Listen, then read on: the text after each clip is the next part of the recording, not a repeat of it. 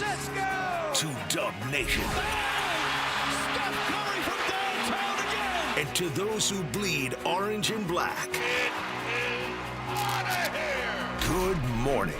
This is Murph and Marcus. Brian Murphy and Marcus the Waterboy Boucher. Streaming live at twitch.tv/The Sports Leader. Sponsored by Bigelow Tea. Grab a mug and tea proud. 2026, we're going to bring you to your knees. That's my declaration to announce to your knees. Let's go, everybody. What is up? KNBR fam, are you up? KNBR fam on a rainy Monday, January 5, 2026. Because we're up. We are sure the hell up. It is me, your boy, Brian Murphy, still here, still gray. Sitting next to him, my boy, Marcus, the Waterboy Boucher. Marcus, 2026. What you got, buddy? Murph, my man, you said it. Wake the hell up. Set those alarm clocks. Turn us up live. We're back 2026. Glad to see your mug, Young Tony and John Joe Curley, back in the Daly City studios this morning. And you note I am not wearing a black alternate jersey today. No, you are not, Murph. I'm only the kind of guy who wears my uniform to work, which is a quarter zip and a Giants hat. All right, burn 'em. You know I hated them before. You know that. It was as predictable as rain in January in Daly City. But what the hell were they doing looking out there? And it's going to be an interesting show today, and just great to have everybody back. If you're back, God bless, wherever you're listening. I know we got listeners all over the country. People text in from Eastern time zones and overseas and all that. And all you early risers here who are getting up and going to the gym or getting ready for work, despite the rain. Although I think it ends today, by the way. I think it ends today, and I think we finally dry out. The rain ends today? I think so. Weather Center. I'm here for the Weather Center, buddy. I'm glad that we're back. Did we check in with Raph at the KNBR Weather Center this morning? There you go, buddy. Here comes the rain We used to have a train. fleet of interns who worked on the weather for us. But anyway, listen, we're glad to have all y'all here. And it's going to be kind of a two-pronged thing on the 49ers because half your brain wants to talk about just how brutal that game was Saturday night from the jerseys on down and how just everything the Niners were about got stymied, balled up, and thrown in the frickin' trash by the Seattle Seahawks. But the other part of your brain is, it doesn't matter. They're in the freaking playoffs. And the playoffs are Sunday. And if you don't know, Sunday, 1:30 p.m. our time in, wait for it, Philadelphia, Pennsylvania. If it sounds familiar from January 3 years ago, it is familiar from January 3 years ago. But Marcus, you know what's funny? Niners-Eagles playoff history, pretty light. Only 2 games in the history of 2 longtime NFL franchises. So in 1996, when I was on the beat, the Niners beat them in a very routine, boring, muddy, rainy, 14-0 wild card game at Candlestick. Steve Young broke his ribs in that game, which affected them when they lost to Green Bay the next week. And then, of course, the famous game 3 years ago. So a little bit, I think a lot of people have that game in their mind already going into Sunday. Without question, Murph. But my issue is my mind is in 3 different places because this is our first show in 3 weeks. So, of course, we're already thinking about the matchup against the Eagles. We're breaking down this game against the Seahawks. Hell, I didn't even get time to enjoy the game against the Bears. I mean, it was just a couple weeks ago. We didn't even get to talk about that when people were talking about Brock Purdy and the offense looking like the best it's looked all year, and then talk about them falling off a cliff this past Saturday against Seattle. 2 completely different storylines, 2 completely different outcomes, and now you kind of got to throw it all out. What is it, the baby with the bathwater? Because you got to take on the Eagles next weekend. We could have come to work, I guess, on our own time. Yeah, we could to talk about that. I almost thought about calling in one day. Yeah, I was driving home. Who was hosting? I think it was an early morning. I think it was a Larry Krueger, John Dickinson combination. What was your take? And I thought about calling him and be like, hey, you guys are way better than the regular morning show. Those guys are a bunch of honks. Have a take, don't suck, buddy. Yeah, if you but drive it in. Yeah, there are definitely takes, and it's funny seeing the back and forth takes flip back and forth because for half the season, people were like, oh, Mac Jones can do everything Brock Purdy can. Yeah. And then Brock Purdy balls out against the Bears. Like, oh, Brock Purdy's in the MVP conversation. Don't forget. And then he has a stinker against the Seahawks. Don't forget, buddy, since we last saw you at Westlake Joe's, by the way, shout out that the holiday vibe of a Westlake Joe's. And shout out Maria for coming with us, Emlo. Oh, hell yeah. And shout out the great hospitality of the Dugans and my guy Endery was my guy, our manager. Ender, our manager. Shout out Ender. We had a wonderful send-off, but dude, then the Colts game happened. Bro, we forgot about the Colts game. Yeah, So, we can't go but that that far was back. another game where they went off. They scored a huge amount of points in that game. In fact, if everybody remembers, they scored 48 in Indy. Oh, of course, pick 6 by D. Winters ended it, but still 41 offensive points and then 42 in the epic Bears game, which had people buzzing for a few days as one of the great games. And you and I were both there. We were at Levi's Stadium. Certainly, I think that has to be the best regular season game in Levi's history. I can't think of another one. I mean, they've had playoff wins there, an NFC Championship win over the Packers and everything, but in terms of regular season, and then for it all to just freaking needle across the vinyl, Saturday night in the black. And first of all, we start with the Saturday night assignment, too. Them going Saturday, and Kyle Shanahan saying that had they played Sunday, there was a chance that Trent Williams and Ricky Pearsall would have played. Now, I don't know if he was saying that just to troll the NFL, because we still don't know if they're going to play this Sunday in Philly. So I don't know if they would have been able to play just based on one day. And by the way, Ricky Pearsall, bro. What happened? Did everybody watch A Christmas Story over the break when they get out the leg lamp? Fragile. It must be Italian, because this guy, he only played 9 games this year. Yeah, and it's weird because he practiced for most of the week Whole too week, last yeah. week, and then he just doesn't show up on game day. I was totally unprepared for that. Now, I don't know, was this my poor game prep or what? I mean, I had been, following. I knew we were coming back to work on Monday. I had to have something to talk about when the mics went on Monday. So I was following the injury report, and I didn't see anything about Pearsall. And, bro, I don't know whether it was my hour, usually like an hour or 2 hours before the game, you get the inactives or somehow, some way you find them. Somehow that news escaped me that Pearsall was inactive. And they cut to him early on the sidelines wearing a freaking beanie. And I was like, yo, what? I was shocked. I was like, what's going on? And sure enough, it played a role in the game. Would it have changed the game? Debatable, because that was an ass whipping from start to finish. That said, it could have been 13-10 in the fourth quarter. I mean, the Niners had MacGyvered and McGrubered their way into staying in that game. The Seahawks blow a 1st and goal from the 1. Myers misses a field goal. He missed 2 field goals, didn't he? Yeah, one late, but he missed one early. To keep it early, he did miss 2. But, how they were still in it, they were in it. But they were in it, but still, it was...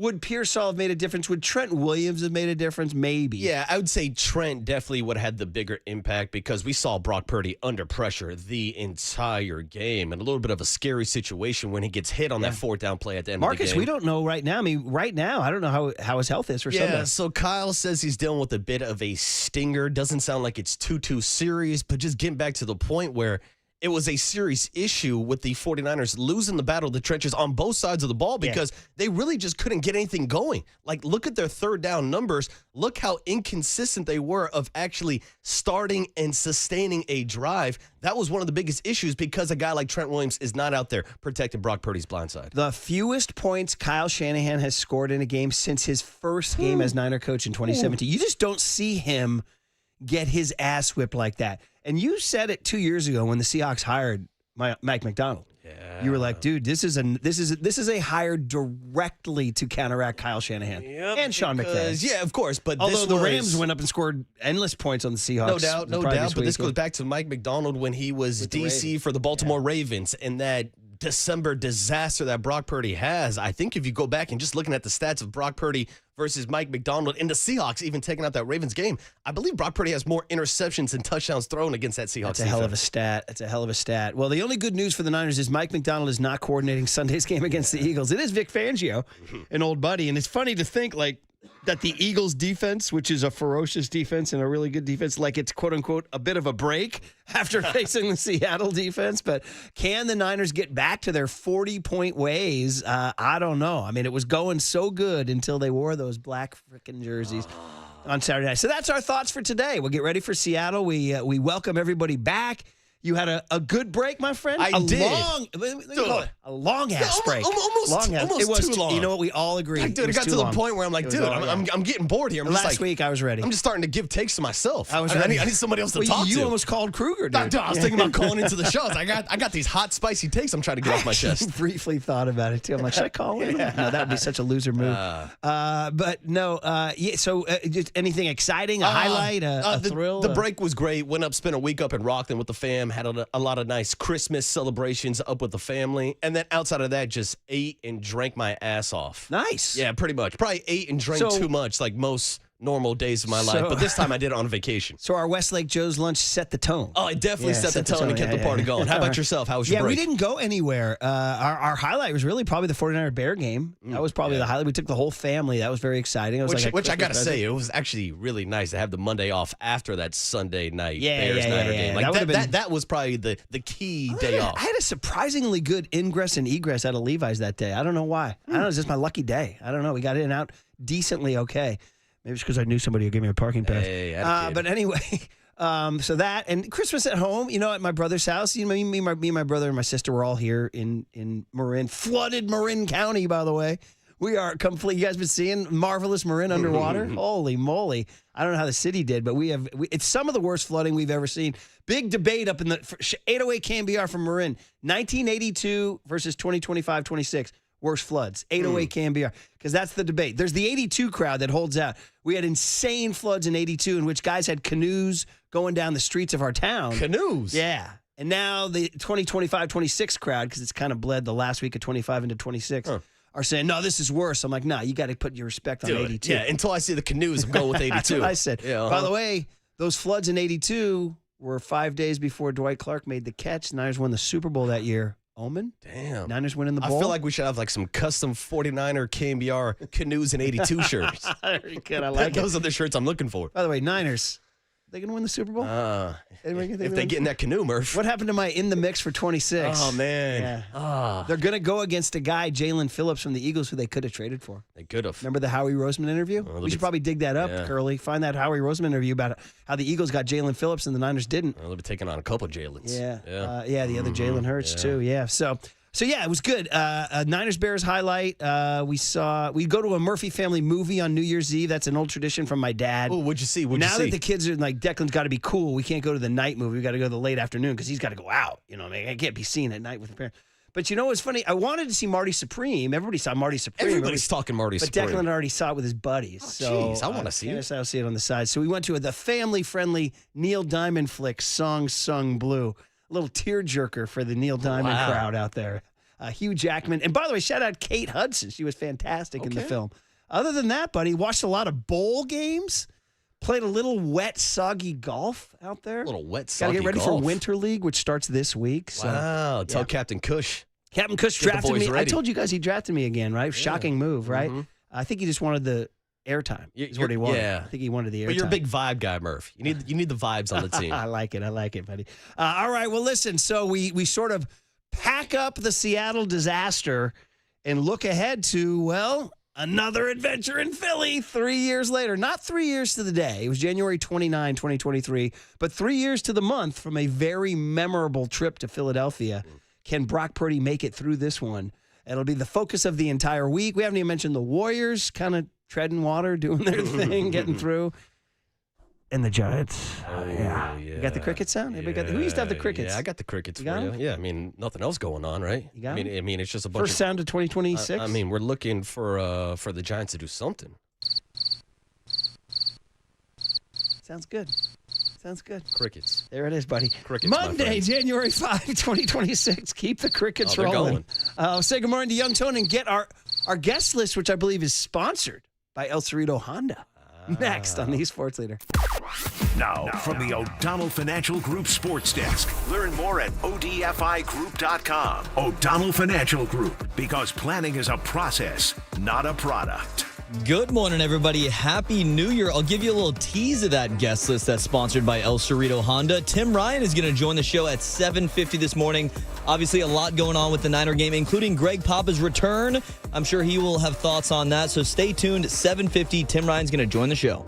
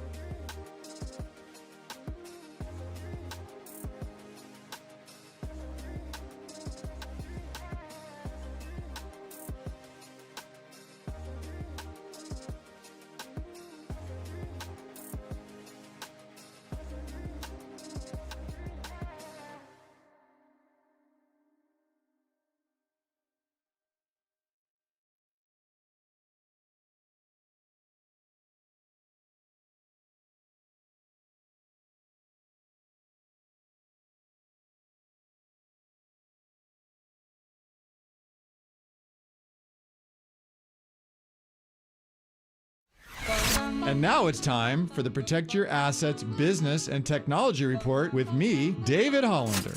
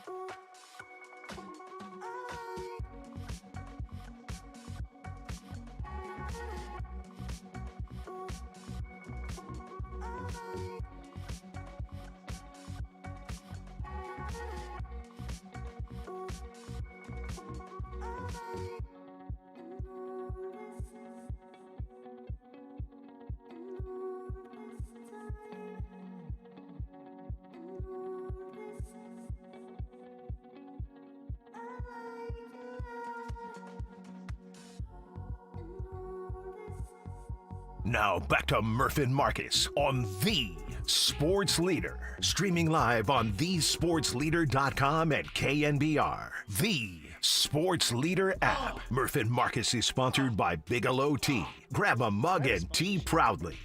Seattle's not been great on third down themselves tonight. They're only 3 for 7. This is only a one-score game.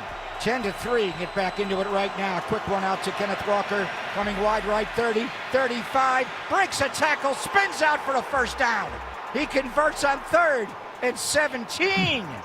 Brock to throw. It is low, juggled, intercepted.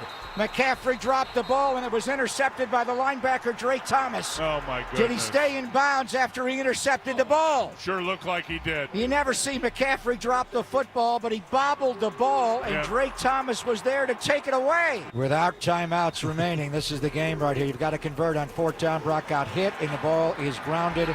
And diving for it was Julian Love, but Brock Purdy got hit. Well, I hope from Brock's each all right. side. He is not all right. He is down on his back. He got blasted from each side as the Seahawks and John Schneider, their general manager, celebrate on the sideline. This one is over. The Seahawks will win.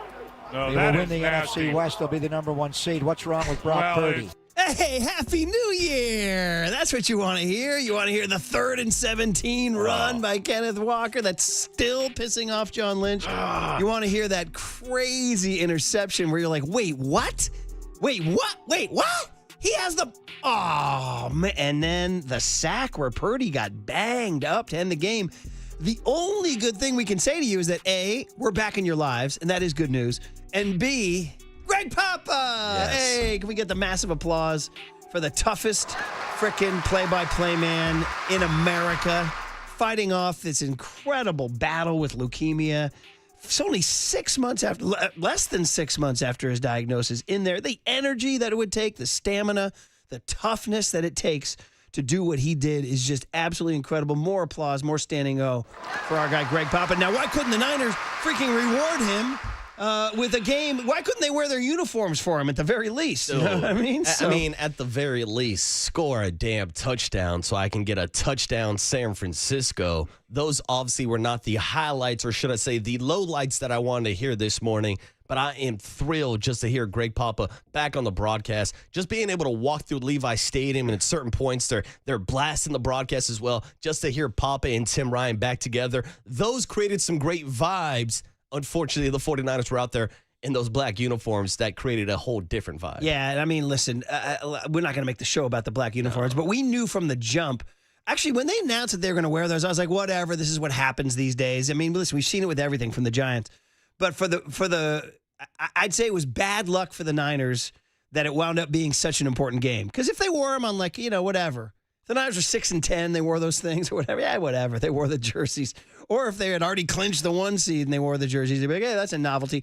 But in a game of that magnitude, when you wanted to absorb yourself in 49erdom, when you were thinking about Joe Montana and Dwight Clark and Ronnie Lott and all these guys, and they come trotting out the tunnel in that, you're like, what is that? You can't do that, not tonight. Well, put them on delay. Do it week 4 against the freaking Cardinals. Because especially, Murph, like I can say this from walking around the stadium on Saturday, it was just a bit weird for like my reflexes and reaction seeing so many black jerseys. And I was talking to some 49er fans like, yeah, we heard about this blackout last minute, but not every fan knew about the blackout, so not everybody was wearing black. Yeah, no. So it's like half black, half red. What is this, freaking Virginia Tech? Yeah, I mean, it just felt weird. Like, it felt like this should have been a game where they were wearing the throwback all-white uniforms with the gold helmets. Like those are the jerseys that they break out for big games. Or the ones they wore against the Bears, which is the white pants. Yeah, the white pants. I'm talking. And the because you can wear the white jerseys and the white pants, which they've worn. They've gone with the all white before. Well, up in Seattle when Dre Greenlaw. By the way, Seattle got their vengeance for 2019, didn't they?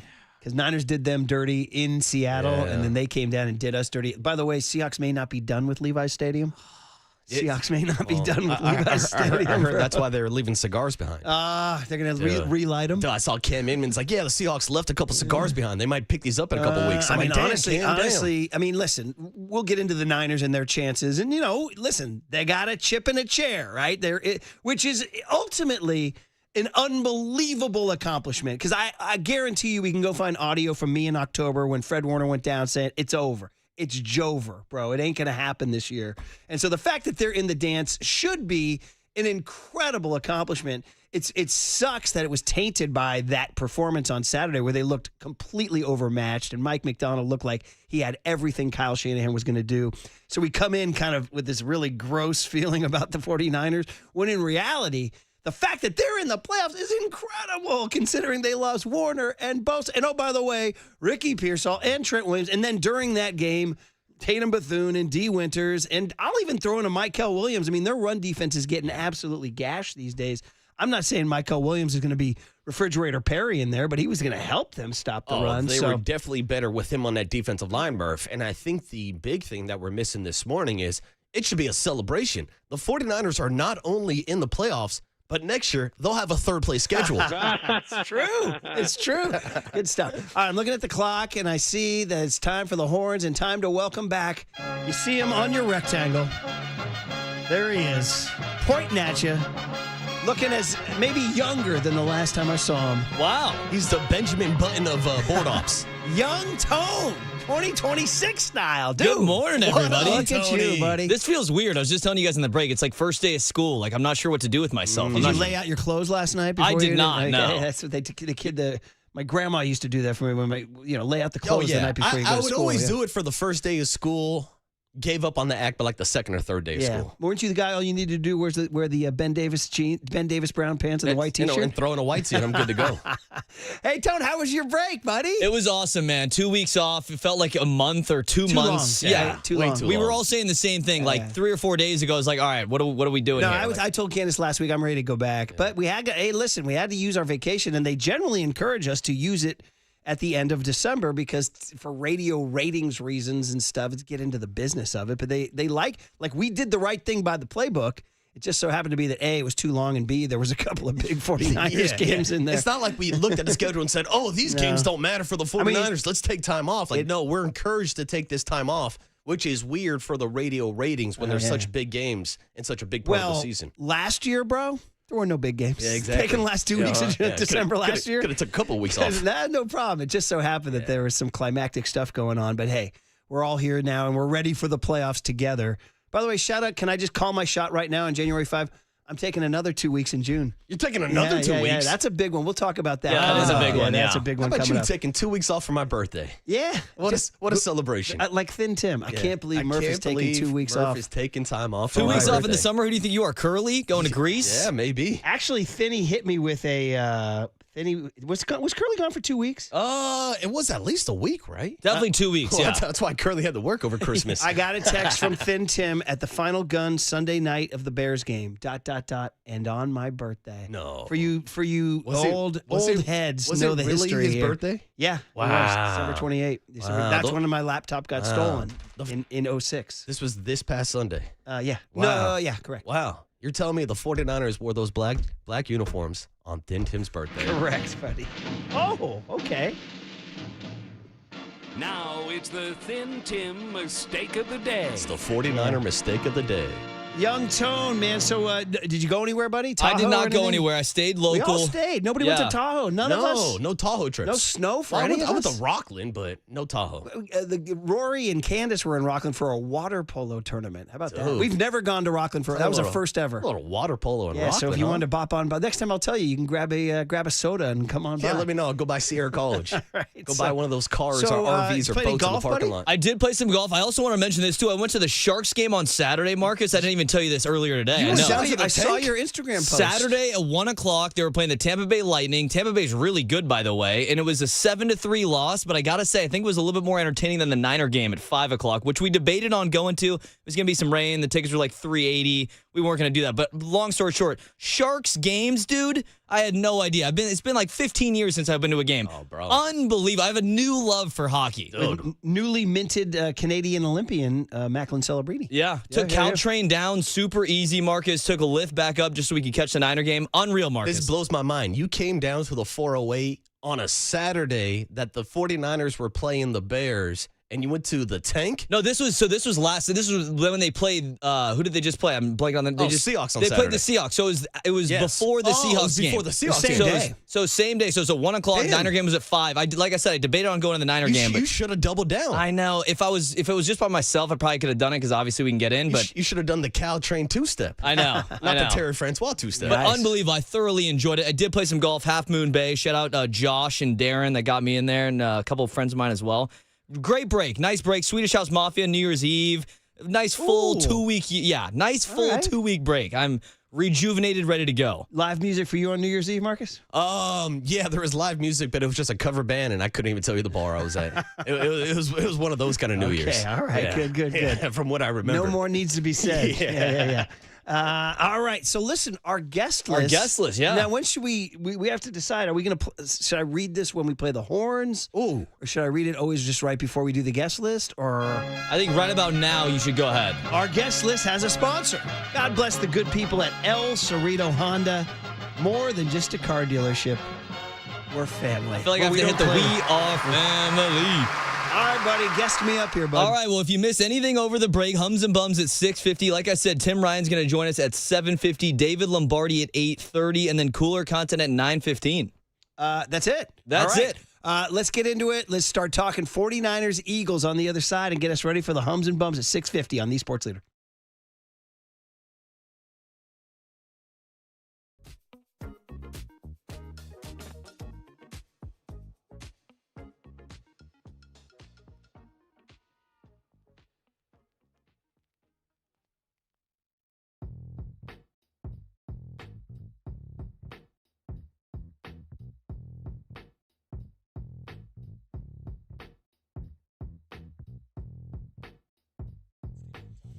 Hey, let's start 2026 talking pizza. How about 6:30 pizza, 2026 style? Amici's, East Coast Pizzeria on a rainy day. Have them bring you pizza.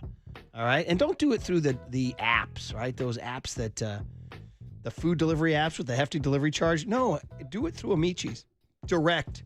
Amici's.com or the Amici's app. They made the darn pizza. You don't think they know what they're doing? They know what they're doing. They're going to take it to you. It's going to be hot. It's going to be piping hot. It's going to be fresh. It's going to be tasty. And it's going to be so good. And it's going to be through Amici's.com or the app. And you get it delivered in less time and for less money than those mega delivery companies. All right? So it is prompt. It is courteous. It is professional. By the way, we can add pastas, salads, flame roasted chicken wings. We've been doing it for 38 years now, everybody.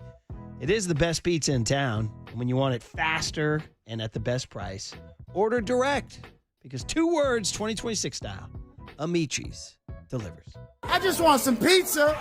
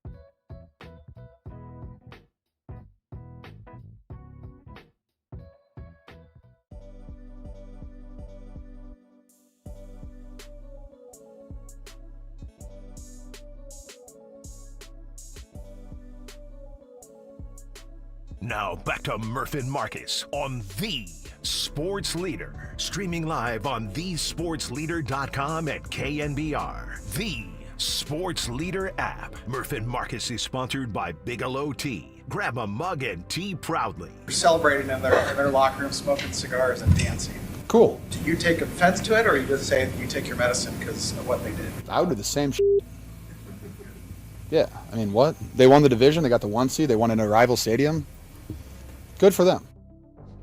George Kittle taking the high roads. And what are you going to do, man? Boy, the Seahawks have a history of celebrating at Levi's, eating turkey at the 50-yard line or smoking stogies. Shades of the Warriors doing it in Cleveland and then returning back and saying locker room still smells like champagne. Oh, no. Hey, man. When you win, as you can say, as Marcus likes to say, talk yo S. Yeah, right? talk your S and smoke your cigars. Yeah. Now, does this mean that Jed York is going to issue an apology for Seattle smoking cigars down at Levi Stadium? Apologize for the black jerseys. Probably maybe, apologize perhaps. for those two. Good morning, everybody. We're back. If you're just waking up, it is Murph and Marcus. We are back together. Young Tony's back. John Joe Curley basically worked through the break.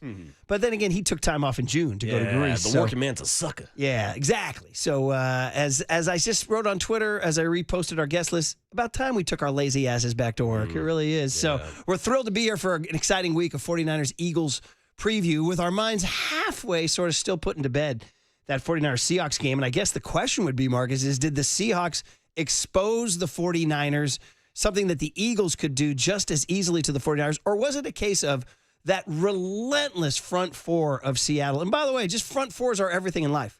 When the Niners have a great front four, they win games. When the New York Giants beat Tom Brady, they won with a front four. And that Seattle Seahawks front four, they allowed that team to play in nickel or dime almost the entire game, which flummoxed Brock Purdy because nobody was open. They couldn't get any separation. And then anytime he had a chance to look, there was a Seahawk about to hit him or hurt him. And in fact, they did hurt him on the final play of the game. So did the Seahawks show something that the rest of the NFL can do, or are the Seahawks sort of the one-off defense? Well, I don't think the rest of the NFL can do what Seattle's defense was able to do because, to your point, they played nickel defense the entire game, and the 49ers still couldn't run the ball. So with a front four, they were able to shut down the run with Christian McCaffrey only having 8 carries for 23 yards. That's 2.9s per carry. That's unacceptable against a nickel defense. And then you saw the pressure that they were able to apply as well. So to your question, I don't think every team in the NFL can do that, but I think the Philadelphia Eagles are one of the teams that can because they have a great front four as well. They get after the quarterback. They're one of the top defenses in the league, which is why I think it's an unfortunate draw that the 49ers are now playing the Eagles instead of the Chicago Bears, who in my opinion were a much, much better matchup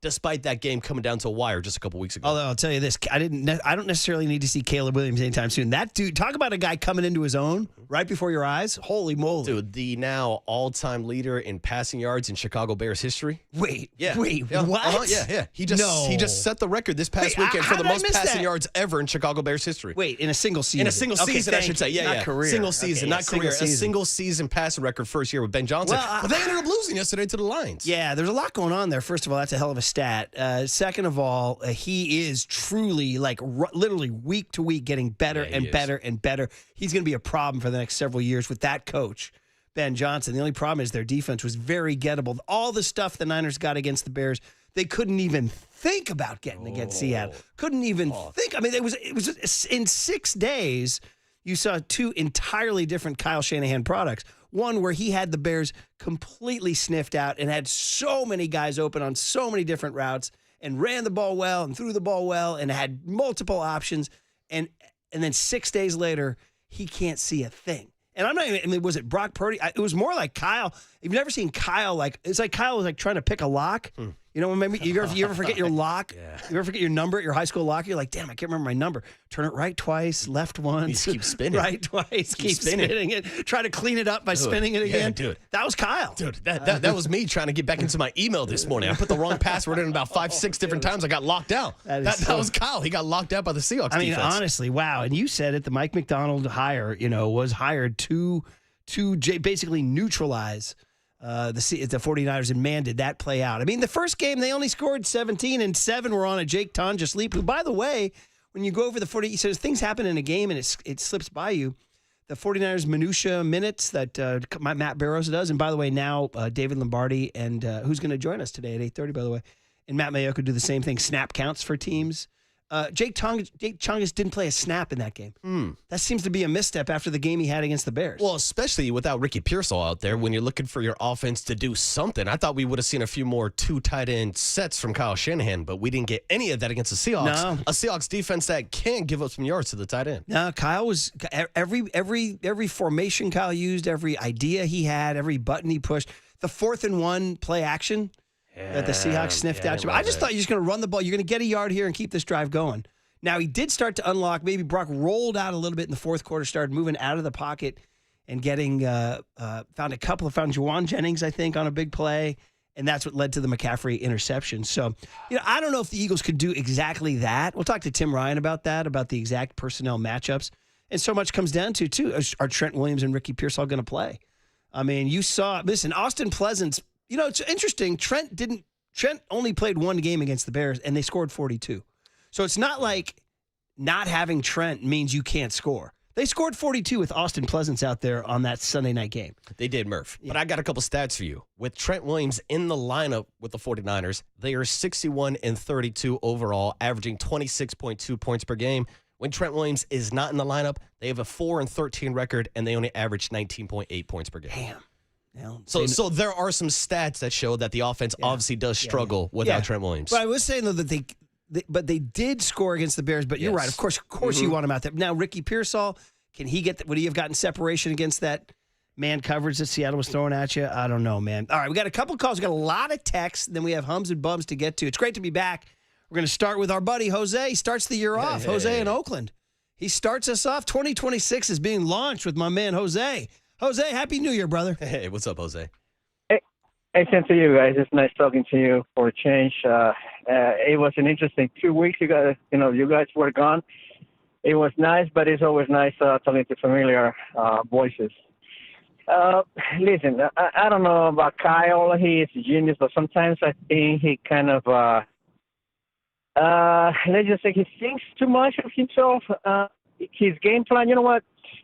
Belichick was famous for always adjusting plan. Team. It seems like Kyle sticks sometimes to the same game plan for the team that he has already played. I mean, based on what he's seen from the Seahawks head coach going back to the times when he was with the Ravens, he should know already what this guy's tendencies are and exploit that. And it seems like he didn't do anything. If anything, he played against his own weaknesses, and he let the Seahawks dictate the game. I cannot even blame this one on Brock. You know what? The defense, we don't have a world beater defense, but you know what? They limited the Seahawks to only 13 points. So say what you will, but they bent. They didn't break. That was all on the defense. Hopefully he makes better adjustments, because I have a feeling that if they manage to get past the first round of playoffs, which at this point it's 50-50 at best, I have a feeling they will be seeing the Seahawks again or the Bears. Yeah. And that's going to be a tough proposition. Yeah, Jose, I agree with you. This one, I think this one was, for a guy who's such a great coach and has done an unbelievable job with this offense week in, week out. In fact, the 2 weeks prior were just sensational, north of 40 points against the Colts and the Bears. He truly got his ass whipped on Saturday night by Mike McDowell. He knows it. Everybody knows it. Now, I don't know if that means if they face him again, he can adjust. But I would agree with you. There was less on Brock and more on Kyle. Thanks for the call, Jose, and we'll look forward to your next take, buddy. Yeah, and to me, it kind of all factors in together with Kyle and the offensive line and Brock Purdy's play as well, missing a few throws, but it just never really seemed like they got into rhythm. And we talked about the stats, the fact that this was the lowest total score that Kyle has ever put up. Coaching the 49ers, only 3 points, only 173 total yards, which is also the lowest amount of total yardage that Kyle has had in a game. So overall, this was one of the worst offensive performances that Kyle Shanahan has had coaching this team. And to me, it all correlates with the offensive line not providing enough protection for Brock Purdy. That way, they never got into a rhythm, so that Kyle never really got a chance to get into his bag. It just never seemed like their offense truly got started on Saturday. It is a masterclass from not just Mike McDonald, but John Schneider, too. I mean, listen, the Niners, we all know, and we've talked about this forever, right up through the Brandon Ayuk thing. The John Lynch, Kyle Shanahan era has been this incredible dichotomy of some incredible, unbelievably great finds like Brock Purdy and George Kittle and trading for Christian McCaffrey and trading for Trent Williams, all those things, and drafting Fred Warner, all those things. But they've also had some gigantic misses that have haunted you from Trey Lance on down, any number of first-rounders, Javon Kinlaw, on and on and on. You look at this. I saw this stat after the Niners-Seahawks game. Seahawks picks in the first 2 rounds over the last 4 NFL drafts. Gray Zabel, Nick Emenwari, Byron Murphy II, Devon Witherspoon, JSN, Derek Hall, Zach Charbonnet, Charles Cross, Boye Mafe, and Ken Walker. All outstanding players, and all of whom played a role in that win on Saturday night. I mean, they showed John Schneider after that Drake Jackson pick. Is that his name, Drake Jackson? The linebacker who picked it off of McCaffrey. Jackson. Anyway, they showed Schneider in the booth. He's up there in his blue jeans and his polo. He's got the binoculars up. He's high-fiving people. I'm like, freaking John Schneider. Yeah. Guy's been a problem dating back to the Russell Wilson days. You're not wrong. I think it was Drake Thomas is his name, the linebacker on that play. But yeah, Drake Murph, Jackson, he's the former Niner pass you're thinking about him. Yeah, you won't see him no more. Another missed pick. Another miss. And like you think about that and look at the Seahawks, and we can look at some of those early games that Brock Purdy won in his career, and those were a lot of games where the 49ers controlled the trenches. And what have the Seahawks done in the last couple of years? They've invested in the trenches on offense and on defense. And you saw K9 and Zach Charbonnet just run all over this 49er defense this past weekend. And on the other side of the ball, you saw that front 4 from Seattle get pressure all day long and shut down the 49ers run game. That's the gap that you have to close moving forward, not just competing for a Super Bowl this year, but competing with 2 other teams that won 12 games in your own division, Murph. That's never happened where we've had 3 teams win 12 games in the same division. It's another, I keep talking about this the duality of the Lynch-Shanahan era, right up to your point right there. Everything you said's on point. They got crushed on the line of scrimmage. Doesn't look like it's chasing anytime soon.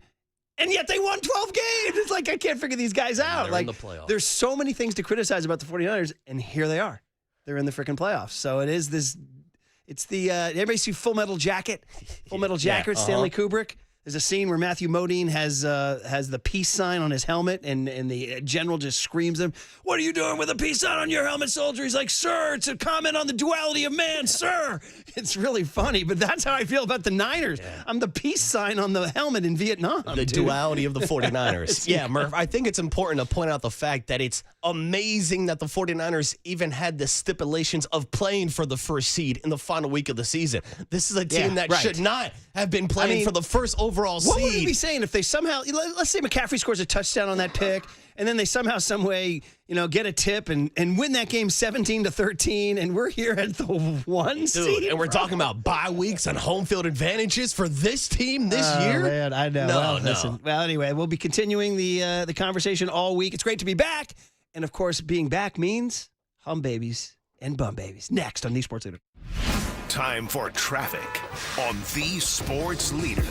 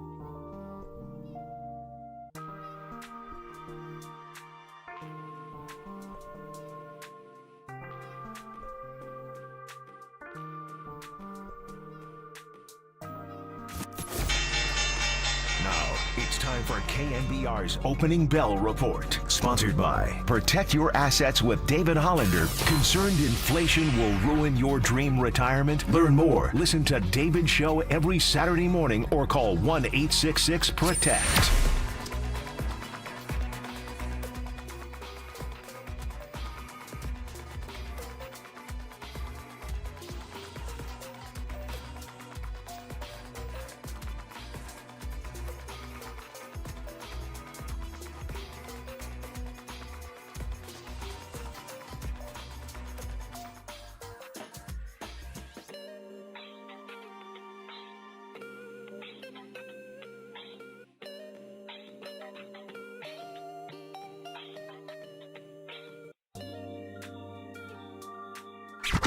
What do you want? Same as you, to remember. Time now for Total Recall. San Francisco! A look back at the highs and lows of the weekend in sports. Get ready for a surprise! Murph and Marcus continue live from the KNBR Casino Matrix Progressive Jackpot Studios. Casino Matrix. Progressive jackpots are here. Where are you? Just drop in. 1-800-DAMP. It is great to be back, everybody, and talking 49er playoff football. Yeah, we're also talking about what happened on Saturday night, and we're catching up with everybody. Happy 2026, everybody. The Murph and Marcus show is back. We promise not to take vacation for the rest of the week. How's that? All right. Yeah, just this 1 week. So, but no, it's great to be back. And yeah, it was a long break. And we're ready. We're full of takes. So off we go. And you know the tradition, Monday at this time at 6:50 or 6:53. The Hum Babies, the Bum Babies. We wrap up the weekend in style. Start your new year in style. The wheel turns. And Marcus, you get to be the happy guy. You're the Hum Baby guy. Huh? You must have had a good New Year's Eve, if you know what I mean. Yeah, Merv, bringing the good vibes into 2026. Hum Babies this morning. The boys are back in town. The 49ers are back in black uniforms, but there's only one Hum Baby who made his return at the top of our list. It's the one and only Greg Papa. Now, I did not want to dive too deep into the 49er game in this Hum Baby segment, but we do need to recognize the return of our coworker, of one of our friends, of one of our family members, Greg Papa. The long-awaited return to the broadcast booth was originally scheduled to return a couple weeks ago against the Chicago Bears. Took some extra time, and he was in the booth this Saturday with Tim Ryan against the Seattle Seahawks. Unfortunately, we did not get any touchdown San Francisco calls as the 49ers did not score. But just seeing Greg Papa on the field pregame, hearing his voice throughout the stadium, seeing videos and pictures of him back in the broadcast booth with Tim Ryan is something that we need to acknowledge because, like I said, he's a part of the KNBR family. So Hum Baby number one is the one and only Greg Papa. I'm going to be getting immunotherapy as I call the game tonight, so nobody hit this cable, Tim Ryan, when I bellow out touchdown San Francisco. So lots going on in my life, but I honestly never even thought about coming back at any point, but I'm just kind of in between treatments like now as far as the hardcore chemo. So everybody's like, yeah, you're just jumping on the bandwagon at the end of the year. So so great to come back for a game like this. First and goal, 1 yard line, play action. Darnold looks right, a blitz, and he's going to get sacked and thrown down outside the 10-yard line. Tatum Bethune came on a blitz. I don't know if it was a green dog or not, Tim, but he came in the A-gap there and threw down Sam Darnold. They're going to run it off the right side. Nicely played there by Okawanu, and he will throw him back for a huge loss. Not only had Force contained on that side, Tim, but he made the tackle, throwing K9 down around the hip. Robinson left. Brock chased out, going to roll to his right, throw wide open. Midfield is George Kittle.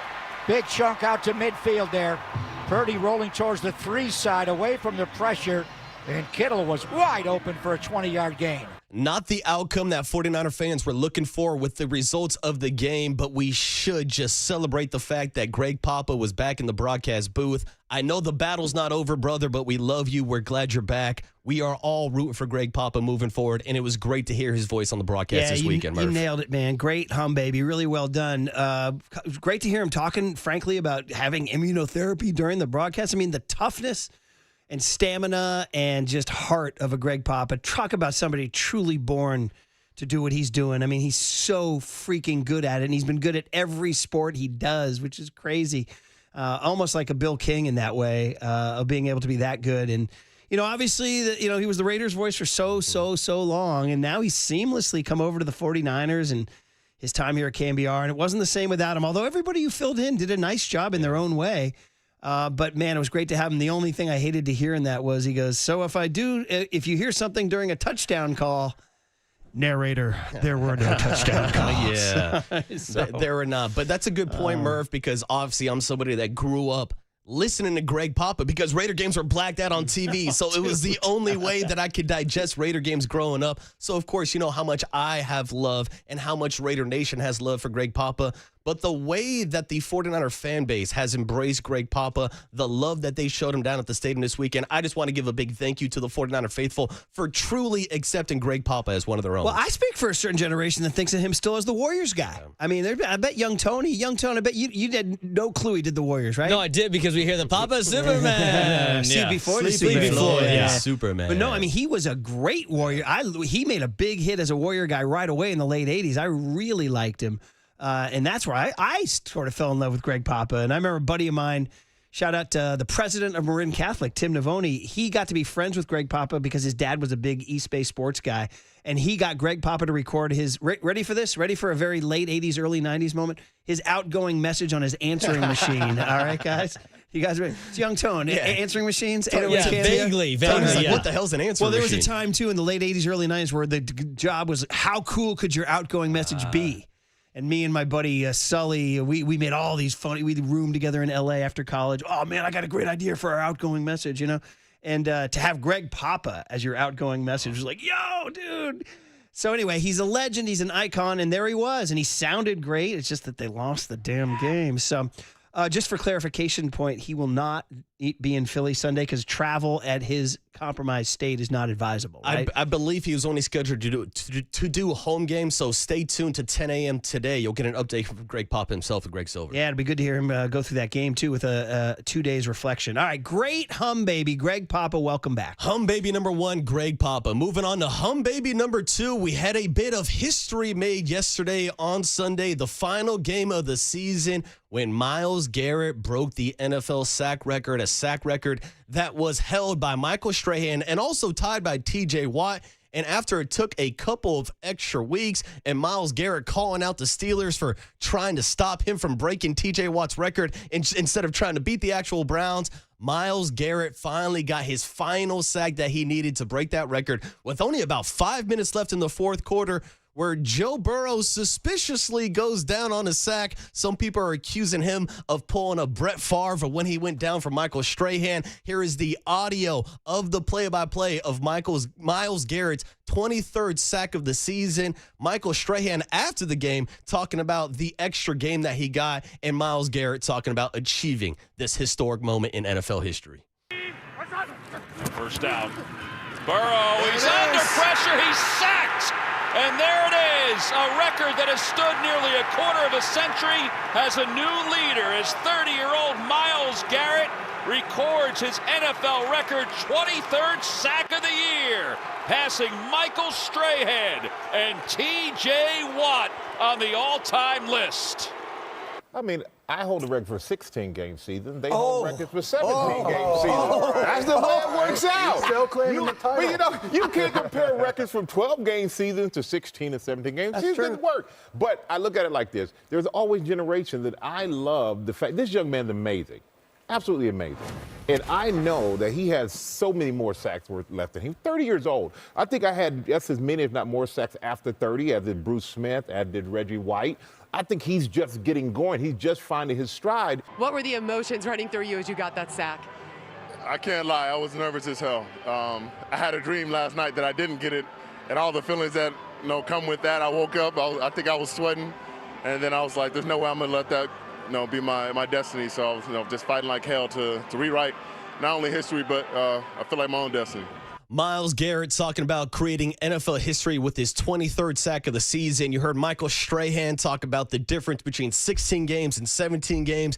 And Murph, this is an argument that's going on since the beginning of time, or should I say since the beginning of the sack stat actually being recorded back in 1982, because there's mythologies of Deacon Jones having 26 sacks in a single season, but there were no sacks back then, Murph. First of all, great knowledge. I love that a kid born in 1992 has that knowledge. Give it up for Marcus. You're talking to a former defensive lineman. I got some Deacon Jones knowledge for you. That is some great Deacon Jones knowledge. By the way, shout out Deacon Jones's appearance on the Brady Bunch, everybody. All right? Wow. 808 KNBR. I will say a couple of things on this. Number one, I agree with the games thing. Like Strahan sounds like he has the right argument. So anytime people gain yards and stuff, like the first time I heard about 1,000-yard rushers in 16-game seasons, I go back to the days of the 14-game seasons. I'm like, you didn't. However, there is a stat that shows that Garrett is truly the greatest because it's how many pass plays he faced. Somebody actually did. There's a stat, sacks per pass plays.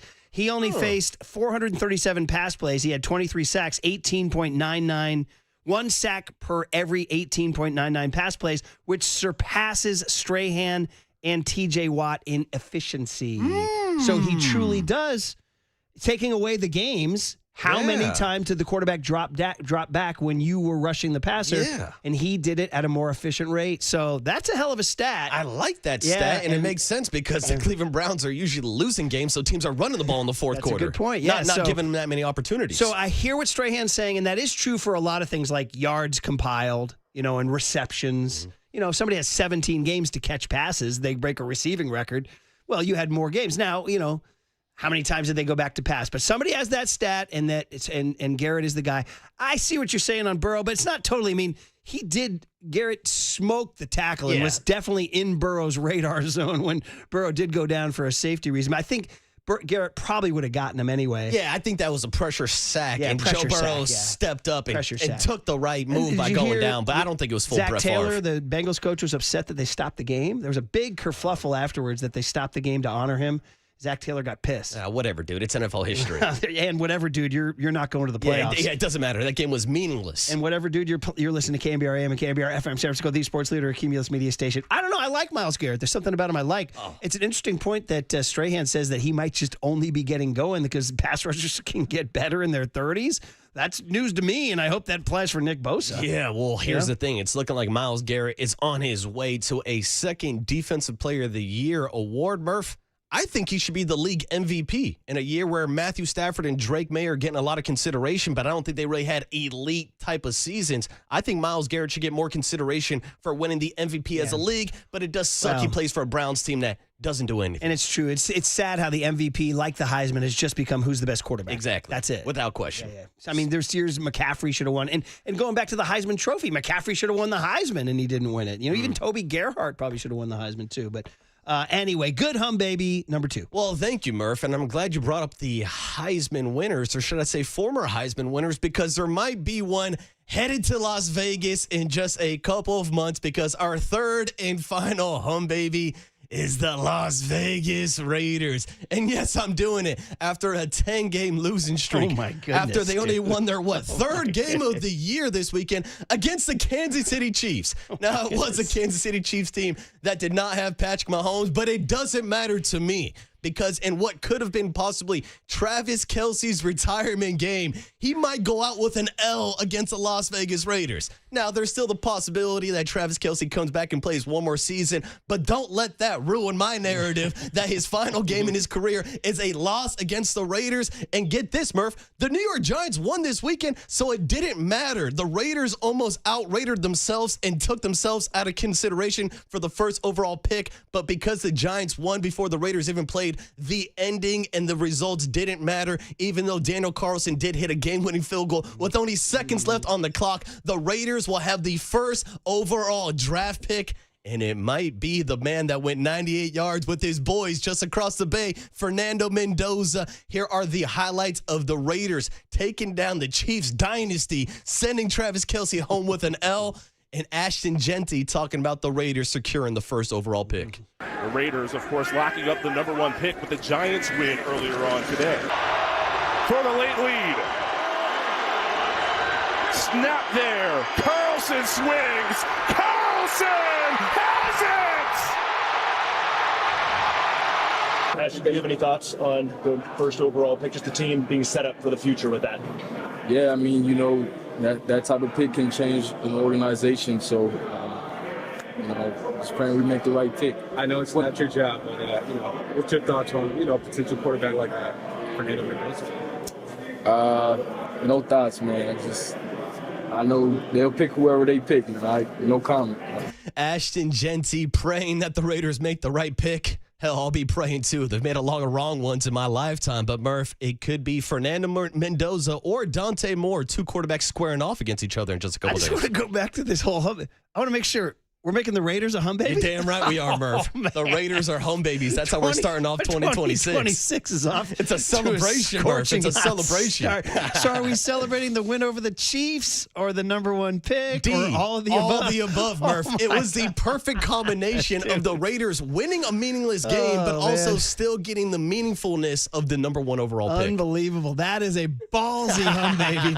But hey, you're the guy. You're the guy picking them. So congrats to the Raiders. Thank you. On their hum babies. Raiders ending the year just how they started the year with that win over the Patriots. Then out with it. Who do you want to be the #1 pick? Make the call on January 5. It seems like it's going to be Fernando Mendoza. I still am not completely sold. I don't think he's a can't-miss prospect, but it's between him and Dante Moore. It's not like this is a stacked quarterback. No, you guys have the wrong year to have the #1 pick. Yeah, what a surprise. He doesn't have elite traits. He doesn't, dude. No. I keep on seeing comps to Kirk Cousins and Jared Goff, and that's not the kind of guy that I want #1 overall. That's I think on the ceiling. I love Fernando Mendoza, but and listen, who am I? I'm not freaking Sid Gilman, bro. I'm not like the quarterback whisperer. But I am here to tell you that he doesn't scream franchise changer to me. No. I don't see him. Is there a pass rusher? The kid from Miami. Get a pass rusher, Reuben Bain. Yeah, but if you're the Raiders, you'd have to trade down for #1. I mean, I wouldn't hate it if they traded down and went Caleb down safety. I mean, but then they still need a quarterback. What the hell are they going to do there? Maybe Murph? get Dante Moore or those guys 2 or 3. I don't know. We'll see. It is interesting. It's funny. You're going to be watching Thursday's college football playoff with great interest because those are the guys going head to head. Dante Moore and Fernando Mendoza. It was a great game when they squared off earlier this year. So looking forward to that rematch. I mean, the one thing is, I still think of the Raiders as the bad boys. Stabler and all those guys and partying up in Santa Rosa and all that crew. I know Derek Carr was a choir boy, right? So you have had good boys as quarterback. But I just can't see the Boy Scout Fernando Mendoza repping Raider Nation, dude. In a city full of sinners, Fernando Mendoza might be the only guy that can save that franchise. I mean, he is the most non-Raider guy I've ever seen. Well, dude, it hasn't been working for the last 30 years, so you need to get somebody else in. Maybe you guys need to come with the Boy Scout approach, I guess. And it's worked for the 49ers. Yeah, it's true. They got Boy Scout Brock Purdy. For Saturday night. Who's your head coach next year? I think it's going to be Pete. I think they're going to go another year of Pete Carroll. I don't think you fire him after 1 year. You can't just keep firing coaches year after year after year. Well, you kind of have. Yeah, you kind of have. Like I said, 18 different coaches in my 30 years. This Raider hum baby spawned a discussion. So there it is, buddy. You're a conversation starter. I'm just here for the content, Murph. All right, buddy. So once again, recapping. Our 3 hum babies this weekend. Greg Papa making his return to the broadcast booth for the 49ers game against the Seattle Seahawks, Myles Garrett for breaking the NFL sack record, and the Raiders for beating the Chiefs and securing the #1 overall draft pick. All right, let's get grumpy and bum baby it up next on the Sports Leader. I remember going 98 yards, my boys. 98 yards at that moment we told them, this is why we did the camping trip. Time for traffic on the Sports Leader.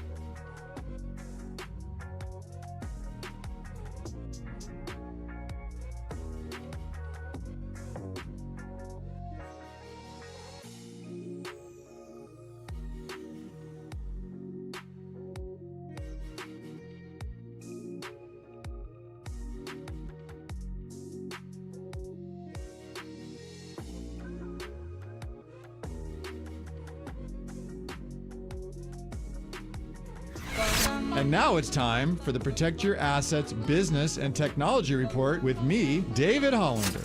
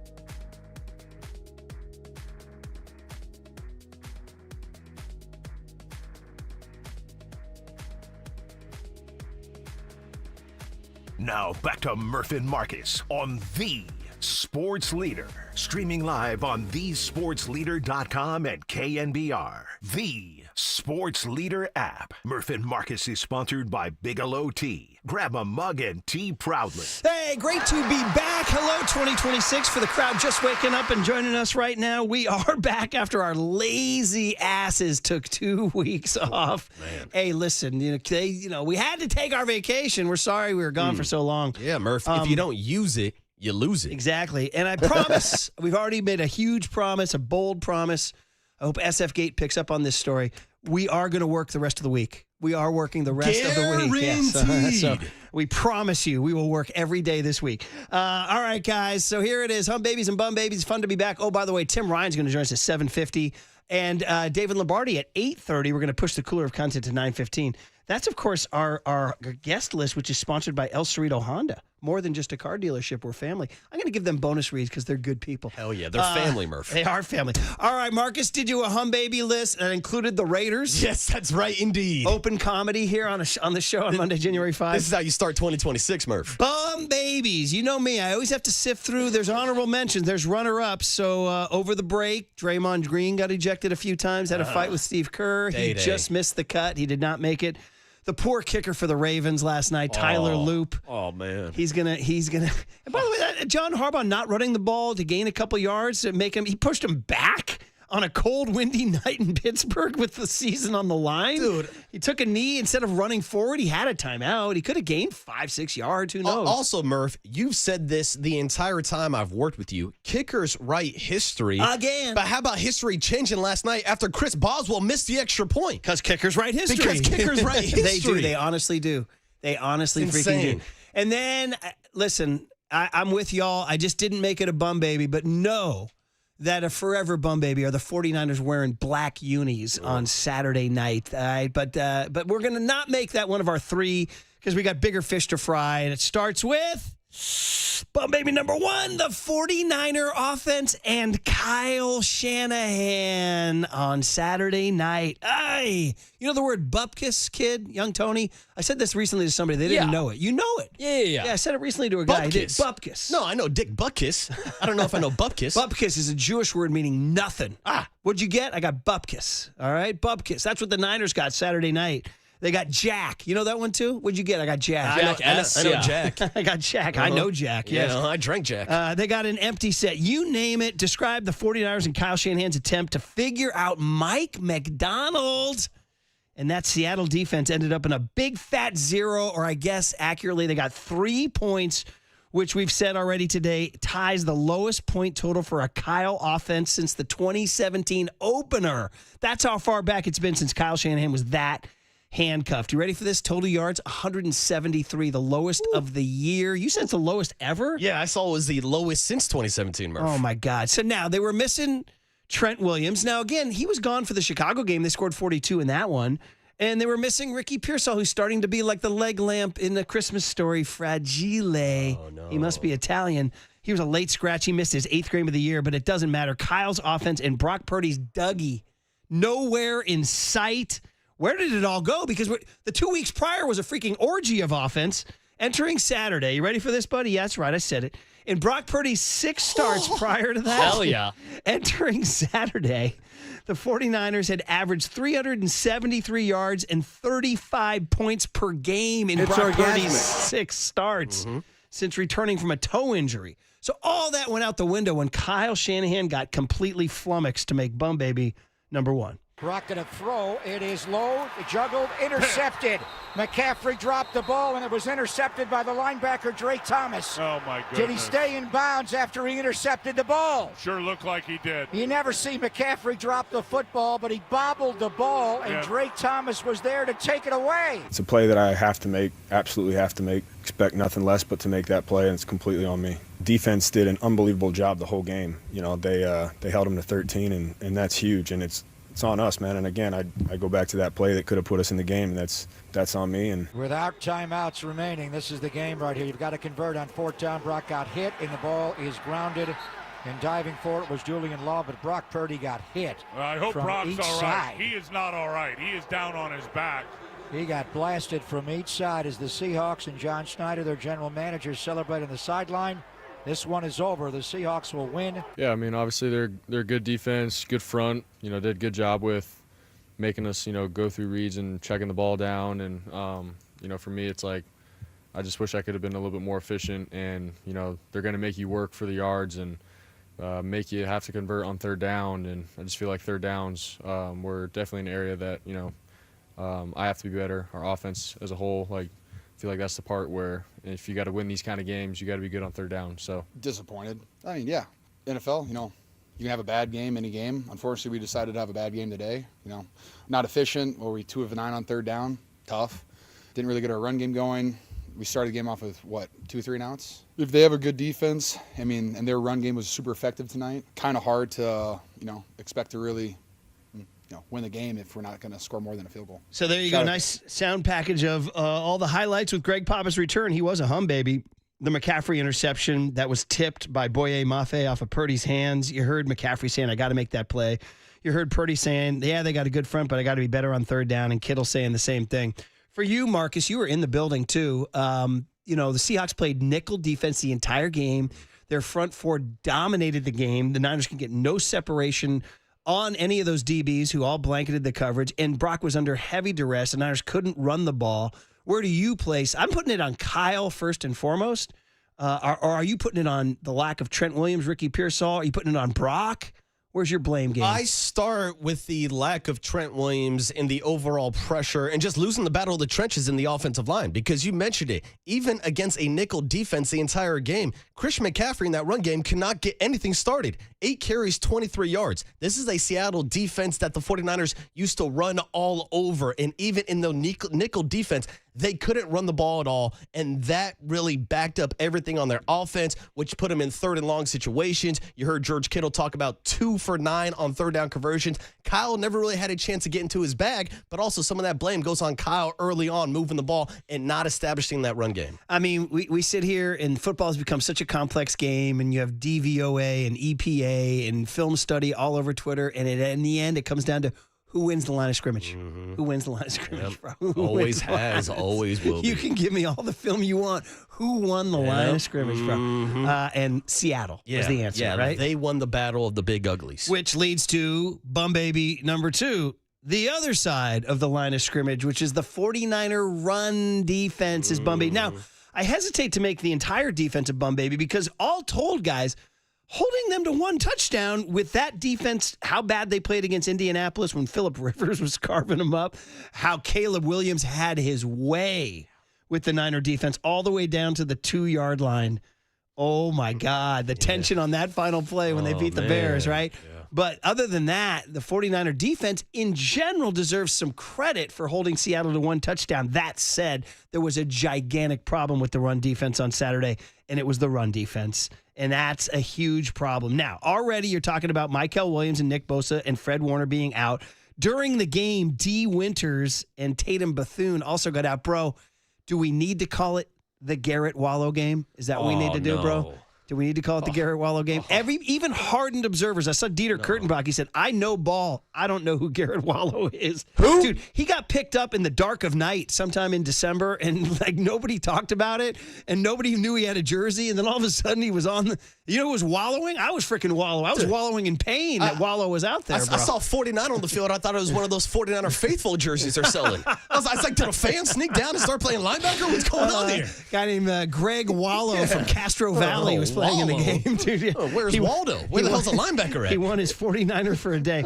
Now, all that said, there was other things beyond Wallow, dude. You know who's who's just developing a reputation as poor tacklers? Jair Brown and Malik Mustafa. Yeah, Malik Mustafa will hit you.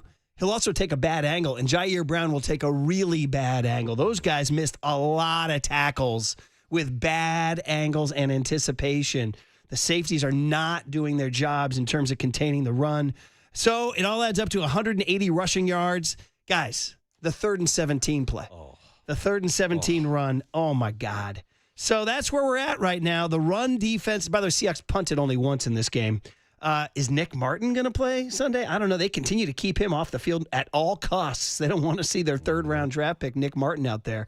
But, we go into Sunday. We don't know how Winters and Bethune are going to be for Sunday. I mean, I like Eric Kendricks. I think he should be out there ahead of Wallow. I don't know if they play. We'll ask Tim Ryan about how they fit into the defense. But either way, giving up 180 rushing yards and that 3rd and 17 gets you a bum baby status. Seattle's not been great on 3rd down themselves tonight. They're only 3 for 7. This is only a one-score game. 10-3. Get back into it right now. Quick one out to Kenneth Walker. Coming wide right, 30, 35. Breaks a tackle, spins out for a first down. He converts on 3rd and 17. Yeah, and we've seen this a few times in this game. It's a crack toss. 49ers get out leveraged and linebackers get blown up. Tatum Bethune, very, very late. He ends up getting blocked by Bobo. Wallow is late to the party, and Walker makes the most of it. That is an absolute killer. 3rd and 17, we got to get off the field. We got to get our offense back the ball, just so they can drive down and score. Those type of plays can't happen. I mean, we need to tackle better. We need to play better than that. I was proud that they kept battling and was able to hold them to 13 points. That's what gave us a chance there at the end. But we need to play better all around. That's football. I mean, that's what's crazy about it. Our defense played at a high enough level, and our special teams, made their kicker miss 2 kicks. Like, they kept us in the game. And, if that's a touchdown instead of an interception, like, you're 10-13 with 10 minutes left in the game, and, like, who knows what could have happened. It's incredibly disappointing, but, that's kind of the fun thing about football. Like, one play can completely change every game. So there's George Kittle being very philosophical. Shanahan talking about the tackling. Demo Lenore talking about the tackling. The one guy I haven't mentioned because he actually did well is Upton Stout. Yeah. Had several big tackles in the open field. He's playing well when the lights are shining. Yeah, Upton Stout was making plays, Murph, but you're absolutely right when it comes to Jair Brown, Malik Mustafa, guys stepping up and making those tackles. You look at that 3rd and 17 play, you can see Bryce Huff on the outside, and I know in an ideal world, Bryce Huff is out there as a pass rusher, but that's a 3rd and 17 situation. You're thinking that Seahawks are going to be passing the ball. He gets down blocked by Cooper Kupp, and nobody steps in to keep that outside containment. That's where they rip off that 19-yard run, and the frustrations just start to boil over, especially because that 3rd and 17, 19-yard run came on the same drive that Sam Darnold fumbled that ball to Zach Charbonnet. They recovered, and that, to me, truly was the drive that changed the entire momentum of the game. And it was ABC was doing the game with Troy Aikman and Joe Buck and ESPN. They got John Lynch in the booth on that run. Yeah, John was hot. Yeah, John was hot. You're watching on YouTube, Twitch, and Twitter there. So, guys, run defense is getting gashed. And, by the way, Saquon Barkley waiting for you on Sunday. Here comes Saquon. Although here's a stat for you. Saquon's washed. He gained 1,000 yards less than last year. That's an interesting stat because last year he gained over 2,000 yards, right? I'm not buying that. And then finally, I had a lot of choices for bum baby number 3. Like I said, we could have gone with the Black Unis. We could have gone with, of course, Tyler Loop of the Ravens doing his thing. Heck, I could have made the Raiders bum babies for, getting the number 1 pick. That's why they're a hum baby. I could have done Draymond and Kerr fighting over the break, all that stuff. But instead, you know what I'm going to go with? I'm sorry. See the hat I'm wearing, buddy? See that because it is Fan Fest season, buddy. The Giants giving us no Christmas presents under my tree and no New Year's bottle of champagne. Nothing. We signed off on December 19th. We said, well, we'll see what Buster does next couple weeks. And I'll have to preface this bum baby with apologies to the family and friends of one Tyler Mahle, a journeyman right-hander who has, in fairness, had flashes of efficiency as a big leaguer. But the Giants signing him to a one-year deal worth $10 million over the break, presumably as a starting pitcher, there's still no official press conference, to join, wait for it, Adrian Hauser as the Giants' big starting pitching acquisitions was, Marcus, shall we say, not what Giants fans were thinking when we charged into the Hot Stove League and looked under the Christmas tree. Meanwhile, Ime signs in Houston for 3 years, $63. You don't think the Giants could have done that? And by the way, when I was reading on Tyler Mahle, I was reading all about him. He's had a couple of decent years. But when the phrase, ready for this? This was in the MLB report I read, quote, persistent maladies, unquote, have hampered his career. Anytime you say, hey, Marcus is a really good broadcaster, but persistent maladies have hampered his career, dude. It doesn't conjure up thoughts of Bumgarner, Kane, and Lincecum, bro. Is this Buster's offseason? Hauser and Mahle? Is this what he's doing? It's January 5th. We have another month. We shall see, but that's the sound. The sound we're playing. That's it. There's nothing. Nothing like it, but nothing like it. See, now with this offseason, we might have to call up our guy LaRussell and have him do a remix. Instead of nothing like it, it should be, you'll get nothing and you'll like it. Nice. Now, that's very, very good. Now, I remember when they signed Kevin Gausman and let Bumgarner go, and I was irate. And I remember a guy in the Giants front office bet me an expensive dinner that he was going to have a better year than Bumgarner. I said, I'll take that bet. And I lost the bet.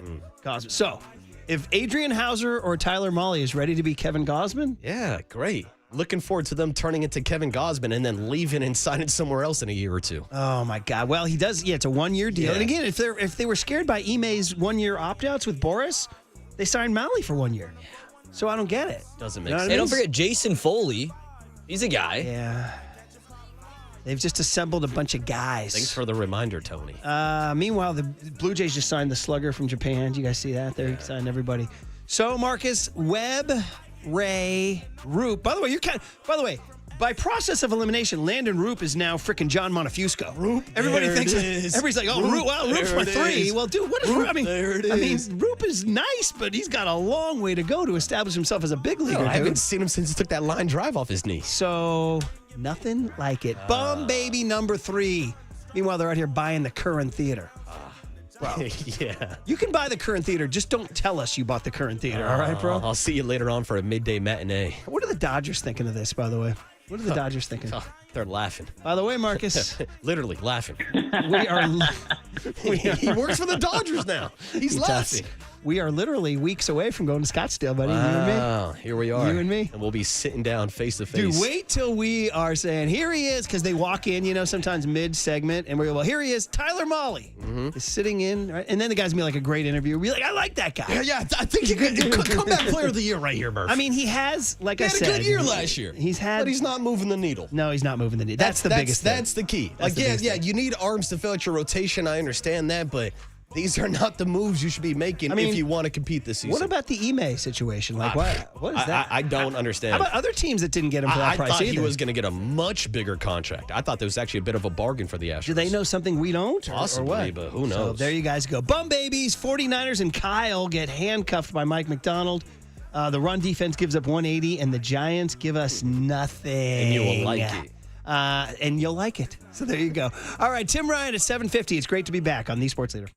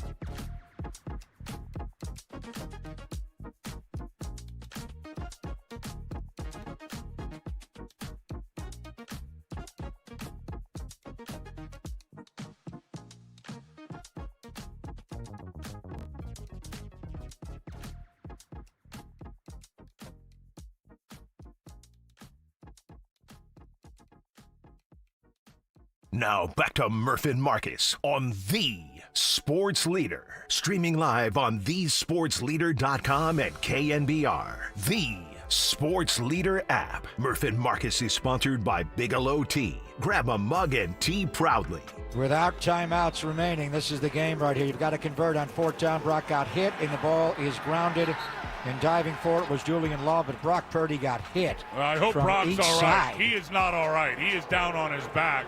He got blasted from each side as the Seahawks and John Schneider, their general manager, celebrate on the sideline. This one is over. The Seahawks will win.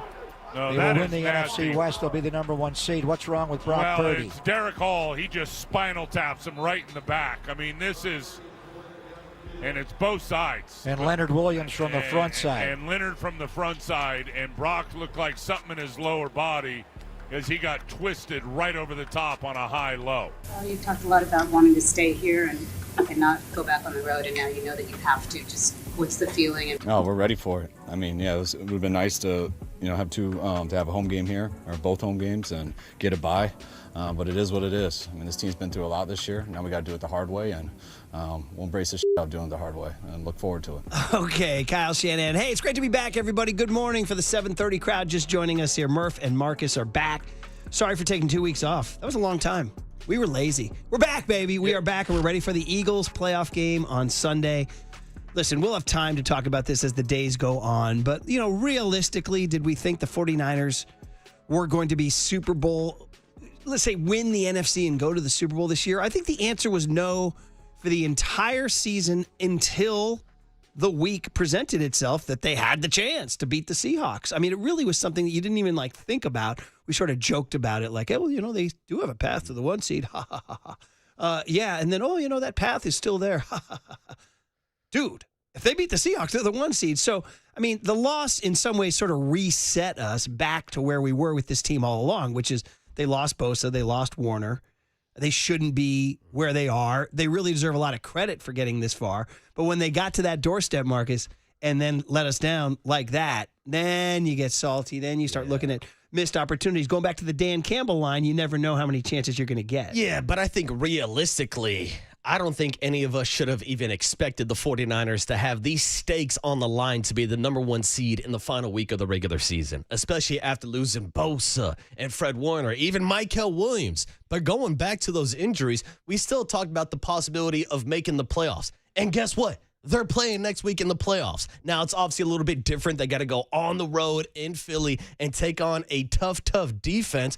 But really, Murph, I haven't really changed my opinion too much on the team. This is a team that is going to rely on their offense, and unless somehow, some way, Fred Warner magically makes his return this weekend or even a week in advance, they're going to have to rely on Brock Purdy, George Kittle, Christian McCaffrey, Kyle Shanahan, and that offensive line, if they get Trent Williams back this week, to outscore teams. That's what we've been talking about for weeks, and this past weekend, they didn't do it against Seattle. But they did since we signed off on Friday, December 19th, and went to Westlake Joe's, by the way. Great time down there at Westlake Joe's. And then they blew out the Colts. Well, I didn't say blew out the Colts. I mean, Phillip Rivers gave them fits for the first quarter.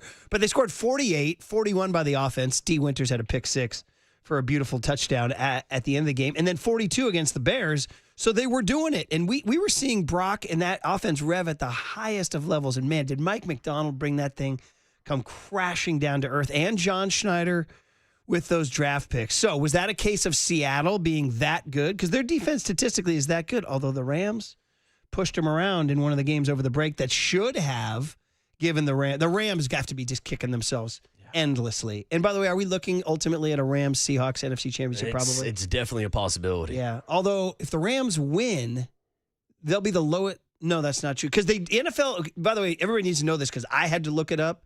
Just like I had to look up, and by the way, thanks to the listeners, that's my bad. Nick Martin is on IR with a concussion. That's my bad. That's what happens to me. Seems like he's been on the IR in the entire season. Although it says, according to what I looked up, he theoretically could be active for the playoffs. The IR only ended his regular season. So anyway, just wanted to clear that one up. But getting back to wherever we were on that train of thought on the 49ers offense playing You're talking so well. about potentially a Oh, right. So they reseed. Thank you very much. They reseed. They reseed, which means the lowest remaining seed will play at Seattle, which means the 49ers are the 6th seed. The Packers are the 7. The Packers are favored to beat the Bears by 1.5. I don't know. By the way, that rivalry, too. LaFleur and Ben Johnson, those guys hate each other, right? That should be a good game. That's a Saturday night Amazon Prime game. Should be really cold. That's right. I said at Amazon Prime. Do you guys see that stat over the break, that second to last weekend, the number of streaming services you needed to watch the NFL? Oh, bro. Did you see that stat? I didn't see the stat, dude. I lived it. I experienced it. I was trying to flip back and forth. Can I just say how pissed off I was on Christmas? The fact that I was trying to watch my New York Knicks Christmas morning like I do every year as a family tradition, and then trying to flip over to Netflix to watch games. Like, dude, I had to sign in and out of my YouTube account 14 different times. Had to sign in and out of Netflix 15 different times. I was literally I missed the entire Snoop Dogg halftime show just trying to log in to Netflix. That is incredible. Dude, I was pissed. I'm with you 100%. By the way, one of the things we did over the break was we watched on HBO Max One Battle After Another. You guys seen it yet? I haven't seen that one. Oh, really, really good. Got to check it out. I didn't know it was going to be kind of darkly funny. Like, it's a trippy movie. It's a lot going on. It's drama. It's thrills. It's dark comedy. It's social commentary, all sorts of stuff. But there's a scene where Leo DiCaprio, who's basically like the Big Lebowski, and he's on the run from the feds. They're coming for him, and he has to call in to this secret guy to get a code word, and he can't remember his password. And it's what you talking about your Netflix password right there. It's like this climactic moment. He's like, I can't remember my effing password. And DiCaprio's playing it for laughs. It's so funny. He's like, do you not understand? I don't remember my password. Bro. It's really funny because he's like, his life is being threatened by these cops bearing down on him. And it was a send-up of what we all go through because the guy's like, what's your username? What's your password? He's calling this secret society to get the path to safety. But anyway, the point is that all those streaming services suck. And back to the Saturday night Amazon Prime game, which is Packers-Bears. So if the Packers win that game, they would go to Seattle no matter what because they'd be the lowest remaining seed. However, if the Bears win that game, which they very well could, I mean, that's a 1.5-point spread, and the Niners somehow beat the Eagles, the Niners would go to Seattle. And you'd have this all over again. And you'd have to run it back. Yeah. But if the Eagles do hold serve and win, they're favored by 3.5, and the Rams and the Packers lose and the Niners lose, and the Rams, who are 9.5-point favorites at Carolina. Ooh. Has anybody looked up? Is that the biggest road favorite in playoff history? It's got to be. It's got to be a top 5 it's road gotta be spread. Close, yeah. Road playoff game, dude. To damn near be a double-digit favorite. The road team is a 9.5-point favorite, bro. That's a lot of points. They would go to Seattle for the divisional round. How about that? And by the way, have you guys even thought about this one too? We're gonna have Tim Ryan on just a minute here, so we'll look forward to all these conversations. If the Niners beat the Eagles, and they can. Definitely. They can beat the Eagles. Fred Warner's talking about coming back for the divisional round. Yeah, there's a lot of talk about Freddie Rico's return. You were the guy who, in November, December, you were asking John Lynch. Oh, yeah. We've been talking about this possibility for weeks and months. When you were asking, I was like, Is he asking about? No, Warner's not coming back.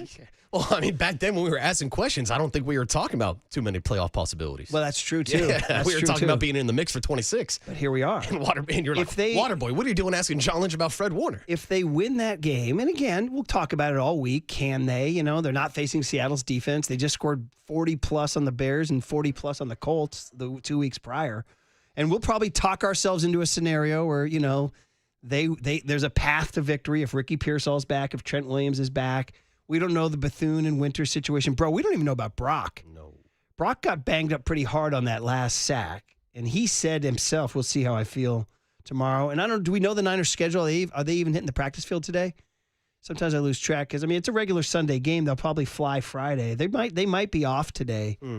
They probably got to rest their bodies. Also got to figure out how they factor in playing on Saturday, having the extra day moving forward into this week, and how that affects the practice schedule. Right, for sure. So anyway, all that said, listen, we've gotten a ton of texts on the Golden State Lumber and Showroom text line. It's great to be back, and we've ignored almost all of them. All right, so let's talk about it. 831 is the very first one I've read. So let's just talk about the Eagles and worry about them before we start talking about Fred. There's still work to be done yet. 408 says you got to love all the multi-factor authentication steps just to log in nowadays. Bro, too. like I've riffed about this before, dude. Like, it takes more verification and more steps to log into my Cumulus email account than it does to log into my damn bank account. You guys got to see one battle after another, and you'll know the scene I'm talking about. What does anybody want? What, are they going to steal a cut sheet from me? They're going to steal some sound? 831 says, I know we didn't get the 1 seed, but to be in the position with all the injuries is remarkable. Keep riding that house money.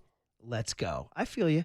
415 says, Brock will be Brock again on Sunday. Well, that's what, you just wave a wand and he's Brock again.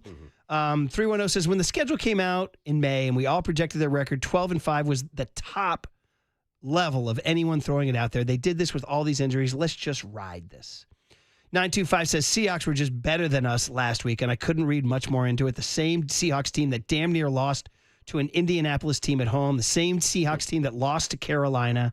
This is not the team we saw Saturday night. They are good. So are the Niners. So are 22 or 3 other teams in the NFC. It's up for grabs. Whoever plays better will win this thing in the playoffs. All right.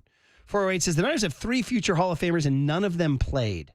Bosa, Warner, and Trent Williams. This game was expected against a 13-3 team. Fix the run D next year.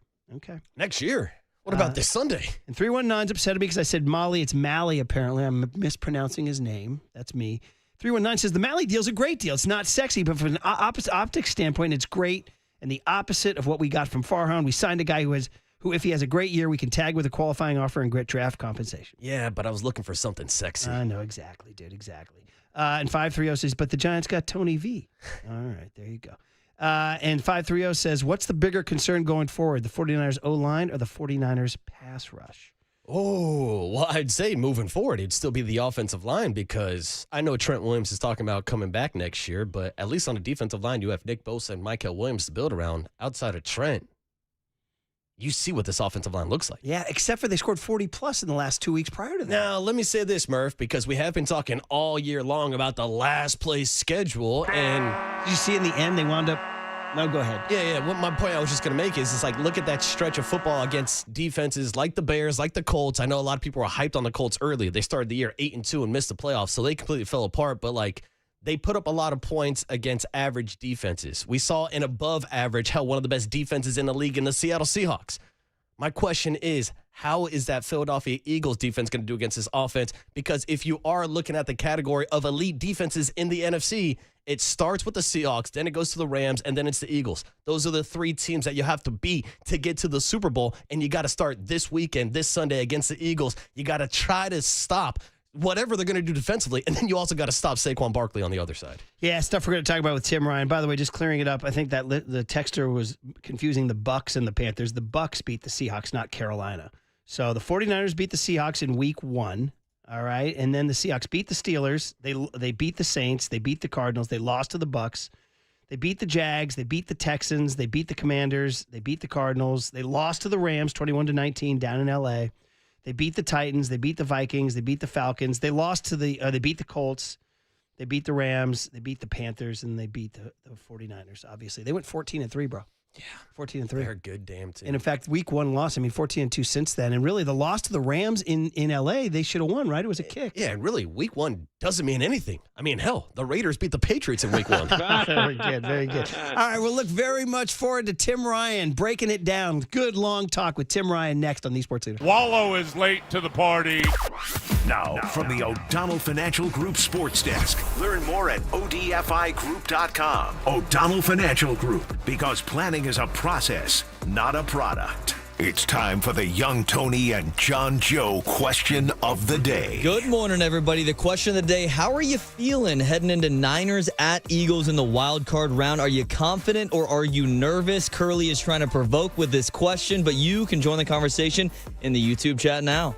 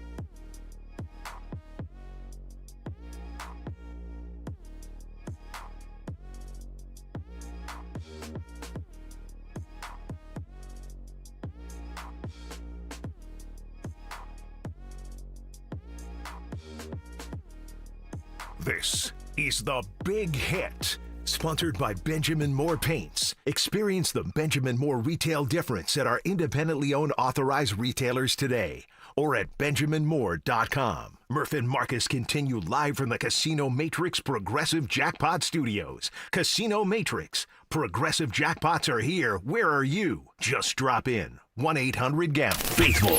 You need some syrup for that pancake. Now here's 49ers color commentator Tim Ryan on the Sports Leader. All right, our lazy asses are back at work. This guy's been grinding as he always has for the last few weeks. He grinded it Saturday night through a tough 13-3 loss. And now he's going to grind it out to Philadelphia for a playoff game. So much to catch up on. Happy New Year. Sorry we were gone. We suck. We're back, Tim. We can't wait to talk to you. Good morning, brother. Hey, what's up, T-Rock? Happy New Year, boys. Don't apologize. You earned the right to go be with your family for the holiday, man. Look at that. But I will say, that you guys do suck. I will say that. It is great to hear your voices, and look, just didn't play well enough in any phase. Give Seattle a lot of credit. It's a damn good football team. We know what they are on defense. We know what they are on special teams. Know what kind of talent they have on the offensive side of the ball. Needed to contain the run game. Needed to tackle better. Didn't do those things. I will say this, though. I mean, the Robert Saleh system works. And I think it was a big reason why Kyle really liked him when he hired him way back in 2017. It works against that system. Obviously, there were some big opportunities they couldn't capitalize on. Etor not being able to recover that fumble. And it's hard, man, the way that ball's shaped funny, it bounces funny, and bounced up. He missed it, hit him in the face mask. That was a huge missed opportunity. That was an offense that was cranking out 29 points a game, number 2 in the NFL. And in a game like that, the way the flow was, to hold him to 13 points, I thought Upton Stout played his best game as a pro. And he has been kind of finding his stride over the last few weeks. Indianapolis, and in this game, there's no question about that. And then Jair Brown down in the red zone, that guy, he just makes plays, played outstanding. But to hold them to 13 points, to win all 3 battles in the red zone, I think it's a testament to how these guys play, how solid coaches. It was, despite as lopsided as it looked on the stat sheet, you know, CMC, if there's not that fluke and that ball popped in, that was the best drive by far, and there were not many good opportunities for the offense. Seattle's defense was all over everything. The way they covered it, the way they mixed their personnel, the way they mixed their coverages, whether it be man or zone, and showing a lot of different looks. Knew they were going to play tight coverage. Finally, a good drive put together in the second half and an opportunity to make it a 3-point game, and there's a fingernail on the ball at the line of scrimmage. It kind of changes the trajectory of the ball, and then CMC, which he never does, couldn't secure it. Tough catch, had to contort and twist his body around. Ball gets popped up in the air, and there's a takeaway inside the 5-yard line, which was obviously huge for Seattle. So a lot of missed opportunities, a lot of credit to the Seahawks, and 24 hours of depression and doubt are over. Now it's all about belief and moving on to the Philadelphia Eagles. Yeah, we've been saying all morning, Tim, how it's kind of weird for us to come back and sort of want to talk about the Seattle game, but you're in the playoffs. You got a chip in a chair, and it's all about Philly. But just to kind of go back before to kind of know what they can fix going into Philly, what did you see? They scored 40-plus against the Colts, 40-plus against the Bears, and then just grind to a halt. What did the film show that Seattle did? What did the film show that Seattle did to change that narrative? Because it just changed on a freaking dime, bro. They were blowing. They were rolling up and down the field the previous 2 weeks. Right. Well, I would say this. It always starts with players.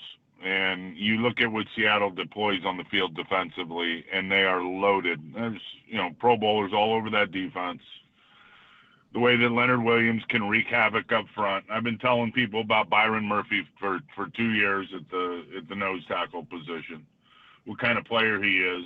Everybody knows who DeMarcus Lawrence is. Witherspoon, how they can play tight coverage. Drake Thomas at linebacker, Ernest Jones at linebacker. They got a really good safety in Julian Love, and they use all those guys schematically the right way, and it's aggressive. And then I'll say that Mike McDonald, as much as I don't even know him, so I can't say I don't like him, but I just there's something about him, man. There's just something about him. He is a damn good football coach and schemer defensively. And so I would say the biggest thing offensively is I knew going in you got to handle that front, because they count a lot on the 4-man front, and then they disrupt and they disguise on the back end and play everything with aggression. So the holes were not there. And then you could tell, I mean, when you look at Brock in that game, the trusting of the protection seemed to run out about the third drive. And there was one opportunity, and there weren't a lot of them because there weren't a lot of open guys running free. There was one opportunity, would have been a house call on the fourth and a yard and a half at their own 39-yard line. And Brock drops back. The pocket was fairly clean. They got the perfect play called up to hammer what Seattle was in defensively. And it's it was a cover 2 cloud to the 49er side, which means the corner is going to stay in the flat and play the shallow. The safety's got a deep half. And they took and ran Sky Moore, boom, down the sideline on a go route. Well, the safety in cover 2's got to get over the top of that and be the half-field player, because the corner is going to be sucked up to the flat to cover the flat defender. So do you take the quick shot in the shot to the 2-hole right there on the sideline, or do you throw a teaser route with George Kittle in front of the safety and see if he bites on it? He bit on it. And Sky Moore was running down the sideline, would have been a 65-yard touchdown or whatever. And Brock just let it go, and the ball ended up being incomplete, and because they sucked up to Kittle. It could have gone to Kittle, it could have gone to Sky Moore. It didn't go to either one of them. Incomplete, turnover on downs. So that was one of the few opportunities that were missed. So they didn't handle the front when they needed to, and then they couldn't run it because they couldn't convert on third down. Third down was not good, obviously. 49ers had been the best third down team in pro football most of the year, certainly over the last 6 weeks. 2 of 9. We all know when the 49ers can't convert on third down, the 49er blueprint is out the window of ground and pound clock control. The best defense for the 49ers was going to be their offense and being able to just wear down that defense, and they could just never get it going. And then again, back to Mike McDonald and the scheme and the way they were stunting the run, playing the run, attacking the run based on 49er indicators and things that show up deep in the scouting report of clues of where the run game is going. Could never really get it going. So, the plays had to be better, the execution had to be better, and it just frankly wasn't. And again, a lot of credit goes to Seattle defensively and how Mike called the game and how their players executed it. Great breakdown. Tim Ryan is, of course, sponsored by Dignity Health, the official healthcare partner of the San Francisco 49ers and Levi's Stadium. And you're listening to KNBR AM and KNBR FM San Francisco, the sports leader, a Cumulus media station, Marcus. And Tim, with the way that the Seattle Seahawks front four played, it allowed them to exclusively play out of the nickel defense the entire time. So I'm curious, in your opinion, how would you compare Seattle's front four to Philadelphia's front four, and whether or not Vic Fangio is going to try to do some of those same schemes? Yeah, well, Vic is going to do a lot of the same stuff. Vic wants to keep 2 deep safeties. They want to play shell coverage on the back end. And lean on the front, and then lean on mixing and matching everything at the second level and playing tight coverage. So there are going to be a lot of similar concepts, and we know how Vic is a better D coordinator than he is golfer, and he's a pretty damn good golfer. Played a lot of golf with Vic Fangio. So he's going to defend every blade of grass. His guys know how to execute what he's doing. Jalen Carter up front, Jalen Phillips, Davis. These guys. They're space eaters. They can get in the backfield. They're massive, and that would be the biggest thing, I would think, when you look at the 49ers and the 6-game banger and the win streak they were on. The offensive line was gelling, and Austin Pleasance was not bad in that game the other night. The whole 49er offense didn't play well. He got beat twice in pass pro. the big one was at the end on the final play when Brock got spinal tapped and high load, the old Malachi crunch in both ends, having a Saturday night meeting at the quarterback. But hopefully Trent Williams will get back with the hamstring. Just, obviously his level of play, and just having him out there is always great. So the biggest thing was the offensive line had been rolling, and they had been moving people, and they had been, they've been great in pass protection really most of the year. They've been able to handle the fronts. They've been able to get push. They've been able to finish blocks. And that's why the run game had been trending up. And that's why they were getting it cranked up, getting into the third and shorts, and then the player execution and the play calling on third down. So, in order to do what the 49ers are going to want to do, and I like their chances in Philadelphia. We all remember the 23 game and what that game looked like going in there. So this is going to be another big-time matchup. Will be the best defense, the third best defense I think they've played all year with Houston, and then you look at what Seattle is. So this is going to be a major challenge on the road, but the O-line is going to have to play better. It's that simple. That was not their best game on Saturday night. Let's talk about this Eagles game some more with Tim Ryan here on the UMA guest line. So the 49er defense, as you pointed out, there was a lot to like, holding Seattle to only one touchdown in that game, and just a gritty effort. The problem was the 180 rushing yards that allowed Seattle to control the clock so much. So Saquon's not the guy he was last year. They do have a big O-line. Give us an early read on that matchup, the Niner run defense. Now factoring in Bethune and Winters possibly, right? Maybe being hurt. Well, yeah. Yeah. Exactly. Factoring in that versus the Eagles O-line and Saquon. What's your early read on that matchup? Well, massive challenge, and obviously when you look at Philly up front, and they're not the same O-line they were last year. I mean, they are in terms of the guys they're putting out there. They were without Landon Dickerson, who's a very good guard most of the year. I believe he's back. They sat a lot of guys in that loss to the Commanders yesterday, so those guys will be fresher and ready to go. I'm glad that the schedule makers gave the 49ers at least a little bit of relief after 2 short weeks, after the Indy game and the Chicago game. So to get a full, 8 days of recovery after the Saturday night to be able to play on Sunday, I was glad they didn't schedule them on Saturday. You're going to have to play just with more discipline and do play what the defense is called. And again, I think their only touchdown, Seattle's, in that game was the 27-yard house call. Saleh's got the perfect defense dialed up. It's a 3rd and 2. It's a short yardage defense. It's what you'd call a gap type defense. Everybody get in the gap. This is your gap. Stay in your gap. Win your gap, and we'll get off the field on 3rd down. Everybody did that except one guy, Tatum Bethune. And I don't know what Tatum, if it was, and this has been a challenge this year for him, and because he is so young, trying to communicate. And they motion over, I think it was Bobo, they motioned over. 49ers are in man coverage in that gap defense. So I think he's yelling at Stout to go or trying to communicate with Stout. So he's late at the snap in terms of what he's looking at and where his focus is.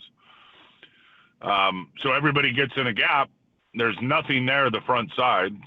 Charbonnet cuts it back, and right to where Tatum Bethune should have been, up in the C gap at the line of scrimmage. You attack the line of scrimmage. He shuffled over the pile to get to the front side run.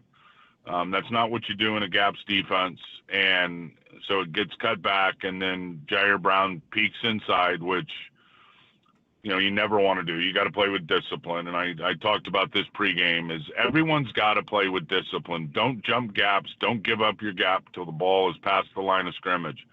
If they crank out a big run and the guy's gap next to you, that's on the guy next to you. And then you disengage and get down the field and try to tackle him before he gets in the end zone. But I understand the gap was so big that Jair did peek inside. And when you peek inside, those kind of backs, you see it on tape all year long watching Seattle, they're going to bounce. Charbonnet got to the edge, and then he put the dead leg on Malik and was able to punch it in. So all that stuff is correctable, which I like. The tackling has got to be better. Saquon is not an easy guy to tackle, as you guys know and everybody knows. Jalen Hurts is not an easy guy to tackle. We know that. But So the tackling's got to be better. There's no excuse for that. You got to be in better position. You got to be on a better track. Some of that at times is the youth. They're late to the party. So if you're late to the party, you're not going to be on the right track. You try to come in the side door when you got to come in through the front door. So tackling's got to improve. I think with these young players, I think there is a lot of good. I think you can see Keon White is certainly settled into this scheme. He has been flashing over the last couple of weeks. CJ West is getting better and better at holding up on those double teams at the line and giving the linebackers an opportunity without getting drove into their lap. Big Alfred is playing good, getting better all the time. So there's Stout, talked about him, Jair. There's a lot of guys playing good on the defense. They just got to clean up some of those things that the young eyes have given them problems on. So, one thing about Philadelphia is they can be streaky offensively. And I haven't watched all their games. I haven't even dug into a lot of their tape, but I do watch a lot of ball and a lot of the highlight shows, and I've certainly seen them play a few times this year. Their offense can be up and down, and it can be streaky. They have not had a great year running the football.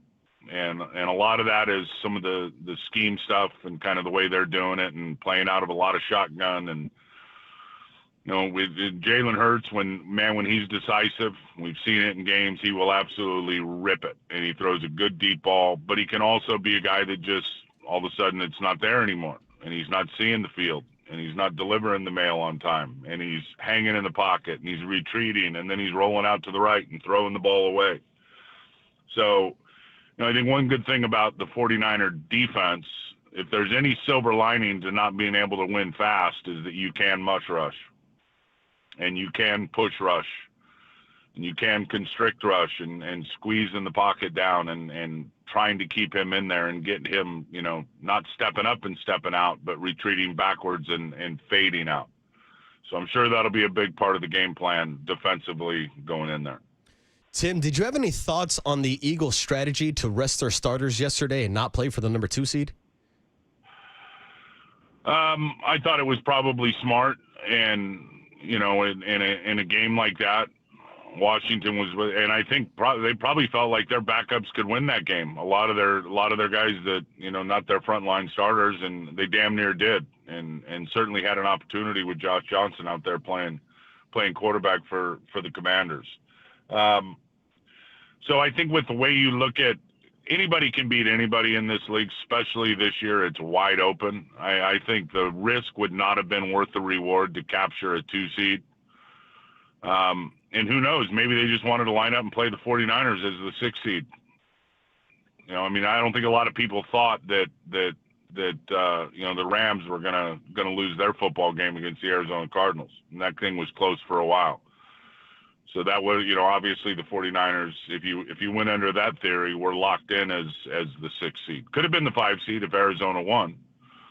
Whole silver lining to all of it is, next year the 49ers will play the Dolphins instead of the Buffalo Bills because of the third place schedule. Next year the 49ers will play, Minnesota instead of Green Bay because of the third place schedule. So there's a silver lining to be 12-5, which usually would win a division, to end up being number 3 in the division. It's going to be the hard way.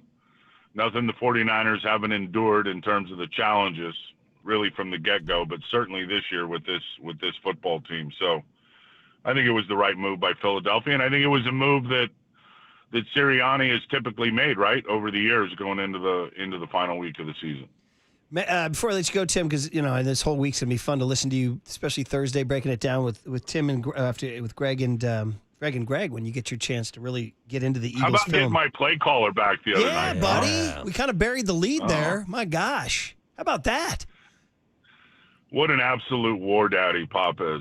Unbelievable. I mean, it's unbelievable. And none of us know how we would ever handle a situation that he's been put into, in the dignity and the toughness and the grind that he is, the mentality that he has handled this thing with, and to be up there, the guy's under treatment and what he's dealing with, with his health and all of that stuff. I mean, what an absolute warrior. And to have him back and to have him on his game, and he's seeing the game. He clearly can talk about it. He never shuts up, which is great. It was so good to have him back, and I was just so hopeful it would happen. And then when it did, absolutely grateful. And that's, and I think and I told him this the other night in the booth, and it's not even just the home games. When we go on the road, and it's not just 49er fans, the guy is an icon. People do know, what Greg Papa means to pro football, what he has for a long time, and he lives the game, and certainly what he's meant to the Oval, to the 49er brand. And just to hear the well wishes and the prayers and the concern, players, coaches, media people, fans from other teams. I mean, and I know all that stuff makes a difference to him. So prayers have been answered so far. There's still a lot of work to do, but to be able to have him back, and who knows where this thing's going as this season finishes up.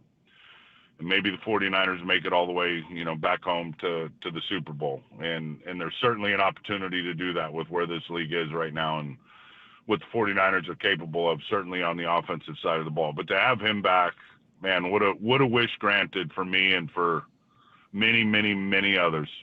The toughness and the heart and the stamina it took for him to do that is just remarkable, and so glad you were able to talk about it, and so glad we were able to hear him. Maybe we can plug him into Mike Backer on Sunday. Let's go, Bob. Plug him in. Give him the green dot. Let's go. He's a green dot guy. He definitely is a green dot guy. I don't think he would play if he couldn't have the green dot. He's a green dot guy for sure. There's a green dot on his headset, I'm sure, in the booth, man. Oh, man. I think he's got one implanted. Don't fool yourself. He's got just a little chip, a little green dot chip in the back of the skull. He's amazing. It's inspiring to all of us. It really is. And for all of us to know, like, hey, if you're ever in a situation like that, be like Greg. Be like Greg. And he sounded great. We didn't get him a damn touchdown. Yeah. We couldn't hear San Francisco, but hey, it was better to have him back than to not score a touchdown. So. No doubt. Oh, you're the best, man. Listen, I'm looking forward to your breakdowns all week. I'm looking forward to you on the call on Sunday. It's remarkable, Tim, as bad as Saturday was, and it's sort of weird, but the big picture is crazy. I'm pretty sure there's audio of me saying when Fred Warner went down in October, bro, on to 26. This thing's over. It's so funny you say that, and because I was talking with Christian McCaffrey yesterday, and we were just kind of going through everything. And you want to get fired up for no matter who you're playing as you go into the playoffs. Just sit out with CMC for about 5 minutes, bro. You're going to come out of there and you're going to be like, oh, okay, we're ready. It doesn't matter who it is. It really doesn't. Just the way that guy looks at life and looks at games and looks at this sport. And we were talking about the same thing. After the Tampa game, if you would have asked anybody and told anybody, at the end of the year, don't worry, you guys are going to be 12-5 and in the playoffs, who would have really believed it? And when you look at it from that point of view and that perspective, the opportunity that's ahead of them, what they earned, this opportunity, come on, anything is possible. And these guys believe that. Hell, Fred could even come back for a championship game if the 49ers could make it that far. And what a grind he's been on, and what a testament that guy is as well in terms of just, what he does and how he attacks everything. And I watch him every day in his rehabilitation and the strides that he has made, and just give him a glimmer of hope, and he's going to blow that thing open and turn it into a huge array of opportunity. So you never know, Murph. You never know, especially in this game. Yeah. I like to call the National Fake You Out League. Let's freaking go. And I'm doing the Remember the Alamo fist in the air. Remember 1/29/23. Vengeance for January 29/23. We're going to get them. By the way, Tim, I think we just had a little news break here. We got a news chime. Just a quick thought on the way out. Young Tony, you want to come on the air here? Tom Pelissero is reporting the Raiders have fired Pete Carroll. Ooh. Okay. That's Monday. News. I guess it's not a total shock. Do you have just a quick reaction on the way out here, Tim? Yeah, I'm not shocked by that. This game is about winning games, this league, period. And I know Mark and I know Mark Davis. I know how much he wants to win, and they couldn't get it right this year. And that doesn't surprise me. You know, when we were there in the summertime, I was like, boy, they got a lot of good players. They got some challenges up front on that offensive line. And, you know, the defense resembles nothing like what Pete Carroll used to have in Seattle, schematically or anything else, despite how good and what an absolute stud Max Crosby is doing his thing up front. So, not surprised by that. You know, Pete will. Oh, you never know. Pete might coach again. He might coach into his 80s. I don't know. I got so much respect for Pete Carroll, but I am not surprised by that move. And then now the question is Robert Saleh the next head coach of the Las Vegas Raiders? Is Brian Flores the next head coach of the Las Vegas Raiders? Be interesting to see where they go. I hope for Robert he gets a job. And there's going to be a lot of openings, as there typically are. But the selfish part of me I'm not letting Saleh leave Los Gatos. So need to have him back. He is just such an asset to this football team and to this franchise. And you know, I'm hopeful for him, but hopeful for the 49ers that at least get another year with this young defense to get these guys executing at the level that, you know, he wants them to execute at. It's all well said, and I know we've kept you way over, but just Raheem Morris as a possibility to be in Kyle's after the season's over?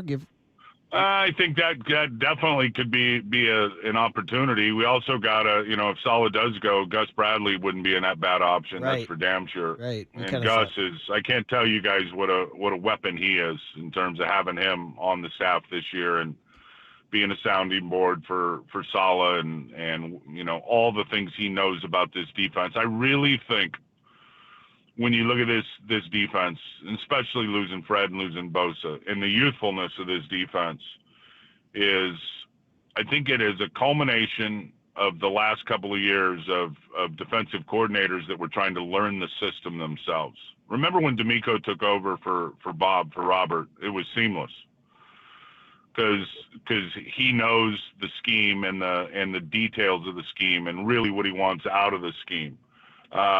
And then you bring in Steve Wilkes, who had to learn the scheme. And credit to Steve for learning it and all the terminology and again, all the details. And then Sorensen the same thing the year later. And I think what was kind of lost in the whole translation, if you will, was just teaching football concepts to the players, because a lot of the coaches were working so hard to learn and digest and kind of manipulate the scheme themselves that I think especially with a lot of young guys, the indicators, with the formations and the splits and the down and distance and concepts and what this means and this is going to be that and we're going to be in this, but it's going to be that, and versus, as Saleh said, I think a few times this year, I've been playing football all year instead of football. And when the ball's snapped, you can play it like it's on the grease board, but that's typically not going to work out the way it's drawn up. You got to go play football, and that comes down to the details and the indicators and the anticipation. So I think whoever it is, if Saleh goes, if we're going to stay with the same defense, it's going to have to be somebody who knows this defense, who's lived in this scheme and knows all the little idiosyncrasies of it. Man, good stuff, Tim. It's like we hadn't talked to you in 2 weeks. We wanted to talk to you for like 6 hours. So we got to let you go. It's great to have you back, or I should say, you've been here the whole time. Yeah. It's great to be back. It's good to be back. You didn't go anywhere, bro. It's like Pop the other night when Habes came up to the booth.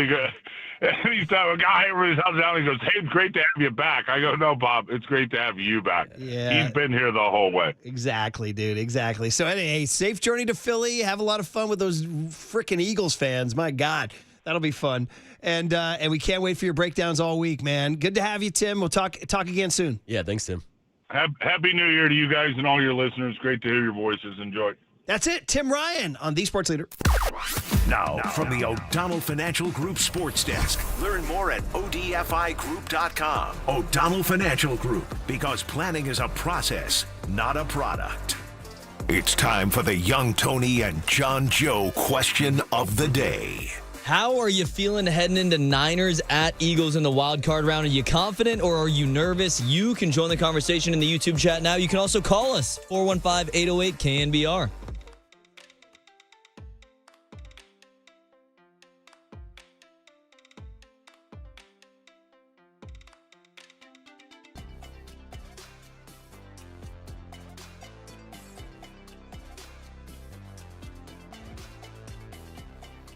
Well, it's a new year. We're keeping our tax attorney, Steve Moskowitz, and there's the same problem sometimes that drift from year to year, and that's people who can't pay their taxes. And, Steve, you're here in a new year to help them, so good morning. What do you do if you can't pay your taxes even though it's a new year? Good morning. Happy New Year. And I know a lot of your listeners, being human, during the Christmas holiday said, I'll take care of this right after the holidays at the beginning of the new year. Folks, I hope you enjoyed your holiday. Now it's the new year. Now it's the time to take care of it. And we want to take care of it for you. If you can't pay your taxes, that's okay. There's so many good solutions. Do you qualify to just pay part and have the government write off the rest? Can we get rid of the penalties? Sometimes penalties and interest are more than the taxes. Are the taxes themselves wrong? A lot of times they're wrong, you just don't owe the money. Or we can get you a monthly payment you can afford, not what some IRS agent says you can afford. I could go on and on and on, but I know you have other things to talk about during the show. So instead, call us for a free consultation. We'll explain everything to you. And if you want us to, we can do everything for you, so you don't have to talk to the IRS, deal with them, have anything to do with them. The only thing you have to do is pick up their phone and say, hey, Steve, Happy New Year. Take care. That's him. That's our tax attorney, Steve Moskowitz, 2026 style. He should be your tax attorney, too. Give him a call at 888-TAX-DEAL, 888-TAX-DEAL, or go online to moskowitzllp.com.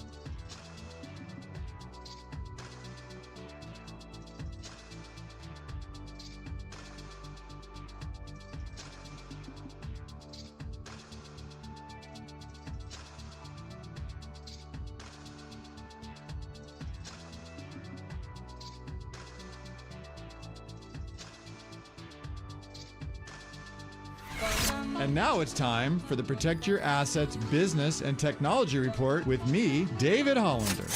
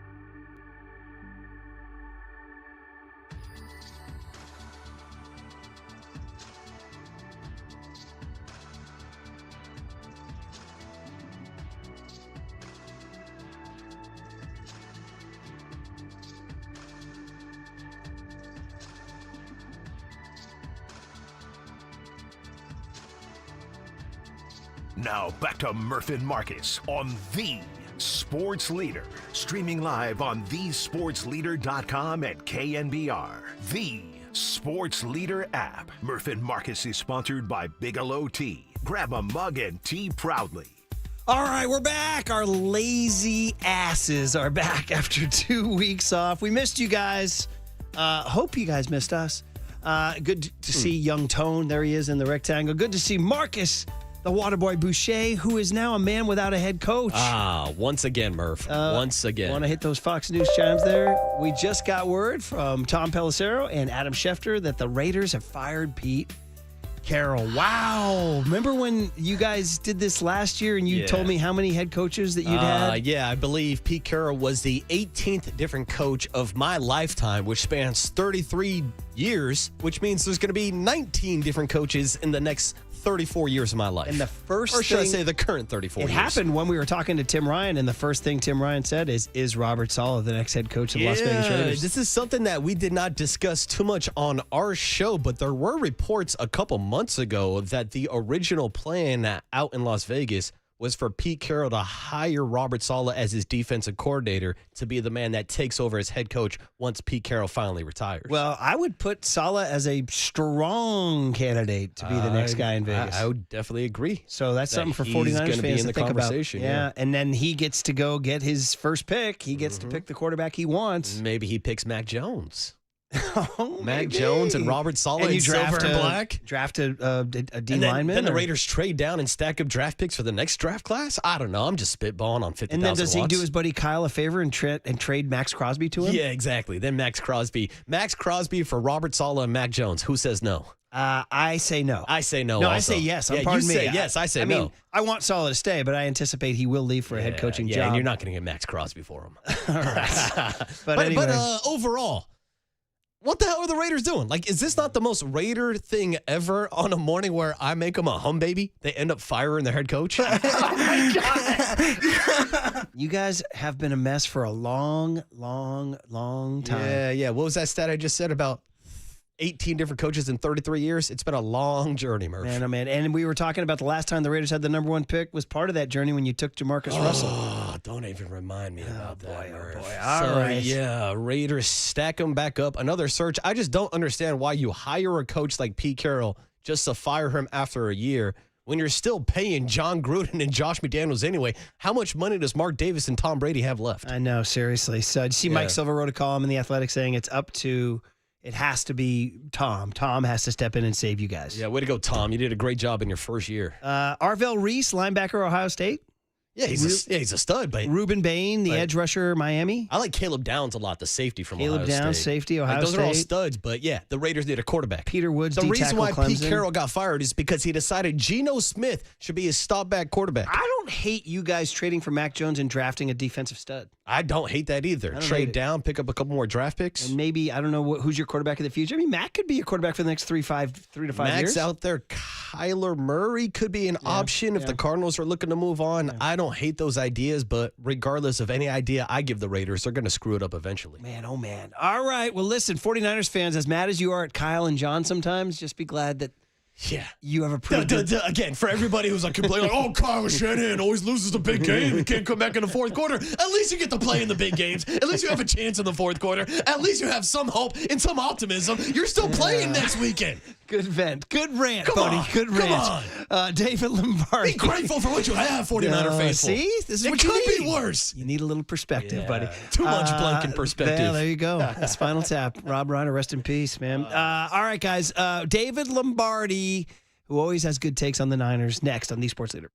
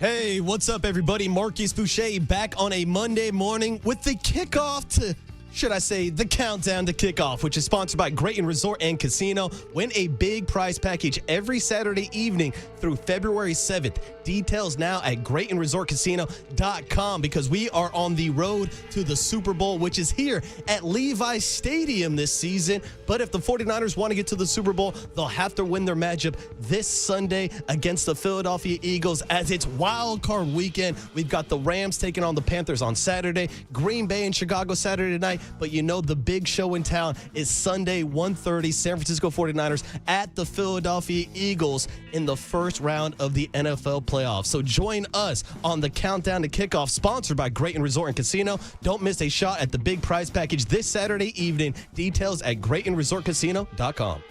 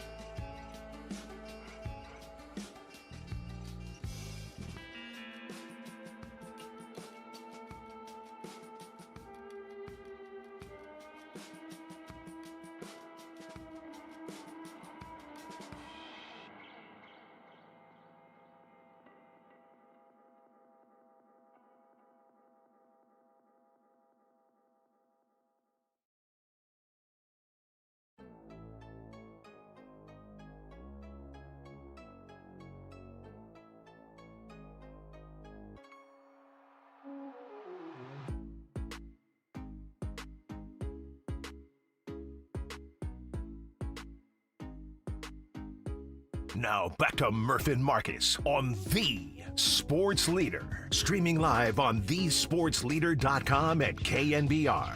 The Sports Leader app. Murph and Marcus is sponsored by Bigelow Tea. Grab a mug and tea proudly. All right, we are back from our long vacation. We got a lot of 49er football to talk about. The pain of Saturday night, getting smoked by Mike McDonald, and then turning around and new life, going to Philadelphia for the wild card playoff round Sunday at 1:30 in angry Philadelphia, where they shout out the zest. This ain't the zesty West Coast.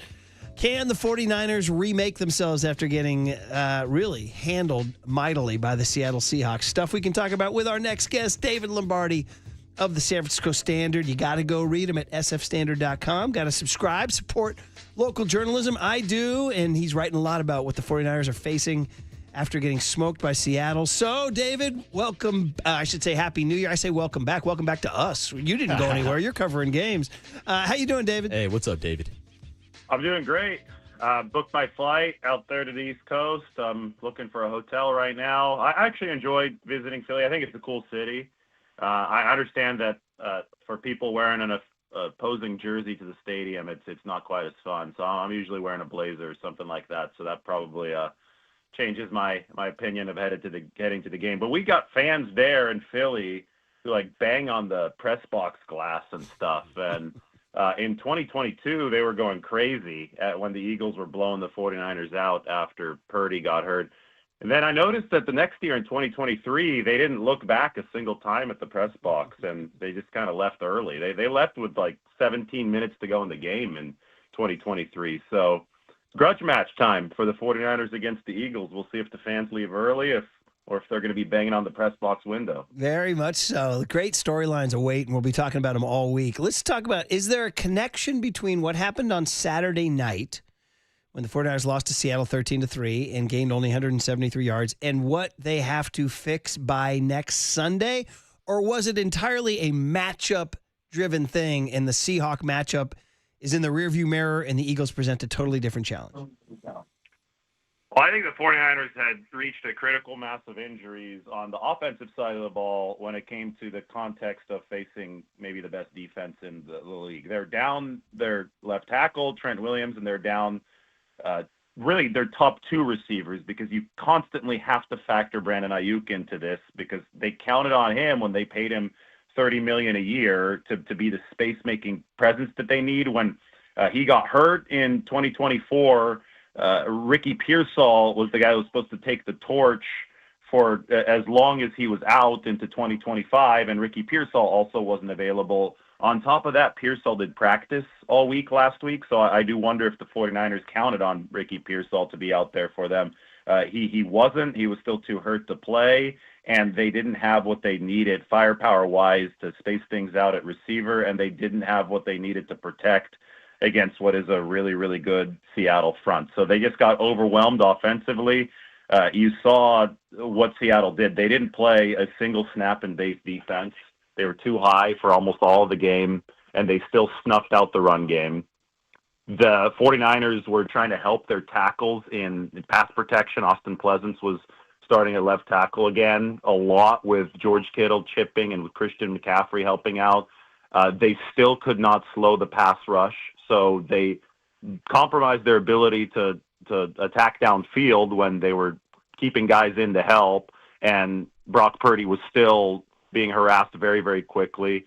I thought Kyle Shanahan showed desperation in the first half by taking uncharacteristically aggressive shots downfield in almost trick play fashion. One was a straight-up trick play with a double pitch to Christian McCaffrey. The other was a play action on 4th and 1, which you rarely see from Kyle Shanahan. And neither of those two chances worked for the 49ers. The play action just blew up on them because they couldn't protect for long enough, even though George Kittle was open downfield.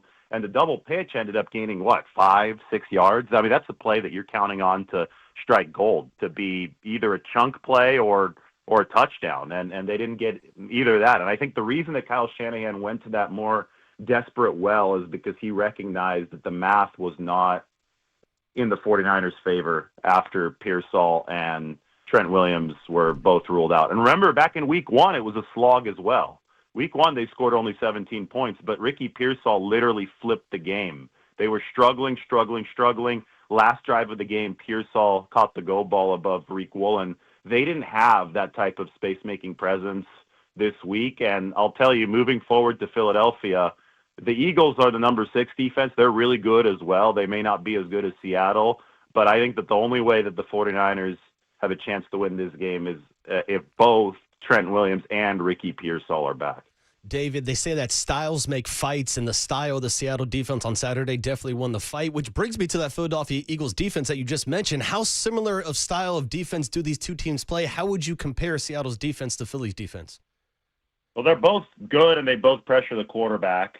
I don't think the Eagles are as good as they were in some of the recent years that we've seen. 2022 and 2024 were obviously the banner years for Philadelphia. 2022, they made it to the Super Bowl. 2024, they actually won it. That pass rush in 22 was insanely powerful. We all still wish that we could have seen what a healthy Brock Purdy would have been able to do against that defense. Obviously, he got hurt very, very early on when Hassan Reddick came around Tyler Kroft, the tight end, on the play action. And, man, if Purdy gets rid of that ball just a split second quicker, that's probably a touchdown to Brandon Ayuk in 2022. And you do wonder that if that's not a rookie Brock Purdy, if that's a second-year Brock Purdy who might have been just a tad quicker, you do wonder if he's able to get rid of that football without getting blown up or without getting his elbow blown up by Hassan Reddick. But those are all that's all hindsight right there, right? But the Eagles they bring the heat. They bring the heat. They stop the run. They don't do it again. They're not doing it at a very elite level this year. They're doing it at a very good level this year. I think they've picked up steam as the year has gone on. They just went into Buffalo and they had Josh Allen and the Bills in a blender for 3+ quarters. In fact, I thought that the Bills game at Philly was a lot like the Seahawks game at San Francisco, in that Buffalo had not scored anything for 3+ quarters, and then they got a couple rushing touchdowns from Allen at the end, just like the 49ers resurrected on that drive that Purdy made happen early in the fourth quarter, but then obviously Christian McCaffrey couldn't hang on to the ball, and it turned into a really, really bad luck interception. That didn't happen to Buffalo. They were able to punch it into the end zone, but they still lost because Allen misfired on the 2-point conversion at the end of the game. So it's going to be tough for the 49ers offense. The path to victory is going to be very narrow again, like it was last week. But again, I do think if they have the talent that we think they might have back in Trent Williams and Ricky Pearsall, this is still a high-powered 49ers offense that could score some points against Philadelphia and maybe even more importantly, hog the ball against the Eagles so they could shield their own defense on the sideline. David Lombardi is the voice you hear, San Francisco Standard, 49ers beat writer, sfstandard.com on the UMA guest line. Yeah, if the 49ers offense can come back for that one that was against the Colts and the Bears versus the one that was against the Seahawks. Let's talk about the other side of the ball, though.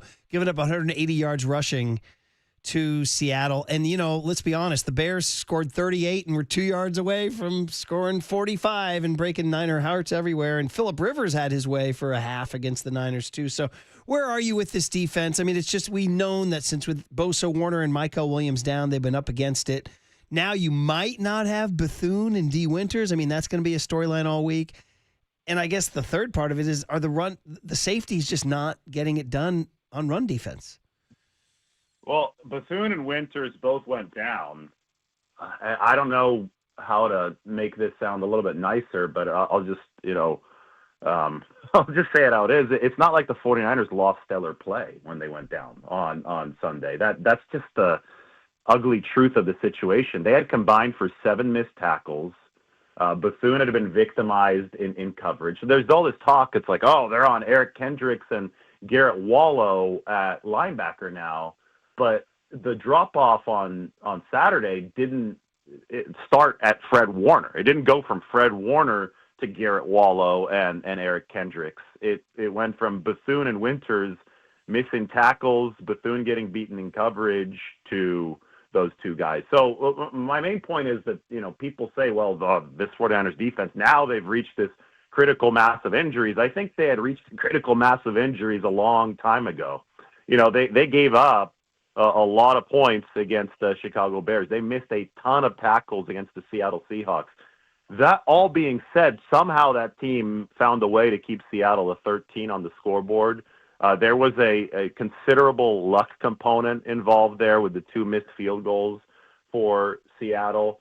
I don't think that Sam Darnold is playing at a particularly high level right now. I think that's a big concern for Seattle moving forward, because they're obviously going to be in some close dogfights if that offense is not overpowering right now. But I really look at this as, the 49ers defense, especially for long stretches of that Chicago game, you can't see play that's much worse than that, regardless of who you plug in. And they signed Eric Kendricks to the practice squad about a month ago, thinking that once he got acclimated to the system, he might be even able to raise the floor and maybe even the ceiling of what they were doing at the linebacker position, because this is a guy who was an all-pro back in 2019, obviously past his prime, but again, not like the 49ers were getting stellar play there. My biggest issue with the 49ers defense coming out of the game on Saturday is that safety. That's something they're going to have money to spend this offseason. I think they're going to be players in free agency. They're obviously going to have to hit the draft again. Safety has been a problem this year. Malik Mustafa has not been the same player that he was prior to the ACL tear. Maybe it takes him a full season to get back, but Jair Brown missed a lot of tackles. He did have a nice play in pass defense on JSN, helping out with Renardo Green over the top there, but safety has been a liability all year. 49ers actually got some good pressure from their defensive line against Seattle. Upton Stout is a budding star for the 49ers on this defense, but there are a lot of weak links in the middle of that back seven at linebacker and at safety. David, last question for me is just how the playoff seeding kind of played out, because I know after the game on Saturday, there was a lot of talk from the 49er perspective of who would be the better matchup between the Bears or the Eagles. But I'm curious from the Eagles' perspective and their strategy to sit their starters yesterday, do you think it's possible that maybe they looked at the scenarios playing out and they would actually prefer to play the 49ers as a better matchup than playing against the Packers? I mean, it was a little sketchy for me at times, guys, watching that game. Knowing that Philadelphia had already decided to sit their starters, and basically pass up a chance to move up to the number 2 seed. And then I saw the Josh Johnson touchdown. Did you guys see the game-winning touchdown? Where I forgot it was a linebacker or a defensive end, but literally turned and ran in the other direction and seeded the touchdown to Josh Johnson. I had never seen anything like that. Now, I know you could chalk it up probably to him thinking he had a passive coverage assignment, and I think the announcer, whoever was calling the game, said, "Oh, that's a low football IQ play."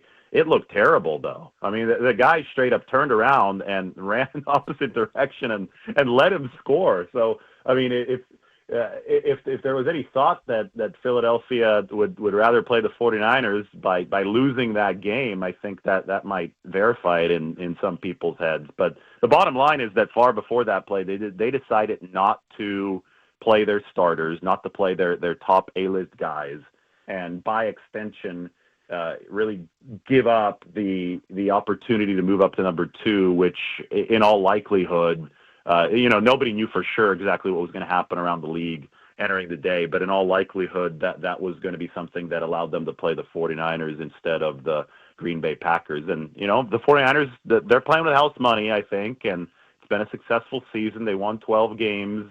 They need every edge they can get, given how decimated the injuries have made them. Maybe that's bulletin board material for Kyle Shanahan. Maybe he can show them the clip of that Josh Johnson touchdown and say, it doesn't really look like these guys wanted to play the Packers. They wanted to play you instead. So why don't you go out there and make them pay? Man, oh man, 49ers, Eagles. It's funny, not a super rich playoff history. 1996 wildcard game that I covered back in the day.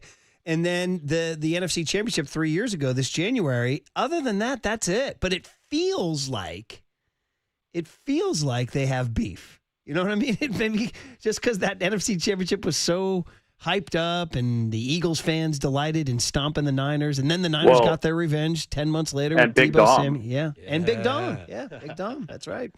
But it was the Big Dom Dre Greenlaw thing. And Big Dom, really nice guy, by the way. We met him at the Combine the next year. And the 49ers went to bat for him after that game because there was fear that he was going to be suspended for a long time. I think he was only suspended for a game. It wasn't for that long because John Lynch actually, I think, called the league and the 49ers vouched for him, and they said, we've heard he's a really good guy, and it was just a heat of the moment thing with Greenlaw. So I think there's a respect there too between the two teams. But I definitely do think that when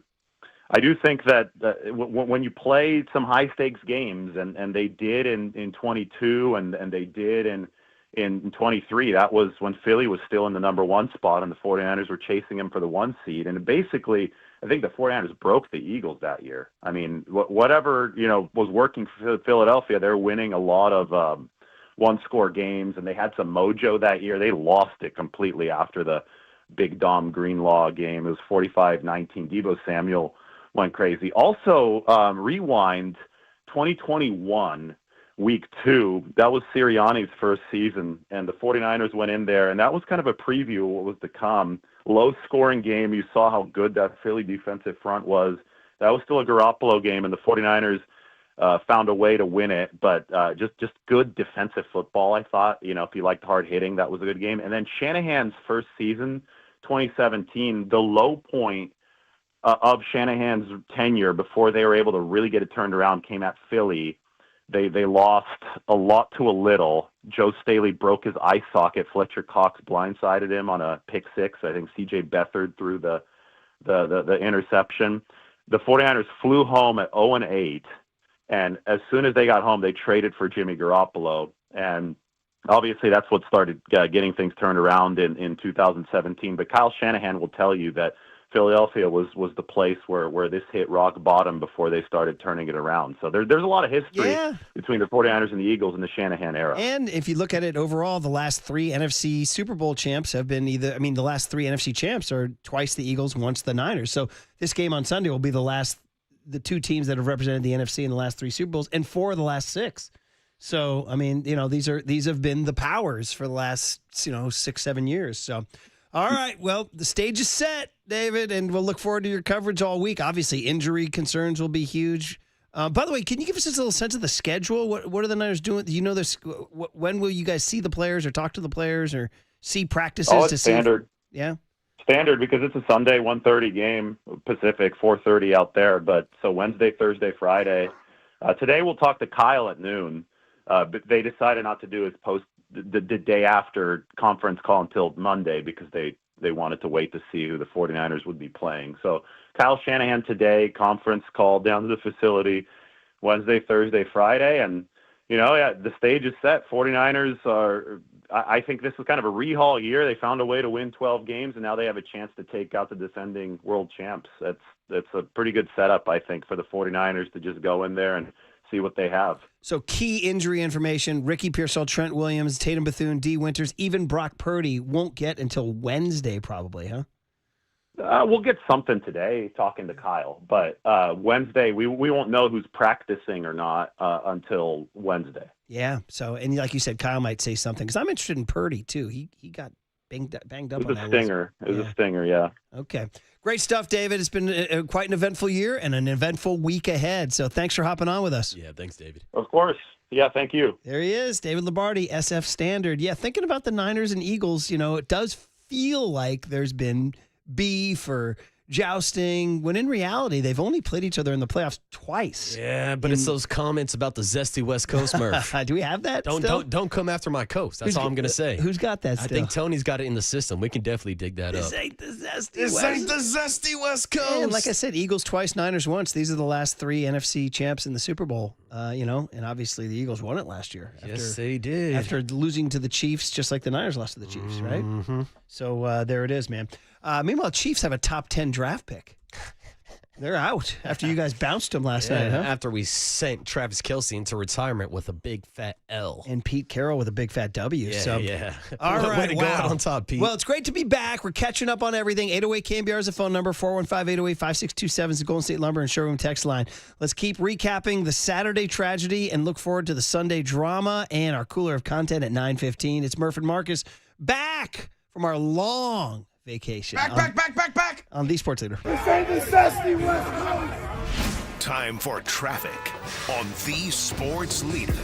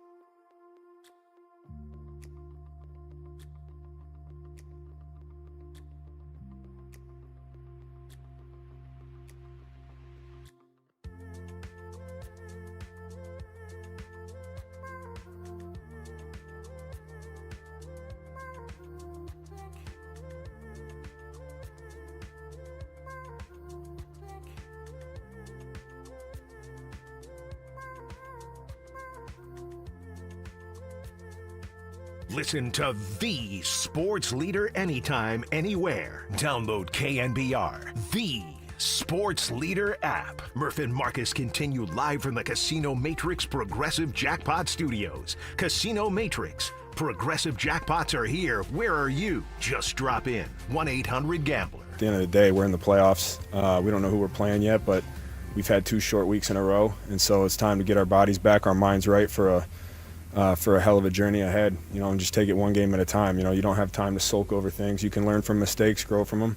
I got to make that play, but I can't get it back, and I just know I'm going to come hungry in these playoffs. There he is, Christian McCaffrey, in this dichotomy. We've talked about the Niners are a dichotomy because they do so many things that'll drive you crazy, whether it's, the whole Brandon Ayuk situation or the Trey Lance trade, like big things that have really affected the franchise. And at the same time, they've done so many amazing things like drafting George Kittle and Fred Warner and Brock freaking Purdy at 262. But I kind of feel that way about that. And that's the big picture of the Niners over the last 7-8 years. And I feel that way this week because part of me is still lamenting the terrible performance against the Seahawks and just right down to those freaking jerseys that drove me crazy. Adam Schefter is reporting the Cardinals have fired Jonathan Gannon. Another one added to the list. Black Monday. Yeah, you want to keep it going for people who didn't hear earlier? Yeah, Pelissero also reported that the Raiders had fired Pete Carroll. And the Browns, right? And the Browns fired Kevin Stefanski, yes. And Raheem Morris got fired last night. Yeah. Correct. So we're talking about Robert Saleh maybe going to Vegas. Dude, Robert Saleh might have his choice. So he might have 4 or 5 different interviews this offseason. He's going to be able to pick maybe his best possibility. He's going to be one of the hottest candidates, for sure. Without question. Yeah. I mean, I think at this point in time right now, at 9:00 on January 5, 2026, I'm writing off Robert Saleh. Hey, he ain't going to be back next year. Well, hell, he deserves to get a head coaching job after everything you just talked about. After having that defense put up those type of performances throughout the entire season. After Nick Bosa goes down with a season-ending injury, after you lose Fred Warner, after you lose your first-round draft pick, Mykel Williams, add more names to the list. The fact that the 49ers in general were even competing for the number 1 seed, let alone their defense holding the Seahawks to 13 points on Saturday, is completely unbelievable. I mean, that said, they did get Phillip Rivers did carve them up, and of course the Bears. I mean, dude, we were both at that game at Levi Stadium. Caleb Williams was getting what he wanted. And by the way, that guy, he was flashing big time. A couple extra seconds or a couple extra plays, and that game goes in a different direction. I mean, it was a 2-yard play. That said, they keep making the plays when they had to. They stopped him on the 2-yard line when they had to. They didn't fall for the hook and lateral on that play. That had my heart in my throat when I saw that. I'm like, oh, my God, Ben Johnsoned us. And then Lenore stayed home, made the tackle. And as you pointed out, they held Seattle to 1 touchdown. I know Seattle missed 2 field goals, but they only scored 1 touchdown. I mean, Seattle got to the 1-yard line, decided to pass it, and Bethune sacked them. Now, I do think that there were a few more red flags overall with the defense. It's great that they only allowed 13 points, but I thought the Seahawks shot themselves in the foot a couple times, a couple bad red zone decisions. That first drive of the game where they ran it on 3rd and 7 and then had an incomplete pass, so they didn't end up getting any points there. But I get the bigger point that I'm making is it's like, yeah, they held the Seahawks to 13 points, but they still allowed 180 yards on the ground. Yeah. And that is going to be something that we've been talking about, hell, to be honest, 2-3 years here on this show now, Murph. The same takeaways that we have from this game on Saturday is, damn, the 49ers need to get better in the trenches on offense and on defense. We've been saying that since they lost the Super Bowl, that they need to get better on the offensive line and the defensive line. Back to this freaking duality of the 49ers. But they continue to win despite all these legitimate complaints that we have. We've been complaining about the offense and defensive line for 2, 3, 4 years now, and they just keep saying, shut up and enjoy your trip to the playoffs because we're back in the mix once again. And who knows, they might. I mean, I rate them a chance in Philadelphia. I mean, we'll have to talk about it as the week goes on. I'm not super optimistic. I was kind of dreading the matchup going in, but the more I think about it, the more I think about that offense that was prior to the Seattle game. I don't see the offense performing like that again. By the way, I was just looking this up, and for what it's worth, in week 1 at Seattle, now, granted, schemes evolve, players get better, coaches learn their defense better, no Ricky Pearsall, no Trent Williams. But in week 1, the Niners gained 384 yards on Seattle in Seattle. I have the box score right in front of me. That's a 211-yard difference. That's a huge What did difference. Seattle do in week 18 that they didn't do in week 1? Or what did the Niners do in week 1 that they didn't do in week 18? Now, again, I mentioned, Ricky Pearsall caught a couple of big balls. David Lombardi just said that to us. Ricky Pearsall caught a couple of big balls in that game. And we were as surprised as anybody to see him on the sideline. And who knows what his status will be. And his availability has been a storyline and a problem all year. I mean, he missed 8 games this year. Out of 17. And this comes after he practiced all last week and then was scratched on Saturday. Yeah, so that's something to watch for sure. But man, oh man, the duality of this Niner team and to just absolutely get destroyed by Seattle in that game. And as you point out, could have been a lot worse. Red flags everywhere. And I turn around, they're going to get on a plane Friday and fly to Philadelphia, and they're going to have a chance. Vegas only says this is a 3.5-point spread. I mean, honestly, the Eagles are an interesting team. I mean, yeah, you think of the Eagles, you think Super Bowl champs, right? But if you study their year this year, it's been a weird year. Their offense has been under fire constantly, and we'll talk to Philly writers this week and broadcasters, I'm sure. But their offense, Kevin Patullo, their offensive coordinator, they want to run that guy out of town. And Jalen Hurts has been hesitant for a lot. And here's my hot stat. Saquon Barkley dropped 1,000 yards from last year because he gained over 2,000 last year. Hashtag washed. But he isn't. I mean, their offense is not. Yes, they still have A.J. Brown and Devontae Smith, the same guys. Their offense actually is very similar to the offense the Niners played 3 years ago. I was going over the lineup. The guys they still have, obviously Jalen Hurts, A.J. Brown, Devontae, Dallas Goedert, Jordan Mailata, Lane, the guard, Landon Dickerson. Is it Dickerson? Yeah, Thank Landon you. Dickerson. You're thinking. Yeah. I mean, they have a lot of the same guys that were really performing at a high level prior, but they're just not performing at a high level this year. So, I mean, there is that. This isn't the same Eagles team. It's not really a Super Bowl hangover per se because they won. I always describe the Super Bowl hangover to the team that lost, and look what happened to the Chiefs this year. Yeah. They're Super Bowl hangover. Now they're sitting here with an L from the Raiders in a top 10 draft pick. Yeah, exactly. So it's all by way of saying going into this game, going to Philly is daunting. Yeah, going to Philly is no fun. And you have memories of January 29, 2023. But it's not as daunting as it was a year ago or 2 years ago. I mean, like I said, this offense is not happening. Now, their defense is a different deal. Their defense is where they win. Their front four is ferocious. It's young. It's exactly what gave the Niners problems with Seattle. Yeah. So what's your early feel? Just your general feel of this game? I feel like this is a game that the 49ers definitely can win. Will they win it? Stay tuned. We'll decide, and we'll discuss all the possible outcomes throughout the entire week. But to me, really, we brought this up with David Lombardi. I truly think styles make fights. We talk about it all the time in MMA. Well, you saw the style of the Seahawks defense and the strategy of running the ball and how much success that they had against the 49ers. We also saw a similar style and strategy with the Houston Texans earlier this year, where they picked apart the Niners defense with short passes and running the ball, and their defense shut down the offense. Now, I'm not saying that the Eagles are the Texans defense or the Seahawks defense, but they're right up in there, almost in that same damn category. And so that, to me, is what scares me about this matchup. That's why I wanted the 49ers to face off against the Bears, so that it would have been another shootout that we saw just a couple weeks ago. The Eagles, to me, just present so many more problems because of that front four, and because despite the fact that Saquon got 1,000 less yards this year than he did last year, he's still one of the elite backs in the game, and you want to be able to run the ball and play defense in January, and that's what it's lining up for right now with the Philadelphia Eagles. Well, we get back to the same thing we've been saying since October, is you just have to outscore teams. Can the 49ers outscore the Eagles? By the way, one good news, it looks like Sunday in Philadelphia, pretty mild. 54 degrees with a chance of rain. No, I'm looking at again, these things could change all week. 50, very mild. In other words, no big snowstorm awaits them. Looks like a pretty mild day. Good. Sunday in Philadelphia. We need some clear weather for Brock Purdy. Yeah, they do for sure, man. All right, well, listen, Rick in Hayward's been very, very patient. Called in a long time ago, and he's been listening all morning, and he has thoughts at 808 KNBR, which you can always call. Hey, Rick, good morning. What's up, Rick? Uh-oh. I don't hear a dial tone, I guess Rick didn't wait. You patch him through, Tony? I guess he didn't wait all this way.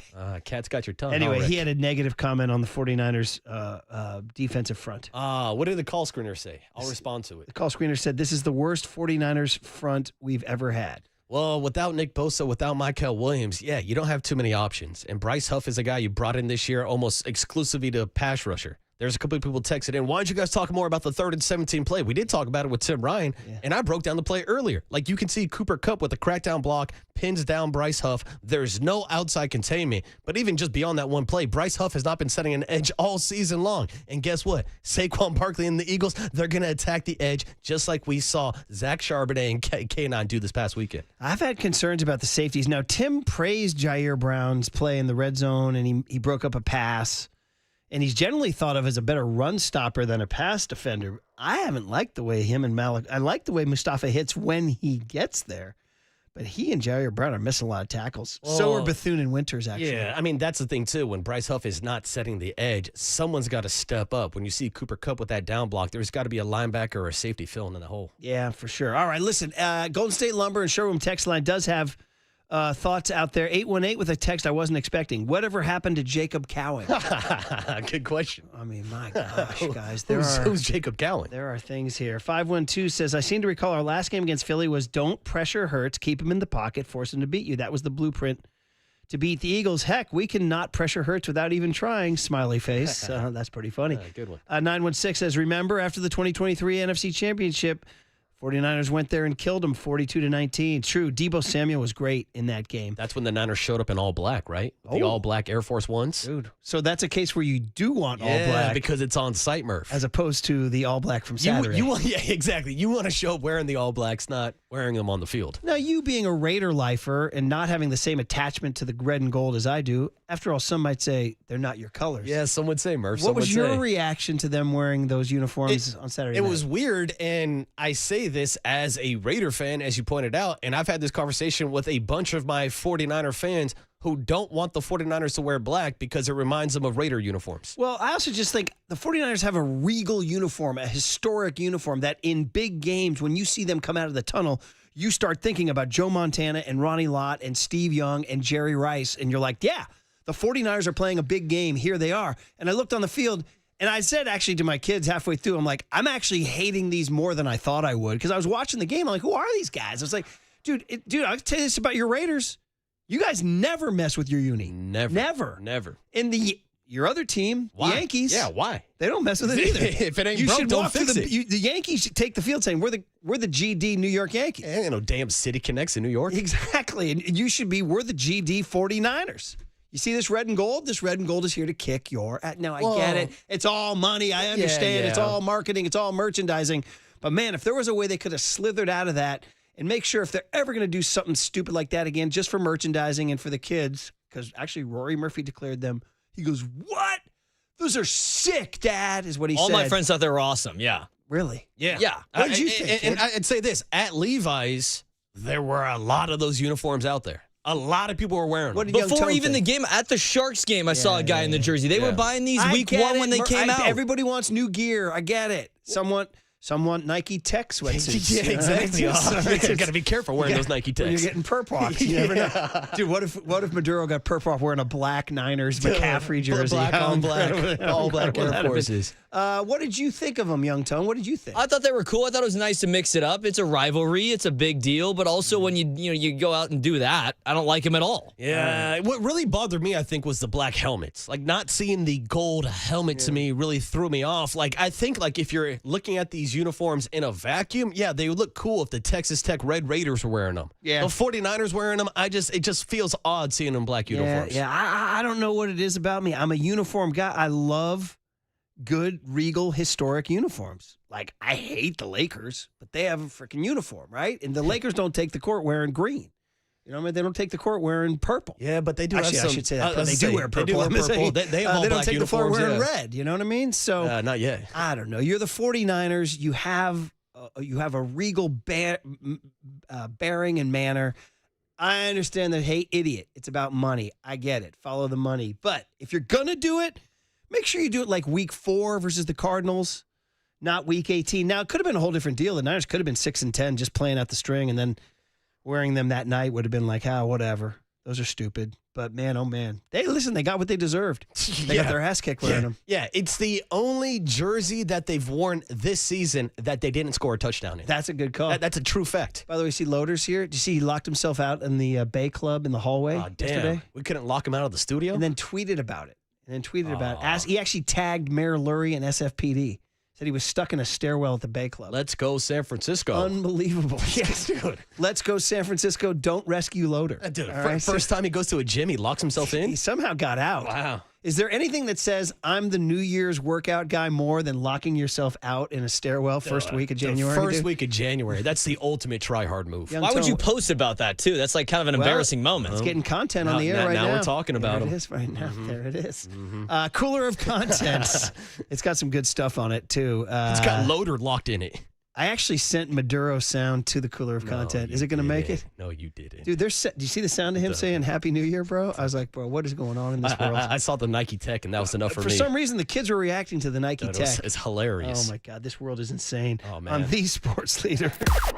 Now, from the O'Donnell Financial Group Sports Desk, learn more at odfigroup.com. O'Donnell Financial Group, because planning is a process, not a product. It's time for the Young Tony and John Joe question of the day. We've talked about it all morning. How are you feeling heading into this Niners-Eagles matchup? Are you confident or are you nervous? You can join the conversation by calling us, 415-808-KNBR, or you can join the conversation in the YouTube chat now.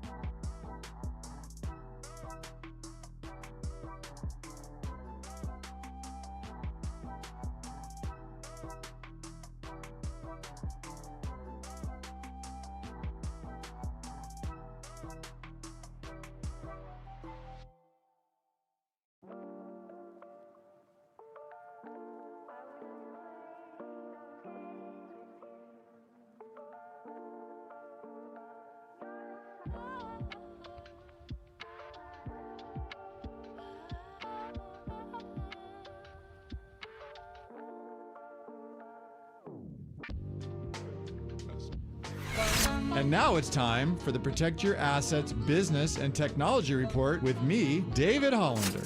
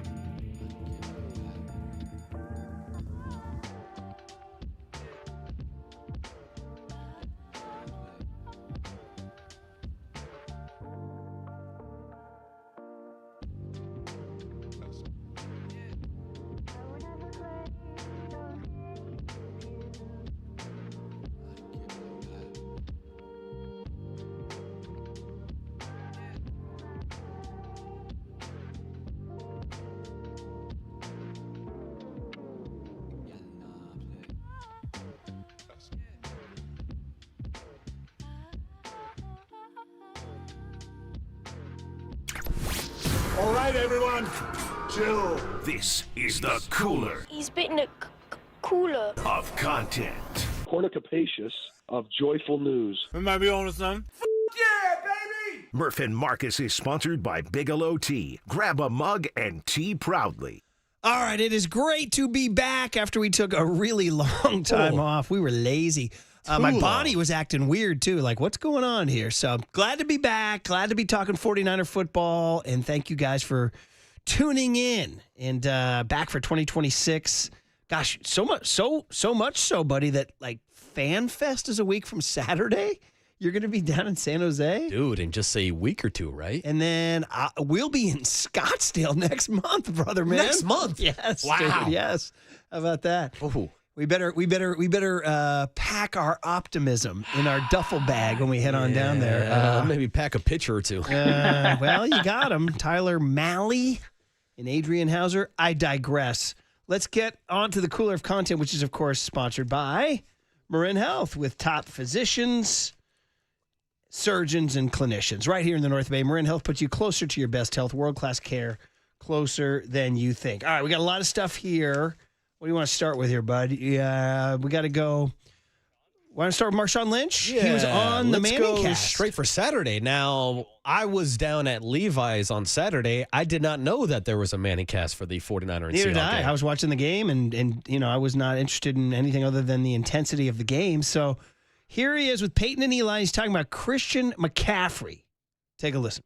Yeah, and I mean, you know, look, my little snow bunny be getting active too, man. So, you know what I mean? I know he be doing his thing. Oh, that's Christian. That's your nickname? McCaffrey. That's your nickname? You don't call him C-Mac. Look at your face was like, what the? Who's Snow Bunny? You don't call him C-Mac. You call him the little Snow Bunny. I call that's my little snow bunny cuz, man. He be doing his thing, and I mean, realistically, he's so official with the ball. You hate to I hate to see it. Yo, I confess, I mean, I know what a snow bunny is. It's usually like an attractive gal on the moguls, on the slopes. How do you know what a snow bunny is? Are we just talking about a white boy? Is that what we're talking about? Oh, no. Technically, it should be a white woman. Okay. Is more of the classic term for the word snow bunny. Okay. Not all just right. somebody on a mountain skiing Okay. down. Okay. But definitely, like, my little snow bunny. We know that Marshawn is from the Bay Area, and we have a lot of a different lingo here in the Bay Area, but I've never heard anybody refer to another man as a snow bunny. Marshawn My little snow bunny be getting active too, man. So he can pull it off. Oh, my little snow bunny He can be pull getting it active. off. Hey, mine too, Marshawn. Mine too. Okay, buddy. Is Tony our little snow bunny? Young Tony? He's our little Cuban bunny. He's our little young Tony snow bunny? All right. Okay, hey, last night was quite dramatic. Tyler Loop missed a 44-yard field goal that allowed Aaron Rodgers to advance to the playoffs as an AFC Central. I called it AFC Central. AFC North. I'm dating myself there. Central? Don't you remember the Central? No, I don't. Yes, you do. Sure you do. What years were the Central? You were around for the Central. Oh, man. You remember the Central divisions, right, guys? I don't think Tony was alive for the Central Bro, division. No. The NFC Central and this was before the Seahawks moved? They're saying they redid it in 02? Was it 02? Was that when the Texans joined the league? It was 02? I was 4. Yeah. So no. Our little snow bunny was 4? Little Cuban bunny. Chill it down, relax. So the Central Division was always, it was Minnesota, Green Bay, Detroit, Chicago, and Tampa Bay. And Chris Berman used to call it the Norris Division because it was a hockey division. And the AFC Central was Cleveland, Pittsburgh, Cincinnati, Houston. The Houston Oilers were in that division. Anyway, that's what I thought the Steelers won last night. No, they won the AFC North. The Kings last of night. the North. Anyway, they won it because Tyler Loop missed a field goal. He's a rookie kicker for the Ravens. Remember, they got rid of Justin Tucker. Yeah, they did. For all those dicey reasons. Yeah. And he had a 44-yarder. Now, there was some controversy because the Ravens had a timeout and could have run the ball with Derrick Henry and presumably gained 2, 3, 4, 5 yards. And instead, they took a knee, losing 2 yards and leaving Tyler Loop with a 44-yarder. They went in the wrong direction. So they theoretically could have made it less than 40. But they made it 44. And as we know, kickers write history. And we found the German call on this. I found this was particularly funny because, you know, in German, sometimes they'll be speaking German, then they'll just throw in an English word. Check it out. Das Playoff-Ticket bescheren könnte aus 44 Yards. Kick ist gut, geht rechts vorbei. Die Steelers in den Playoffs, die Ravens in der Offseason. He's like broke into English at the end. Was there any German in the end? I don't know. Die Steelers. Die Steelers. Die Playoffs. Die Ravens. Sound like Sergeant Schultz. Steelers in the playoffs, die Ravens in the offseason. It's funny, the start of it is German, though, right? Give me the start of that again here. Yeah. Kick ist gut, geht rechts vorbei. Die Steelers in the playoffs, die Ravens in the offseason. I think of the German word for offseason. Well, it's crazy in the beginning, like when the kick is up, like his broken German almost makes it sound like he's saying, the kick is good. Yeah. And then it kind of gets muddy. Das Playoff-Ticket bescheren könnte aus 44 Yards. Kick ist gut. Kick is good. Yeah. Like it almost sounds like it's going to be good, then it's not. For my Hogan's Heroes crowd out there, he sounds like Sergeant Schultz right there. Meanwhile, then NBC somehow, someway found footage from like 2 hours before kickoff or 3 hours before kickoff. A local Catholic priest from Pittsburgh was sprinkling holy water on the end zone where Tyler Loop missed the kick. You're saying he was spreading holy water. Unbelievable. Now listen to this. They like talk about it, and then Chris Collinsworth comes in off the top rope. Check it out here. At 6:15 local time. This is a priest who is spreading holy water in that end zone. The Catholic community of Pittsburgh is very strong, and the ties to the Steelers are everywhere. And that was shown on local news. Our crew got it. And down at that end zone, Tyler Loop misses the extra point, the field goal, I should say, and allows the Steelers to win. So it's not Tyler Loop's fault. As with everything in football, it's at a higher power. Collinsworth reminding you, Tyler Loop missed the kick. Yeah. Man, oh man. Poor kid, Had a rookie. priest with Apparently, the holy he water. hadn't missed inside of, what was it? He hadn't missed from that distance all year. Damn. But it's different when the heat is on. Heck, Boswell had missed the PAT prior, which led to Mike Tomlin. By the way, fire Tomlin. What happened to that? Yeah, ain't nobody firing Mike Tomlin. He was asked, what if Tyler Loop had made that kick? It would have changed everything. Here's Mike Tomlin. Make that kick, season's over, comes to a screeching halt, and missing that kick and the winter going on. You know how it is. If my aunt had male parts, she'd be my uncle. All right. We're going to end on that one. Yes, but she doesn't, so she's not. Now, as a devoted listener to the leadoff spot, did I not used to hear you and Dave create that? Oh, this was 3-4 years ago? Overnight Dave special. If you want to talk about these what-if scenarios. Get on that ball, she'd be your uncle, but she doesn't, so she's not. Do you know what I'm trying to say? Oh, man, that was an Overnight Dave special. You know what I'm trying to say, Patty Murph? Pimblett, dude, yeah. Is that who it was? But she doesn't, One so more she's time. not. Yeah. Get on that ball, she'd be your uncle, but she doesn't, so she's not. Do you know what I'm trying to say? Dave used to hit that all the time. Yeah. You were like, yeah, if Bruce Bochy had made a pitching change there. Yeah, or whatever. Get on that ball, she'd be your uncle, but she doesn't, so she's not. Do you know what I'm trying to say? By the way, in today's day and age, you know, she can still be your aunt. Yeah, but she doesn't, so she's not. And the Ravens are not in the playoffs. Sounds like they should have showed up with their own priest to the field. I mean, who was going to stop the Pittsburgh Steelers on the same night that they gave a resurrection and an exorcism to Aaron Rodgers? Yeah, well, there he is.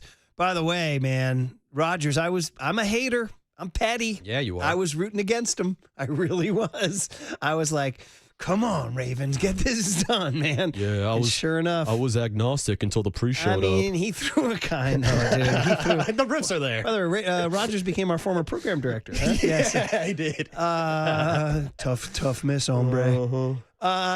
Dude, listen, he zipped a couple. Rodgers zipped a couple. So did Lamar, though. Yeah, Rodgers still has it. Oh, and by the way, the Steelers will now play the Monday night game, which I still have gotten trouble adjusting to that Monday night playoff game. And it's going to be against the Houston Texans, who are celebrating the fact that they're not playing the Saturday early game. Wow. That was like the Texans' appointed window for like a decade, Yeah, dude. well, it was always like, who's the Saturday early game? Texans, who cares, man? Let's move on to the next Well, one. luckily for them, the Carolina Panthers are in the playoffs, so they're playing the Panthers Saturday are early the game. new Texans. Yeah. They are the new Texans.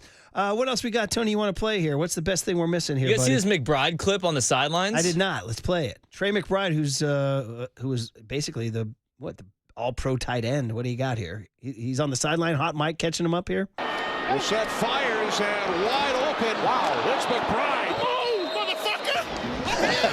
Whoa! Whoa! Boom! MFer. Barely edited That was the clip, yeah. Okay. Boom, mother father. Dude, I still think there should be a channel. I mean, we're getting so many different streaming services and everything. There should be a broadcast that is only players mic'd up. Like, I don't even need the play-by-play and the commentating and all that. I just want to hear raw, mic'd-up footage so I can get more Trey McBride. Boom! I'm that MFer. He hurdled a Ram DB, and then he just yelled at him. Yeah, okay. Well, by the way, they were in that game for a little bit, too, and then the Rams said, nah, ain't happening. Not so much. All right, we should probably end the whole thing on setting the theme for the week. What do you think, the Eagles and the Niners? Yeah, we can do that. This goes back to, was this the playoff game or the regular season game in 2023? December of 2023. I think it was regular season, yeah. So the Niners get smoked on January 29, 2023. Purdy blows out his elbow. Josh Johnson's quarterback in the Niners. They go down. It's so bad. Remember, Kittle asked Purdy, can you throw with your left hand? All that stuff. And then 10 months later, the Niners go back, or 11 months later, the Niners go back and Deebo Samuel trucks the Eagles. But the Eagles fans were feeling good before that game and gave us this soundbite, which I think sums up this coming week. Dang! Get out of here! For 4 hours! 4 hours to hell, baby!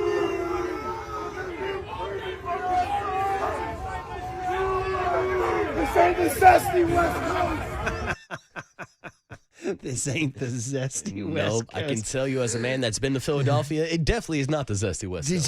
Did you see the footage of the Eagles fans fighting each other in the parking lot? I did. I was like, you guys are on the same team here. Yeah. Did you see the movie Silver Linings Playbook? I believe there's a Eagle-on-Eagle fan fight in that one, too. Bradley Cooper's in that movie, Jennifer Lawrence. We've used it before for the PCS, but I've never seen it, actually. In that movie, he's a deranged Eagles fan, and there's a pregame tailgate, and Eagles fans fight each other in that one, too. What a surprise. So, I'm guessing they're going to be fighting each other again this weekend. Niners fans, you don't need to worry about going to that game. They're not going to fight you. They're too busy fighting each other. So, on Eagle crime. This ain't the zesty West Coast. All right, good cooler of content. All right, 49ers, 808 KNBR is the phone number. I feel like during the show, we've sort of transitioned out of the Seattle game towards the Philly game. Feels like that way, like since we started at 6 a.m. Yeah, I would agree with that take because traditionally on a Monday morning, we are recapping a lot of the game, but it seems like with this playoff matchup set, all eyes are on Philadelphia. Yeah, I mean, because really everything that happened in the Seattle game, yeah, it's relevant, but kind of isn't because once you're in the dance, you're in the dance, baby. That's all you need. The chip in the chair, baby. And now you go March Madness, survive in advance. That's it, one game at a time. We'll talk about it all next on The Sports Leader. 4 hours to hell, baby! This ain't the zesty West Coast!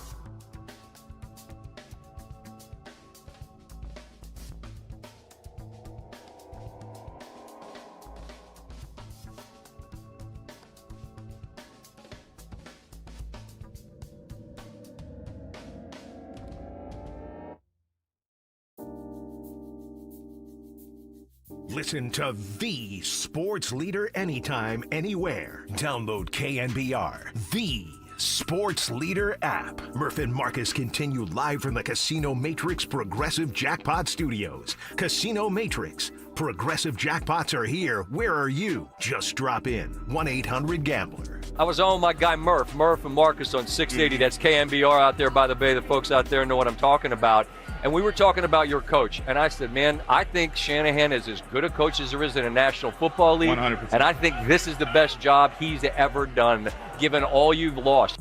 Hey, Van Peasy. That was cool, man. That happened when we were gone, and that was pretty awesome. A little national shine after the big win over the Colts, the Monday night win. Van Pelt shouting us out. He squeezed you in there, buddy. You joined the Murph Van Pelt friendship train. I know, and I've been waiting weeks to hear this on air since it was after the Colts game that he gave us a shout out. That's how long we've been on vacation. Man, it was good to hear him. But Trent Williams is like, who are you talking about? Yeah, he's like, who? Yeah, he's like, sorry, I don't wake up early enough for a 49er player of the week. Yeah, he was that was pretty cool, though, from Van Pelt. Yeah, it definitely was. I was on my guy Murph and Marcus on 680. That's KNBR out there by the bay. The folks out there know what I'm talking about. You heard Trent nod his head, though. Mm-hmm. I know what you're talking about, Trent's SVP. Like, yeah. Those are my guys. Trent's like, those are the guys I don't go on with. Yeah, exactly. Those are the guys who are on before I'm awake. He's actually good. So I texted him. Trent Williams. And I texted Van Peasy to thank him. He said, of course, I had to show love. And then he said, call letters and everything with the wink emoji there. So he was awesome. Yeah, and, just make sure next time SVP, make sure to drop a the sports leader. If he was up to speed. Yeah. If he was up to speed. If you know, you know. If you know, you know indeed. All right. Well, listen, good morning, everyone. It's our kind of wrapping up our first day back. It's great to be back. We were gone too long. Way too long. We have made a solemn pledge that we're not going to take a day off for the rest of the week. Yeah, we guaranteed we will be here up until, what is that, January 10th? We'll be here. In time for you to start thinking about Fan Fest, January 17th down in San Jose. Right around the corner down San Pedro Square. Come on, stop by. And like I said, it's been an interesting day because we sort of, got the Seattle, I wouldn't say rage. It was sort of more like just sort of take your whipping. You know what I mean? Take your absolute whipping. And it was something I was actually kind of thinking about before we leave the Seattle topic entirely, because you could see them again. You could see them again. If the 49ers win, which they could.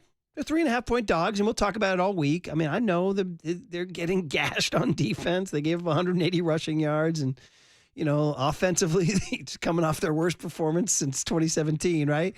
So there's a lot to not like. But, listen, if they win that game and the Bears beat the Packers, the Niners will go to Seattle, and you're going to go right back to where you were. So here's my question to you, buddy, is did you see things in Week 18 there that are not going away? Like Mike McDonald, John Schneider, what they've built on that D-line, what they've built schematically is going to be a problem for the foreseeable future? I would say that there are two ways to answer that. I think when you look at the 49ers and lack of success offensively and not being able to get into a groove and run the ball and struggle on third down, I do think that some of those issues can be solved with the return of Trent Williams and even Ricky Pearsall. So I'm not as concerned about the offensive performance, even though they only scored 3 points this past weekend, which is the lowest total amount of points that Kyle Shanahan has had in his career going back to 2017. And what was it, 173 yards or something like that? Like, that was a bad offensive performance. But I still have faith that this offense can go out and put up points when they're not playing a defense. I mean, they're talking about the Seattle defense. Yeah, you were talking specifically about Seattle. Specifically because they got to play them twice next year. They got to try to win the division next year. And I'm wondering, they're young, the Seattle defense. I read this to you guys earlier. Let's read it for the later crowd, too. Like, the way John Schneider has gone about building this team is something to behold. And, listen, we all have our evaluations of John Lynch, our friend John Lynch. We love talking to him. And he's gotten the Niners, I've said this over and over and over again, the Niners are extraordinarily competitive for a number of years in a row. I mean, Marcus went on a rant earlier today about the Raiders because they fired Pete Carroll, if you missed it. And he's like, he hears Niners fans complaining about Kyle and John all the time. And you're like, bro, unclear on the concept much, you're in the mix. I'm about to move on to the 19th different coach in the last 34 years for the Oakland/Las Vegas Raiders. You're not even kidding. 19? No, this is going to be the 19th different head coach after firing Pete Carroll. Bro. And so it's not even just 49er fans, like the Pittsburgh Steelers fans who wanted to fire Mike Tomlin. Like, dude, I'd be begging for a 500 record each and every season, Murph. But listen to these picks in the first 2 rounds over the last 4 NFL drafts by John Schneider. Gray Zabel, first rounder, starting lineman, right? Nick Emenwari, second round, 2025, starting D lineman. Byron Murphy, first rounder, 2024, beast. Devon Witherspoon, first round, 2023, beast. JSN, first round, 2023. What are you going to say about it? Derek Hall, second round, 2023. Zach Charbonnet, second round, 2023. Charles Cross, who they just, first round, 2022, they just inked to a big deal. Boye Mafe, second round, 2022. He's the guy who tipped the pass that went to McCaffrey. And then Ken Walker, the third, second round, 2022. Do 1, 2, 3, 4, 5, 6, 7, 8, 9, 10 picks. All of them major contributors. We definitely can't say the same about the Niners. And that's why I'm bringing up the question about, and I set this out on a tweet that night, and some people were stridently disagreeing with me, but some were agreeing that this, what John Schneider and Mike McDonald are building, is a problem. I think it is a problem. Oh, yeah. And I mean, Russell Wilson and Pete Carroll and the Legion of Boom were a problem. And I almost fear like we're going back into that. Is it insurmountable? No, I'm not giving up. I mean, listen, the Niners can continue to chip away at it, but I'm looking at these guys as, wow, at least for the next year or two, what they've built right now is not going away. And oh, by the way, I mentioned this earlier, and I hate to say it because it's a totally negative thought, but Seahawks might not be done with Levi's Stadium this year, bro. No. They might be. You noted that they left some cigars in there? Yeah, they had some cigars post-game in the locker room that they left hanging around. Is that our worst-case scenario, the Seahawks winning in Levi's Stadium? Yeah, I think it has to be. Or is it the Rams? It depends who you're talking to. Someone from your generation would probably be more upset with the Rams. I think some of the younger generation would be upset with the Seahawks. To be honest, when the Rams went to St. Louis, it really deadened the whole thing. It really did. It's the Seahawks now. It is. It is. It's the way their fans talk. The way they Rams. I don't know any Rams fans. There aren't any Rams fans. That's the problem. That's an exaggeration. I actually know a couple, believe it or not, but they're like, it's like, bro, come on. But Seahawks fans, there are in your face. How was the crowd Saturday night? There were surprisingly a lot of royal blue Seattle Seahawks like jackets and sweaters. Not the navy blue, the royal blue. The Seahawks crowd, like the old Jim Zorn, Dave school, Craig. Yeah, like there was a lot of blue.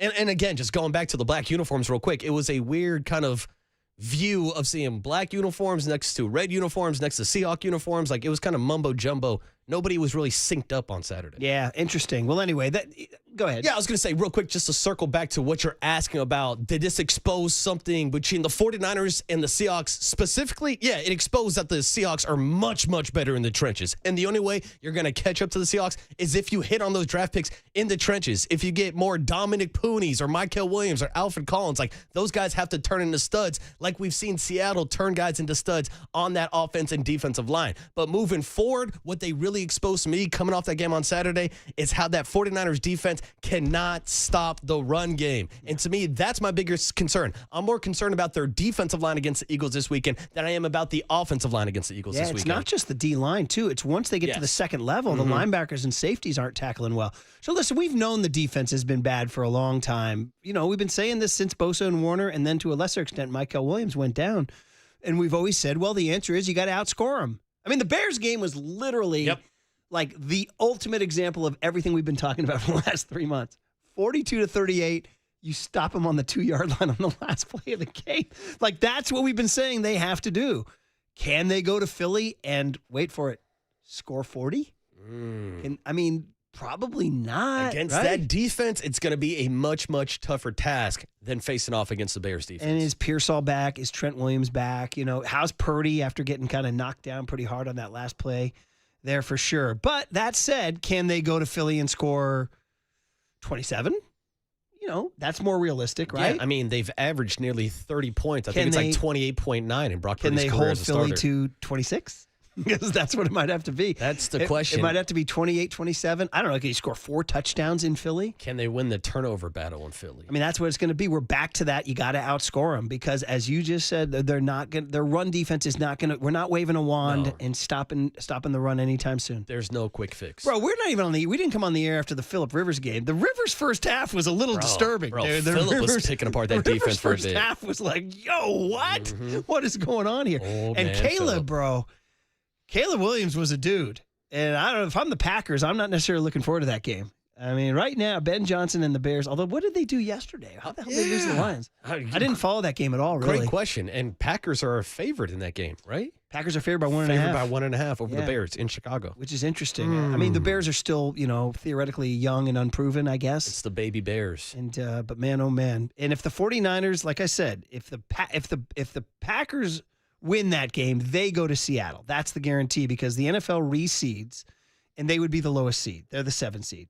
But if the Bears win that game, which obviously they very well can, and the Niners win, which they can, the Niners would go to Seattle. And we'd be right back in this situation. But we should probably worry about Philly before we worry about that. We didn't even mention the Warriors are playing tonight, by the way. Warriors are playing the Clippers tonight. Will Draymond Green get ejected again? Gosh. Or will he get in an argument with Steve Kerr? The Jonathan Kuminga DNP thing has gotten out of control. Oh, dude, 10 more days. 10 more days. I mean, it's just at this point. And Kerr just like, you ask Kerr, but he's like, yeah, whatever. Yeah, dude. the countdown has been on. It's on. And what are you going to get for him now? Clipboard? So I think Jonathan Kuminga's taken a longer vacation than the two of us. Yeah. I mean, we're off here for like 2-3 weeks. Where the hell has Kuminga been? His trade value right now is like nil.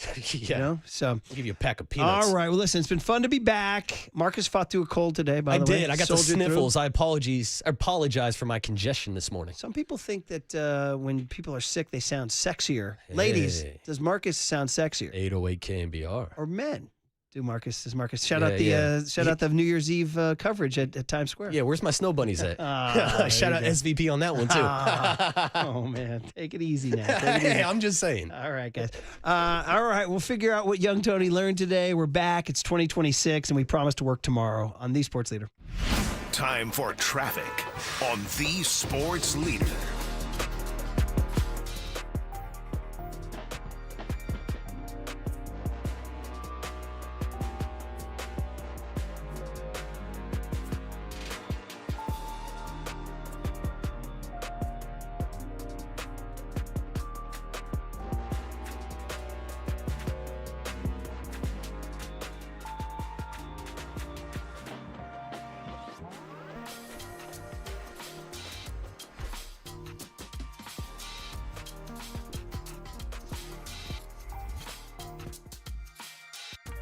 Hey, Bigelow Tea is back for a new year.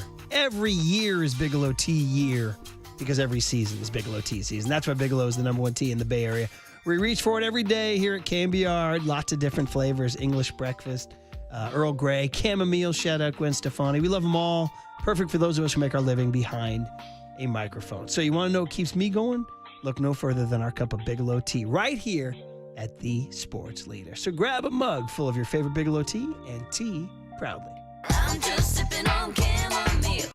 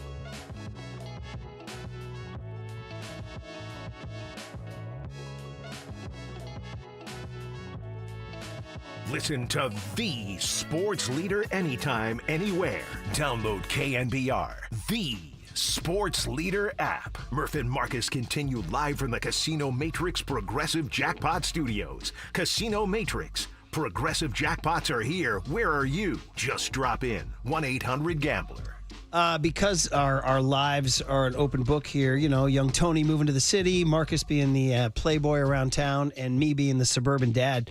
I do want to share that last night we had a crazy night with little Trixie, our little black terrier mutt mix rescue from, God, we got her in 2013. She was yipping away, and I was like, I don't want that dog, a little ankle biter.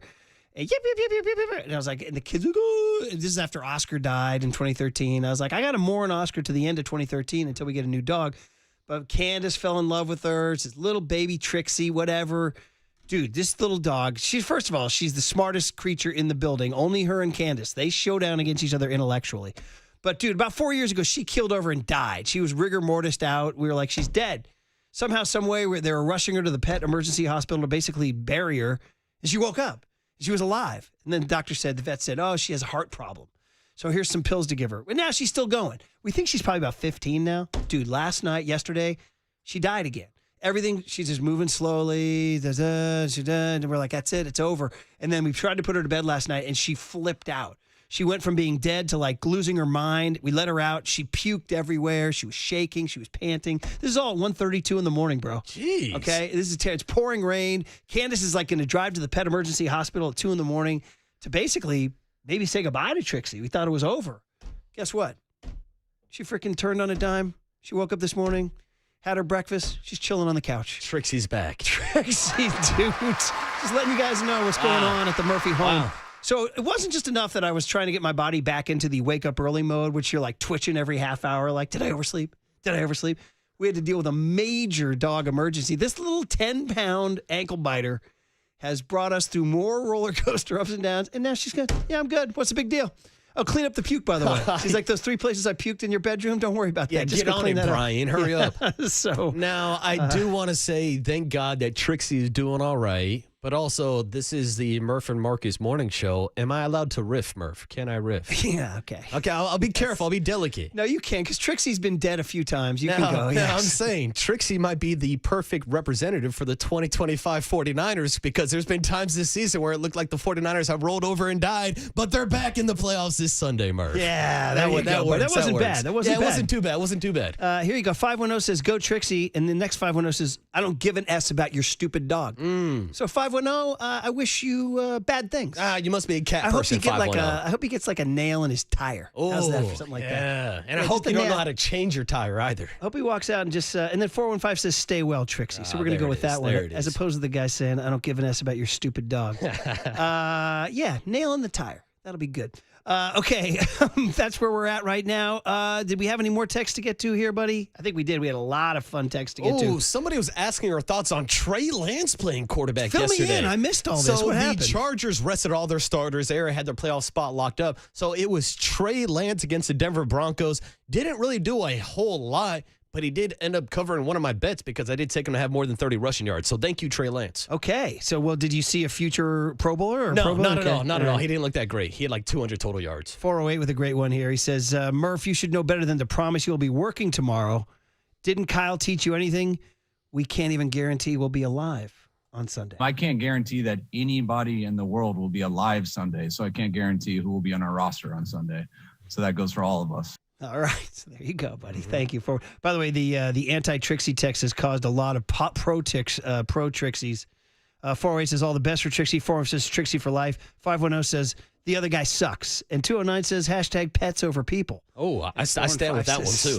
Pets are way better than people. How was Max for Christmas? Oh, Max was awesome, dude. I got him this this Chewy that looks like a bottle of beer. So when he runs around, it looks like he's drinking. It's hilarious. That's pretty good. I got that, and then I got some Meow-Awana for my sister. She has a cat now. So it's a cat toy that has like marijuana catnip in it. Wow, they were selling it at Petco. That's all I'm saying. Meow-Awana. Yeah, dude, it was called Meow-Awana. That's the winner, it was right hilarious. There. That's the winner. All right, young Tony, it's time. What do we got? Murph and Marcus want to know, what did young Tony learn today? Well, so the joke is he's very, very young and innocent. Hey, I know that now, okay? All right. Well, young Tone, first of all, it's sponsored by Bigelow Tea. Grab a mug and tea proudly. You never know what catches your ear. A couple of things today. One was the NFC and AFC Central. Central, yeah. Yes. But the other one was at one point during a riff, I said, who am I? Sid Gilman, right? And you said, who? Yeah. Well, I understand. It's a fairly deep pull. And Sid Gilman was considered like the original offensive guru back in the day. And he was a guy who actually heavily influenced Bill Walsh. And he was considered maybe one of the great offensive coaches and a quarterback downfield pass guy. He influenced your guy, Al. I was going to say, he's got connections with Al, right? So glad you're talking about him finally. I waited 3 hours and 57 minutes. Overnight, so Dave's ears just perked up. He's a Hall of Famer. He's in the Pro Football Hall of Fame. So I found we found an NFL Films. This is some vintage footage, man, of how the NFL used to be back in the Sid Gilman day on YouTube, Twitch, and Twitter. Here it is. Success was based on one word: preparation. He spent countless hours viewing films in order to spot an opposing team's weakness. He built a library of films and playbooks which covered every offensive situation imaginable. See? The Chargers went into every game Look at those knowing unis. that all they had to do was execute Sid Gilman's game plan. Is that a bow tie? When this happened, defenses often folded while the Chargers galloped into the end zone. Yeah. The Chargers provided their coach with winning football teams. All right, you can pot her down.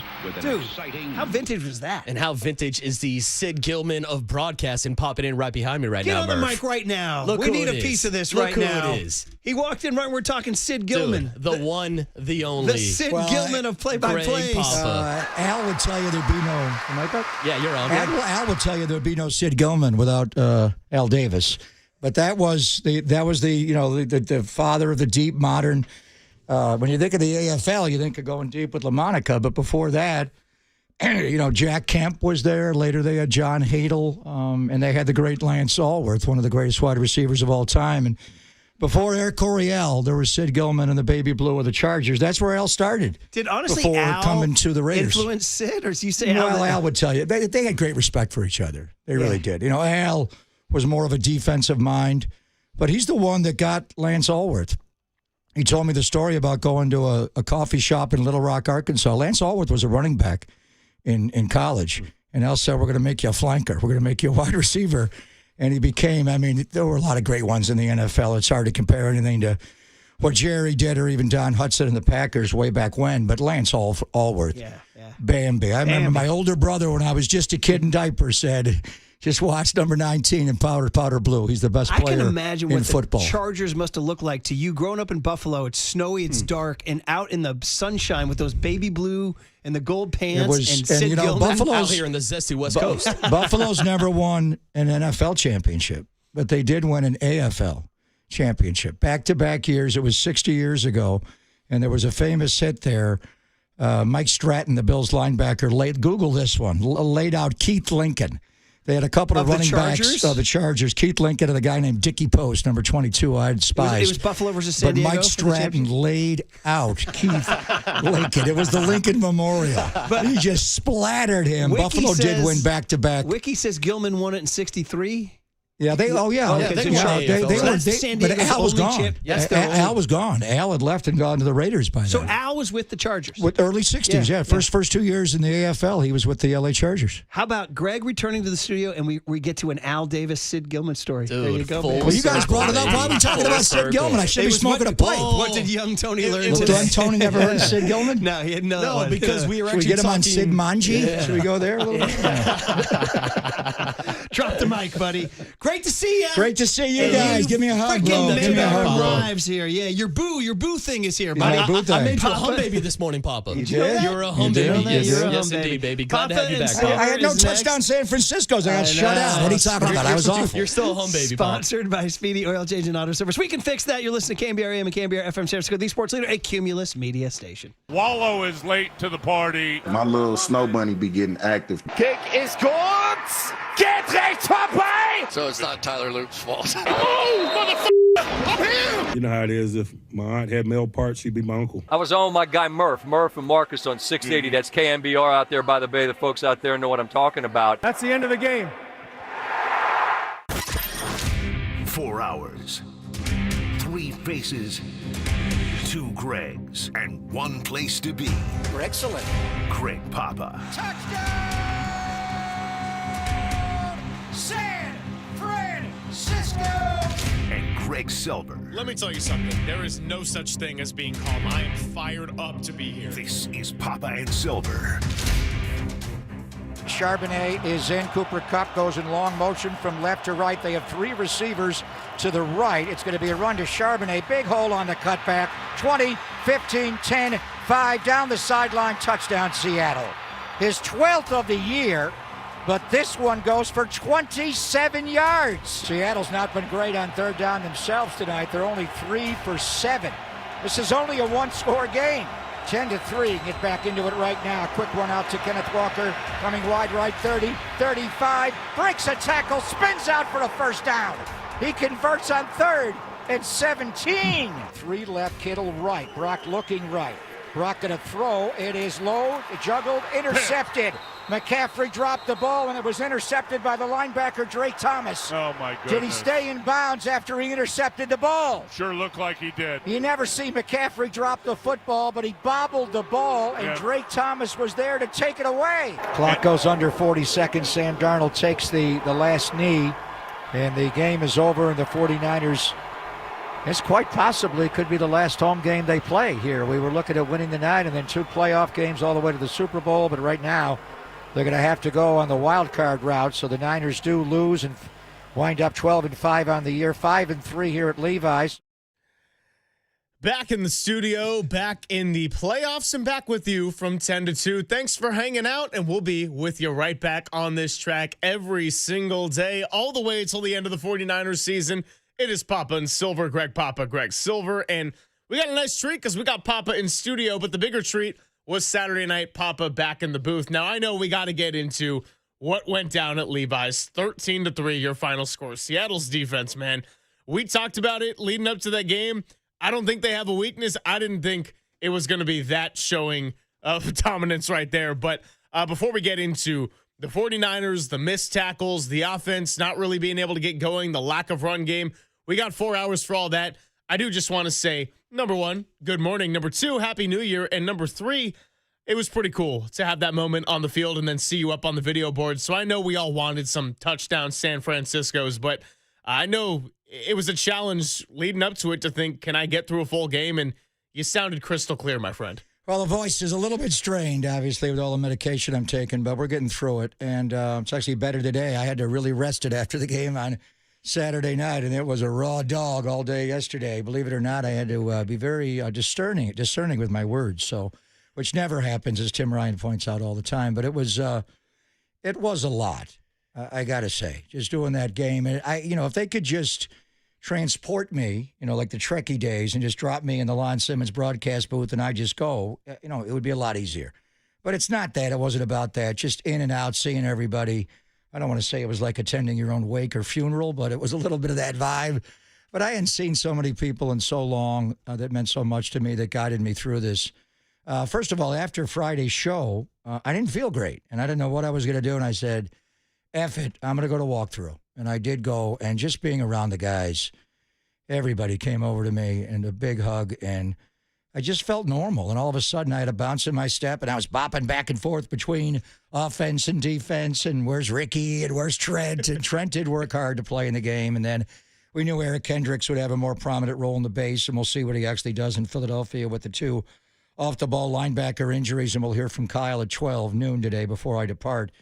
go back to the hospital and get a new bag of meds. But so that was the walkthrough was just back to where and I felt normal. I felt like I could do it.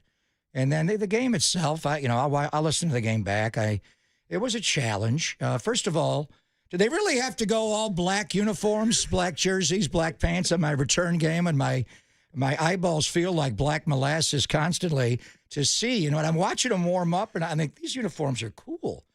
With the gold and red piping around you got to see the numerals, and they also lit up the names.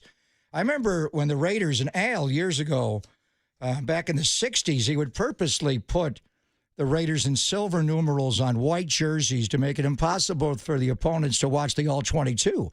You couldn't tell.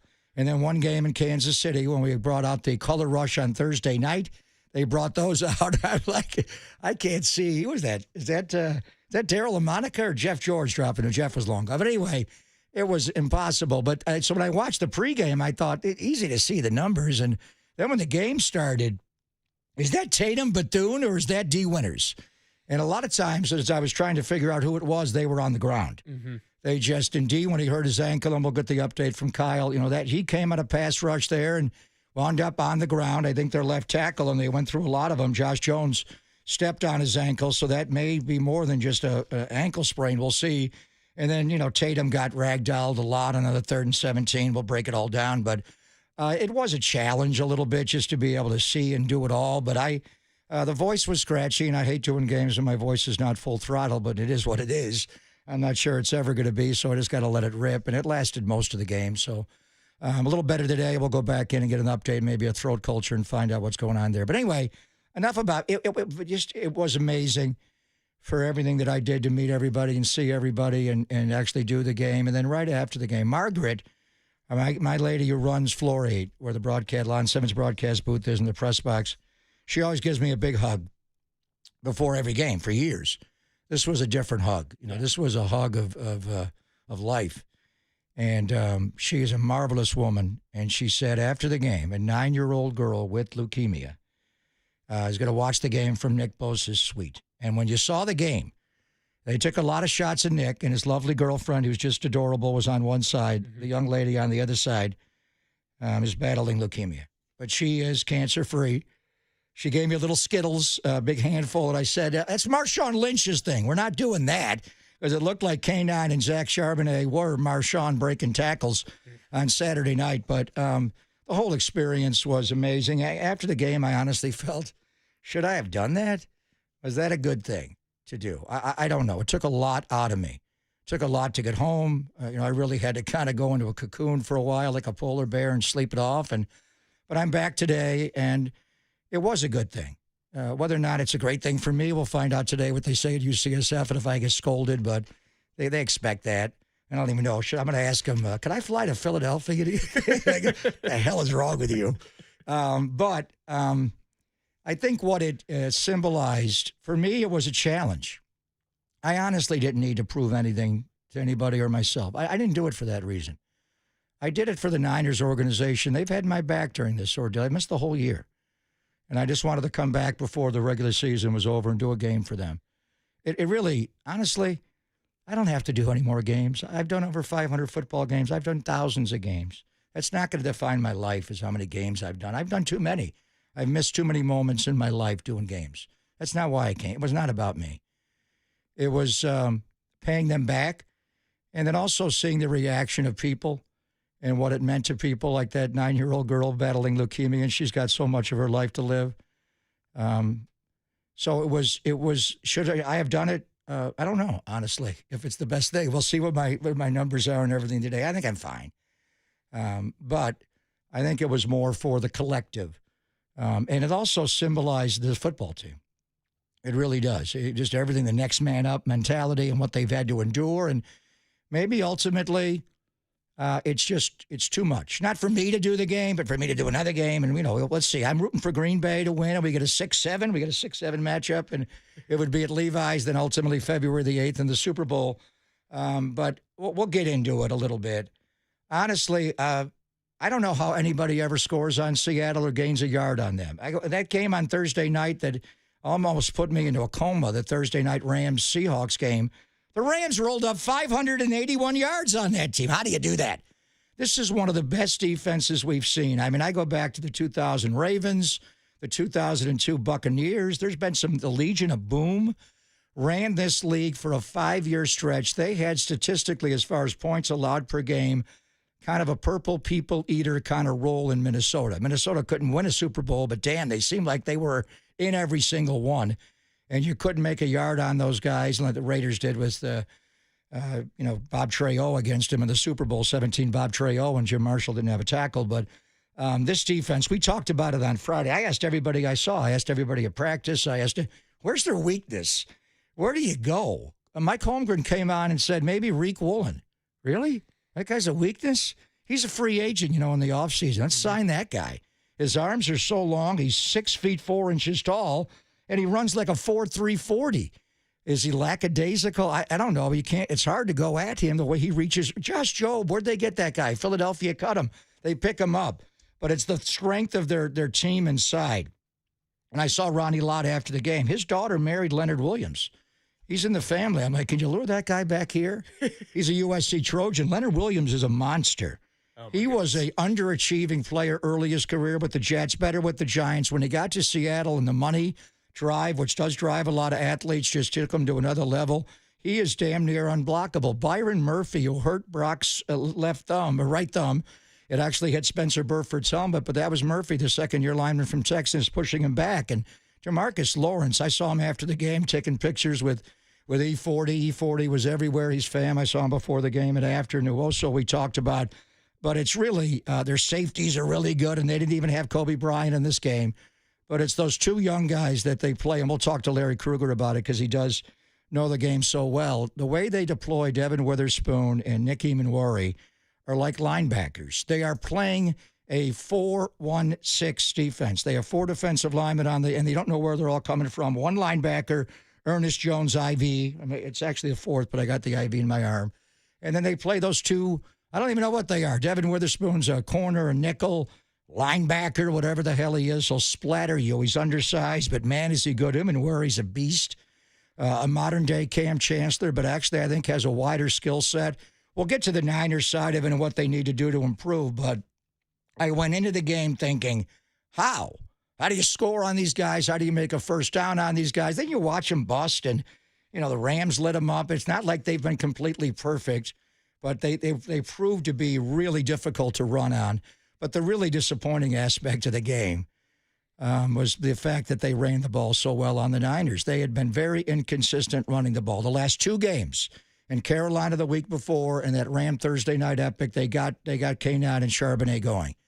That first drive, they just ran it and ran it and ran it, and they used Saubert, the former Niner, to come across the formation and knock out Bryce Huff, and K9 goes for 9, the screen going the other way.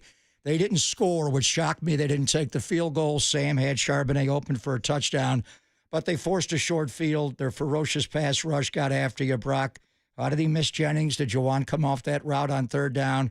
I don't want to say it, it was over right away, but you could just sense where this was going. And then, obviously the mistake by Tatum Bethune on the 3rd and 2, 27-yard run by Charbonnet and Jair Brown just peeking inside, and A.J. Barner, their tight end, moving him that way. And little dag leg, and, can you move Mustafa and Siegel inside and play them a little like Emanwari? They're not long like that guy. I don't know, but that's where you get a defense and you get a coach like this, the way he used Kyle Hamilton in Baltimore. And then their pass rush, really, I could see it in Brock's eyes early in the game. And when I watched the game back, again, I've watched it a couple of times back, you could see it in Brock's eyes. It reminded me of Aaron Rodgers, Week 12, 2019, coming to Levi's, before we saw him in the championship game. Yeah. And he had those dark eyes where he was a little thought bubble on his shoulder. And now with Aaron, he just screams it all out, so you know exactly what he's talking about. Before, back then, he kept it quiet, but you could read his mind. He was basically saying, I'm effed. We can't block these guys. And that was the gold rush. That was Armstead and Buckner inside, D Ford, and obviously young Nick Bosa. They couldn't block him. They overwhelmed Bakhtiari and Balaga and whoever was on that line back then. And you could see it from Brock early in the game. His eyes were like, we can't block these guys. And for that reason, I don't trust the protection. He's undersized. He doesn't see it. He has to get it out. He did miss George on the 1-4 down. When you can't run the ball and then you can't block him when you have to. Why are you so bad on third down? Because you weren't making any yards on first and second down on the ground. So what was so disturbing about this game, when the Niners ran this division, they beat up the L.A. Rams. And they beat up the Seattle Seahawks on the lines of scrimmage, both sides. The D-line, the Gold Rush came at them, and the offensive line trucked them. Mm-hmm.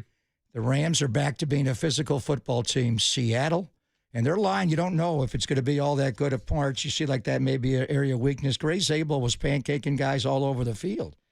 And so their offensive line, despite not having the left tackle that they just re-signed, did control the game. Their backs broke tackles. And on the other side, they're this wave of defensive linemen that just come at you. Derek Hall and William, all of them. They just come at you and mainly inside out. Their outside guys are good, Nwosu and Hall, but their inside guys, Williams, Murphy, DeMarcus Lawrence, dominate. That's why you went to get the gravedigger, to try to pick it up from what you had with Armstead and Buckner, and you just have not been able to duplicate that. But you get Michael Williams back next year, you get Nick back. We'll see. But what is disconcerting about it, and also flash to the Eagles game, because they can be dominant on both lines of scrimmage. We'll see where their O-line is.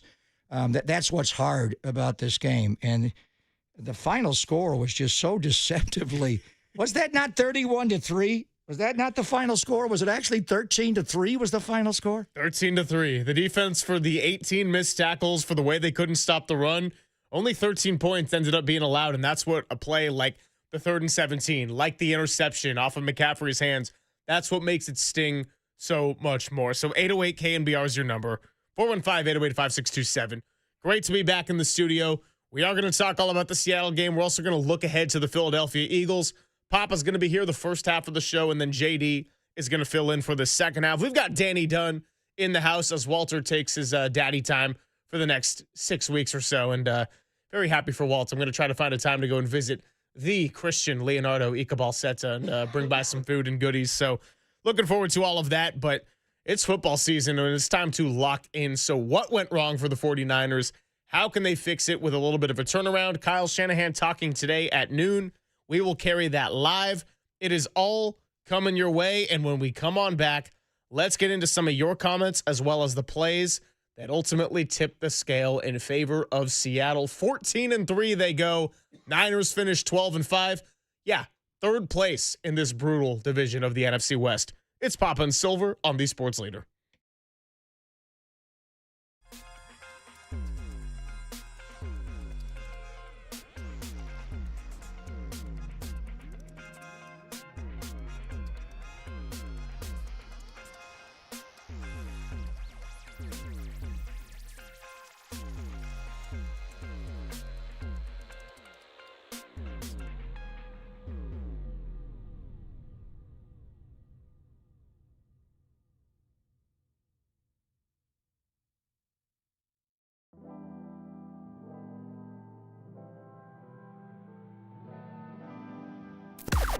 Now, from the O'Donnell Financial Group Sports Desk. Learn more at odfigroup.com. O'Donnell Financial Group, because planning is a process, not a product. Well, not the outcome that the faithful were hoping for on Saturday night against the Seahawks, but the Niners are in the playoffs and will face the Eagles on Wild Card Weekend. Let us know your thoughts on the matchup in the YouTube chat or give us a call at 415-808-KNBR.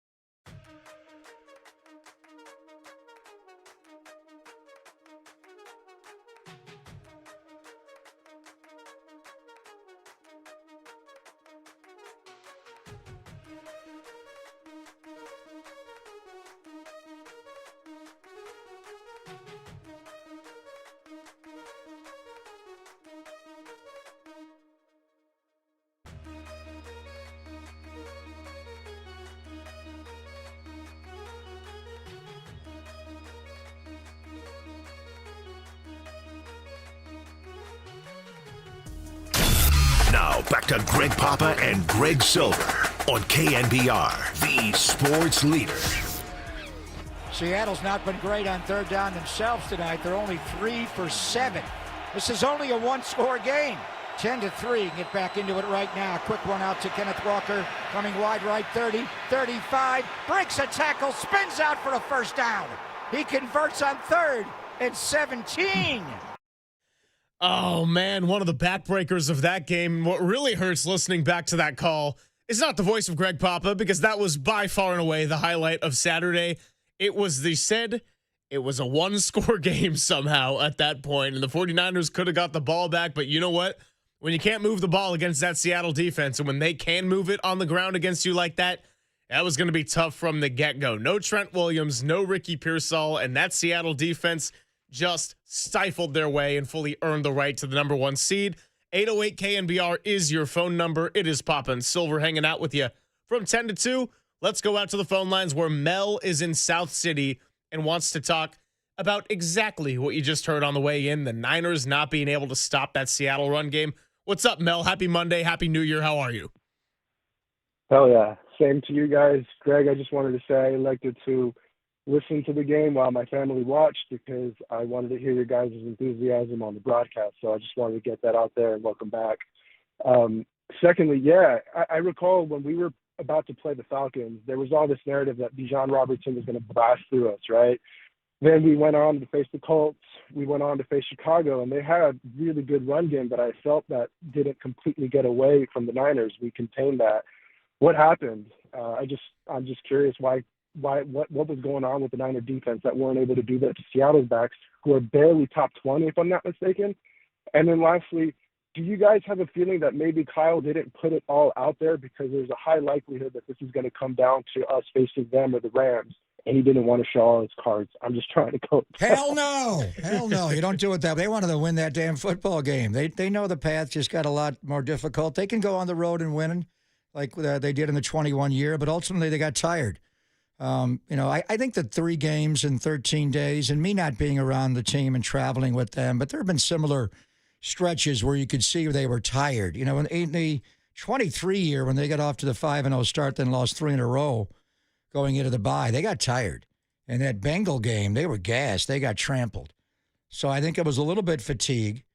Jerry McDonald from the Bay Area News Group, and I love Jerry, and I love Michelle. She's going into the Hall of Fame this year. Michelle Smith, his lovely bride. I think Jerry's going to retire at the end of this year and write a book. We'll get into that. But great to see Jerry. Gave me a big hug, came up to the booth before the game. But he wrote right before the game, well, the Seahawks do what the Colts and Bears decided not to do, and that is just run the damn ball.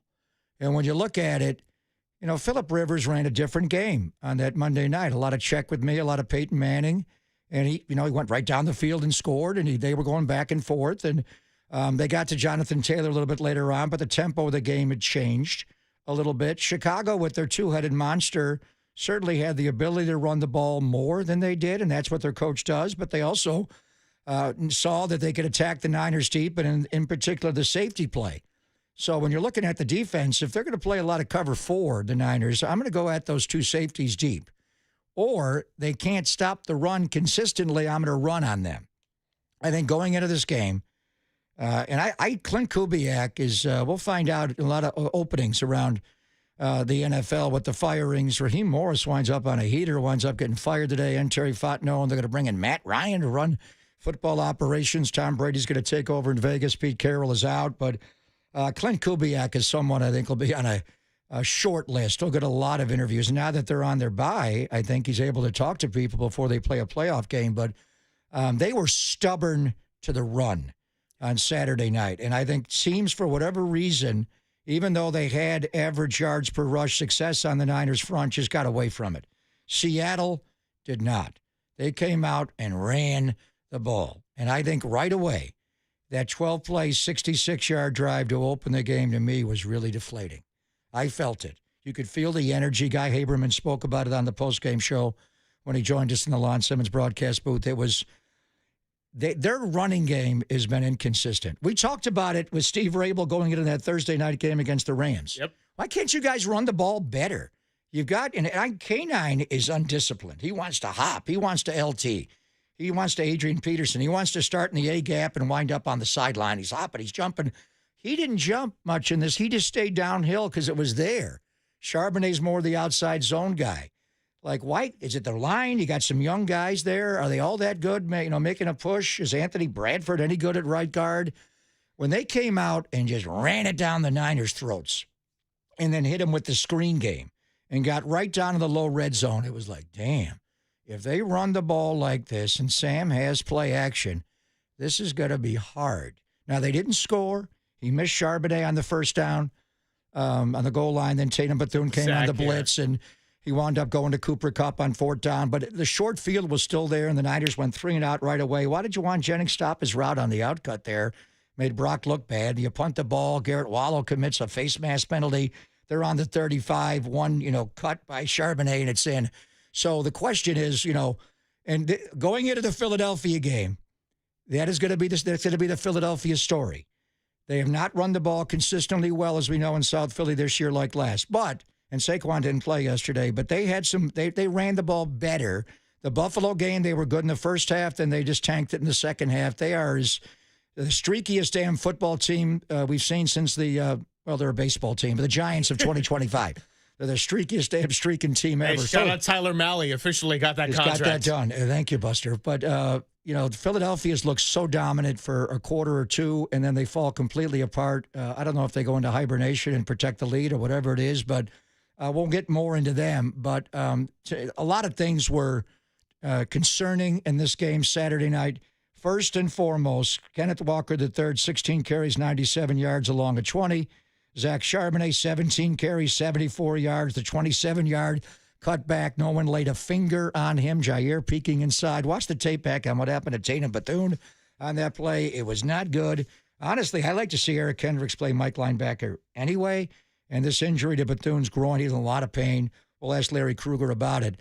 But the fact that the Niners got trampled like that, and Seattle and Kubiak was stubborn to stay with the run game, to give Sam a game plan he could work with, which was the play action. Now, all that being said, and I saw it right before he fumbled it, we kind of had a premonition. The one way to get back into the game was Sam Darnold to either throw it to you or fumble it to you. He got stepped on by his center, Sundell. He should have just eaten the ball right there, but he still tried to make the handoff, and it was there for your Tira Gross Matos. A play here or there. Am I foolish enough to think that would have flipped the entire game? I mean, honestly, when I looked at the scoreboard and I thought, is that inverted? Is it a palindrome? Is it not 13-3 and it's actually 31-3? How did this happen? Why are we still in the game? But if you just get a break here and there, and what happened to Christian, I've never seen Christian drop a ball ever. At Stanford, at practice. You ever see him drop a ball in a game? No. And that was a tough ball. It was tipped. It was behind him. The nose was going down. But if you make a couple of different plays, are we foolish enough to think we'd be off Wild Card Weekend? We'd have the different hat on today and a T-shirt, and we would have won the NFC West. Is that ridiculous to even go there? I don't think it's ridiculous at all. Football's a game where sometimes the team that plays better for the majority of the game doesn't end up coming away with the win. I think you look at some of these other playoff teams where the Carolina Panthers, I know that division completely crumbled, right? But they're the only team that has a negative point differential going into the postseason. And it's not even close, minus 69. So they've been able to find a way to come away with a lot of victories to get to 8 of them. But for the most part, when they've lost, they've gotten handled. And when they've won, they've stolen it from the jaws of defeat. I think about the Green Bay Packers, too, and a lot of losses they had. Now, I know it's different since Micah Parsons went down, but they lost to some rough teams. The Panthers before they really turned it on. The Cleveland Browns, the Chicago Bears there on the Saturday night game where they were in control for a majority of it, but they couldn't finish the deal. So, no, I don't think it's ridiculous at all to think that if Yetur jumps on that ball, even if you get a field goal, let's say you get another field goal instead of a turnover there in the red zone, you could theoretically have a shot at the end of this one. But ultimately, those were the tipping points of the game. Not jumping on the fumble when Sam Darnold gave you that one opportunity for a mistake. Not being able to get off the field when you have a 3rd and 17 and they run the crack toss to Kenneth Walker and everyone's in the wrong position.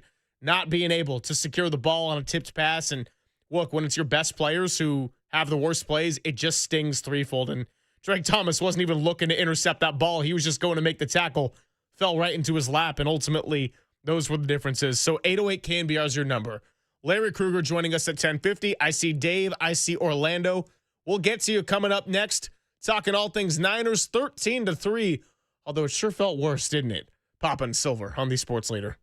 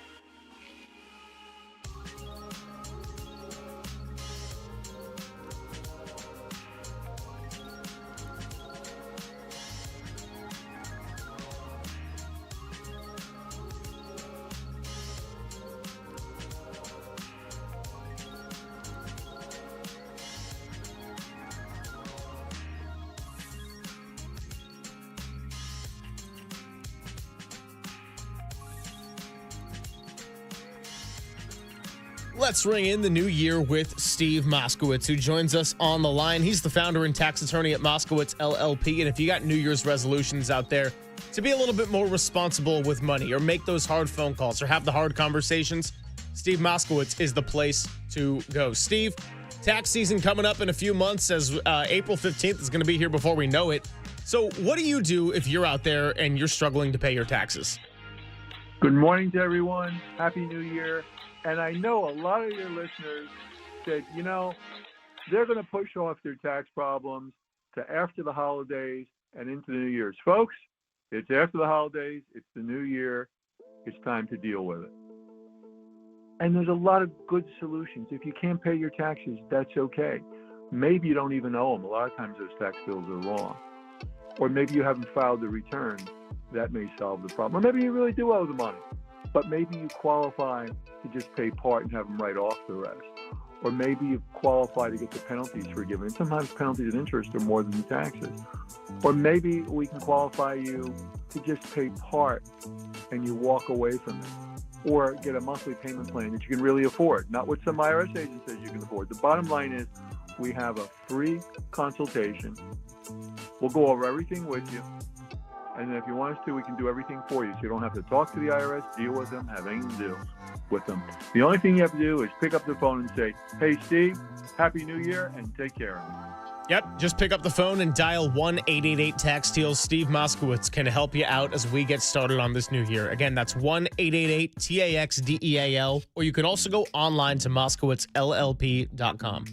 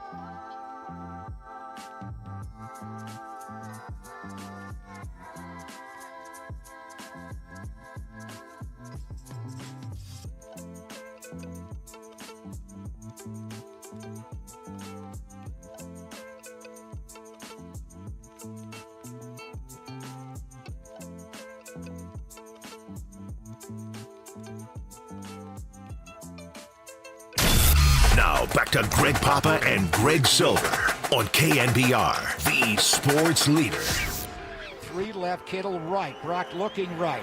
Brock going to throw. It is low, juggled, intercepted.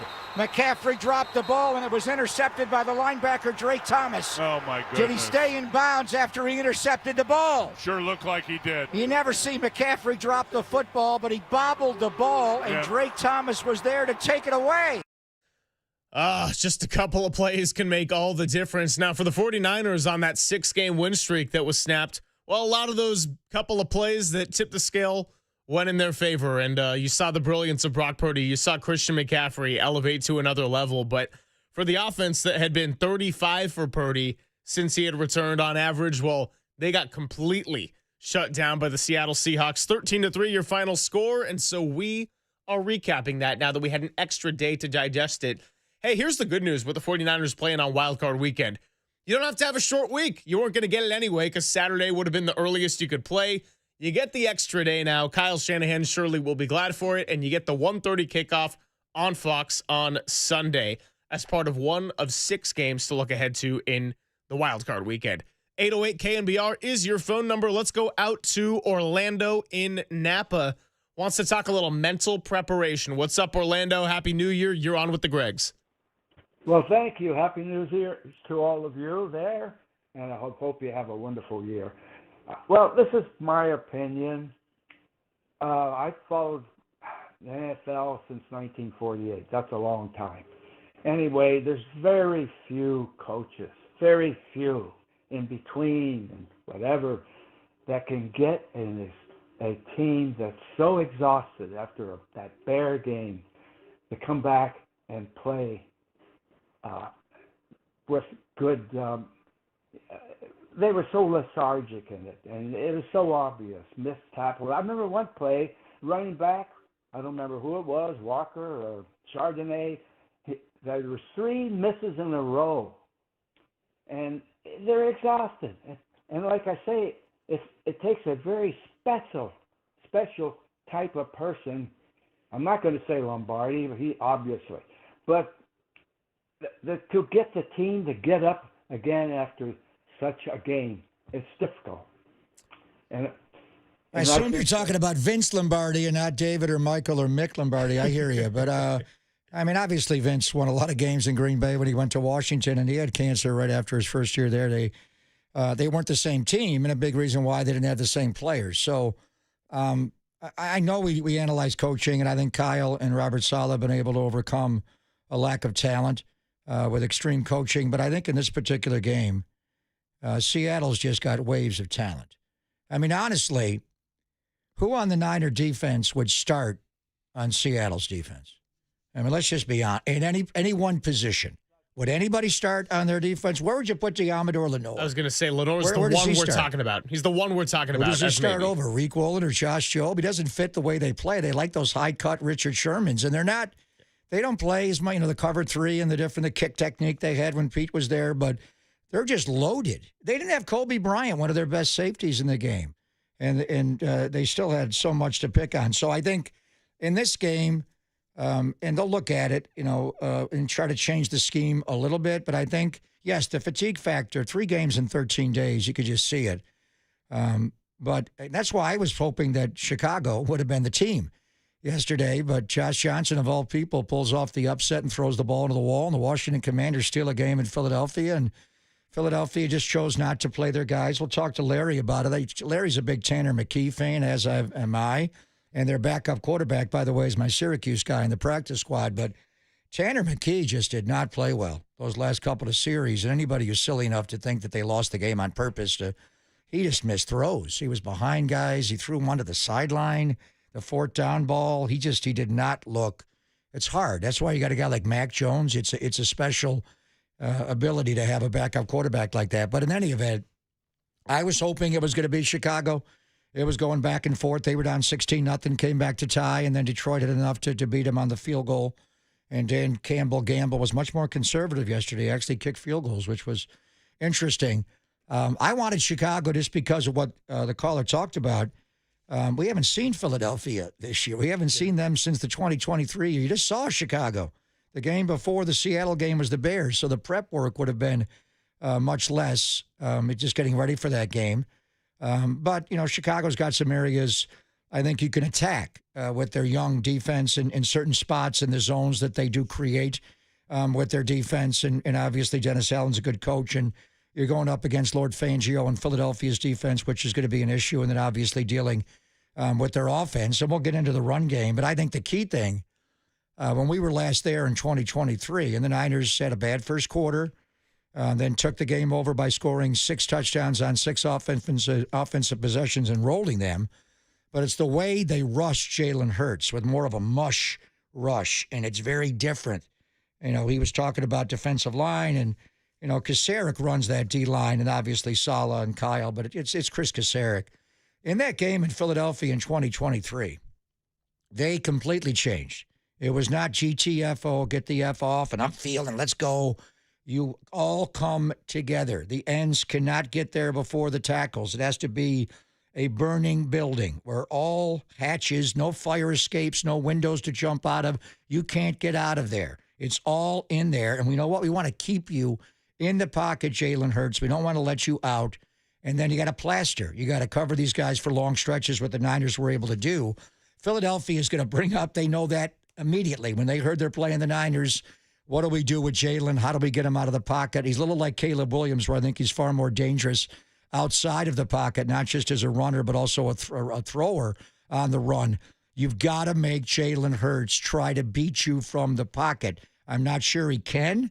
And the Niners game plan in 23, at least for that one Sunday, did expose them. They were not the same team after that. They wound up winning just one game the rest of the year, had to go to Tampa Bay in the playoff game, and they got rolled. Now, they've changed. They change offensive coordinators seemingly every year, but it's still the same up-and-down quarterback. Why is that offense so wildly inconsistent?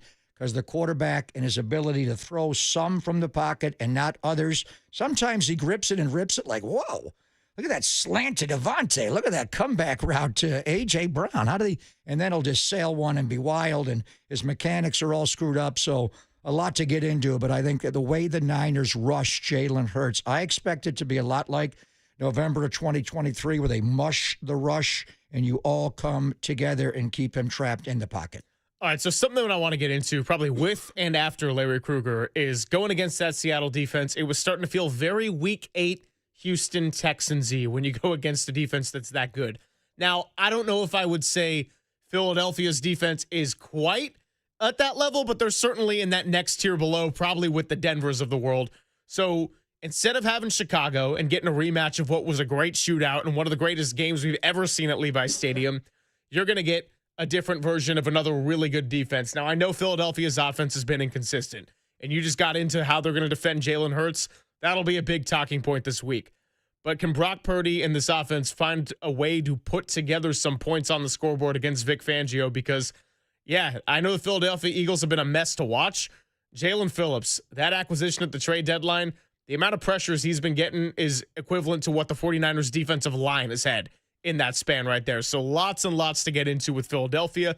We'll keep talking Seattle, and we will talk to Larry Krueger coming up in a bit. If we left you hanging on the phone lines, don't worry. We'll be taking a lot of calls for the rest of the show, and JD is going to come on with me starting about noon after we take that Kyle Shanahan teleconference. So lots and lots of room to hear from you. 415-808-5627 is the number. It's Papa and Silver with Larry Krueger next on The Sports Leader.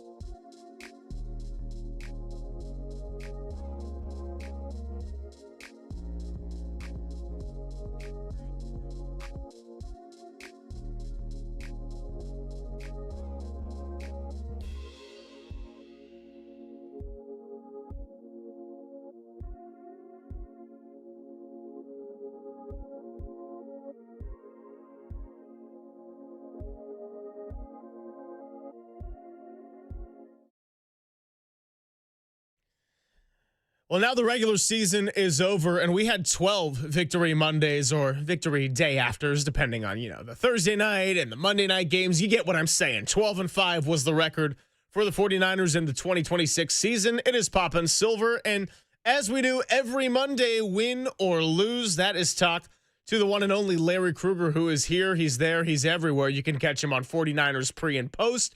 You can catch him on guest segments throughout the week. You get him on Niners Nightly. You get him on YouTube, and you get him right now on our YouTube stream. What's up, Krug? How we doing?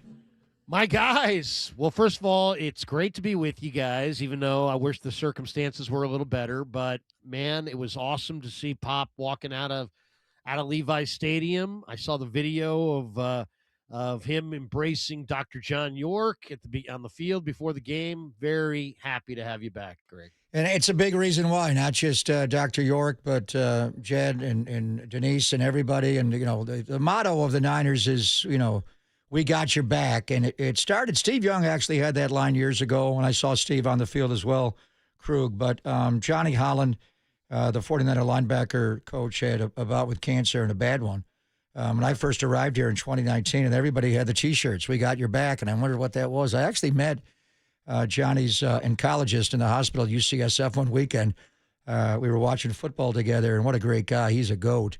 And we shared so many stories, and Johnny's been a real mentor. But Dr. York reaches out to me all the time with updates and encouraging news. And the one thing he said to me, texted me on, I think right after the game, maybe Sunday morning, I'm sorry the Niners didn't play better in your return. And I said, we got many more big wins to get, but the reality is, Larry, and when you saw me walking out, I was down.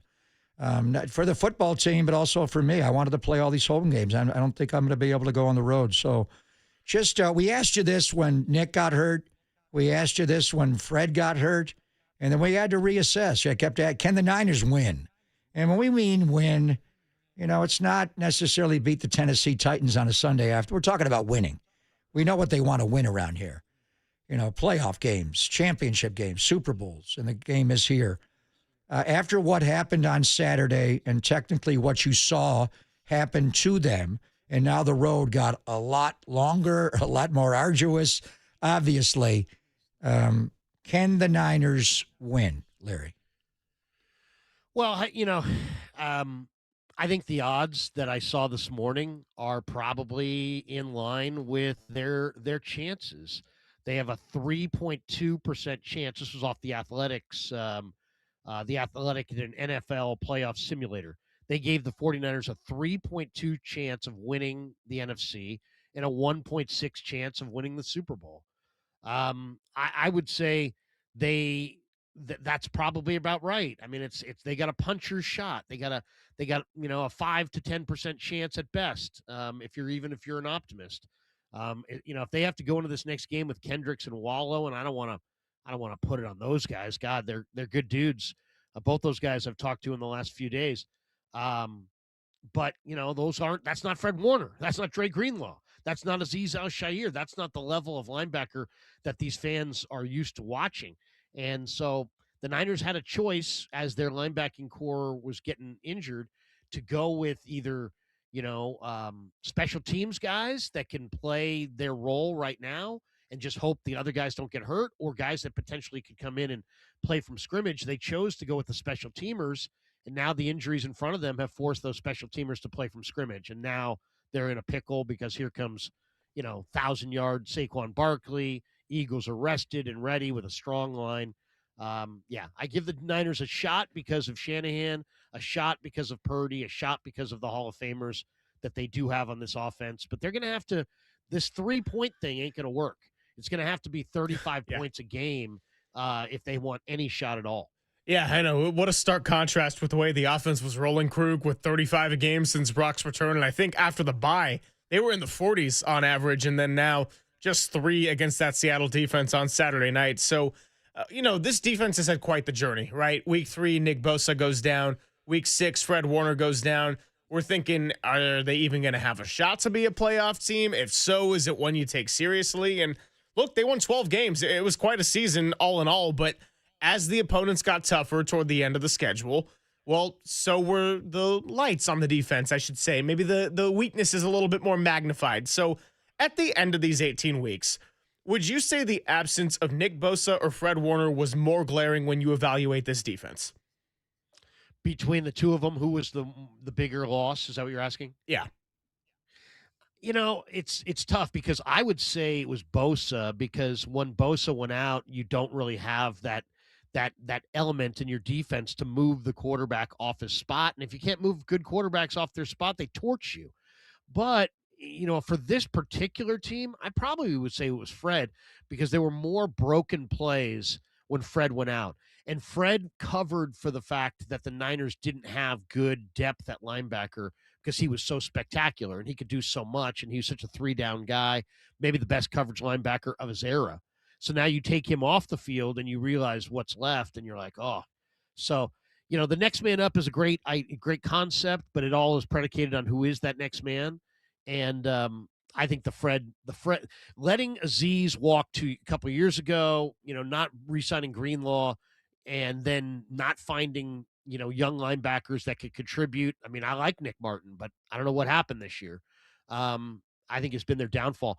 They can't rush up front. They're young on the back end, but very talented. But the real issue is that the linebacking core used to be the best, like, in the entire league, and now it's replacement level. So, looking ahead to this game in Philadelphia, and Kyle's going to talk around the noon hour. He'll give us an update, and then they're going to be back at it, obviously on Wednesday with Installation Day. But since they played Saturday night, they're delving deep into Philadelphia. D. Winters was an ankle. He came out of blitz and just fell to the ground. You're like, what happened at 53 on that play? I think their left tackle, Josh Jones, stepped on him. And then Tatum Bethune had a couple of different injuries. The last one, he was in a lot of pain. He was down a while. Could barely get up, and it's a groin injury, and we'll see. If you don't have, let's just say both. Honestly, I don't mind Eric Kendricks playing Mike linebacker. I think he's a good run player. Tatum Bethune is at times a good run player, and then he got ragdolled a lot on this game, and they were able to block him with wide receivers like Jake Bobo. If you don't have, well, take it any way you want to go, but let's start with the worst-case scenario. You don't have 48 or 53. Kendricks goes to Mike. I think you got to have Curtis Robinson up on game day and play him somewhere on that linebacker level. You mentioned Nick Martin. He's on IR. He's not coming back. What do you do, Garrett Wallowish? I'd rather see them use more like what Seattle does, where they're playing Witherspoon and Eamon Worry as essentially linebackers. Can you do that more and maybe get Jarrell Luter Jr. on the field more over Jason Pinnock?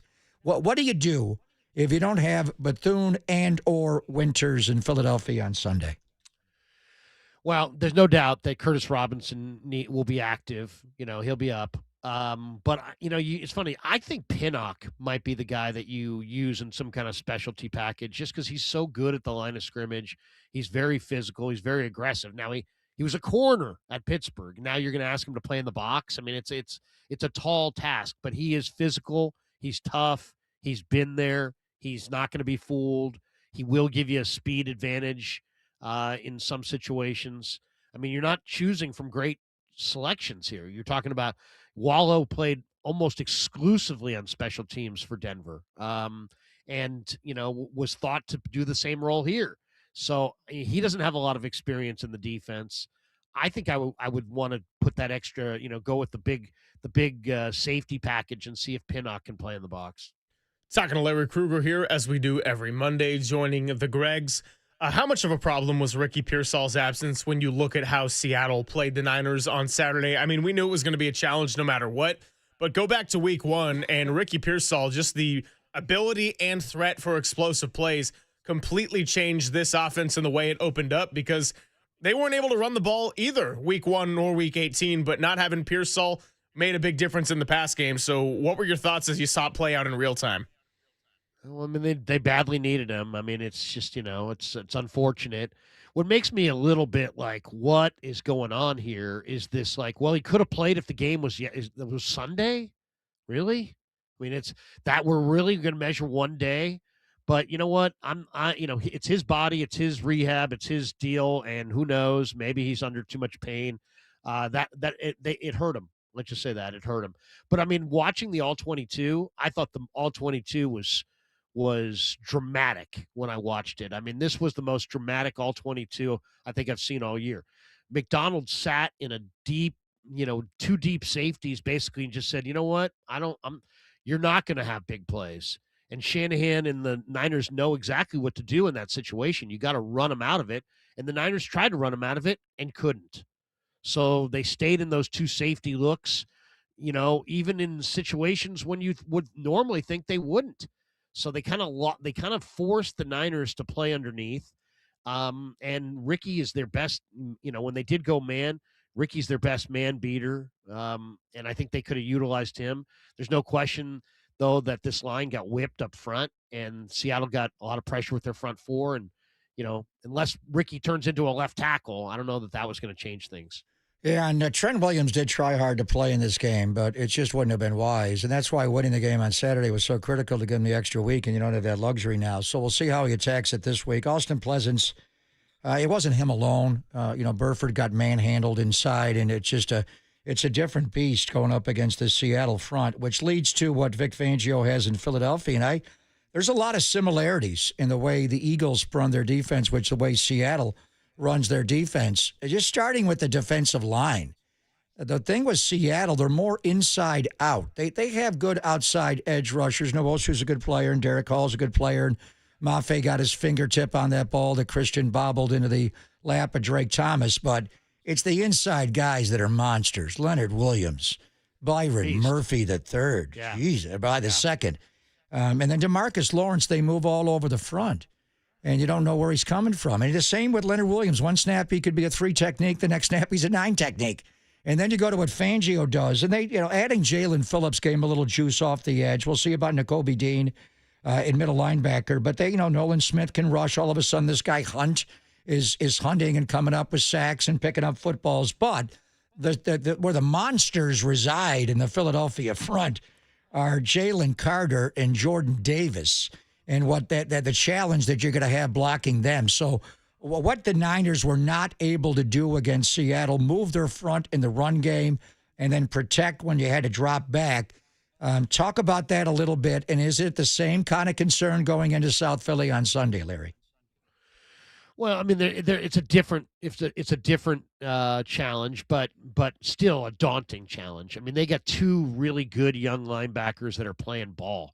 Jeremiah Trotter Jr., we all know his daddy played in the league, and then Jihad Campbell, the rookie from Alabama. He had 10 tackles against Washington. Those guys were super active. But, Philadelphia, I think Jalix Hunt, you mentioned him as well.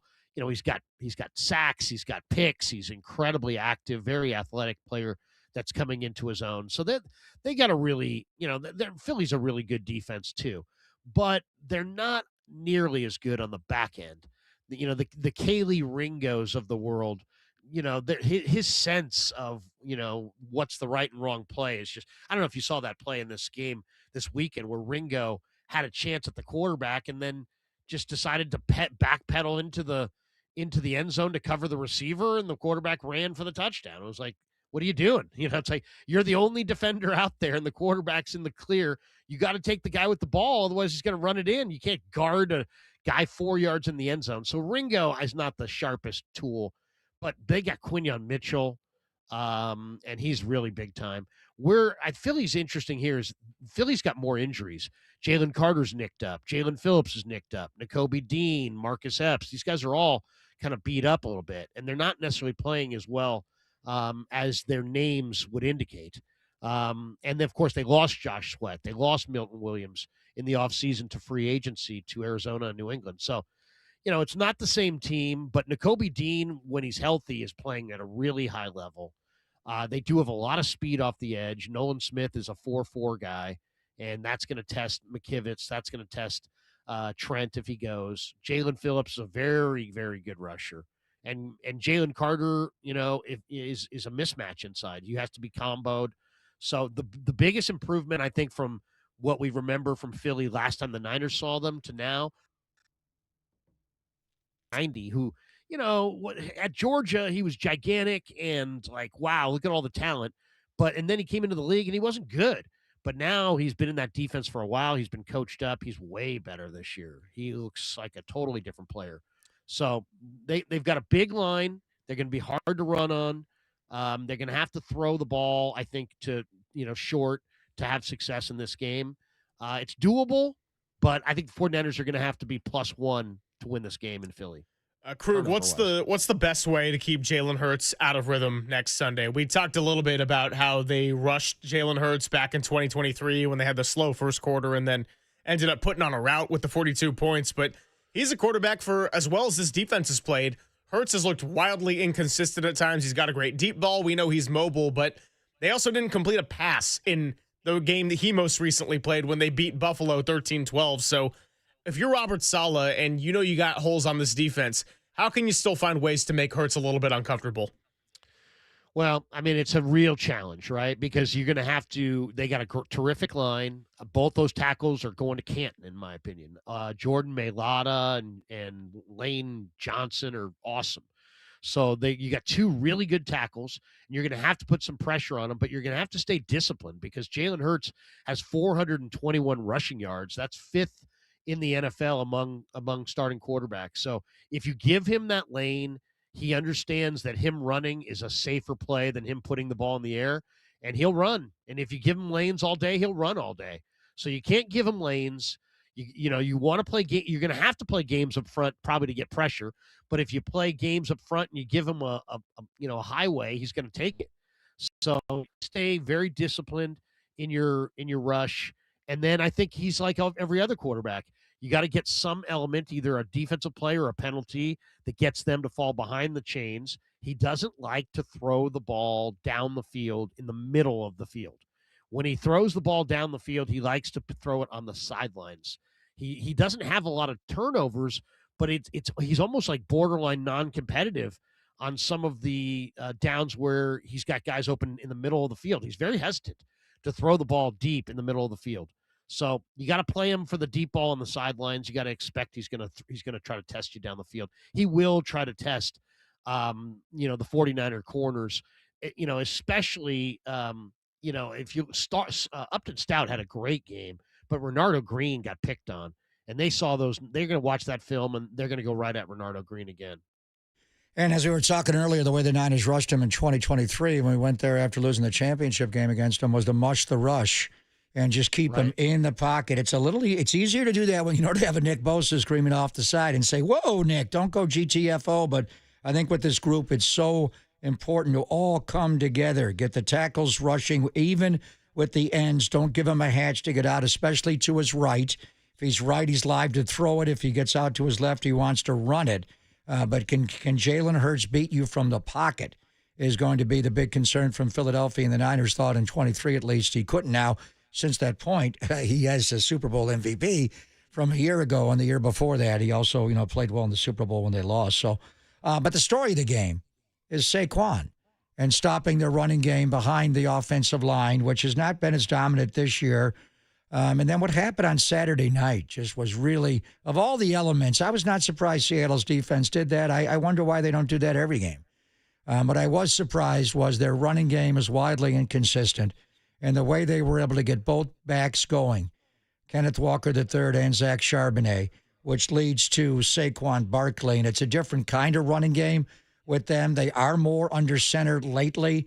Early in the year, a lot of pistol and gun runs, but now they're getting the quarterback under center, and it seems to have evened them out a little bit, and we saw a lot of that. So what was wrong with the Niner run game, the run fits, the lack of gap integrity, and guys just getting ear-holed?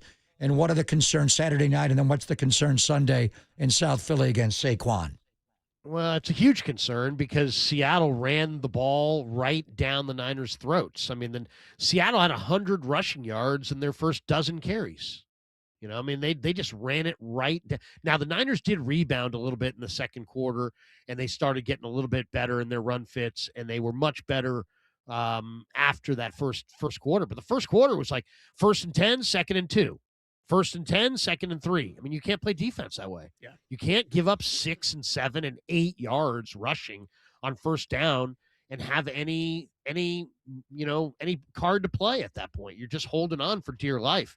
And that was the 49ers. Now, obviously, the Winters ankle injury, the Bethune groin injury, the Gifford quad injury. I mean, these guys are all banged up. And Kendricks and Wallow are, and now Robinson. And I'll say this, Curtis Robinson could step in and have a 12 or 15 tackle game and really play great. I thought it was a mistake to make him inactive this week. I really did. I think he's just too good of a player, on special teams and from scrimmage. And I know people will be like, well, he's not, he's not a great scrimmage player. I get it. But I mean, he's based on what you had in your options. I thought he was your best option. So he'll be up this week and he'll get some run. Hopefully Winters and Bethune can heal quickly. But, yeah, I mean, Philadelphia is going to run the ball with Barkley. They're going to throw it to him as well. You're going to have to – what makes their run game so challenging is that you got to defend Hurts on the keeper. So that, there's one extra element to the thing that, like Seattle didn't have. So in some ways, Philly's run game could even be better. The key guy, I think, is going to be Dallas Goedert. He's been kind of banged up. Niners are struggling to defend tight ends all year. The linebackers are really struggling in coverage. If Hurts has a big day, either rushing or throwing it to Goddard, I think that's going to be the death knell for the Niners. But if they can somehow, have Philly fall behind the chains a little bit, cover Goddard up, don't allow Hurts obvious run lanes, get one or two turnovers, maybe win on special teams. I mean, they got a puncher's shot. I mean, they got to start practicing that tush-push defense, too. Who was it, Frankie Louvu in the NFC Championship? They kept jumping on the goal line, and then the refs were like, we can actually institute a score because of this rule if they keep doing it. So hopefully it doesn't come to that for the 49ers there in Philadelphia on Sunday. Krug, always good catching up with you. I'll continue to tune in to Niners Nightly because we're just scratching the surface on what's ahead for this Philadelphia Eagles matchup. But, man, for an offense that was red hot, they got shut down hard by the Seattle defense. And as I told you at the game on Saturday night, it was feeling very Texans-y when you go against a defense like that. Seattle, Houston, maybe Philadelphia to some extent, they have had their moments of embarrassing good offenses, good coaches, and good quarterbacks. And so now it's Kyle Shanahan's turn to turn it around and see if the Niners can get a road playoff victory. Well, it's always good to wrap with you guys. We'll do Niners Nightly tonight at 6. You can tune in for that. We'll recap the Seahawks game and look ahead to the Eagles. And then the rest of the week, we'll talk to some of our friends from Philly, maybe the Jody Macks of the world, and check in on them. Friday, we will board the bird to Philadelphia. We'll be there at the link on Sunday for this tilt, win, lose, or draw. So I'm looking forward to it. I've been told go to D'Alessandro's for the Philly cheesesteak. I checked in with Kate Scott on all the things that we might be able to do on Saturday. So looking forward to a trip to Philly with my son Kev, and we'll have a good time. And go Niners, go Niners. And Greg, God bless you, brother. It was great to see you back. I'm sorry that you're not going to do the post game or the playoff games, but man, it really felt like normalcy had returned with you in the booth yesterday, my friend. And we wish you nothing but love and luck and success going forward. If you want to go high class as well, go Bookbinders Society Hill. Okay. If you take your son there and do that. So it was great seeing you. And in honor of Frankie Louvu, I thought his name was Love You, honestly, with Washington. So as I say to everybody when I end a text or every time I talk to him, love you, Larry. Louvu. Amen. Louvu. Right back at you. Have Love a great Monday, fellas. Thank you, guys. Catch him tonight at 6 o'clock. Larry Krueger, of course, you can get him Niners Nightly right here on the Sports Leader. Yeah, when we were talking earlier about the 6 and the 7, here's my stat for you, because Krug always does a stat of the day on Niners Nightly. I was going to ask him what it was, but I thought, I'll leave the evening audience for that one. First quarter, 49ers offensive plays ran, 6. Seattle Seahawks average yards per carry, 7.6. So we're going to try to bury the hatchet on that one. If you tried to call in earlier and we didn't get to you, 808 KNBR is the number. Let's fire the phones back up, 415-808-5627. Concerns over the Niners? Are you feeling okay? Do you feel like they got a real shot against the Philadelphia Eagles? What do you think of this matchup? Let's talk about it next on the Sports Leader.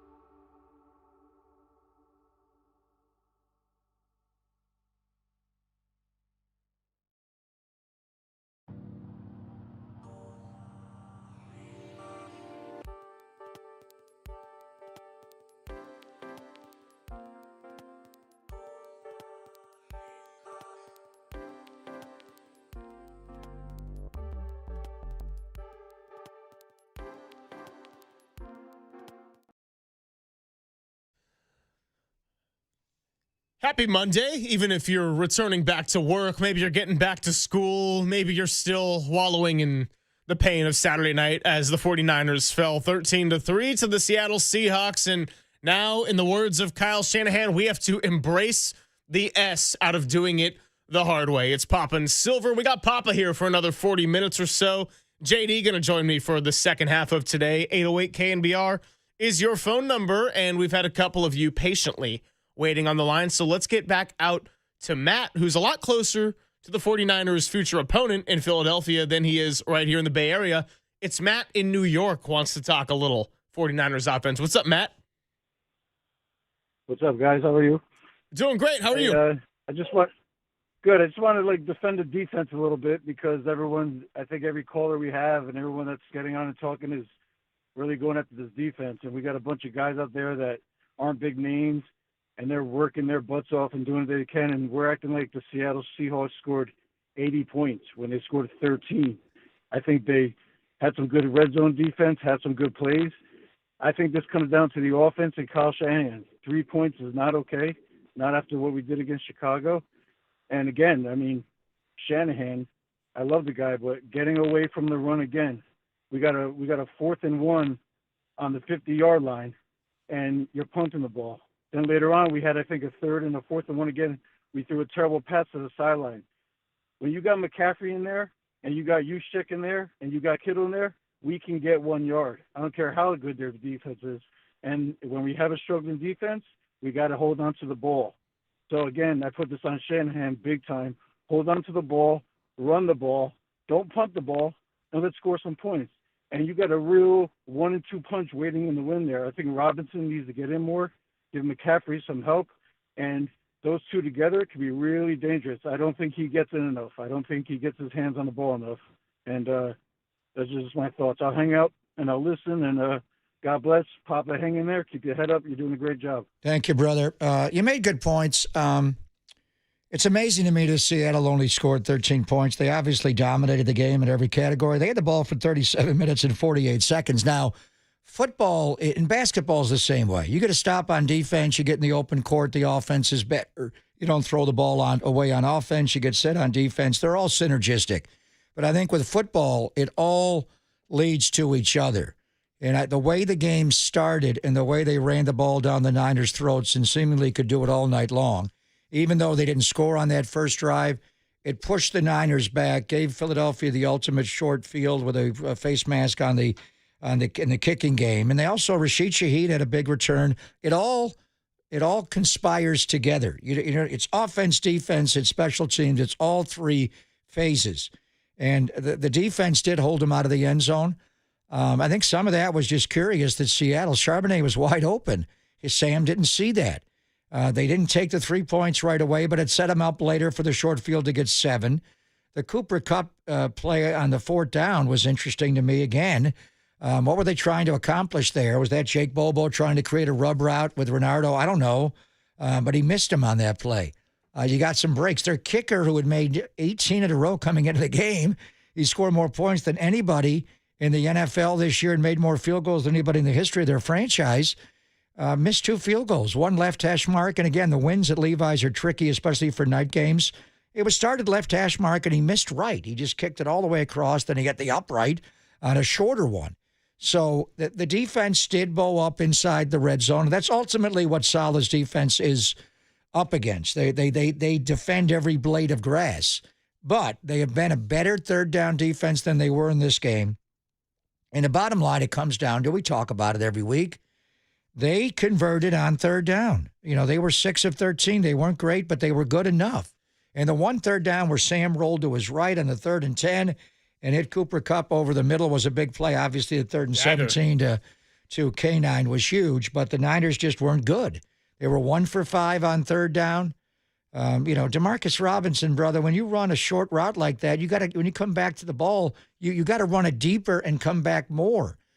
You caught the ball, but you didn't pick up the first down. They were 2 for 9 on third down. Is it shocking? Seattle's the best third down defense in the NFL. And the Niners have been the best third down offense last 6 weeks, last 4 weeks even more so. And overall, they're the best at 51%, but they won third down. They were the better team on Saturday night. There's no doubt. I don't want to see any part of that team again, but you may have to. And if you have to do it again, you're going to see them there. And maybe it'll be a different situation. But I'm not blaming this on Kyle. Certainly, I think they just got manhandled in this game on both lines of scrimmage, and it does paralyze you. You couldn't run the ball. A big reason why you got into these bad third downs, you didn't have makeable third downs. You got to hit your back foot against this pass rush. It's just going to be difficult. They could not run the ball. Seattle ran the ball down their throats. That's the bottom line. To me, I'm not going to blame this on Kyle. Certainly, I think this was a hard front to block, and you got a lot of areas. McDonald does pick on certain linemen to go after. Not having Trent Williams in this game, and Austin Pleasance did all he could do, but that's a major loss of talent there. And then, Burford got manhandled. Their interior three guys are just beasts. It was a hard game to match up with. So you know what? You watch the tape, you get the guys in today, you flush it, and you move on. But Philadelphia, from Sirianni to, their offensive coordinator who's getting his house egged, and then obviously Vince, Lord Fangio, Vic is going to look at all of it and, what can they take from this tape, but really all year long to apply it. But I think in this one, I was shocked. I just did not feel like a 13-3 game. It felt more like a 31-3 game. And a lot of it was the defense getting off the field in the red zone.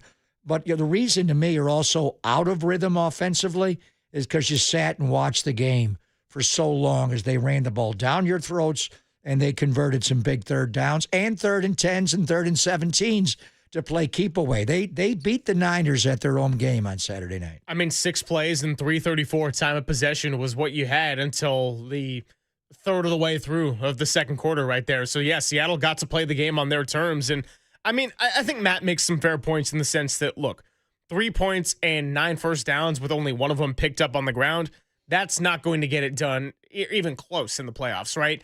Brock Purdy's brilliance, Kyle Shanahan's brilliance, what you saw out of this offense since Brock Purdy returned up until Saturday night, that is how the 49ers are going to win playoff games if they can get it done. That's not a secret.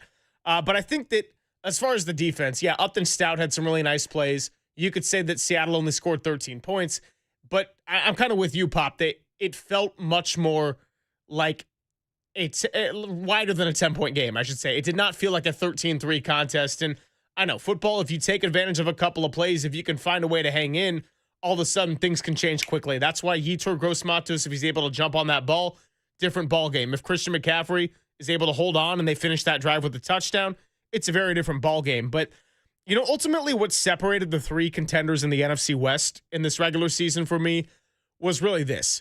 If Matthew Stafford didn't play very well, the Rams could be in trouble. If Brock Purdy doesn't have a very good game, and I'm not saying that was the issue on Sunday, but the 49ers are most likely going to be in trouble with the state of their defense. When Sam Darnold doesn't play really well, but he just plays decent or fine or takes care of the ball or maybe even has one giveaway, the Seahawks are often well positioned to win because that defense and the special teams sets up a lot of short fields, how they got their lone touchdown of the night. They play the game on their terms, and kind of as you were saying, with the way Brock Purdy just stopped trusting what he was seeing from the protection, I mean, Seattle dictated the tempo and the pace of that game from the get-go. And Sam played well. And I think people know that I am a Sam Darnold fan. I liked him coming out of USC. I thought there was a lot of situations that conspired to him not playing as well with the Jets. He did play well in Carolina. I saw him finish that year with 6 games with Steve Wilkes as the interim coach, and he played well enough to win. He took that job from Baker Mayfield. So I wanted him here. I wanted them to keep him here.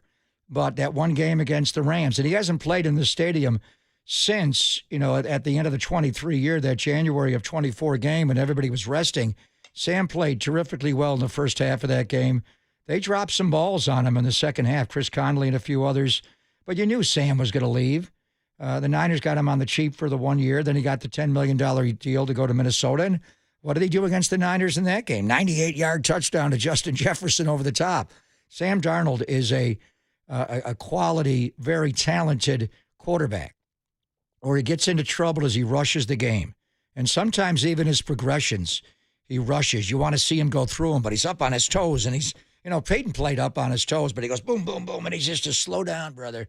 Just get to him. And there were times in this game he did that. There were times when he was a little vulnerable. This win is going to be important for him.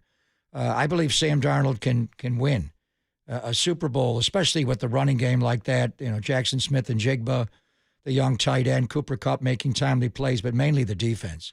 But when I look at the differences between the three teams from the NFC West that are going to the playoffs, it is the defensive lines. The Seattle Seahawks have rebuilt a monster of a D-line.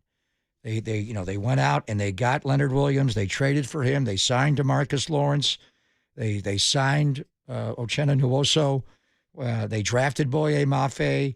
They have built. Derek Hall was a guy they drafted who's had some big moments and some injuries. Byron Murphy they drafted. They have built a beast. And then we know what the LA Rams have done with back-to-back drafts and just D-lineman on D-lineman.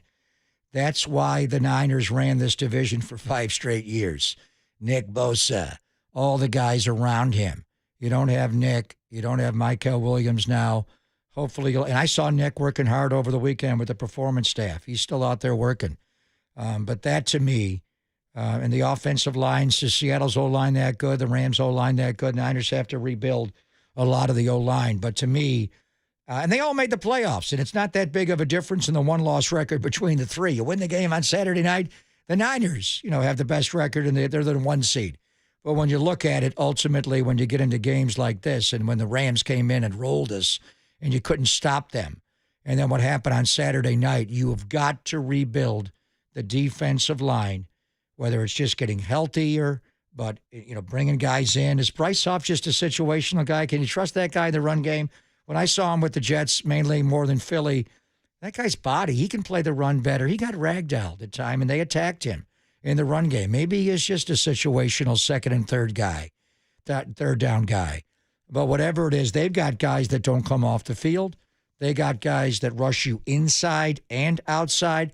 That is what John Lynch and Kyle Shanahan are of like minds. You have got to build a beast again, and it starts on the D-line. And that's why at times you beat the LA Rams and you beat the Seattle Seahawks, but at times they looked like, whoa. To me, there was no doubt who the better team was on Saturday night. We can look at all the numbers, and if this play happened and that play happened, okay. They are the better football team. I think you're fortunate to stay close to them. And why are they so dominant at times against us and dominant throughout the league? Their defensive line and the defensive line in L.A. And maybe they built these lines back up because they were tired of the Niners punking them with their D-line, their O-line, and Kyle getting 40 runs and 40 minutes. They decided we're gonna beat the Niners at their own game. And what the game is called is football. That's how you win in this game. You can glam it all up with the guys in space and the tricky plays and the boots and guys pre-snap motion and all this, all this motion, dash and orbit and exit and cheater and all that stuff. It all helps, and it what makes it a game fun, and it's Madden. But when you're actually winning football games, you win it in the trenches. Seattle and the Rams have built dominant defensive lines. The Niners know that's the way to get there. You got to get healthy. You got to get these guys back. You got to add more guys to keep up with their D-lines. And trenches is a word that's also synonymous with the team that they got to worry about coming up in 6 days. That's the Philadelphia Eagles. Well, they'll be playing on the road in that 3-6 matchup. It's going to be on Fox at 1:30 Pacific kickoff right there in the heart of your wild card weekend. Richard and Turlock, I will get to you coming up in just a bit. Kyle Shanahan got his teleconference at 12. We will carry that live for you. It's Papa and Silver on the Sports Leader.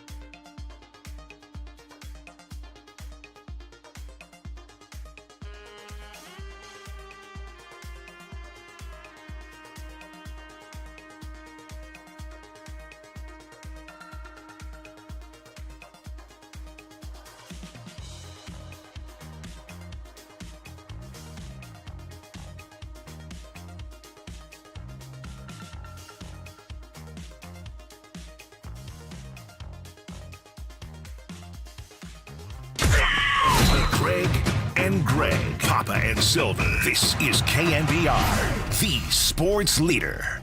Here come the Commanders on a 3rd and goal to 2. Rodriguez is the back. They're power back with a power formation to the right. Johnson under center. Takes the snap. Play action. Boot to the near side. Johnson looking to run. He will score.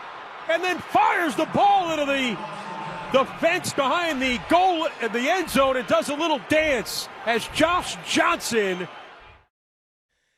How about Josh Johnson and the Commanders getting the win over the Eagles as they rest some starters? Eagles seem content with getting the number 3 seed. That's exactly what happened because they lost. So even though Chicago goes down to Detroit, and we know Dan Campbell, even when he's out of playoff contention, he likes playing a little spoiler against his own division opponents. That's the second time here in a few seasons he's made that happen.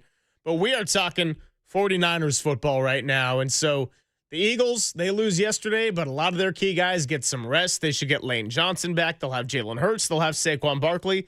And we have all of you hanging out with us. Let's go right back out to the phones. Richard is in Turlock, was at the game on Saturday. Well, Richard, I hope you stayed dry. And I'm sorry the 49ers couldn't muster up some more points, but I hope that being on with the Gregs helps out a little bit with that. What's going on? Hey, yeah, the weather was great, but hey, Papa, you're awesome. You stay strong, kid. But I don't know, man. I had concerns all week. But when my wife and we got to the stadium, we were walking to the stadium, and she said, "Hey, what's going on?" I said, "What do you mean?" The vibe. I just didn't feel the vibe for some reason.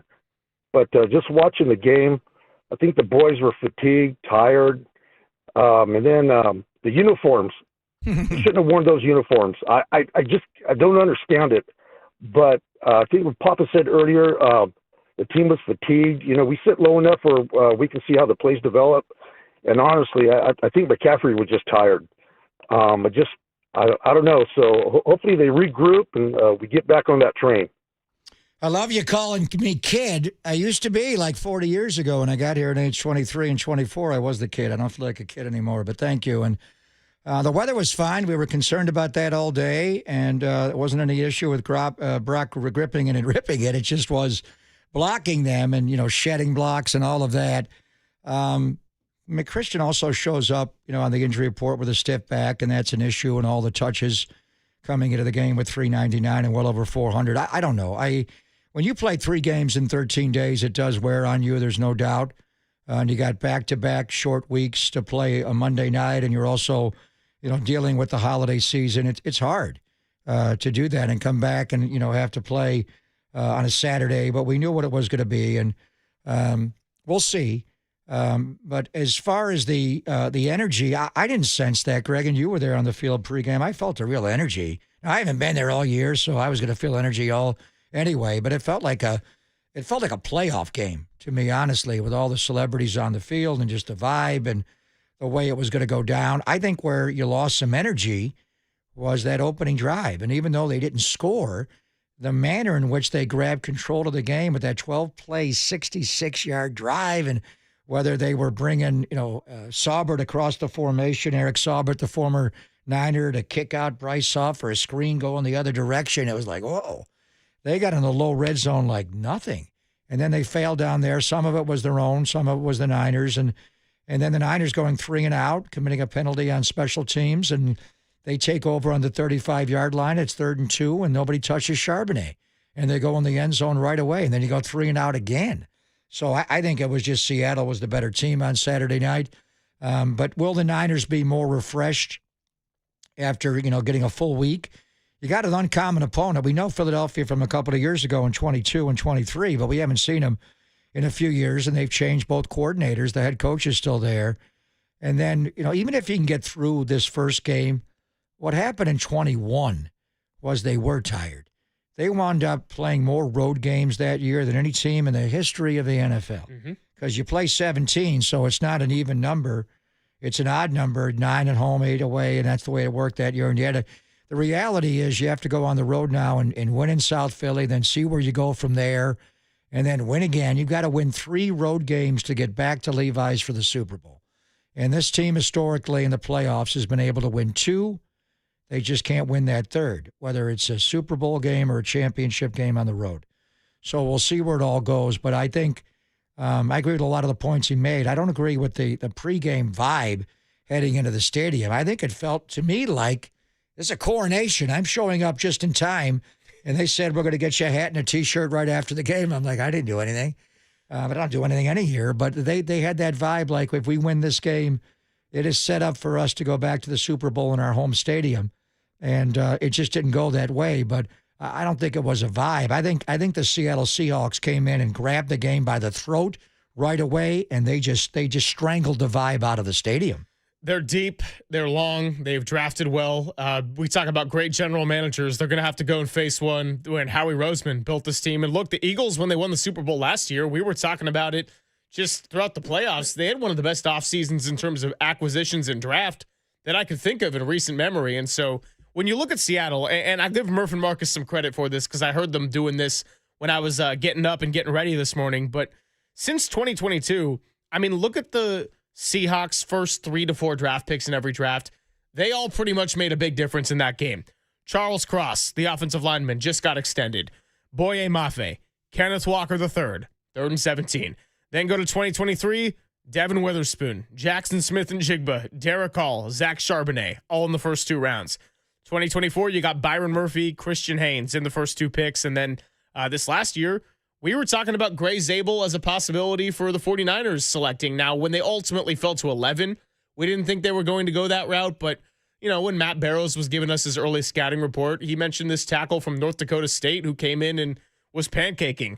Then there was the second guy, Nick Emanwari, only played 4 snaps in the opener before he got injured. And he didn't ultimately get used in a way that we'd never seen before, like Greg Bell was teasing with us at the end of last week. But for him to be out there, I mean, again, I don't mean to sound stale, but where is the weakness on this defense? Because when we talk about the Rams and how good their front is, well, we knew we could pick on the linebackers a little bit, and that's what they did when they upset them in SoFi Stadium. As far as the Seahawks, I don't think they simply have one at all. So whether it's the 49ers or a different team that ultimately plays them in the divisional round, I am very curious to see how their next opponent there in the second round in Seattle is able to run the ball on them. Because if you look at teams like Chicago or Philly, that's been their DNA of being able to run the ball a little bit. So I don't know what's going to happen, but yeah, is that defense good enough to get you to a Super Bowl, especially if Sam Darnold can limit the turnovers and mistakes? We got our answer clear and simple on Saturday night. Well, I think I've said it a lot of the year. I'm not going to say the entire year, but I felt the best team in not just the NFC West, but the entire NFC and the entire NFL are the Seattle Seahawks. And the games where it really began to drive home for me was a Sunday night game against Washington. And Jaden Daniels played in that game. I watched that game back on Friday night again. They went in there and just throttled them. Sam Darnold was 16 of 16 of the first half and threw 4 touchdown passes. And that wasn't the strength of their team. It was the defense and the way they use all of those young defenders and then laying 44 on Arizona. Now, ultimately, they lost to the Rams and the week after that when Sam had the 4 turnovers. But they've had games. Minnesota, they completely annihilated them. Minnesota had to play their backup quarterback.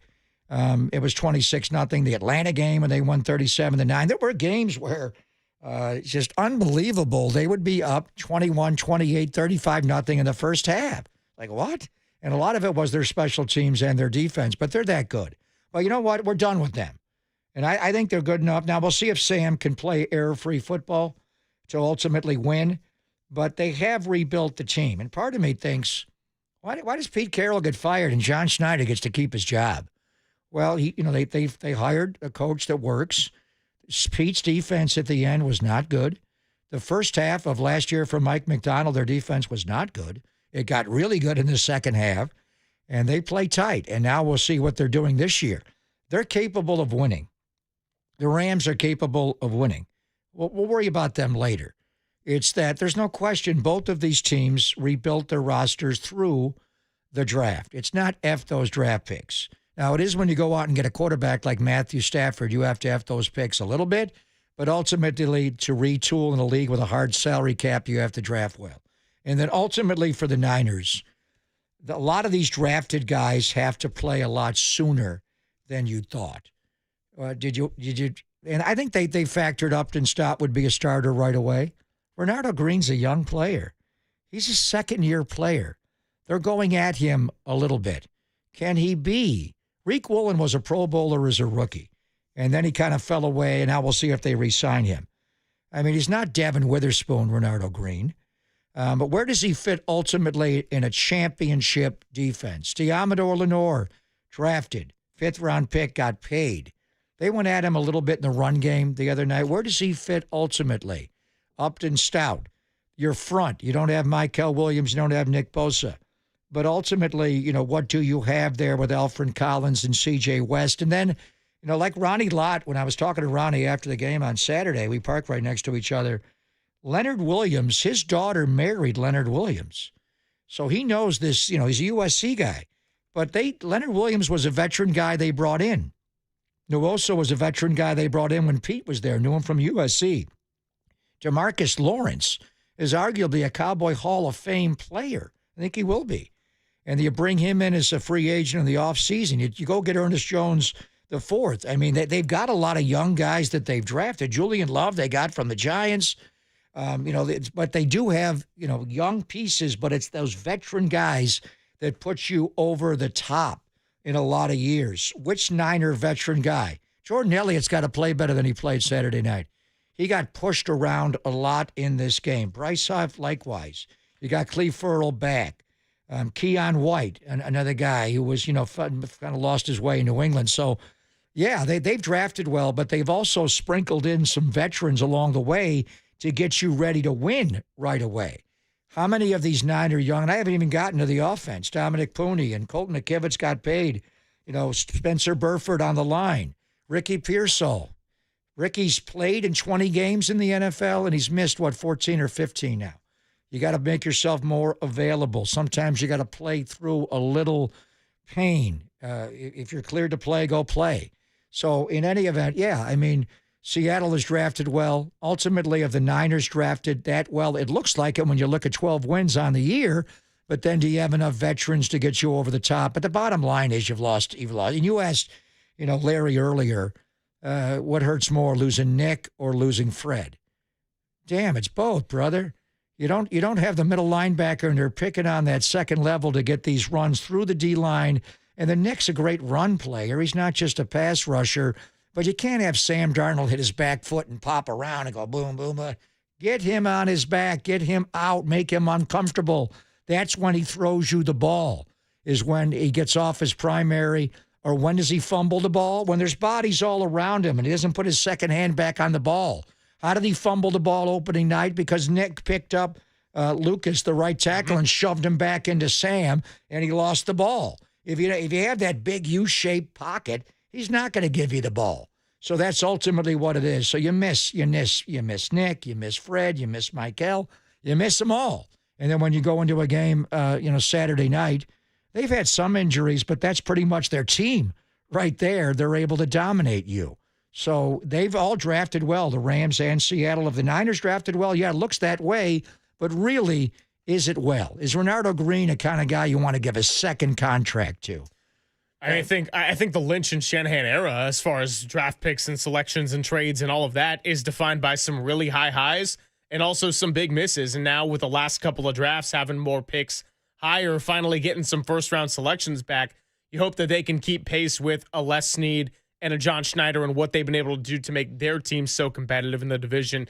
We'll see what happens with the Cardinals as far as their quarterback situation, and they just let go of their head coach after 3 seasons. But this division, for as tough as it is, I don't think we're just looking at a one and done or just a 2-year stint. I mean, we're talking about teams that have experience. You got coaches in there seemingly for the long haul, and the 49ers fit right in that mix. So every single year, every single draft, offseason is going to hold a lot of weight, probably more so than if you're competing in the NFC South. It's just the way it is. It's how divisions work. It's part of football. Kyle Shanahan, speaking of coaches, is going to be speaking in about 8 minutes. So we'll carry that live. See if we could sneak Rob and Alameda in when we come on back. And then JD is going to hang out with me for the second half of the show. It is Papa and Silver on the Sports Leader.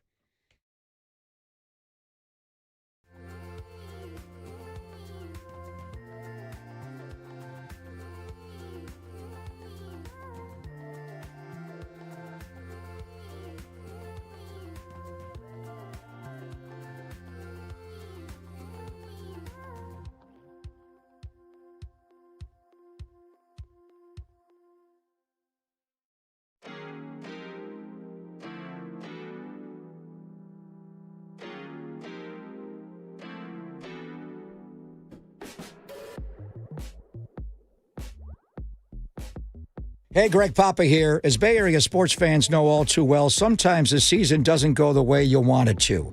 Injuries, setbacks, tough breaks. It's a reminder that life doesn't always go as planned. One moment, everything's on track, and the next, an unexpected challenge turns your world upside down. That's when you need a team you can count on. Habas Law. For over 35 years, Omar, Tarek, and the Habas Law team have fought for people blindsided by life's toughest moments. Right here in our very own community, when the odds are stacked against you, Habas Law steps in, taking on big insurance companies with relentless determination to deliver life-changing victories. Habas doesn't just settle cases, they rebuild lives, fighting with compassion, grit, and an unshakable drive to make things right. When life knocks you down, call Habas Law and 1-800-INJURED. That's 800-INJURED or visit habaslaw.com. That's habaslaw.com. Habas Law. They will fight to make it right. Time for your Bay Area Chevy dealers traffic update.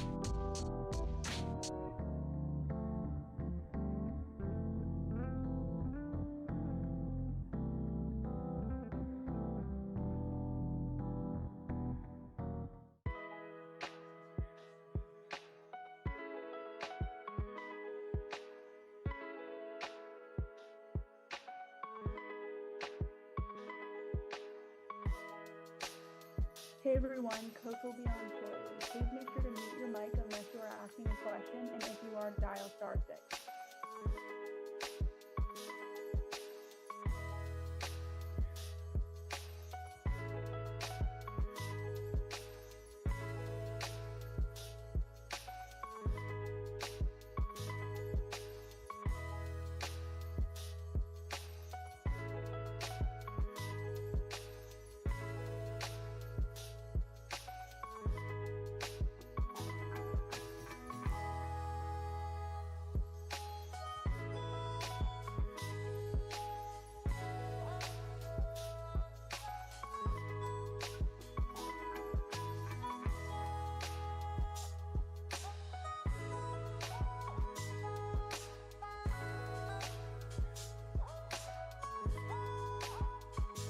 Papa and Silver now continues live from the KNBR Casino Matrix Progressive Jackpot Studios. Casino Matrix. Progressive jackpots are here. Where are you? Just drop in. Please play responsibly. 1-800-GAMBLER.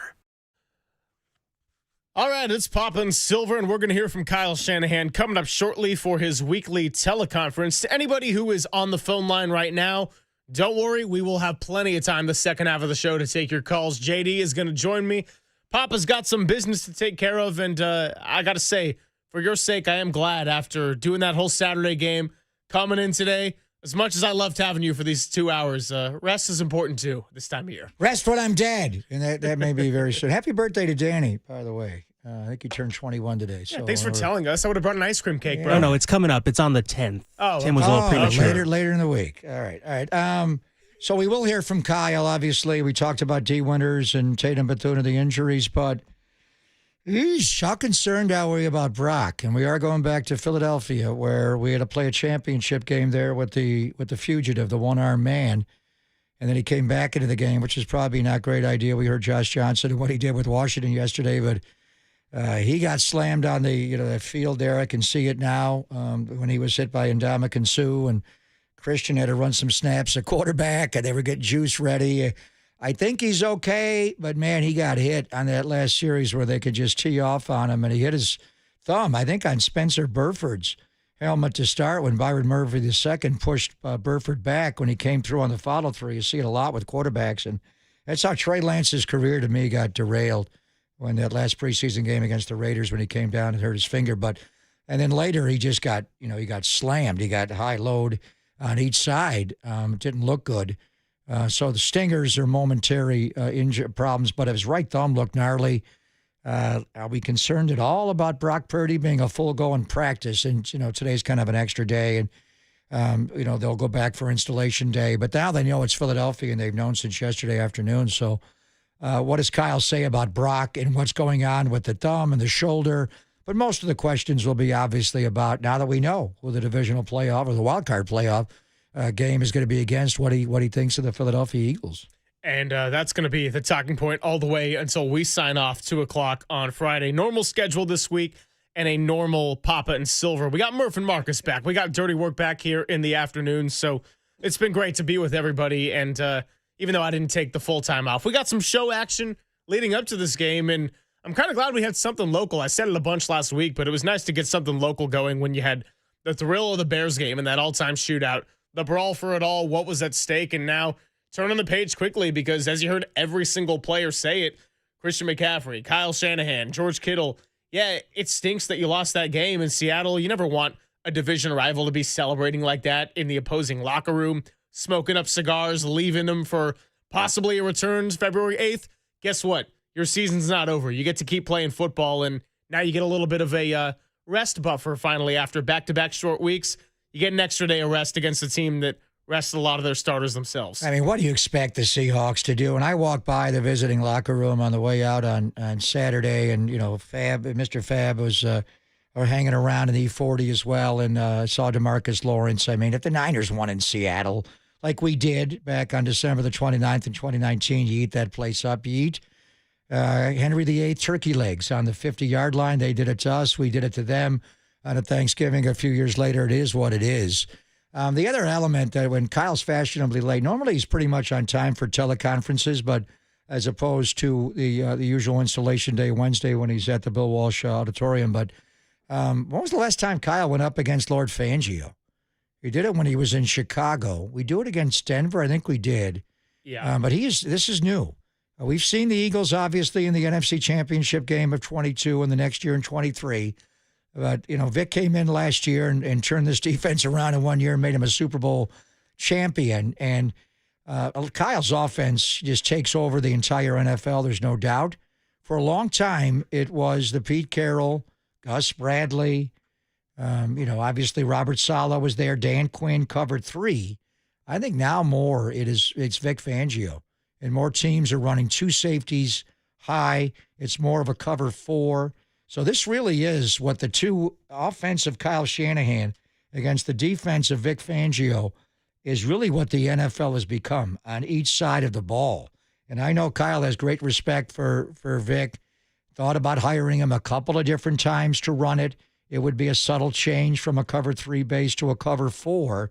But this matchup, it's 49ers-Eagles, and it is Sirianni over on their sideline. And Sirianni and Saleh have a little thing. Going back to when Saleh was the head coach of the New York Jets, I remember a preseason game where I thought Saleh was going to go across the field and choke him. So they got a little something going on from New York and South Philly. But the other side of it is going to be Kyle Shanahan up against Vic Fangio, a guy I know he respects immensely as a defensive play caller and the way they run that Philadelphia scheme, which is different than what we saw from them in 22 in the title game and in 23 in November when they scored 6 touchdowns on them in 6 possessions. I mean, look, here's the good news. If you're the 49ers, and it's on, right? We have said it repeatedly when they were on their 6-game winning streak or when it finally got snapped.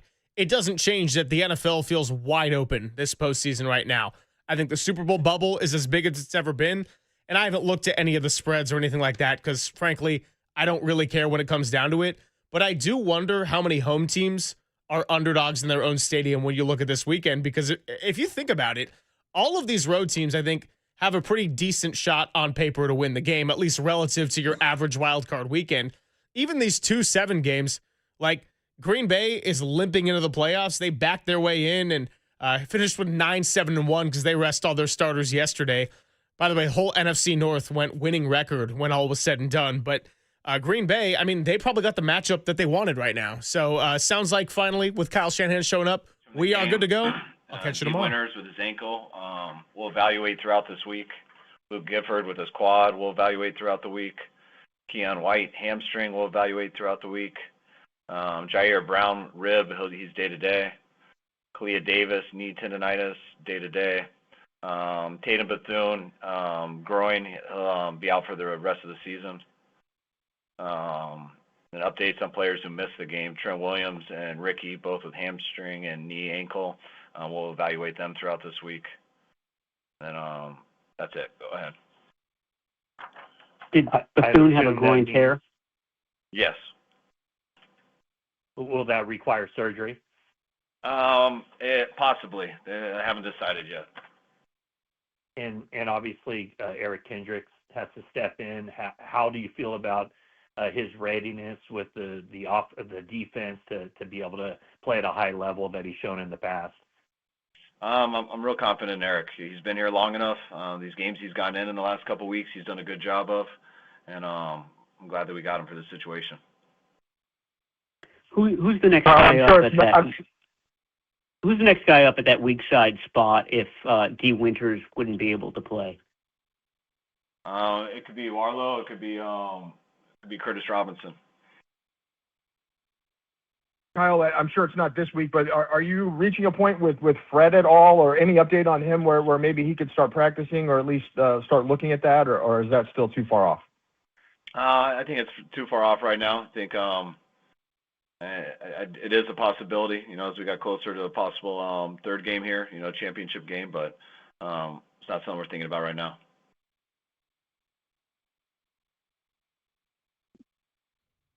Kyle Shanahan teleconference here.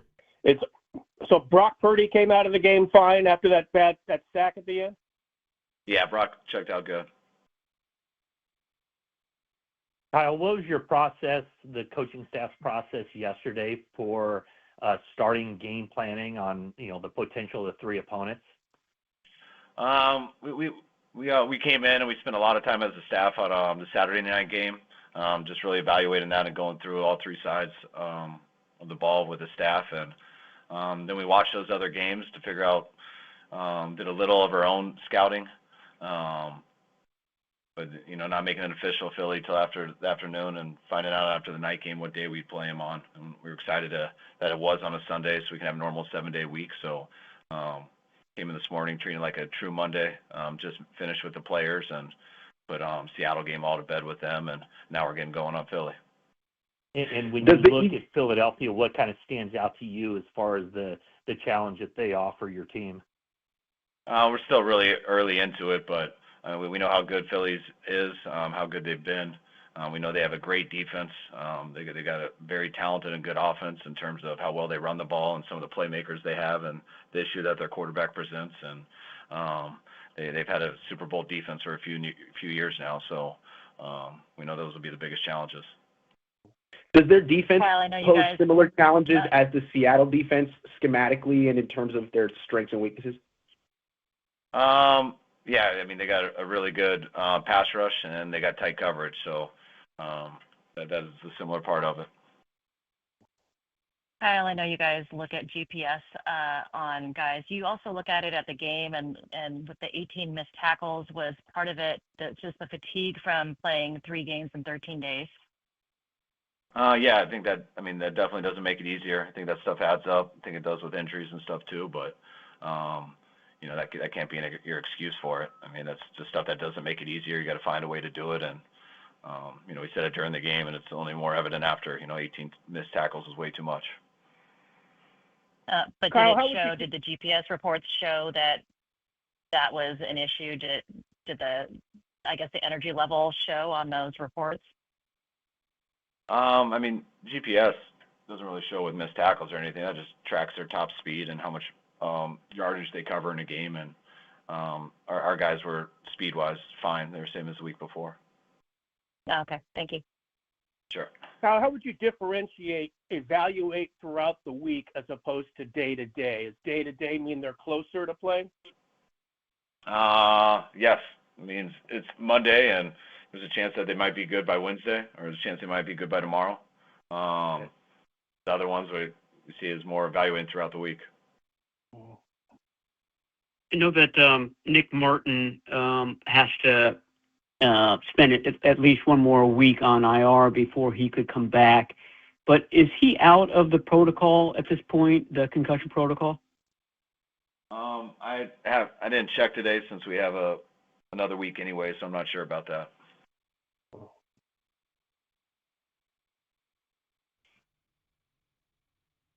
Kyle, did Ricky Pearsall have some sort of setback, or is it just the same thing that he just keeps re-aggravating? He re-aggravated it, which whether that looks like a setback or, I guess it's not a setback. It's just he re-aggravated it, which is usually what happens with PCLs.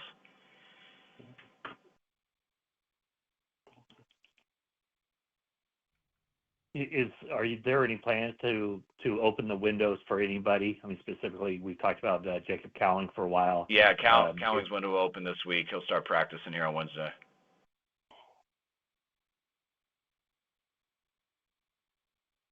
Kyle, it appeared like it was a tough game for your offensive line, and particularly the tackles. What was your assessment of their performance? It was a tough game, and we knew it would be going into it. There was a couple times, especially that last third down. There was a few times that they got edges on our tackles. The 4th and 1 was a big one, and the last third down was a big one. But I also think they had a number of plays where they did give us time. But we didn't take advantage of those and score on those drives. But it's, going against a defense like that, you are going to have some bad plays, which they did. But by no means were they not up for the challenge on other plays also.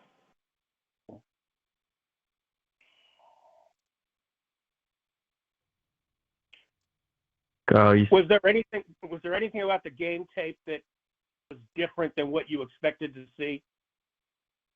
No, the game tape was very, very much what we expected to see. we had a big challenge, and we thought we had to play at our best, and we didn't play at our best. Give credit to them for that. I thought we made a couple too many mistakes, which when you're in those situations there's not much room for those mistakes. I thought we got some stuff going a little bit more later. You talk about the O-line and stuff. That one drive that we got into the 3 before we turned it over. Those are 7-step drops, really putting a lot of pressure on them to try to get those plays, and we were able to get those all the way down there, but then had to turn it over on the 3. But it just wasn't clean enough football to beat a good team like that, and we know we can play cleaner. Kyle, you said the message to the guys would be to embrace the hard road ahead, and then you land, the reigning Super Bowl champs in round 1. How have they been receptive to that, especially amid some of these injuries that seem to be piling up again? I think that's what our guys are ready for. To go all into that game, I don't think we cared who we played.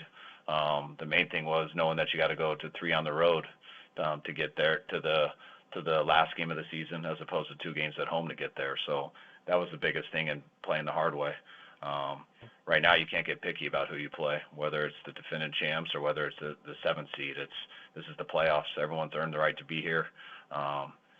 If you want to reach your ultimate goal, you got to be good enough to beat anybody. Hey, Kyle, going back to Philly, obviously it's a different team than 22 and 23, but going back there in 23 and winning the way you did, for the guys that are, still on the team now, do you think that helps them in terms of it's not all about, getting revenge for the 2022 NFC Championship game, knowing that you've already been back? Yeah, I think those storylines and stuff are great for fans and for people to talk about throughout the week and stuff, but I don't think the players think much about that, especially how many years it is removed on both sides. The guys who were there in 23 or 22, I think the best deal is understand the atmosphere of Philly, what it's like to go there and play a big game and how it can be, and it helps guys be more prepared for the moment, but I don't see much correlation into the previous meetings to this one.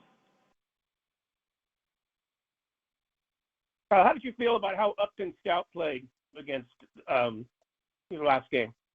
I thought Upton played really well. I thought might have been his best game of the year. I thought he had an awesome game. Mm-hmm. Anything else, guys? All right, we'll see you on Wednesday. All right, guys. See you guys Wednesday. Thank you. That's head coach Kyle Shanahan for his Monday teleconference call. We'll unpack this when we return and welcome in JD for the remainder of the show. It's Papa and Silver on the Sports Leader.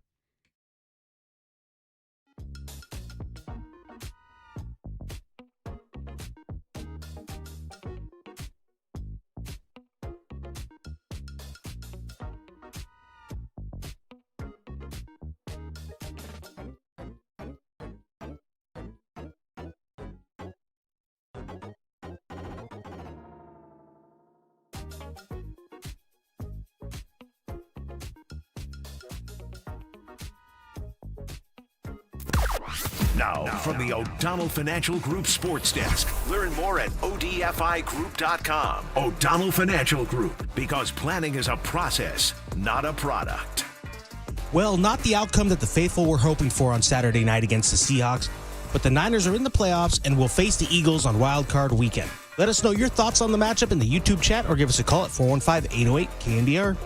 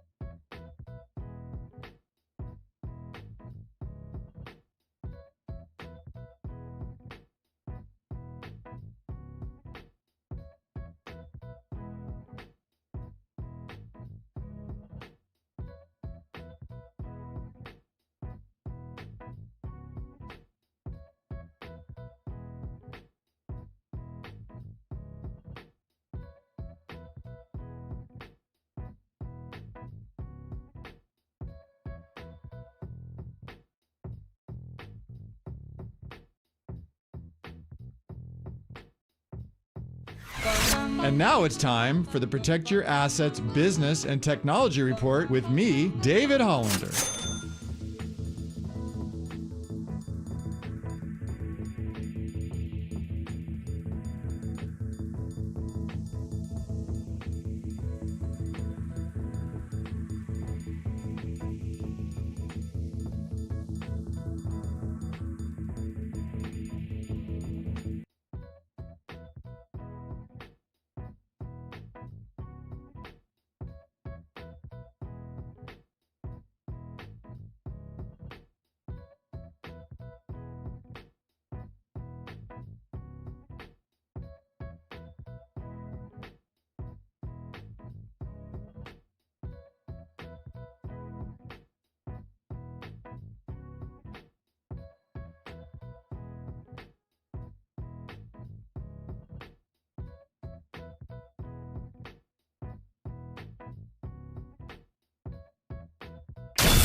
Now back to Greg Papa and Greg Silver on KNBR, the sports leader. Key winners with his ankle. We'll evaluate throughout this week. Luke Gifford with his quad. We'll evaluate throughout the week. Keon White hamstring. We'll evaluate throughout the week. Jair Brown rib. He's day to day. Kalia Davis knee tendonitis day to day. Tatum Bethune groin. He'll be out for the rest of the season. And updates on players who missed the game. Trent Williams and Ricky, both with hamstring and knee ankle. We'll evaluate them throughout this week. That's Kyle Shanahan moments ago on his Monday teleconference. A lot of day-to-day, a lot of we will see as it progresses to 1:30 on Sunday when the Niners go on the road for Wild Card Weekend and take on the Philadelphia Eagles. But the one outlier there is that Tatum Bethune, who's been filling in since Fred Warner went down as the Mike linebacker, he got injured a couple of times in that game. And with that groin, he will be done for the rest of the season. So are we looking at a little Eric Kendricks right now, who they just claimed off the practice squad? Lots to continue to get into. It's Papa and Silver. Papa had to go, and we'll let him take care of some business, as he's a man who's got to prioritize health and broadcasting and doing it better than most people could. So we got the Renaissance man, the ultimate Swiss Army knife, JD, hanging out with me all the way up until 2 o'clock. Good to have you, man. I know we've been talking about a lot of 49ers success, and today the tone is very different. But at the same time, as all the players have been saying, can't dwell on it too much because you just got to work with what you got. And they got a game in another 6 days, and it's going to be a big one in Philadelphia. So glad to have you on. Yeah, great to be here, and it just goes to show how quickly things can change in the NFL and in sports in general. I mean, the 49ers riding high with that opportunity to get the 1 seed and the magic carpet ride basically through Levi's in January to February, and the potential to not have to leave the Bay and not have to leave Levi's Stadium. And now you're going to Philly, and you're playing the defending champs, who are vulnerable in their own ways and beatable in many ways, but I think a lot of the momentum that the 49ers had built up is gone here, not only based on what the Seahawks did to them, but also based on now the injury bug continuing to bite at San Francisco on both sides of the ball. I think the Niners have a chance on Sunday, but I think that chance is highly contingent on the ability to have, to be as whole as possible. And it just doesn't look like, and we'll see, there's a long way to go until Sunday, but it just doesn't look like they're going to be whole enough to give themselves the chance that you would hope that they would have going into that game against, again, a Philly team that is and has proven to be throughout the whole season to be pretty vulnerable themselves. 808 KNBR is the number. I see some people on the line, so I promise we will take a lot of calls between now and 2 o'clock. But just to kind of settle back into the discussion of the day, JD, 13-3, your final score. It certainly felt a lot worse than what the score might have said. And the way the Seahawks were able to run the ball, the way the 49ers couldn't, I mean, it felt very first quarter of the game in Philadelphia when they last played up there in 2023, where a couple of 3-and-outs, couldn't really get anything going. And then obviously in that game, the floodgates ended up opening. The 49ers scored 6 straight touchdowns and just poured it on against Philly, whereas in this one, Seattle's defense came out, they set the tone, and they simply did not budge one bit for the entirety of this game. But, you talked about how quickly things can change, both physically with some injuries, but also with the tone. The 49ers were 12-4 a week ago. They just played probably the most exhilarating game in a regular season that we had ever seen at Levi's that came down to the final play. The 1 seed is within reach. You got Seattle coming into town. Now all of a sudden 12-5 in this division gets you to third place, which I guess maybe helps the schedule in theory next year. That's a problem for the entire offseason discussion. And on top of that, you got to go and play, I'll say it, this was probably the matchup you wanted the least of the 4 possibilities. Tampa, Carolina, that was going to be whatever it was, ends up being Carolina. And I think you'd much rather would have had a rematch with Chicago, even if it be at Soldier Field, than you would have had to face Philadelphia. Because yes, you talk about the vulnerabilities of Philadelphia, and we'll be getting into that a bunch this week, but that's still experience. That's still a great defensive line. Jordan Davis, Jalen Carter on the interior. And on top of that, they've had the playoff pedigree where, yes, it's a mess at times. They are the defending Super Bowl champions, and Vic Fangio still runs a pretty tight ship with that defense. Well, and I think you could also make the case that on paper, Philadelphia is the most Seattle-like team in terms of how they operate. Yes. Of all the teams that are in the playoffs that the 49ers could have the potential to face. And so you also look at Philly, and Philly didn't try to win yesterday. I know that the guys that were out there, they rested guys. Some guys played a series. Jalen Hurts obviously wasn't out there.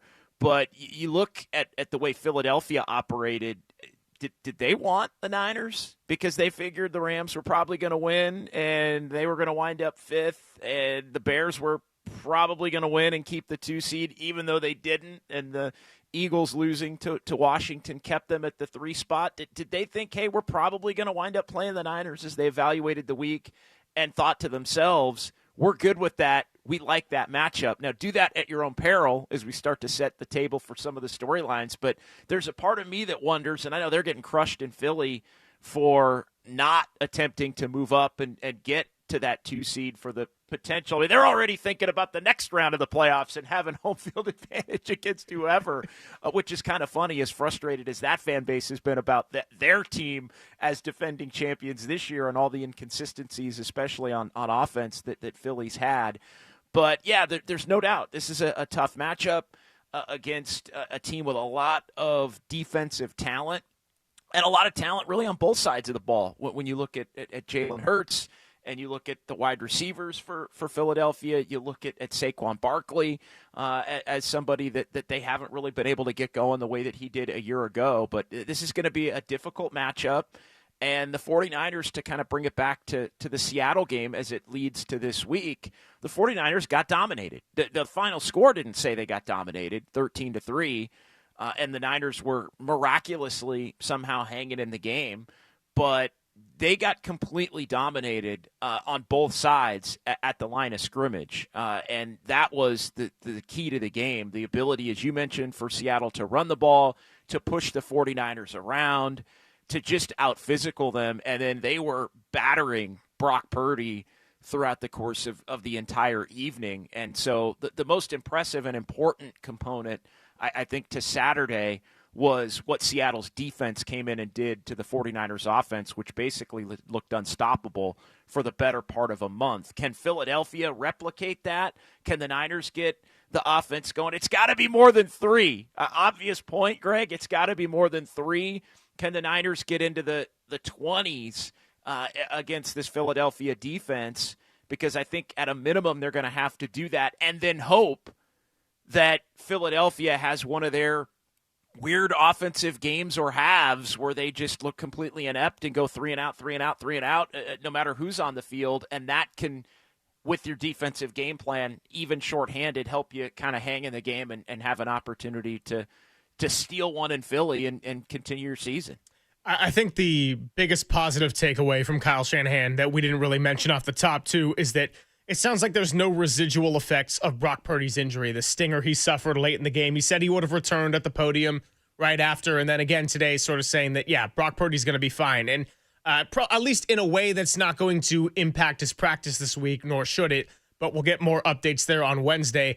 I think that goes a long way, JD, because we know what this defense is, and we've talked about the missed tackles. We've talked about the shortcomings of it, and that being more and more magnified as the teams the Niners have faced have been better at this end of the schedule in the last month.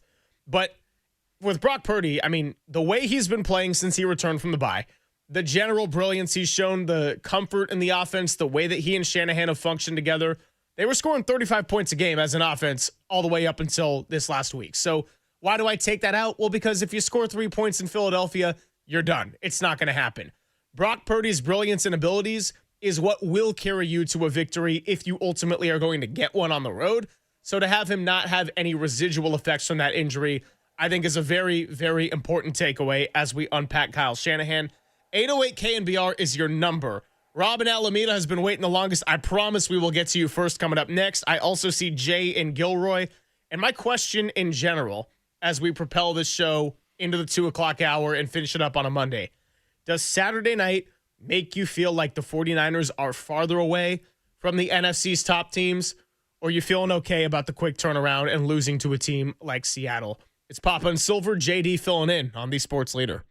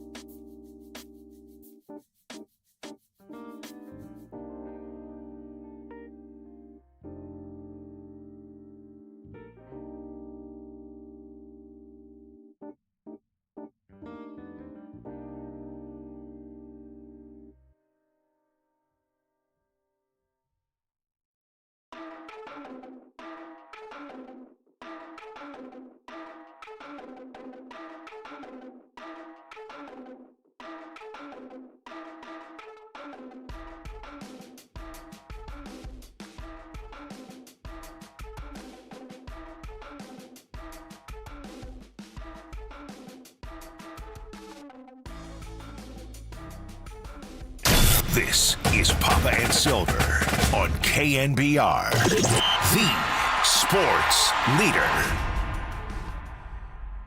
Thanks for joining us. It is Silver and JD as we let Papa go ahead and take care of some business early on this Monday, 13-3, your final score. And I think that Papa, JD, and I are all sharing a sentiment that it felt a lot closer to 30-3 with the way Seattle came out and dominated with that defense. JD, I don't think I told you this on Sunday, but I said it in the press box to many others, which is it was starting to feel very Texans-y back in Week 8. And this was around the end of the third quarter where, yeah, the 49ers, we've seen them have slow starts before when they get a couple of 3-and-outs. But for the team that had the best third down offense in the league, whose offense is, I think, number 2 in DVOA and scoring over 35 a game since Brock Purdy returned, to the point where we're talking about Kyle Shanahan maybe being coach of the year and all that. Wow. I mean, not just was that a little bit of a roadblock. That was a screeching halt to only score 3 against the defense. And the thing about defenses like Houston, like Seattle, and like at times Philadelphia this year, they have found ways to make good coaches, good quarterbacks, and good offenses look incompetent and frustrated. Well, and the question, I think, coming into the Seattle game, and I think this is also, it works as an extension as we start to look toward the Philly matchup on Sunday afternoon.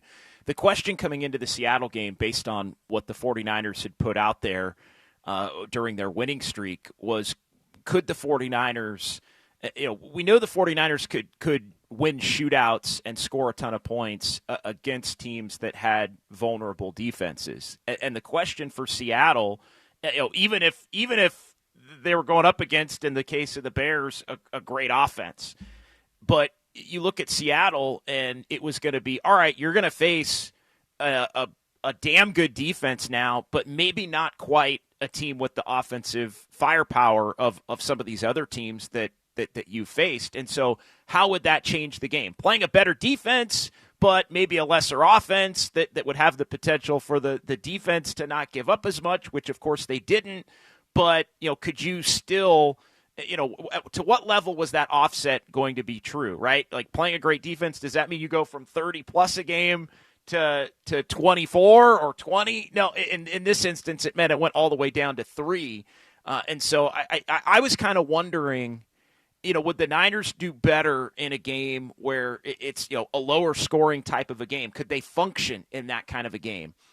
And it felt like, no, the Niners actually need to be the kind of team that's going to be playing in a shootout if they're going to feel comfortable enough and be comfortable enough to be able to contend and have a shot to win. And so that's the part where you start to look at Philly, and you would think on paper, you never know, but you would think on paper that the Philly matchup is much more similar to the Seattle matchup, where they're not going to let you get to the pushing 30 or above, but they also may not get to 20 themselves, as Seattle didn't.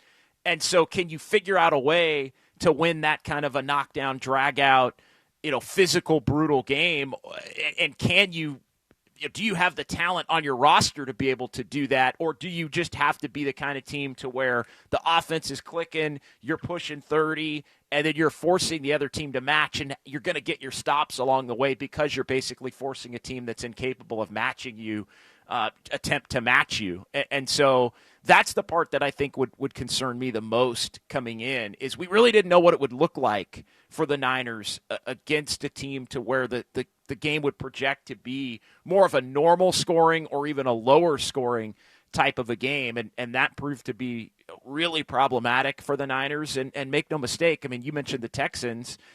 This is the best defense the 49ers had faced since the Texans. And so, you look and look, the Niners have some quality wins this year, the games in Seattle and against the Rams and against the Bears. So it's not like the Niners haven't beaten anybody, but this iteration of the 49ers didn't beat the Rams when they played them a second time, didn't beat Seattle when they played them a second time, didn't beat Houston when they played them, and Houston was trying to figure out their season, although Mac Jones played in that game and knocked Brock Purdy, so that's a little bit of a different component to it. But that would be my key question. How do the Niners function in what would project to be more of a defensive battle?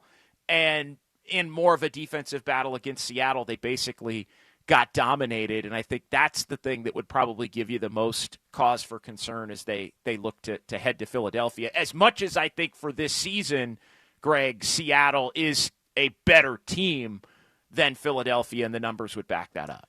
Greg Silver, John Dickinson in for Papa with me. We'll be here for another hour and 23. Let's go out to the phones. Rob is in Alameda. Rob, we appreciate your patience. I have a feeling that based on the call description and what Danny Dunn is telling me, you might not have granted the 49ers the same patience on Saturday night. What's going on?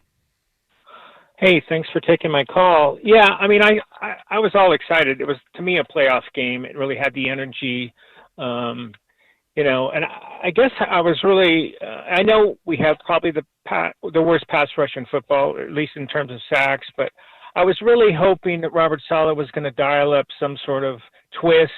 I mean, Sam Darnold, he's got 20 of the 28 turnovers.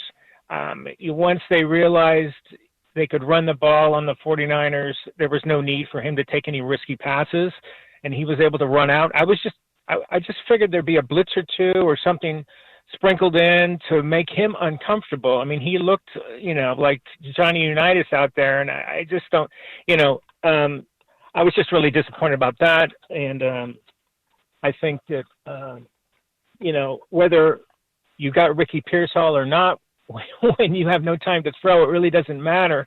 In the Chicago games, it seemed like Purdy was able to kind of off to the side, take some time, stop, and then throw deep down the field. It just seems like the pocket kept collapsing and Purdy kept falling into these traps. Why he didn't try and scramble anymore, I know it's easier said than done, but when you look at the Rams and Seahawks pass rush, it's just such on a different level. I mean, they all seem to have like 3 or 4 Nick Bosa types. And knowing all of that, I was just hoping that, they were going to prepare for that. Seemed like Seattle knew what was coming. I mean, even the screens, what pissed me off was the grabbing the face mask, 15 yards there. There was a 3rd and long they were backed up, and the Jennings and Purdy were off target. They were on a different page. I think Philadelphia is beatable, and I wouldn't even be surprised if the 49ers beat them. Philadelphia's offense is very erratic, and I think if the 49ers can contain Saquon Barkley like they did Jonathan Taylor in Indianapolis, they have a good shot. I mean, I know they're depleted on defense, but I just hope they come up with a better defensive. I know you can only go with the players that you have, but I just think you've got to Jalen Hurts is making mistakes sometimes. He's hesitant with the ball. Sal Paolantonio was saying that he holds on to the ball the longest. So I think they can stay with them offensively, and if they can contain Barkley, knowing the ball's going to him, I wouldn't be surprised because if they get back to Seattle's very vulnerable at home. Hard to believe they're a great road team, but they've lost some games at home. So I think Seattle played their best game by far, but I think we could have. Certainly, they look like the 49ers, just dominating the clock and running the ball. I mean, Kenneth Walker and Charbonnet are bruising backs. I mean, they were just knocking people over. I mean, the secondary guys were just, they couldn't stop them. And so it just looked very, it could have been 24-3. I think Seattle went 4th down and goal because they respected the 49ers offense. But after that, once they knew they could run the ball, I mean, even if McCaffrey had caught that tipped pass, I never felt they were going to win the game at any point. Yeah, hey, let me jump in real quick, Rob. We really appreciate the call and appreciate your patience. 808 KNBR is the phone number. And Rob actually brought up a lot of points in his explanation that I was going to get to as initial thoughts off of his frustration with the 49ers defense. And first of all, on the adding twists and Robert Saleh putting in new wrinkles, I think, JD, it's hard to add twists when, number one, you're that young on the defensive side of the ball, and not only do you not have the physical being of a Fred Warner, you don't have the mental being of a Fred Warner who can play the run and the pass the way he does and communicate pre-snap and be the signal caller and wear the green dot, et cetera, et cetera. Number two, it's also really hard to add any kind of twist or make a quarterback uncomfortable when you can't stop the run. Now, take Jimmy Garoppolo, and he was a quarterback who went to a Super Bowl with this team. A lot of the best Jimmy Garoppolo games were when he didn't have to make crazy plays because he just ran the offense, made the key throws when he needed to do it. But this was a run-dominant team, and the 49ers could not stop the run against Seattle, who, yes, they got 2 backs who were bruisers. I like K9. We'll see if he resigns. I like Zach Charbonnet. But as well as they've played this year, and they are a 14-win team, they have had inconsistencies running the ball. And so when you looked at this matchup, that was an area where I'm thinking, hey, if you can find a way to slow Seattle down on the ground a little bit, then maybe you have Sam Darnold have to do a little bit more. And for as talented as Sam Darnold is, he's the type of player that can play his way into mistakes where in a game like that, where you're leaving points on the board with their first drive and a couple of missed kicks, Yetur Gross-Matos dives on that ball, or Christian McCaffrey ends up holding on to that pass and it's not intercepted. You could feel like the 49ers were being dominated at that point, and I wouldn't necessarily disagree, but ultimately the scoreboard is what the scoreboard is, and football can be a cruel game or a beautiful game if you're an underdog, where you don't have to be the better team for the entirety or the majority of a 60 minutes. If you can just make the big plays count, then you can find a way to snatch one and steal one. And the 49ers, if a couple of those things didn't go wrong, I think they could have been in position to do that as much as it felt like they were getting handled from the jump. Well, and I don't think it was a scheme issue for the Niners necessarily defensively. I think it's a personnel issue and who's available. And look, the reality is, and the 49ers have done, they did this against the Bears, although they won primarily with their offense. The template for the Niners is hang in and then get a little lucky. And there were a couple of plays that the Niners could have got, the Darnold fumble on the exchange there, and the ball's right there, and Niners can't get to it. That if that turns into something and the Niners go score a touchdown, then we're having a completely different conversation potentially. If they punch it in when McCaffrey has the drop that turns into an interception, maybe we're having a different conversation. It doesn't change, I think, the way that the game was playing out on both sides of the ball, but sometimes that gives you a chance to win when you aren't at your best in certain areas. And we've seen the 49ers through the winning streak win a lot of those plays. They would get that fumble and then punch it in for a touchdown. And then all of a sudden the game is within 3 or tied or whatever. And everybody's looking around in the fourth quarter like, oh, my God, how is this game tied? Or how, if McCaffrey catches that ball, are the 49ers ahead? And then Sam Darnold's got pressure on him to go lead Seattle back at the end and has to throw, and they can't run it and be able to have all these wide open running lanes to cut back and run through. It just the game would have got more difficult, and then the crowd's into it at 120 decibels, and maybe Darnold makes another mistake at that point, and it turns into the kind of game that we've seen Darnold have at different points in his career. But that's the thing. Like, the Niners on their own just don't have the personnel, in particular on defense, to be able to just be the better team and have the coverage be better and the tackling be better and the physicality be better. That was the big thing for me as you look at Seattle. And again, I think Philly's vulnerable too, but what's it going to take for the 49ers to beat Philly? It's going to take, I think it's as much about Philly. Like, is Philly just out of whack and terrible offensively and going 3 and out no matter who the opponent is? And can the Niners get some points on the board early and make that crowd all pissed off and ticked off at them to where they wind up, booing them in the first quarter or booing them before halftime? Because let's be honest, the Eagles fans don't really love this team this year, right? They've been very as crazy as that may sound as a defending Super Bowl champion. There's a lot of frustration. Always among the fan base in Philadelphia. So, as far one other thing I'll say too is just he brought up Purdy, and this was something that I had in my notes, Greg, from after the game. It's a lot easier for Purdy to scramble around and look like Steph Curry, right, going up against Rudy Gobert at the top of the key.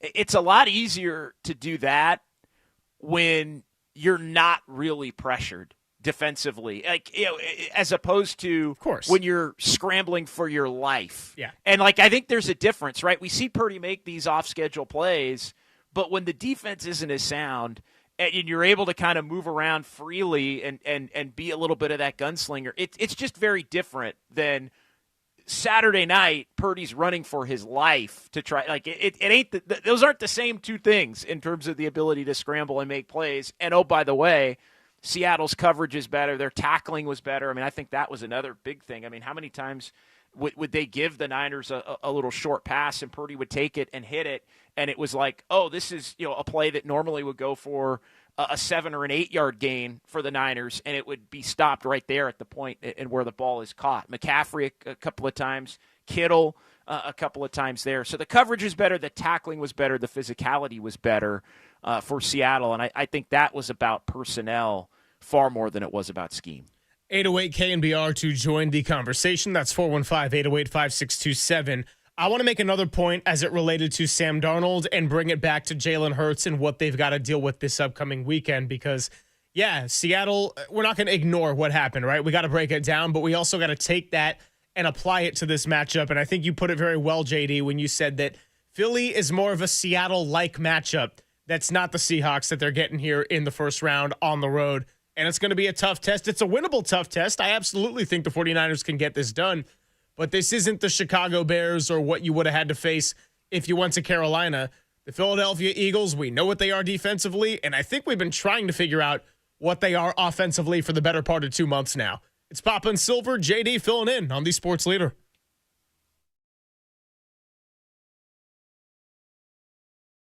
It sound right, boy.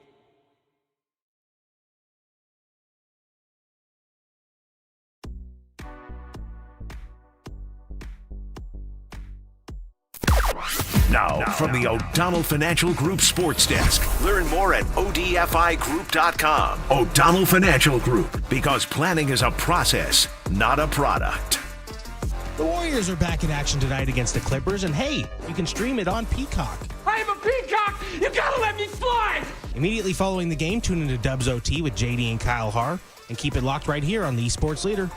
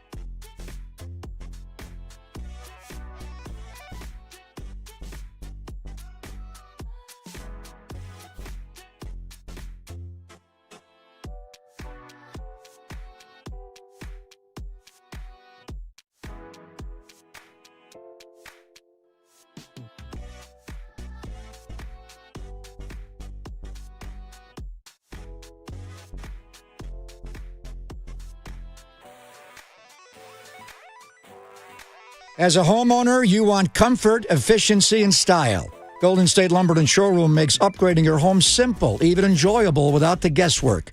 With over 70 years of experience, Golden State can streamline your project from start to finish. Their extensive inventory and vendor list means you'll find options to fit any budget. Best of all, they work directly with contractors and professional builders, saving you valuable time and effort.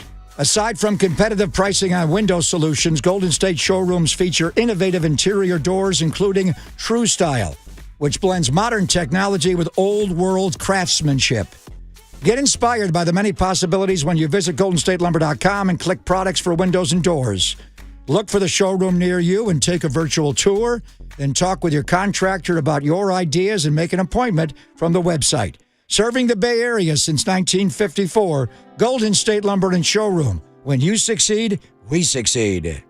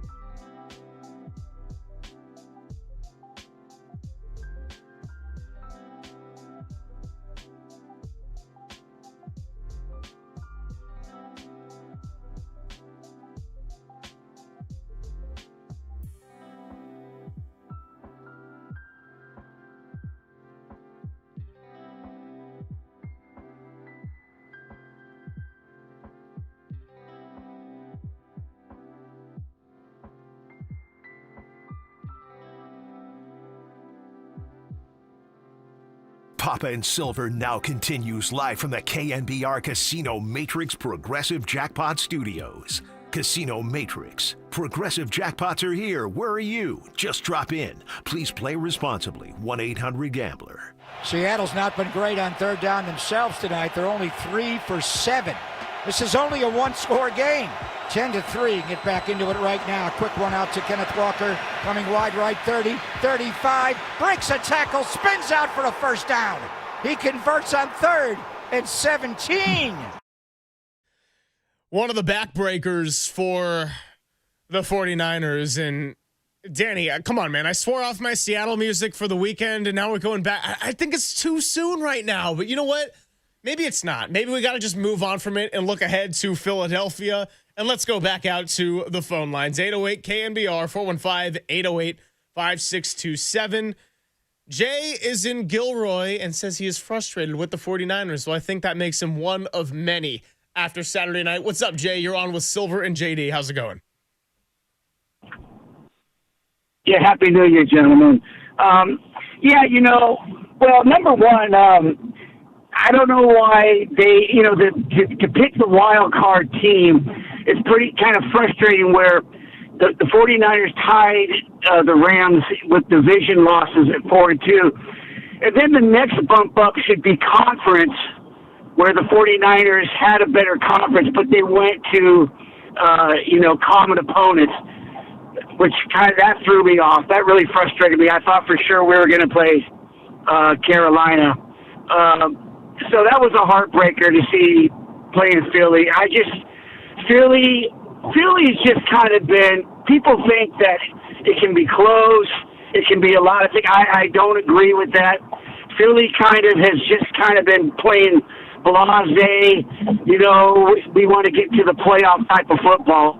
They were kind of in neutral, and I just think they're really going to dial it up with the Niners. I don't see it. I don't see it very favorable for the Niners at all. Even now with the Foon out, that's kind of like they're another heart and soul guy to the defense. We get our heart just pulled right out from us once again from our probably our best tackler, one of the best defensive guys that we got going out there. Then if Williams ain't gonna play. As much as I love Williams, and Williams has been great for the organization, they really got to start looking for another left tackle. And that's not easy to say, but it's just something where Williams, he has 5-8 games in a row where he's playing just out, all world, and then he gets nicked up, and then he's done. And that just kind of happens every year with him now with his age. And it is sad to say, but, really I think the Niners really got to start looking at an above average to average replacement for Williams in that position. Hey, appreciate the call, Jay. Jay in Gilroy. And look, JD, whether Trent Williams was fully healthy or not, I think that was part of the offseason plan, given where he's at with his age and the fact that he hasn't played 16 games since I think it was the 2013 season. So they were fortunate to have him for the first 15 and then add one snap to that before he got injured. But no, as far as moving forward, finding a replacement for Trent Williams is absolutely part of the plan. And that's part of why they paid Colton McKivitz with the play he was giving them. So, yeah, look, finding the offensive line, the defensive line, the trenches, and that word we're going to use repeatedly throughout the week. I think when you look at the Eagles, though, and what I wanted to get into as far as the Sam Darnold discussion is Sam Darnold played well, right? He did a nice job leading Seattle, and he gave you that one Sam Darnold moment where you thought it was going to be a turnover. Gross Matos wasn't able to fall on it. Outside of that, he played a really clean football. And so can Jalen Hurts beat you? I think that's the question that you got to look at going into this weekend. And the answer is he can, right? We've seen him play great in multiple Super Bowls. We can also look at the Eagles' offense this year for the better part of it and just recognize how ugly it is. And they were an 11-6 team. How many of those 11 wins were ugly wins? Now, at the end, it doesn't matter. It's a win. It's a loss. But, yeah, Jalen Hurts has been a quarterback that you absolutely can beat. And if it's on him and Saquon Barkley's not going to run rampant like he was doing for the majority of last year, the 49ers, as beat up as they are, absolutely have a chance in this one. But if it's going to be a Saquon, Tank Bigsby, Jalen Hurts fest of 7 yards to carry on the ground like we saw with the beginning of the Seattle game, you can just forget about it. You can. And look, Philly's vulnerable, as I've said a couple of times already and will continue to say throughout the course of the week. But that doesn't mean that Philly is necessarily going to come out and play bad. And if they have truly been in neutral, only they know that. I think it's been more than that. And they haven't run the football the way that they did last year, not nearly the level of success or explosive success. But it's on Philly to kind of prove if they're going to be capable enough of really dialing it up in this game. And that's kind of where I'm at with it. And I do think the Niners are going to need Trent Williams to be available and able to play to have a legitimate shot in this game. I think they need Ricky Pearsall, too. I think, defensive injuries aside, and we know Bethune's out, and we'll see about D. Winters, and look, not having a couple of guys who have stepped in to fill the void at the linebacker spots, Winters all year and Bethune in the time that he's been healthy since Fred Warner went down.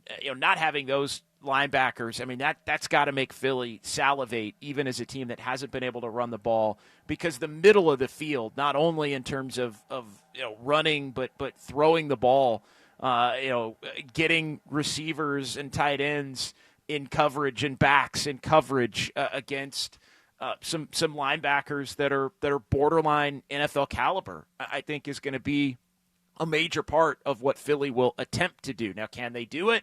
We shall see. But for the 49ers to truly have a shot, again, I almost set aside the defense, because the way the Niners are going to function and hang in the game on that side, I think is going to be contingent on Philly just not having it. And that kind of being independent of what the Niners do, like almost as if they don't have as much say in that. Like they're going to have to hope Philly's just funky and out of whack, and it's the Philly that they've been throughout large chunks of this season. I set that to the side. Offensively, to me, is where the 49ers have to believe that they have more control, because they have more talent on that side of the ball compared to their own defensive side of the ball. But even that, I think, is mitigated, and we saw not having Trent Williams against a much more elite front played a factor.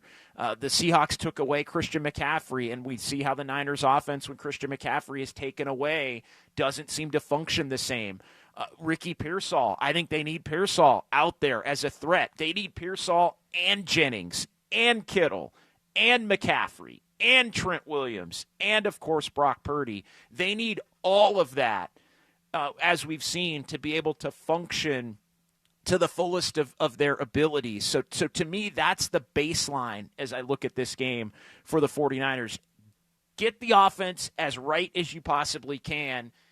And as we've talked about for over a month, if not 2 to 2.5, the offense, even against a good defensive team in Philly, has to be the end of the football that sets the tone for the 49ers and puts pressure on Philly, even against a vulnerable 49er defense, to match them. If the Niner offense is incapable of doing that for whatever reason, then this game's going to be incredibly difficult for San Francisco to win. If they are capable of it, and Philly's a little out of whack offensively themselves, then the 49ers find themselves in a great spot where I think they will have a chance to win. But it's going to take a lot that goes right, and it's going to take a lot, I think, in the lead-up this week in terms of who's going to be available for the 49ers on offense to go right. Yeah, and I think you bring up great points in that Philly's offense has been such a fiasco that you might not need your 30 points to beat this stout defense, right? Maybe it's 20. Maybe it's 17. But you can't have 3. Yeah. And you can't have 9 first downs. And you need as many bodies to get healthy as you can on this extra day of rest when you're coming off the heels of 3 games in 13 days. Let's go right back out to the phones. George is in Manteca, wants to talk about the Niners and player usage. What's going on, George? Hey, guys. Can you hear me okay? Yep, got you loud and clear. Yep. Cool. My frustration Saturday and some of this season is, I know you guys might laugh, but we've got Garrett, who hasn't touched the ball this year. but is an extremely fast running back. We've got Tonjes, who's been effective all year and doesn't get one offensive snap Saturday. And then we've got Jordan Watkins, who, everything I heard, is extremely talented and extremely fast. We had no speed Saturday. We had no separation, nothing. Would it hurt to put two tight ends in at one time?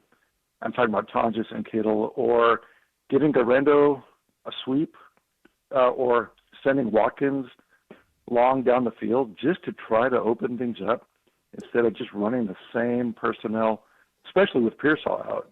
And Watkins was active. I just want to get your thoughts, maybe trying something else, Appreciate the call, George. JD, I'll let you take this one, and I got some thoughts as well, but go for it.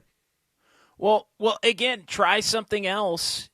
What they've been doing has been working. And again, I know, and often, you take one away and we get into this conversation with the Warriors all the time. It's like, oh, something isn't the same as to the number one template for them to succeed. Change everything. And that's just not how it works. That's just not how sports works. You stick to as much of what you have available to you that's worked for you. And so, Garrett, I don't think they trust him to hang on to the ball. I think that thing has been written, since months ago. So you're not throwing him in at this point of the season. He's been inactive, healthy inactive, for Jordan James a couple of times. So that's just a non-factor. And Jordan Watkins, again, if Jordan Watkins was capable of getting out there and making plays, he would have been out there and making plays earlier in the season. That's not the answer. The answer is not you get beat for the first time in 7 games and now let's play, a young player that's completely fallen out of favor to the point where he hasn't been a factor at any point this season, and a rookie that, due to his health, which is unfortunate, not an indictment of his career, but has just not been a factor. So that ain't it. That ain't there. There are things that I think the Niners can do differently. Tonjes is interesting. Like that one, I think that point I'll say, is maybe the most valid in my mind. But Tonjes isn't a great blocker, and so the question becomes: do you want to put another wide receiver out there versus do you want to put Juice out there instead of Tonjes when you have Kittle back? That's the one where I'll defer to Kyle Shanahan's offensive acumen, but but Tonjes is somebody who actually has been a really productive player when he's gotten opportunities in the passing game. So that one I'll say, okay, maybe you're onto something with, but not the other two. Yeah, I think you got to a lot of what I was going to say, which is we're not going to see Jordan Watkins. We're not going to see Isaac Garrett unless there's 4 injuries down the depth chart. And you get to that point, and guess what? At that point, we're talking about a different game that happened in Philadelphia when you went all the way down the quarterback depth chart to where Christian McCaffrey was throwing to Christian McCaffrey to try to have Christian McCaffrey run it in. Yeah, that was a disaster. As far as Tonjes, though, and the 2 tight end set, outside of a goal-to-go situation or any kind of package with inside the 10-yard line, I don't think we're going to see it if Pearsall's good to go. Now, if he's not, then I'm a little bit more interested in what Kyle Shanahan ultimately does. What does that do with Kyle Juszczyk? I think you kind of went down the rabbit hole of where my thought process was going on that. Tonjes has been a nice player who's stepped up, but it's funny, JD, when we talk about the usage, everyone fixates on the Christian McCaffrey number of touches, and that was a big discussion point going all the way back to training camp when we sat across the table from CMC. But as far as Saturday night, yeah, everyone's usage was down. You had 3.5 minutes time of possession there for the first 20. You only had 6 offensive plays in 2 series before you could get anything really going. So in general, everyone's usage was down, and it was kind of a collective team effort of not being able to move the chains. A lot of it is the fact that Seattle, with no Ricky Pearsall available, they just narrowed in on Christian McCaffrey, saying he's not going to beat us. They narrowed in on George Kittle. There was no room for any kind of big plays. And the 2 moments when the 49ers could have had a big play, one of them, McKivitz didn't pick up a block in time on that 4th and 1. And the second one, they tried to do that double reverse little trickery where Seattle just didn't take the eye candy. That resulted in a very difficult gain of 4 to McCaffrey on the sideline. Well, if anything, you look at the game and just the stat sheet at the end of the game and you say the Niners needed more Christian McCaffrey. Only, 14 touches with 8 carries, and he ended up catching 6 balls. And again, there wasn't a lot doing when he did get the ball in his hands, and 2.9 yards a tote, and the Niners felt like they were really up against it throughout the game. The straw that stirs the drink for the 49ers offensively is still Christian McCaffrey. And everything is based off the ability to run the football and have the run be a threat at least, even though the numbers have not been what they have been in terms of the explosive type plays until recently throughout the course of the entire season. So if anything, you look up and you go, oh, the Niners only scored 3 points and kind of got dominated. And then you look up and go, oh, only 14 McCaffrey touches. That number is like in the mid to high 20s when the Niners are cooking. So Right. he was taken away like that would be where my mind would go. And again, obviously Seattle gets paid to play too, and they give certain looks which dictate other things are going to have to happen. And that's, that's part of the game. But CMC still is the most important. We talk about Purdy and playing at an MVP level, and he had, over this winning streak and going back since the Carolina game where he had the 3 interceptions. I mean, he played as well as any quarterback has played in the NFL this season over that stretch. I don't think there's any doubt about it. But the one other thing that has happened along that time frame is McCaffrey started to become more explosive. Kittle was doing his thing for the most part. You had Jennings and Pearsall both able to come back and be effective, and the balance of the 5 eligibles for the Niners, there was a lot more weaponry and complementary weaponry, which I think allowed for Purdy to really get in his bag with Kyle Shanahan, and I think some of that was thrown off in the game against Seattle. How do the Niners get back to that? I think is a top of the page item that they have to be fixated on as they prep for this game in Philadelphia. Really good calls, really good texts. Got a couple more to get to when we come on back. We'll be playing some 49er post-game sound as well from Saturday night. And then when we get to 2 o'clock, we'll get out of here and hand it over to Dirty Work. Papa and Silver with JD on the Sports Leader.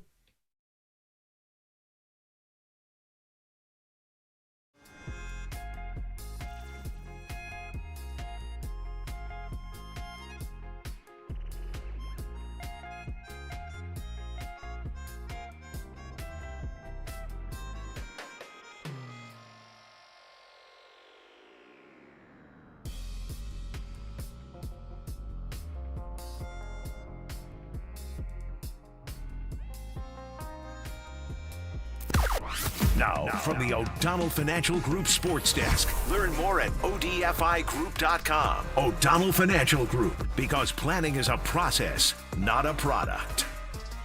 Well, not the outcome that the faithful were hoping for on Saturday night against the Seahawks, but the Niners are in the playoffs and will face the Eagles on Wild Card Weekend. Let us know your thoughts on the matchup in the YouTube chat or give us a call at 415-808-KNBR.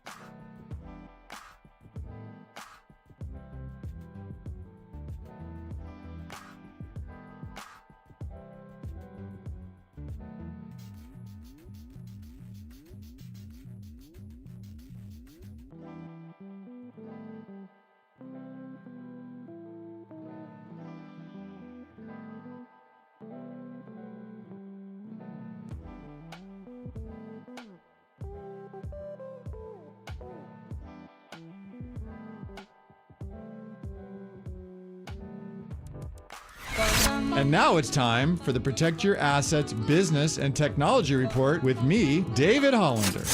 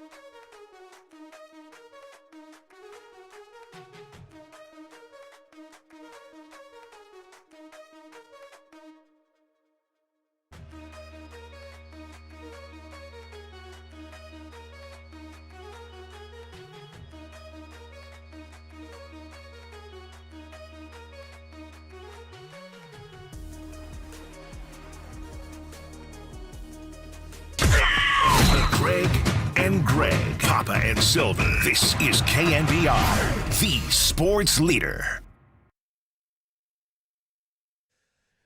All right, Danny, just keep rubbing it in our face. Little Allison Shanes Wood trying to move away from Seattle. No more sleepless in Seattle. It's going to be on to Philadelphia on Sunday. Wild card weekend. 49ers get that 1:30 Pacific kickoff against a familiar enemy in the Philadelphia Eagles, although they have not seen them since the 42-19 blowout back in 2023. And then before that, we all remember 10 months earlier, the NFC Championship, now going back to that same stadium. It's Greg Silver and John Dickinson, JD in for Papa. The final couple hours here on a Monday. So, JD, thinking about this matchup, right? Philadelphia, to me, in so many ways, is what the San Francisco 49ers are not. For starters, they've reached the mountaintop, to their credit. They hoisted a Lombardi. They got a Super Bowl. Then you also think about the level of dysfunction within that organization. For the 49ers, they've had their issues, a lot of them injury-related. Not a lot of dysfunction going on, all right? I know we're all upset that they weren't able to get that number one seed. This team had no business having a shot at the number one seed, considering everything that had happened. They're a 12-5 team, and their division is unforgiving. Philadelphia has all this talent on offense. You got A.J. Brown, Devontae Smith, Saquon Barkley, that offensive line with two tackles that, as Larry Krueger noted with us earlier, are probably going to Canton. And for the 49ers, you got Mr. Irrelevant, now the man who is paid. You don't have your number one wide receiver in Brandon Ayuk. You haven't all season, and you're never going to again. You haven't had Ricky Pearsall for large chunks of it, so you're rolling out with Jawan Jennings, chunks of Jake Tonjes when Kittle's been out, Christian McCaffrey being the one constant, but you found a way to lead through your offense. Now, Philadelphia Eagles and their defense, they traded to go and get a Jalen Phillips. You have Vic Fangio running this thing, and there's a reminder every time you see a Jalen Carter, a Jordan Davis, just why they are still, as dysfunctional as they are, still a big threat. For the 49ers, they've had the defense finding ways to make it work. Bending but not breaking, coming up with the key play when they need to in the biggest of moments. But we all know that's the glaring weakness of their team right now. So when you look at two teams that could not be more different, and a big reason of this is why the Super Bowl window, or Super Bowl bubble, I should say, JD, feels so open. Every team off the top has had a glaring weakness that you can point to. And even with Seattle, I mean, they rightfully earned the number one seed getting those 14 wins, but I think the 49ers have a legitimate shot to win this game. They also, I could see a scenario in which it goes south really quickly, given that, to your point earlier, Philadelphia is the most Seattle-like matchup that you probably could have got in this wild card round. Yeah, the Niners can go in there and win the game, but they're going to have to play a great game. And I think in part Philadelphia is going to have to be the offensively erratic Philadelphia team that we've seen throughout the course of this season. And so I think if you looked at it, and I think you mentioned this a little bit earlier, if you were kind of picking the teams that you wouldn't want to play, if you're the Niners, now that we've seen the full landscape of the season, I think everybody would be more comfortable if you're playing against Chicago at this point. Didn't work out that way. Obviously, Carolina or Tampa, now Carolina, because they ended up winning the division, you'd feel good about that scenario, given the way that the first matchup played out. But the reality is none of these games were going to be automatic wins for the 49ers given their state. But what we've seen different ways in which the Niners have been able to attack it and get the job done. So, yeah, I mean, you lay it all out there. You give yourself a shot. I mean, now's not the time to be, making the statement about, the overarching, notion of, hey, you went 12-5 and congratulations for all that. You want to see if you can make a run and get the win in Philly, and where does that take you? And can you get to a championship game with a chance to get back to Levi's for the Super Bowl? But I think you're right. All of these teams in their own way, even Seattle, who winds up at the top of the mountain, number one, are vulnerable depending upon the day and depending upon the way certain games play out. And I think that makes you feel confident. It made you feel confident if you were a Niner fan for the last month before the game on Saturday night. So to me, what happened on Saturday night shouldn't necessarily change the opinion of what the 49ers can do dramatically. Because if you believe that it all had to be perfect to begin with, then maybe you didn't necessarily believe as much as you thought that this team had enough to get the job done. Where do you stand on this opinion? Because I got a good text from the 408 on the Golden State Lumber and Showroom text line. It says if the Niners could draft, then those players would be used, but they constantly draft these guys who don't pan out or ever develop. I try to refrain from doing the quick draft evaluation within 1 or 2 years, but I think in this case it is difficult not to for a couple of reasons. Number one is we've talked about the Rams and the way they've drafted as they've completely rebuilt from the Super Bowl team and retooled, I should say. And Seattle, right there in that list, when you look at who they've gotten in the first couple of rounds over the last 4 years, a lot of those guys made big impact in the game that we just saw on Saturday. The second reason is because a lot of these players, particularly in the last 2 seasons, JD, have had to get more playing time and take on a larger role than one could probably expect, being certainly relative to their draft status for a lot of guys, right? Like Renardo Green was getting cooked up by Jackson Smith and Jigba, but he's in his second year, and I don't really know what his long-term prospects are or if he's the type of player that could get a contract extension. Malik Mustafa, similar deal. A guy that has had to bite off maybe more than he could chew at times, and he came back from an ACL surgery at the end of last season. I really liked what I've seen from Alfred Collins and CJ West at times this year, but they're still rookies on the defensive line. Mykel Williams, I was liking for the most part as a first-round pick, but his season got cut short, and he's got a long road to recovery ahead. So a lot of these players, I think the value here is that you're at least going to get a first taste of playoff football for some of these young guys in their first or second year who haven't had to have it yet. The downside is it makes it hard to evaluate these players and what their long-term NFL prospects are. But at the same time, I get why we're doing it, because you're relying on a lot of these same players for the 49ers to do what they are trying to do in the short term, and that's win now, win playoff games, and do more than just become a wild card team and be one and done. Yeah, I think I tend to look at drafts and who helps you and where everybody is in the trajectory of everything as more of an end of season conversation. Now, we are close enough to the end to where we pretty much do know what the 49ers are going to have the ability to get and have gotten from a lot of these players. If you look at the 2025 draft, the one thing that the opinion of drafts changes constantly.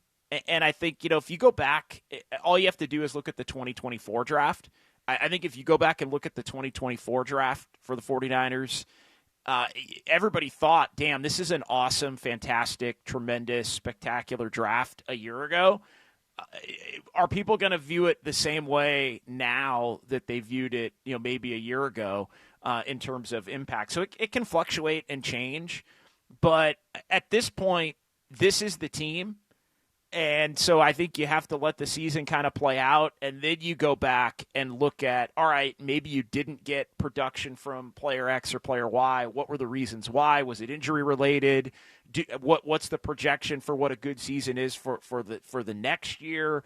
The problem that I have is when you start to get 2 years in or even beyond 2 years in, and you're still kind of waiting around for production. To me, there should be production by the end of the second year for just about everybody that you pick, let's say in the top half of the draft, going through, let's say, the first 3 to 4 rounds.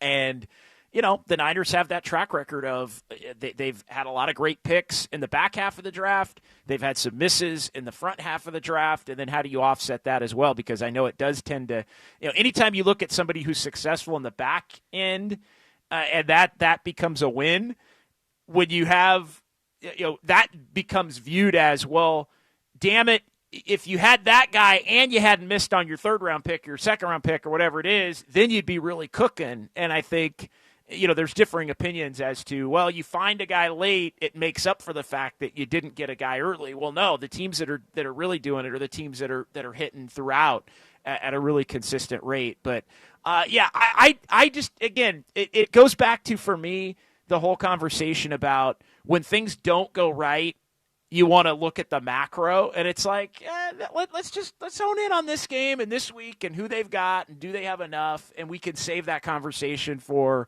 how the rookies performed and how draft picks have done. To me, that's more of an offense or an off-season conversation. Yeah, I hear you on that. And, I think I see both sides of it, right? Because you're having to evaluate these players in real time. So when you see Upton Stout have that kind of game, in fact, it was kind of a cool moment. One of the bright spots of Saturday, and there weren't many, but remember when the Seahawks got their first touchdown of the year? It was on their 2nd drive, I think, and it was 4th and goal. Sam Darnold targeted Cooper Kupp in the end zone, and Upton Stout got beat by about a step. He got called for DPI, and then Charbonnet ran it in.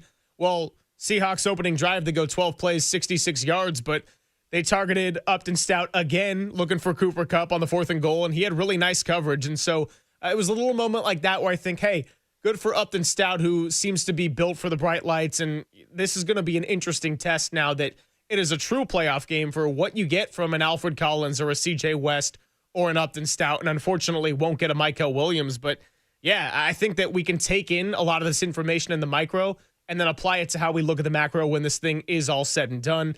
808 KNBR, let's go back out to the phones. Uncle Mac is in Oakland. Says the Niners were emotionally drained after the Bears game. What's up, Uncle Mac?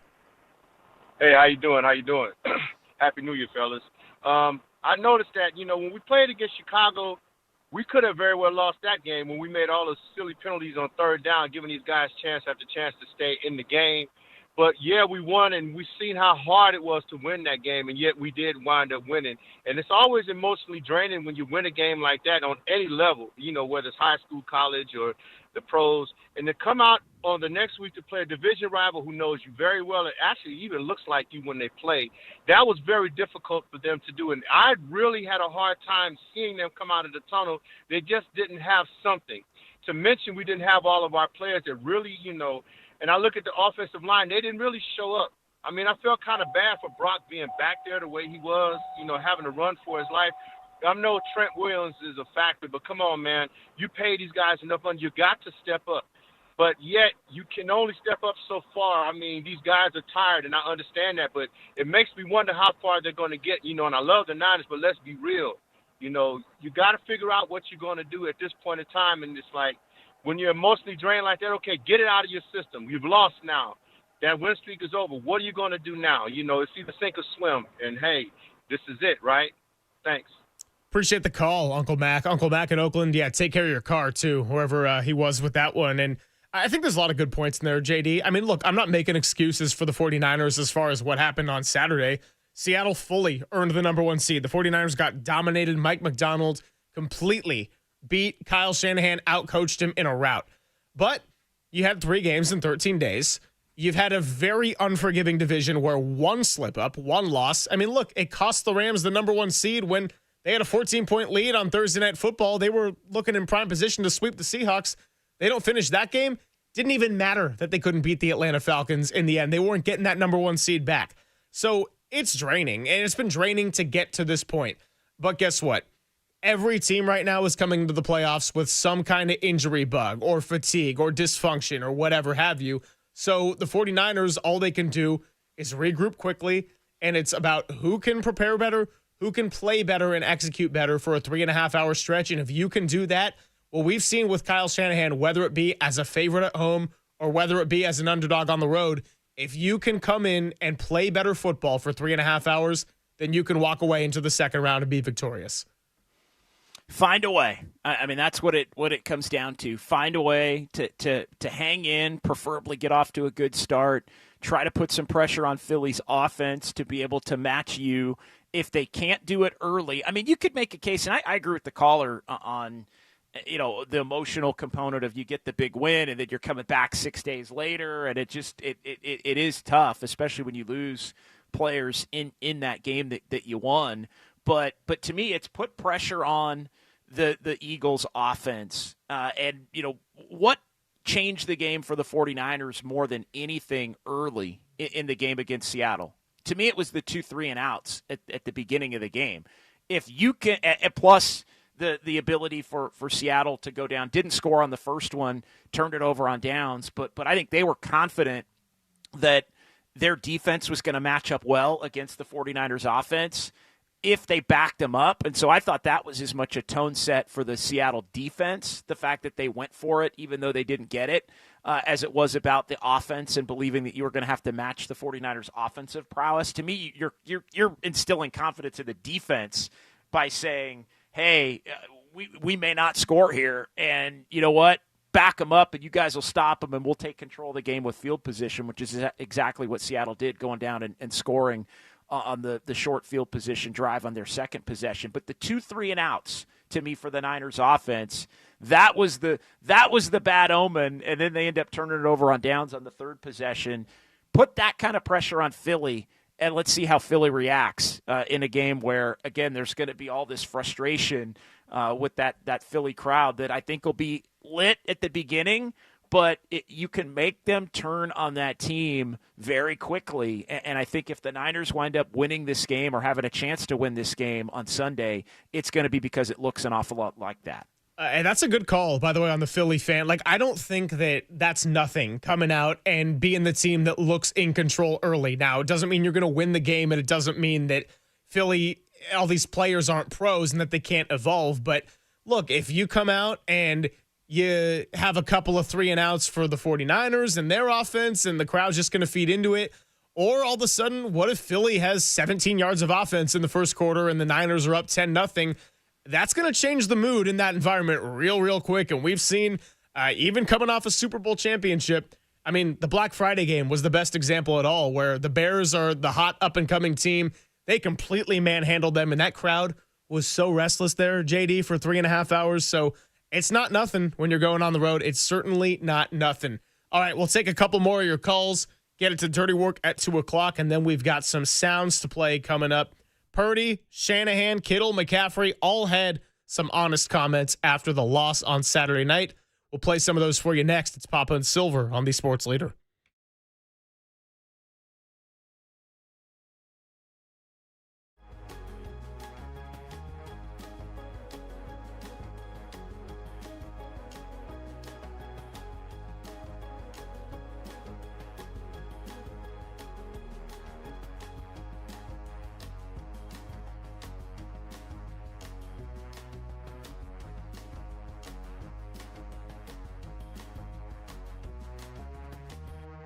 Hey, it's Greg Papa here. When it comes to pizza, there's only one place I'll always recommend. Tony's Pizza Napolitana in North Beach. Tony Gemignani and his team have been ranked #1 in the world, and once you taste it, you'll see why. From Neapolitan to New York, Detroit, Sicilian, and grandma-style pizzas, every slice is crafted with the finest ingredients and baked to perfection. But Tony's is more than just pizza.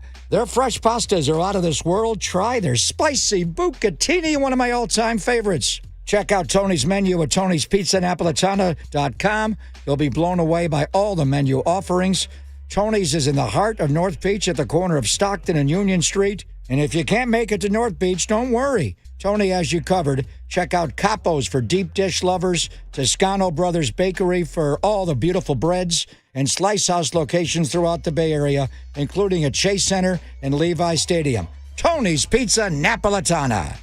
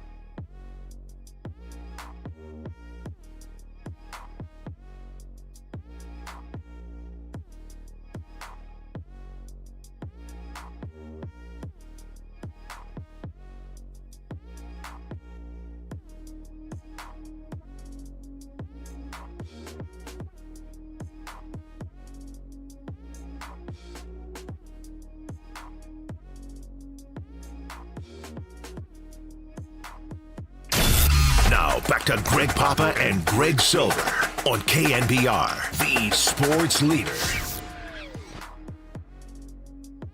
No, we're ready for it. I mean, yeah, it would have been nice to have to have a home game here, or both home games, and get a bye.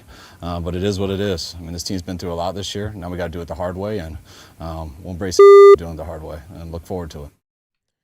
Nice. Kyle Shanahan, give a little spice there at the end. Yeah, they are going to have to embrace the you-know-what out of it, because it's the only way now. When you control your own destiny and then it doesn't go your way in that game you control, well, guess what? You only got to move forward and look what's ahead, and that is facing the Philadelphia Eagles. That is going on the road. That is doing it without Tatum Bethune, who is out for the year due to a torn groin, and that is where we are on a Monday. Dirty Work's going to be starting in about 22 minutes when we get off the air. It is Papa and Silver. Been great to have JD filling in for Papa on the second half of today. Let's go right back out to the phones, because you've all had a lot to say, and it's all about the listener after a losing Monday. It's Jay in Rancho Cucamonga. Wants to talk about the 49ers and the big chance they had on Saturday night. What's up, Jay? Hey, guys. As I mentioned, I got a bit of a sore throat right now. Obviously watched the game, and it was disappointing, but I was prepared for them to lose. My question was, at least what Troy Aikman kept saying, that Kyle built it up so much that, it felt like the way they were saying it, that, if they lose, they don't really have a good chance. And I get that, but what happens if you do lose? People like Dusty Baker, people like Bill Walsh wouldn't say that, because you can't guarantee a victory. I know it was rah-rah, but that's the big criticism that I had. If he did say that, and you come back, okay, we just lost now, you have to be prepared to lose the game just in case. Yeah, I hear what you're saying, Jay, but I think as far as, the stakes of being in this game, like, it's understandable that it was treated like a playoff game. I think both teams knew what was at stake, and I don't think there was any kind of false messaging to the team, JD. Now, correct me if you felt it differently around the vibe of the team, but look, to me, they were playing with house money in the sense that they were not supposed to have that chance. Now, it didn't mean that it wasn't a heavy chance, but yeah, look at the NFC. I said every round of the playoffs is almost like roulette, knowing that every team's got a glaring weakness, and the more games you have to play, the more times you could be got by that weakness that you have. So to have a difference between home field and not playing in the first round and getting a little bit of rest versus having to do it the hard way, which is what Kyle Shanahan just spoke to when we came in here with that sound, there is a massive difference. I got no issue with it. There is a massive difference, and I think Kyle Shanahan knew that he could go all in as much as he did on the importance of it, because he equally knows that his team will embrace the bleep out of the challenge of doing it the difficult way. And the Niners have had teams that have been forced to do it the difficult way at different times. And again, different players, different years. It's been a while, obviously, since the Niners have been in this position. You got to go all the way back to 2021, that season where they win a couple of games on the road, and win the game on the road to get in, and win a couple games on the road, and end up back in SoFi for that NFC Championship game in January of 2022. So I think he's confident in knowing the makeup of his team, that you can go all in on the opportunity that they had earned. Like, that's the other part. They had earned. I agree, like, when you look back at the end of the year, if the Niners get beat in Philly, and they go out and it winds up being a disappointment, but then you go, man, this team really, considering the injuries and the adversity and the step back that they planned in the way they built the roster going back to the spring, at that point you can remove yourself from it and say, wow, it was a great season, because it will be. I'm not afraid to say that now ahead of time, but the reality is they earned the opportunity based on their winning streak and the wins that they got before everybody got hurt, or before they were as depleted by injury as they wound up being in Seattle and in SoFi against the Rams down in Inglewood. Those wins with this streak here that ended on Saturday night, they earned the opportunity to get that bye and start to dream a little bit about what could be with a couple of home playoff games. So I think going in on that is not a bad thing at all. I think you should embrace it, because they were on a heater that was making everybody start to dream throughout the Bay and throughout the country and throughout the world if you're a 49er fan. But now you don't get the job done, and you are confident, I think, and this is where I will say I believe Kyle Shanahan's confident that he knows his team can flip that switch and understand that the makeup of this squad that's been together since July has the emotional stability and fight to be able to go to Philadelphia and give themselves a shot to win that one. I'm not sure how important this is at this point now that we've played the full 18 and the playoff picture is set at what it is, but I did find this interesting, and this note's from Nick Wagner of ESPN. The 49ers' final strength of schedule, JD, was at 498, so that's not great, but as far as having this weak last place schedule that was going to carry them throughout the season and the only reason that they were a playoff team, you want to know playoff teams with a worse strength of schedule this year than the 49ers? That's Chicago, that's Philadelphia, that's Green Bay, New England, Denver, Jacksonville, Buffalo, and the Chargers. Now, the 49ers' strength of victory wasn't all that great, but the bottom line is this. The NFL has had a lot of surprises and a lot more parity than we would have expected this year. So, yeah, the 49ers earned that opportunity to go and take a swing at the 1 seed. I think they ultimately earned their fate, and that fate is being a playoff team that has a real shot to do something, but you're going to have to do it the hard way now because your division happens to be the one that's the most brutal and unforgiving in the entirety of the sport right now. So when you got the 14-3 Seattle Seahawks getting the number 1 seed, well, guess what? They rightfully earned that bye. They earned that week off, and now you got a chance to maybe earn another matchup with them in the divisional round. But first, you got to worry about another team that's had its own issues. And so, anyway, I just found that an interesting note as far as the schedule, because there was so much made about that in the offseason when we did shows together. And you kind of look at it at the end, it's kind of one big mix of mediocrity as far as the overall schedule that a lot of these playoff teams had to face. Yeah, they played a favorable schedule. I mean, let's and I get it. Like we can rank it compared to easiest. That always changes every year. What looks like it's maybe the easiest or in the 30 to 32 range can become a little bit more mid. They took advantage of the schedule that they had, and look, there were games that looked like they were going to be easy games maybe on paper in May that became more difficult games. The Chicago game probably at the top of that list. When you play teams is also important. I mean, they played Tampa when Tampa was among the best two teams in the NFC and got beat. If they had played Tampa later, maybe they win that game in Tampa, and it's a little bit of a different conversation. But they took advantage of the schedule. But they won the 2 games in the division early, which allowed for that to matter. And I think that's where I kind of, we can look at it from the time Warner went down.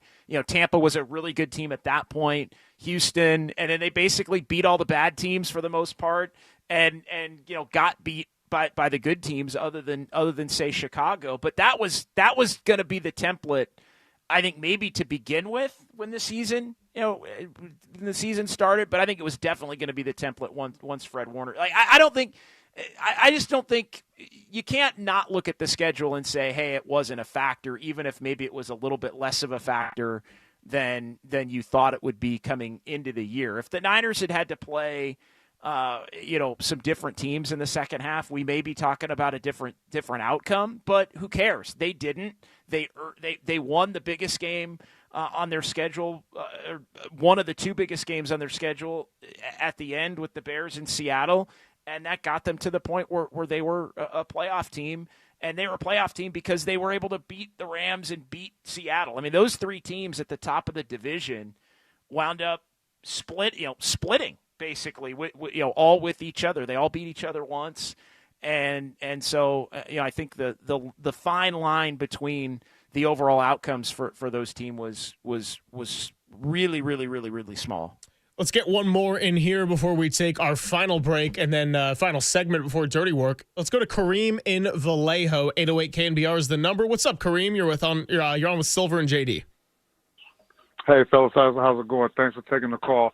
So, I've been listening to you guys, and, definitely I feel that the game against Seattle Saturday night, it felt, even though the final was 13-3, it felt like more like 30-3. Just the physicality that them guys brought. I think they hit us in the mouth, right off the bat. And the three plays that I'm sure you guys touched on through your show was the fumble that we didn't get after Donald, lost the ball when he tripped. Then they ended up getting that 3rd and 17 on a run play. They was conceding a punt, and you just can't, as a defense, allow them to get 17 or 19 yards there to keep the chains moving. Then, of course, the missed throw was tipped, but McCaffrey going through his hands and the defender picking it off. And I think those three plays in the game, and these games are so close as far as momentum swinging. Those three plays could have changed the momentum in the Niners' favor, and who knows what could have happened. But as you guys say, you move on, you lose the game. Moving forward against Philly, you touched on it. The crowd definitely can turn on them. This Philly team has not played a complete game through this whole year. They play a good half, bad half, good half.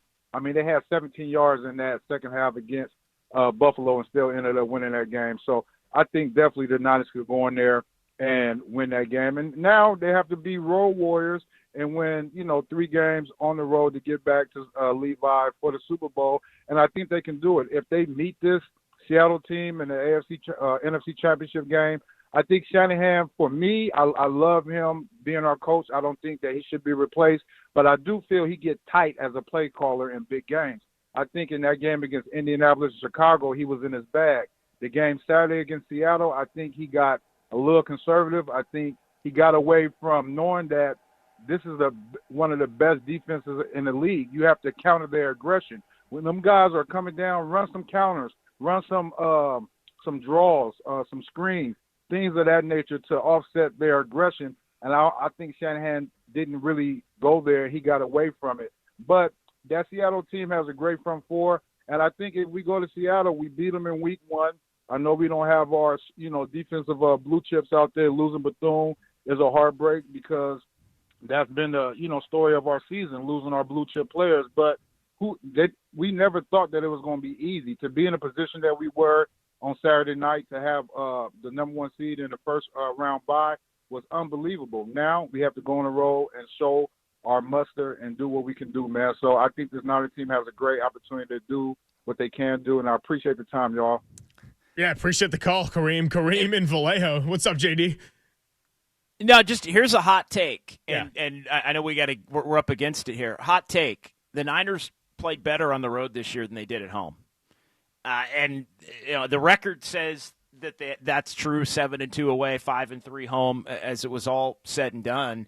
But the Niners have proven themselves to be, chippier, pluckier, have more fight, whatever it is. They've proven it throughout the year. Like I've thought that a lot and said it to people throughout the year. And again, maybe some of that is schedule specific, but I don't know. I think the home road part, I feel like, at least for the first week, isn't as much of a factor because it's more obviously you get the bye, you don't have to play the first game and all of that. But as far as just the ability to go win one road game, the fact that it's on the road, I don't think actually matters all that much because the Niners have proven they have the grit to be able to go and play some plucky type games on the road. No, what I told Derek, I think it was when we were doing shows together, or maybe it was the one I did with you a week ago after the Bears game.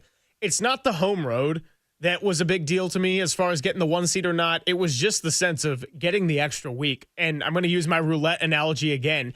Every team in this NFC, and maybe Seattle less or so with the way they dominated, but look at 2 through 7. There is a glaring weakness you can point to right off the top that can cost the team a game, that has cost team games in the regular season.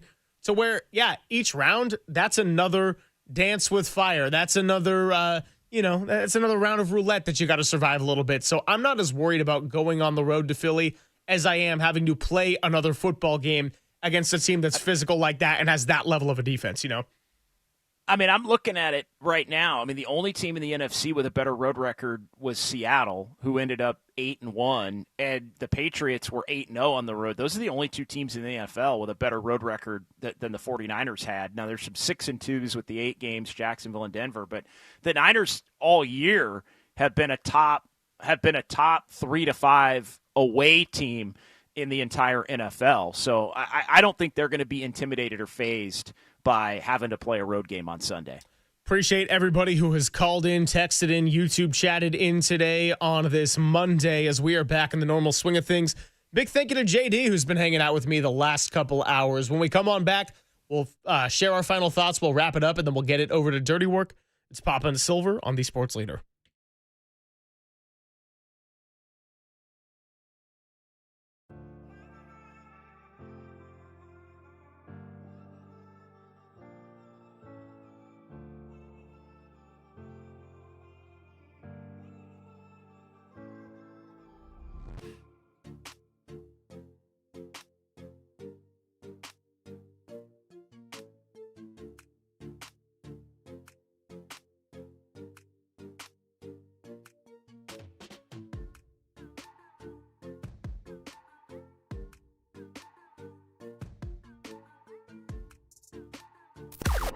Now, from the O'Donnell Financial Group Sports Desk. Learn more at odfigroup.com. O'Donnell Financial Group, because planning is a process, not a product.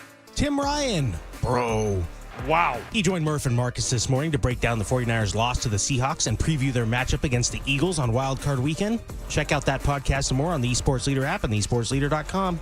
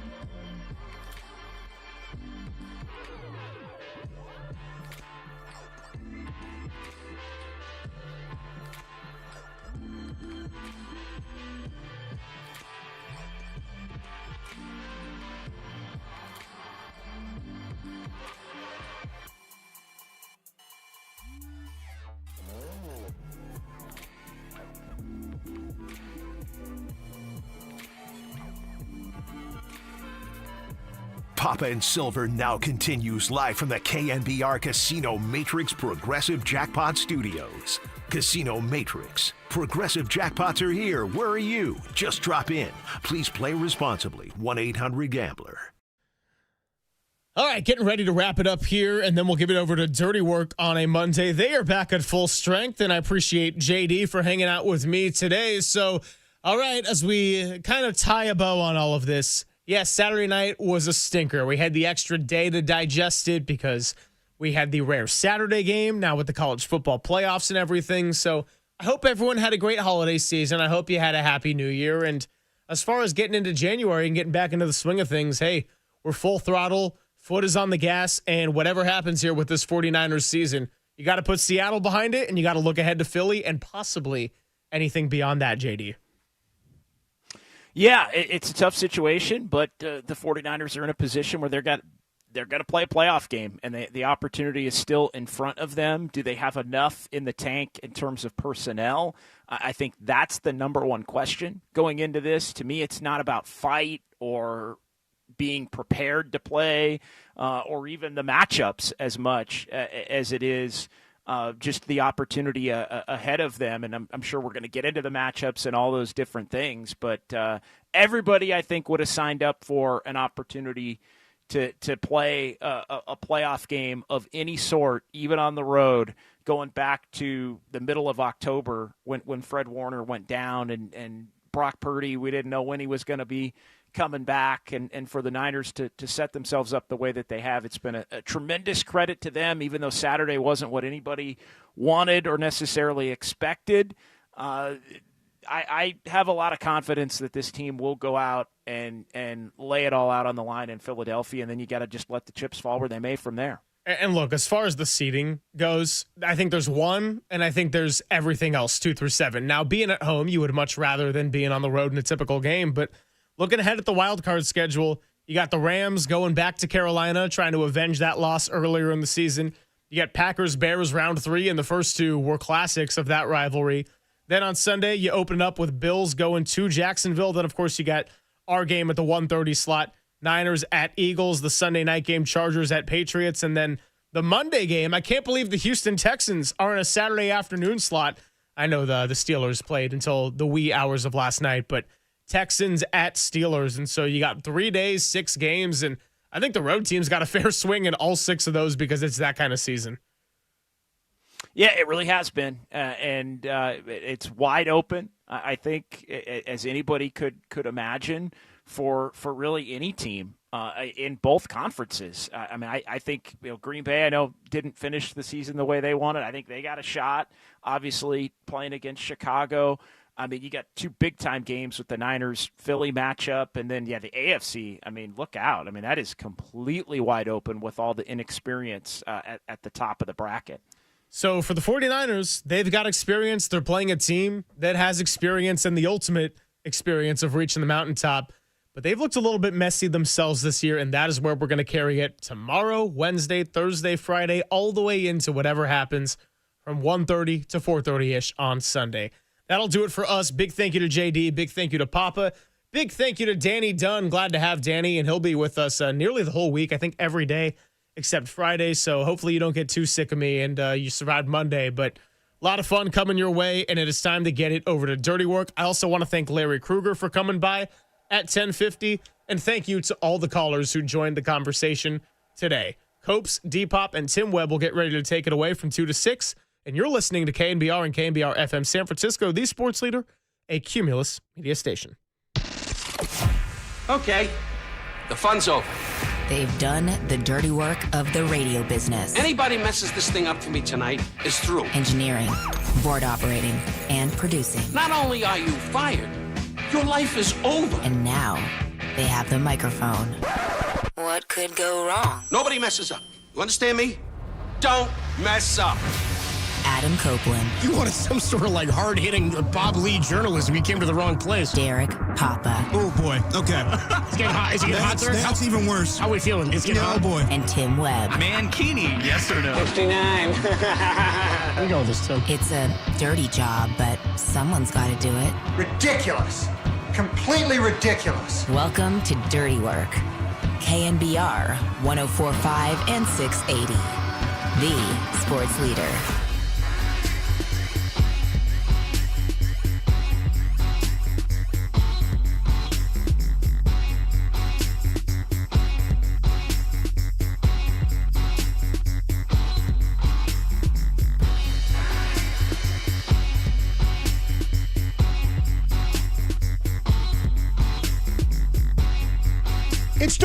Work on a Monday afternoon. Happy 2026 to the Filth. Dirty Work Season 2 kicking off season premiere of Dirty Work Season 2. Nice. We've been renewed. We've been renewed for the time being. Adam Copeland, Depop, Tim Webb with you. As soon as Danny Dunn gets his ass out of the chair. Hi, Adam. Walt's still milking that baby thing. Congrats to Walt and baby Christian. Huh? He's going to be milking that baby for a while now. And I know how I said it. I don't think that's how it works. Yeah, I think it's the other way. Anyway. I mean, you can milk anything with nipples. Yeah, I got nipples. Can you milk me? Oh, we're back. I'm due for a Meet the Parents, dude. Not Meet the Fockers or Little Fockers? I think they're making another one, aren't they? Oh, yeah. Yeah. Because we all asked for that. We all asked for that, yeah. They're making another one of the. I mean, again, this is movies and TV in this generation. Dude, I saw the other day, did you see they're rebooting Malcolm in the Middle? Yeah. And everybody's back except for the kid who played Dewey, the youngest brother. I think it's a subtitle, Life is Unfair or Still Unfair. Because if you need to remember the theme song. As long as I got Cranston as Hal and the mom out there, I'm good. I mean, after Bryan Cranston was on Breaking Bad, he needs to come back and do Malcolm in the Middle. I mean, he's spoken publicly about how much he loves it, how much he loves that people bring that up to him. I mean, it's my introduction to Cranston. Of course. That started when I was in third grade. Well, he also was a villain on Power Rangers before that. That's right. Was he the villain or was he... He did a quick Power Rangers. Oh, I thought he played Zordon or something like that. Or no, am I wrong on that? I think it was just a quick part, but I would love it if there was a spinoff series where Bryan Cranston comes back to play Tim Watley. And we get all of the unsolved questions when it came to him being a dentist. That'd be pretty good. And everybody that was an anti-dentite. How the label maker hold up over time, dude. Exactly. The label's still on. That'd be pretty good. Anyway, we got a full show for you today with you until 6 o'clock as Dirty Work kicks off in 2026. We've got one guest for us today, Matt Mayoko, our 49er insider from NBC Sports Bay Area. We'll talk a lot of 49er football with him and about the matchup with the Philadelphia Eagles on Sunday at 1:30 right here on The Sports Leader. Something I do want to mention, because we didn't talk, we talked over text over the break. Yeah. And we talked mostly football and sports and stuff when we were trading conversations. And during the Niner games last couple of weeks, you and I have been talking. But I did think about you on Christmas Eve. Okay. Or after Christmas Eve. Did you watch It's a Wonderful Life? No, The Family Man really reminded me of you. The Family Man with Nicolas Cage? This is my apartment. Why can't I live here? So anyway, by the way, at some point, maybe in the grab bag, we need to get into the Madden trailer. Oh, I don't know. Did I send it to you? I think I'd seen it come out, and I think I sent it, but I hadn't. It's brief. It's like 30 seconds. If you watch the Chiefs-Broncos game, you saw it for a second. But I didn't see it on there now. Christian Bale nails it as Al Davis. We'll see about Nicolas Cage as John Madden. Yeah, I trust Bale more in basically if he's taking a role. If he's anything, yeah. He's Cheney. He's been Cheney and Batman. Yeah. He was crazy as Cheney, dude. Oh, he was amazing. He was unbelievable. Bale's out of his mind. When they announced that, I was like, there's no way that he could do that. And then he gained the weight and sounded like him. I was like, that's how, honestly, we're away from Oscar season, but I always thought that he should have got the Oscar over, who was it, Rami Malek that year for Bohemian Rhapsody? What was he nominated for?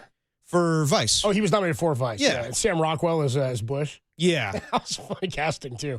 It was good, though. Anyway, so a big theme of Dirty Work Season 1 is we got to know Derek and the audience got to know you a little bit better, was the pizza conversation. Everybody knows Derek loves himself a DiGiorno, right? Had it on New Year's Day. Wow, okay. To recover and watch all the bowl games. To recover. That doesn't sound like that good a recovery. I know you need some grease. I know you need some pizza. Who doesn't love a good DiGiorno pizza? I mean, for the recovery, though? Not for the recovery. I was just hungry. No, I mean, when you're hungover, dude, the grease is necessary. The grease, the carbs. It takes a while. Breakfast burrito. I'd rather have DoorDash, but you work with what you could get that morning. Yeah, so you get yourself a DiGiorno. So the debate really started last season, where I was like, so if I asked you to come over and you Super were Bowl like, party, and you were like, I'm bringing a pizza. Yeah. If you told me you were bringing a pizza and you showed up with a DiGiorno, I'd be like, well, come on, it's not what anybody thought was happening. I guess it's misleading, but it still is pizza. Right. But then you said, well, what if I showed up and it wasn't cooked yet? We were like, no, you can't show up and have to cook it at the house, too. Right. It's got to be ready.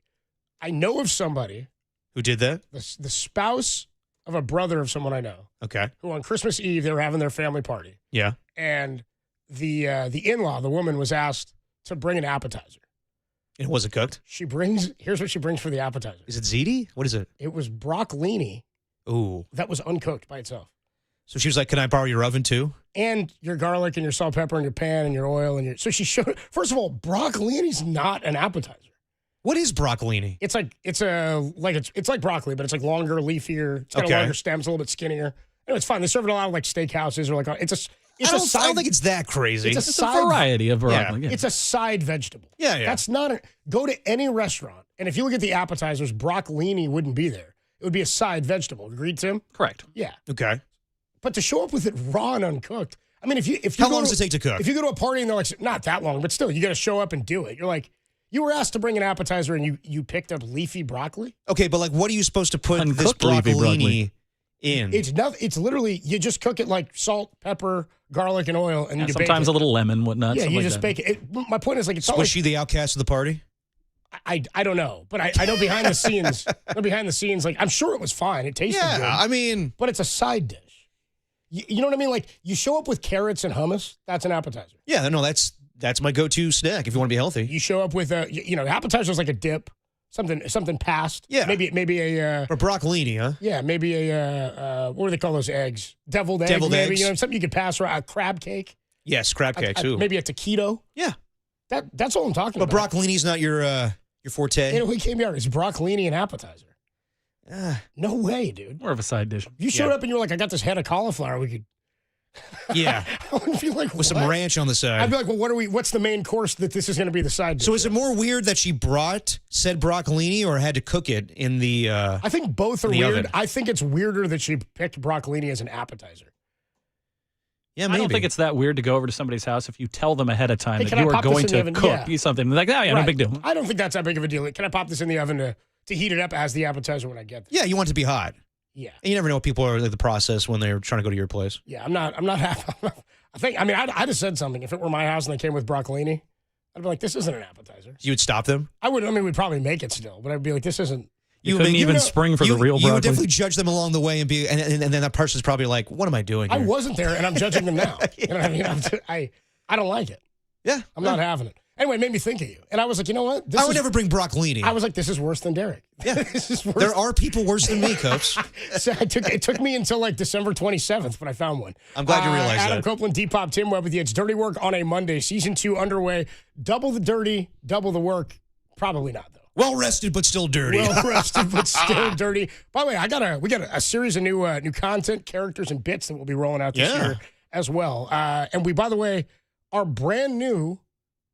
Well, newly sponsored, I should say. We have a show sponsor now. Oh, nice. Jack's Restaurant and Bar, our new show sponsor. How about that? Official sponsor of Dirty Work. Dude. That's way more cooler than when Wayne's World is sponsored by the guy's arcade show. You remember that?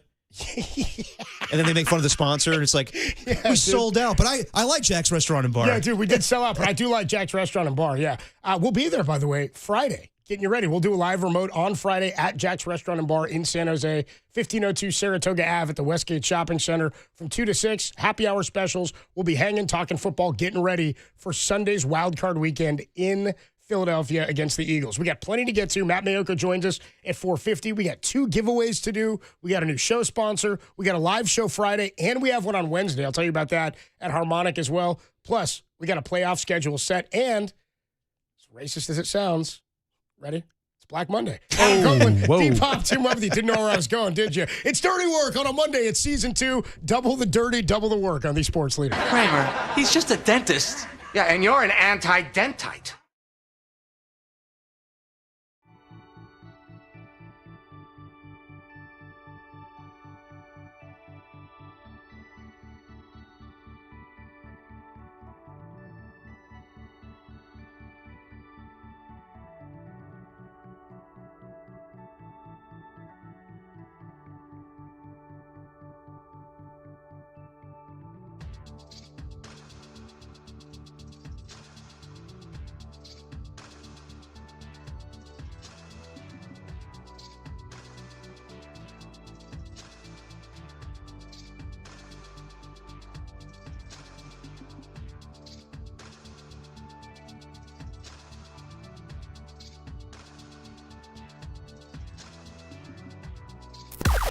Now, from the O'Donnell Financial Group Sports Desk. Learn more at odfigroup.com. O'Donnell Financial Group, because planning is a process, not a product. The 49ers head to the postseason as the 6th seed after their 13-3 loss to the Seahawks on Saturday. Today, Kyle Shanahan spoke to the media and said Tatum Bethune would be out for the playoffs with a groin injury, while D. Winter's ankle and Luke Gifford's knee would be evaluated later in the week. If you can play linebacker, tell us about it on the KNBR YouTube chat, the only place where Bay Area fans cannot stop the run either.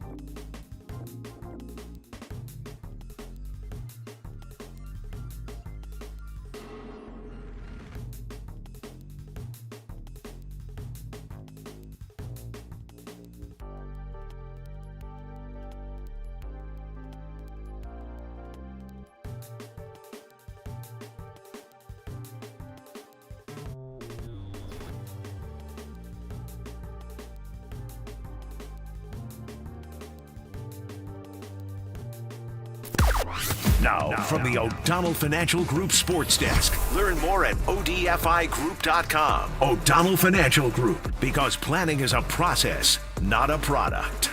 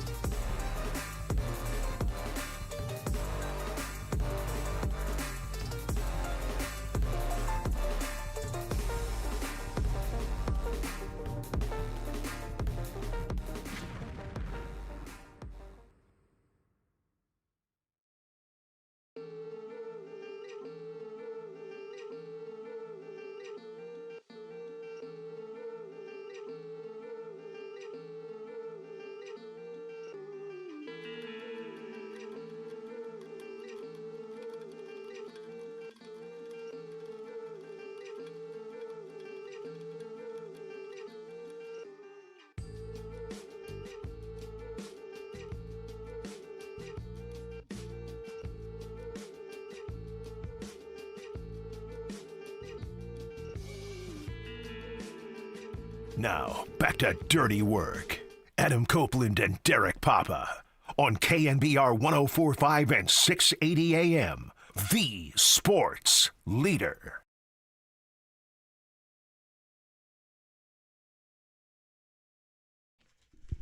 Dirty Work on a Monday afternoon. Adam Copeland, D-Pop, Tim Webb with you. Dirty Work is sponsored by Jack's Restaurant and Bar, and all day, any kind of place. We'll be at Jack's on Friday, by the way, for our 49er tailgate ahead of Wildcard Weekend against the Philadelphia Eagles. Jack's been awesome. Awesome that they're sponsoring the show, and awesome that we'll be down there with the Filth on Friday. The Filth and the Faithful ahead of the Niners and Philadelphia. The Filthful. Wednesday, by the way, join us at Harmonic Brewing. Yeah. Outside of Chase Center ahead of the Warriors and the Milwaukee Bucks. We'll be on the patio of Harmonic on Wednesday afternoon. Yeah, we are a week and 3 days from Kuminga hopefully getting traded. Can't wait. Thanks, Bart Scott. Dude, it's like maybe the most desperate thing for us here at the Leader with the Niners is needing them to win, because you guys don't want me talking Dubs for the next month and a half. I don't want to do that. Well, you want to do that? Want to talk Giants and what they've done this offseason? I was going to say, we need the Niners to win because they need to carry our fandom into February. Oh, I can gladly talk offseason, my friend. As deep as we can, Niner offseason, just to get us into baseball, because you know who's not picking you up with any storylines? Buster Posey.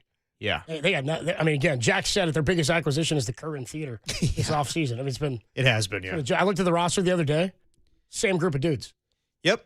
This is where we actually might say, like a year ago, we were talking about, is this going to be the same Giants team as a year ago? And you're like, no, they made some changes. No, it's exactly the same. No, just Tony Vitello. So far, it's the same. Yeah. And new coaches and like one pitcher. So I got to believe they make some trades. Come on. I think now. so.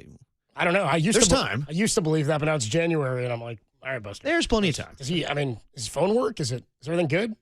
Remember the time? He's got Christmas too, man. Remember the time where we had the wrong number for JT Snow or something? Did we have a situation like that where we called Marcus Thompson? It was Farhan.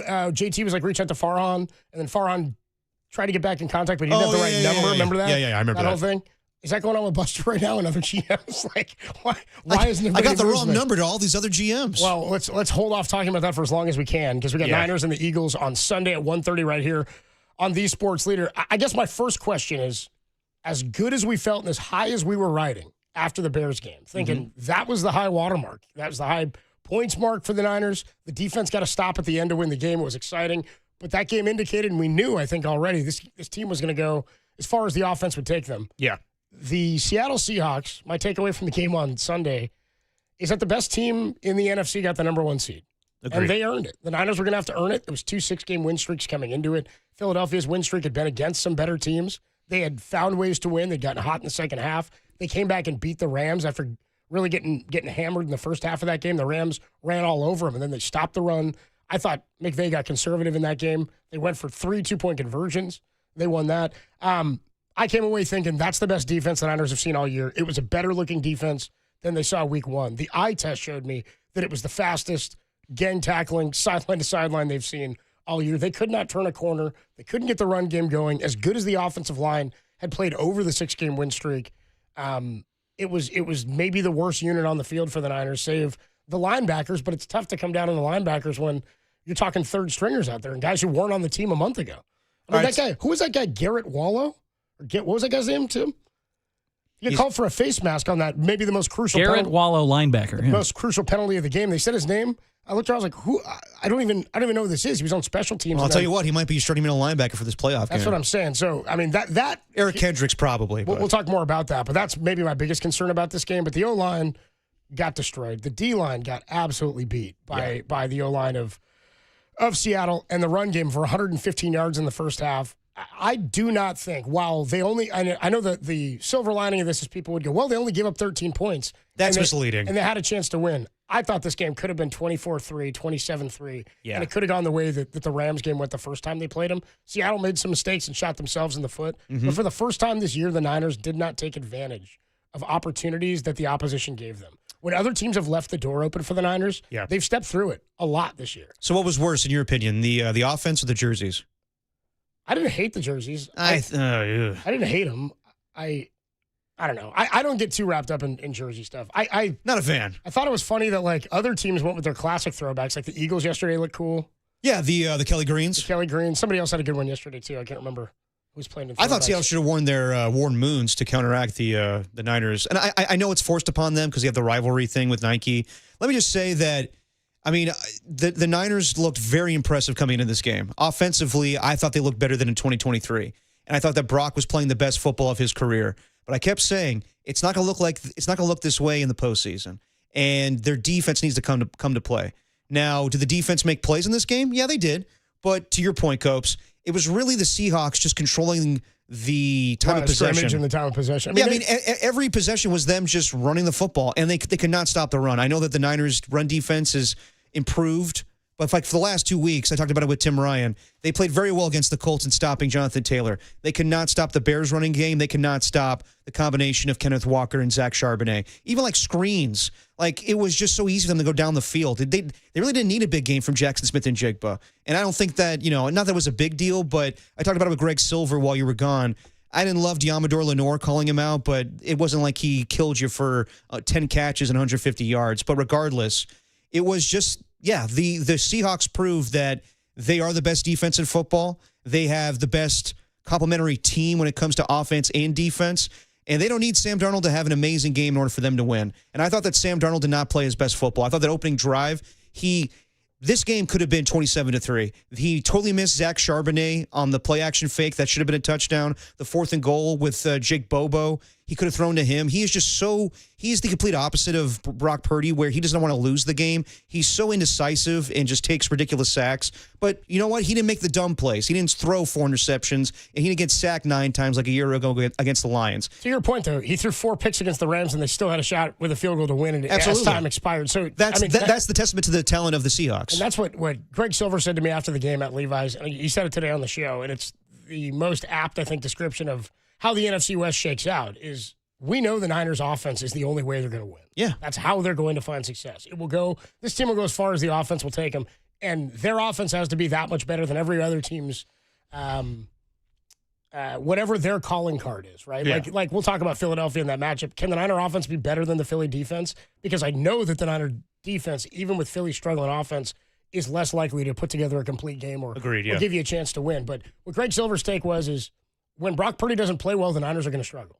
When Matt Stafford doesn't play well, the Rams are going to struggle. And it didn't happen a lot this year, but it happened a few times, and they did hit some hiccups. When Sam Darnold doesn't play well or doesn't do anything spectacular, they can still beat you in a variety of ways. They kicked 6 field goals to beat the Colts a couple weeks ago. Their special teams is really good. Yeah. Their defense is elite, and there are no holes on the defense. The Rams have the secondary that can be got. Yeah, I mean, there's no real holes for Seattle. I thought that going in the game that Kyle was going to test Tariq Woolen, and he did. And this guy has improved since the last few matchups they've had. No, they knew exactly what to do, was to stop McCaffrey, to take everything away underneath and bring pressure. And, the way that the 49ers looked against the Bears, it was unbelievable. And I think that the Bears were seeing now that their defense is kind of overrated. They have really good playmakers that could take the ball away. But as far as giving up points, yeah, I think Dennis Allen has his work cut out for him this week against the Packers. But the Seahawks just took everything away from the 49ers. And we could debate, what was the bigger loss? Was it Trent Williams? Was it Ricky Pearsall? I would say Austin Pleasance wasn't a bad game. It was just the whole offensive line broke down. I don't know if the game goes differently. I don't know if the run game is more effective because of Trent. I mean, they never got anything going. I think it's the same result if you have both guys. I'm kind of with you. I think that Ricky Pearsall gets open a little bit more. It could be man-to-man coverage, but to take away everything for Brock to feel safe, it was just basically what happened in this game was the Seahawks just killed the time of possession. They didn't make the most of their opportunities. They stalled in the red zone, and I don't think that's really anything that the 49ers did. I think it was their own doing, and they missed 2 ridiculous field goals, and then the only drive the Niners had was that one that went for 64 yards. Everything else was like 30 yards. And it's the third play. So they punted 5 of their first 6 drives. They punted their first 3 drives. First time they'd done that, by the way, since week 8 against Houston. Yeah. At Houston. First time they hadn't scored on their first 3 drives. It was similar to that game. It was very much similar to that game where they could have got back into the game if McCaffrey makes that play, but then Drake Thomas comes in and just steals the ball away, and it was a great play by him. I thought the Seahawks just had a great defensive game plan, and, I mean, a microcosm of the 49ers season on defense is giving up that 3rd and 17 with the running play to Kenneth Walker. Yeah, I mean, that was a backbreaker, but the game wasn't over then. That was the drive. It wasn't over. The 3rd and 17, I mean, it wasn't even a microcosm because it was such a big splash play, but it was indicative of the way things had gone all game. I mean, there was a 20-yard run and a 27-yard run by both guys. There was a 20-yard run by Walker early in the game, and he had like an 18-yard catch. And there was a 27-yard touchdown run by Charbonnet early in the game where he was untouched off the left side up the sideline. So it was basically how they'd beaten them all day. Wasn't a surprise to me. They wanted to keep the clock moving, and they were happy to punt it at that situation, which tells you how they felt the things were going for the Niner offense and how much they trusted their defense against the offense, because at that point they'd only given up one 9-play, 30-yard field goal drive before the half, and the Niners stalled out on that drive too. So they hadn't gone 3 straight drives without scoring to start a game since Week 10 against the Rams. First time all year that they've been shut out in any half. The second half there. Lowest scoring performance by a Kyle Shanahan offense since he became the head coach of the 49ers. Week 1 against the Panthers, 2017. Which is alarming that's the only time this has ever happened. So this to me was an outlier for the 49er offense, but it also showed me a lot about Seattle's defense. And the reason this was all the more important to win is it's not just about getting the bye and being the 1 seed. It's what that meant on the flip side. If the Rams were the 1 seed, I wouldn't trip all that hard about having to potentially go through Los Angeles in LA. You know you can do that. You know that home field isn't a true home field. Having to go through Seattle with that defense in Seattle in January, it's as much as it hurt the Niners to lose that game, that boosted Seattle's Super Bowl hopes, I think, as high as you could have had them. Because of now having the home field advantage, I think, means more to them than any team in the NFC. Think about the 2 teams that have the 1 seed right now. It's Denver and Seattle. We talk about their home field advantage all the time. And usually when they have the 1 seed, they go to the Super Bowl. I think it's every time that Denver's had it, they've gone to the Super Bowl, maybe with the exception of a couple times. Every time Seattle's had the 1 seed, they've gone to the Super Bowl.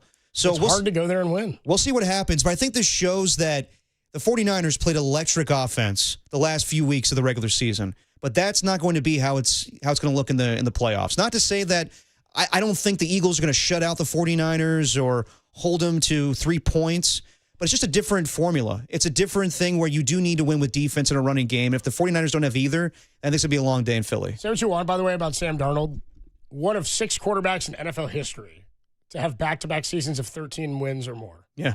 He's the only guy to ever do it with 2 different teams, which is, nobody does that. You don't leave a team with 13 wins and then go to another one and do it again. He's one of only 2, you said? He's the only guy to ever do it with 2 teams. In back-to-back seasons. Back-to-back seasons. How about this? Peyton didn't do that? 2 different teams, no. Because he missed the last year in Indy. That's right. With the neck injury, right? That's right. And that's what got them the Andrew Luck That's right. pick. The other note is he has 14 wins back-to-back years. Because he had 14 last year in Minnesota. The only 2 quarterbacks in history to have 14 wins in back-to-back seasons, Sam Darnold and Tom Brady. Wow. Say what you want. It's a team game, but, you don't get there by accident. It's so different, too. Like, the Seahawks team, 14-3, number 1 seed in the playoffs last year. That Minnesota Viking team, 14-3 on the road, having to face the LA Rams. And Sam Darnold was, seeing ghosts, sacked a ton of times in that Lions game and the Rams game. So, not that he put out like this unbelievable performance, but he exercised some demons to come back in that game against the Rams and then to not lose the game for the Seahawks. That shows you, like, we usually value the quarterbacks and coaches in the playoffs. That's why, I'm leaning in the direction of the Bills for the AFC, NFC, probably Stafford. But, yeah, you're right. Everybody on that team, they win in spite of Sam Darnold. Even though Sam Darnold's not playing terribly, he's just not playing at a MVP level that you expect from the number 1 seed in the playoffs. Dirty work on a Monday afternoon. Adam Copeland, Depop, Tim Webb with you. We got 2 things to give away today. 2 things. Let's start with this one right here. We are giving away all week long 2 tickets to go see Wanda Sykes. Oh, hell yeah. I Wanda love Wanda. Sykes is coming to town. She's going to be at she's going to be at the San Jose Center for Performing Arts. San Jose Center for Performing Arts on January 16th. Tune in between 3 and 6. We'll give you the cue to call. Be caller 10 to the studio. At 415-896-KNBR, you'll win tickets to see Wanda Sykes at the San Jose Center for Performing Arts on January 16th. Right around the corner, guys. Just 11 days away. Find the official rules at thesportsleader.com, furnished by Live Nation. Tim, what will the cue to call sound like? Hey, y'all. It's the cue to call. If you want tickets to Wanda Sykes at the San Jose Center for Performing Arts, call right now. That's what it'll sound like when you hear something like that. You hear that, caller 10, 415-896-KNBR. But wait, there's more. There's more? There's more. Remember, I was bitching and moaning a few minutes ago about having to talk Warriors for a month and a half with this Kuminga thing looming in a couple of weeks. We do have Sharks. We do have the Sharks, who, by the way, fell to the Ning the other day.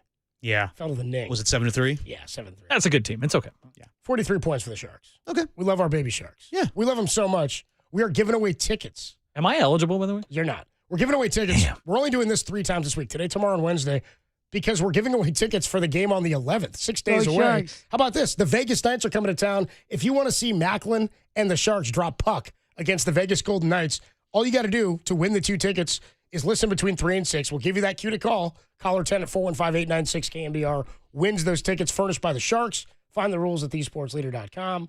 Tim, what might this cue to call sound like? Hey, y'all. It's the cue to call. If you want tickets to Macklin, call right now. That's what it'll sound like. Something like that. Yeah, I might just say Sharks. I don't know if I'll do that later. Either way. Something like that. Anyway, 415-896-KNBR, and those Sharks tickets are yours. All right. Let's take a quick break. I do want to get to some calls from the filth. I want to hear from you guys. Happy 2026. It's been a while. But also your thoughts on the Niners. I mean, dude, football is such an up and down emotions game. We were riding so high. It's a week-to-week league, Coach. I don't know if you heard that. After that Bears win, and now people are like, I don't know if Kyle's really going to win Coach of the Year. Like, dude, they won 12 games this team won. Well, okay. They have more wins than the 2 seed and a team that they beat. Let's be honest, too. Kyle doesn't give a damn about Coach of the Year, neither do I. So, like, who cares? They'll probably give it to Mike Vrabel or Liam Cohen or Ben Johnson. But, yeah, them not getting the 1 seed, that's probably going to hurt his chances on that one. Well, the question is, if you, as 49er fans, as high as you were on the Niners after the Bears game, did you think this team needed a home field advantage to find playoff success? 808-KNBR, 415-808-5627 is the number to call and the number to text. Do you think this team needed home field advantage, and how differently do you think about them now after that loss to Seattle? 808-KNBR is the number to call. Dirty Work on a Monday. It's the greatest show in America on the Sports Leader.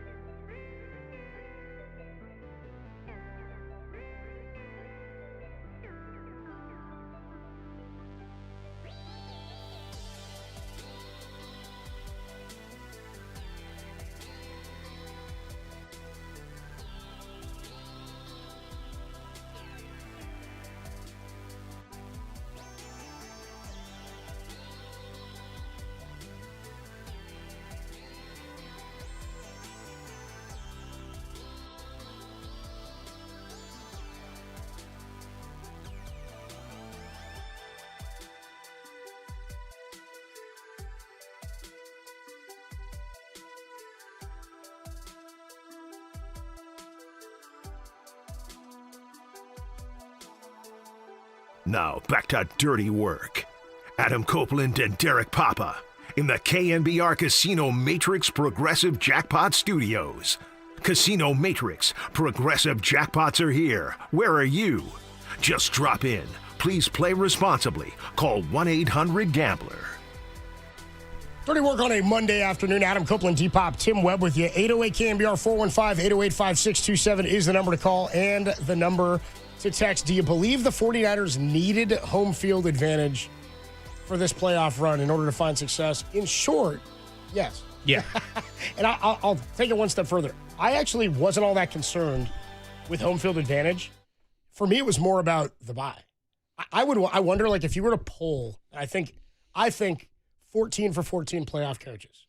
If you said you can have a first-round bye but if you get the first-round bye, you have to play all games on the road, or you get home field advantage. I think everybody would rather have the bye. I know you get them both, but if you're the 2 seed in home field, you'd still rather have the bye. If you're a banged-up team, you want to play one less game. You don't want to play one more at home. Anything can happen in but one travel does play a factor. Agreed. Not having to go on the road at all.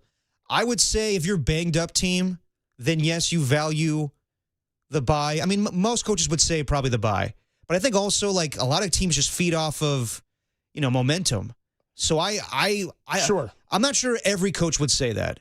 I think that in Kyle's situation, absolutely, because I don't even know you're one game closer to maybe getting Fred Warner back. Yeah, exactly. You're one game to getting Fred Warner back closer to that, and he was apparently rumors about divisional potentially. Who knows? We'll cross that bridge if and when we get there. And also right? like the fact that the Super Bowl is playing at Levi's. You want to play 2 games instead of 3. That's if it takes you 2 wins instead of 3, you'd always take that. Yeah, exactly. It's kind of my thought. For me, it was more. I'm not so concerned with the Niners going on the road. They've been a good road team this year. They've been pretty good they've been great at home this year. They only lost 5 games. I mean, that's it. My only they've concern succeeded in all environments for the most part. Yeah, just Brock in the elements though. But he's proved to be a better quarterback than what we've seen the last few years when he went to Cleveland and had struggles with that. Yeah, and I think home field is an advantage for sure at Levi's. I do think it's become a better home field advantage for the Niners. And again, it's the travel element that you talk about. I just think it's you'd rather play for this Niner team who is relying so heavily on one unit to find success. Mm-hmm. You'd rather play a team that had to play another game. It's not just about you having the off. It's about you get to play a team that had to play another one. Yeah. If the Niners win this week and the Packers lose to the Bears, Niners will go to Seattle. Seattle will have 2 weeks in 2 games in 3 weeks, and they'll both have been against the Niners. Right. If the Packers win, then the Niners would go, and the Niners won, then the Niners would go to Chicago. Yes. So it would be 2. If the Packers play the Bears. If the Bears win, you're saying. Yeah, the Bears win. Yeah. I mean, to answer the question, yeah, they needed the 1 seed. But it's not like the defense became this better defense at home. So I don't know how things would have been better as far as stopping opposing offenses. But yes, it's 1 less game. You don't have to worry about travel, and the Super Bowl is played at Levi's. And let's be real. This team in particular, look, you talk to Kyle Shanahan, you talk to John Lynch, and they say all the right things, and they're going to say that we believe in this team. I talked to John Lynch last week with Greg Silver, and I asked him, does this team kind of exceed expectations in your mind? And he was like, I don't want to say exceed expectations, but let me just compare it to 2023. We knew we were a damn good team, and we dominated. We expect to dominate in every game that we played. So they went after Chase Young. Yes. They added pieces. This is different. This is where we came into the season with a lot of young guys, and we expected to be a good team. Do we expect to be playing for the number 1 seed? Probably not. I think that if you ask Kyle and John, and you ask most fans, if you're being honest, this is the worst 49er team to go to the playoffs with Kyle Shanahan. Not just on the offense, just collectively. This is by far the worst defense they've ever had. And this is the first time where I'm not confident they can reach the NFC Championship game. So if you are the 1 seed, that improves that, obviously. You're playing a divisional weekend. Just win one game to go to the NFC. Score 45 points, and hopefully you win that game. Is it going to translate to next week, too? I don't know. Maybe Fred Warner plays in that game. But yes, for everything that they've had to deal with, and I feel like every show I bring their names up, but without having Nick Bosa and Fred Warner, you needed to have home field advantage to feel good about your situation because by far this is the worst 49er playoff team. I said this ahead of the Bears game, and we keep making note about Fred Warner and Nick Bosa. We've done it, not ad nauseum. I say it all the time, yeah. But we never make reference to Michael Williams. He was effective in the run game, the run stop game. Yeah, but we haven't seen him as much as the other guys. Of course. My point is that you lost another starter. Right. It's another defensive starter, and it was your first-round draft pick from this year. So it's the development gets hindered, sure, but it's another body that's not out there. C.J. West has played. Alfred Collins has played. You want the experience for those guys, but in addition to that, the run defense has taken a hit. It's like when Cleve Farrell went down in 2023. They could not set the edge on the run. And not to mention Tatum Bethune's out for the year now. Now he's done for the year. So I think I said this a few weeks ago. For me, the drop-off from Fred to Bethune was not as big as the drop-off from Bethune to whoever's after him. Whether it's Curtis Robinson or Garrett Wallow, who wasn't on the roster a couple of weeks ago. Somebody on the text line, by the way, on 808 KNBR said, it's not Garrett Wallow, it's Garrett Callow. C-A-L-L-O-W. 808 KNBR is the number to call and to text. Do you think the Snyder team needed home field, and do you feel differently about him now that they don't have it? Let's go to Joe in Manteca. Joe, what's up, man? You're on the Sports Leader. Happy 2026, bro. What's up, man? It's good to see you guys in the new year, man. You too, bro. What's up, Joe? Back. I'd say I'm going back to a late, great Dennis Green quote. They are who we thought they were. Yeah. We were, man. Like, Look at all the injuries. Look at the schedule, man. They're 12-5. The 5 games they lost were all playoff teams, except for the Bucks, who were one of the hottest teams at the time they played. And they got comfortable beating a bunch of floozies. And I think for their best chances, it is to be road warriors, man, because that's going to show them what they got. It kind of reminds me of the 2022 season when they scraped by 12-5, and they had to go on the road against Seattle, against Dallas, and then we know what happened in the against Philadelphia that year. But I think this is good for them. Let's see what they got on the road. Appreciate the call, Joe. Thanks so much, man. They've done this before, but again, to your point, if you gave them truth serum, I think Kyle and John would tell you this was the worst in terms of talent they've had on a team this year. That's why they didn't make a move at the trade deadline. Right. And they don't forget there were people who sat back. Anybody who's upset now, there are people who sat back and said, just shut Brock down.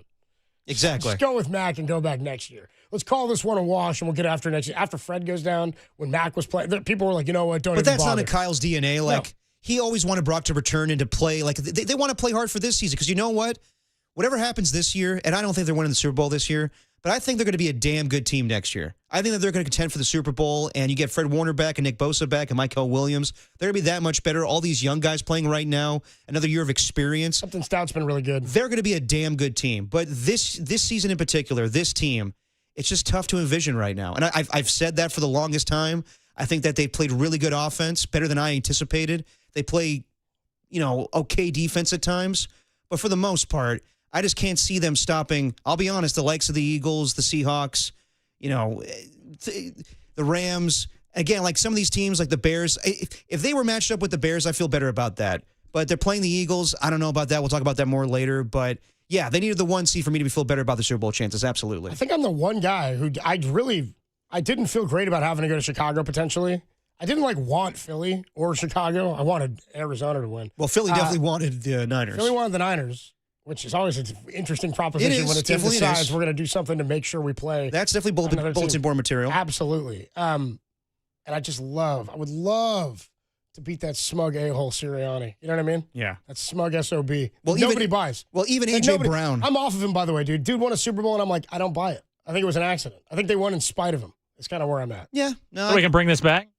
What would you say you do here? I mean, he loses Kellen Moore, and the offense falls apart.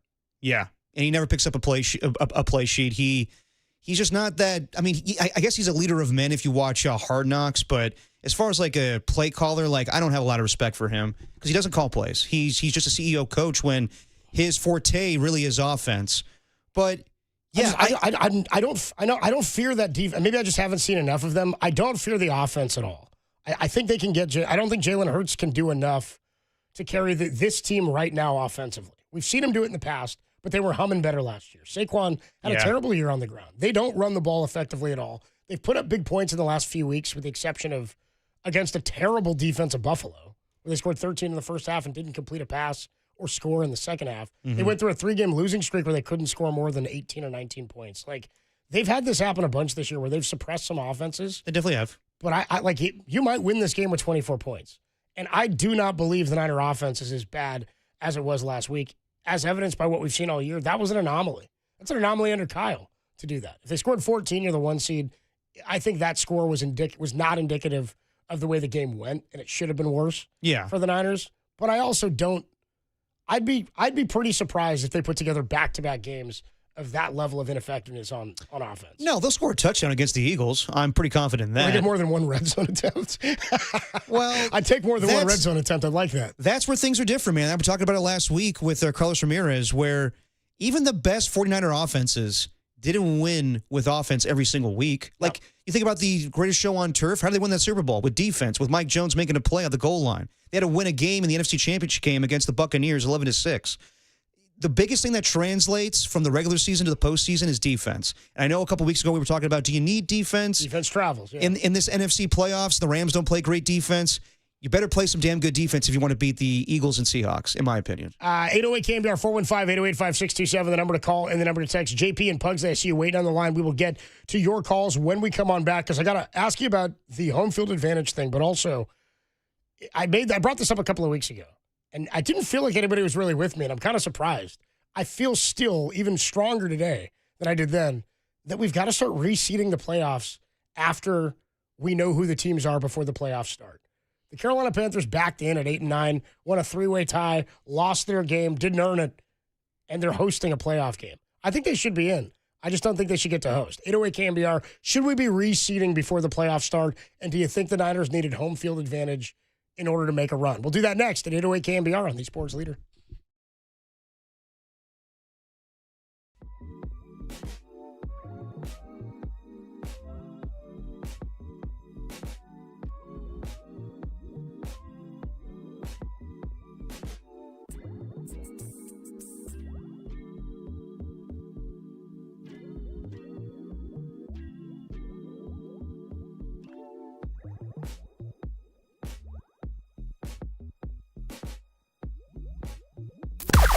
Now, from the O'Donnell Financial Group Sports Desk. Learn more at odfigroup.com. O'Donnell Financial Group, because planning is a process, not a product. Keep it locked all week for everything 49ers as San Francisco heads to Philadelphia for a Sunday showdown versus the Eagles. E-L-G-S,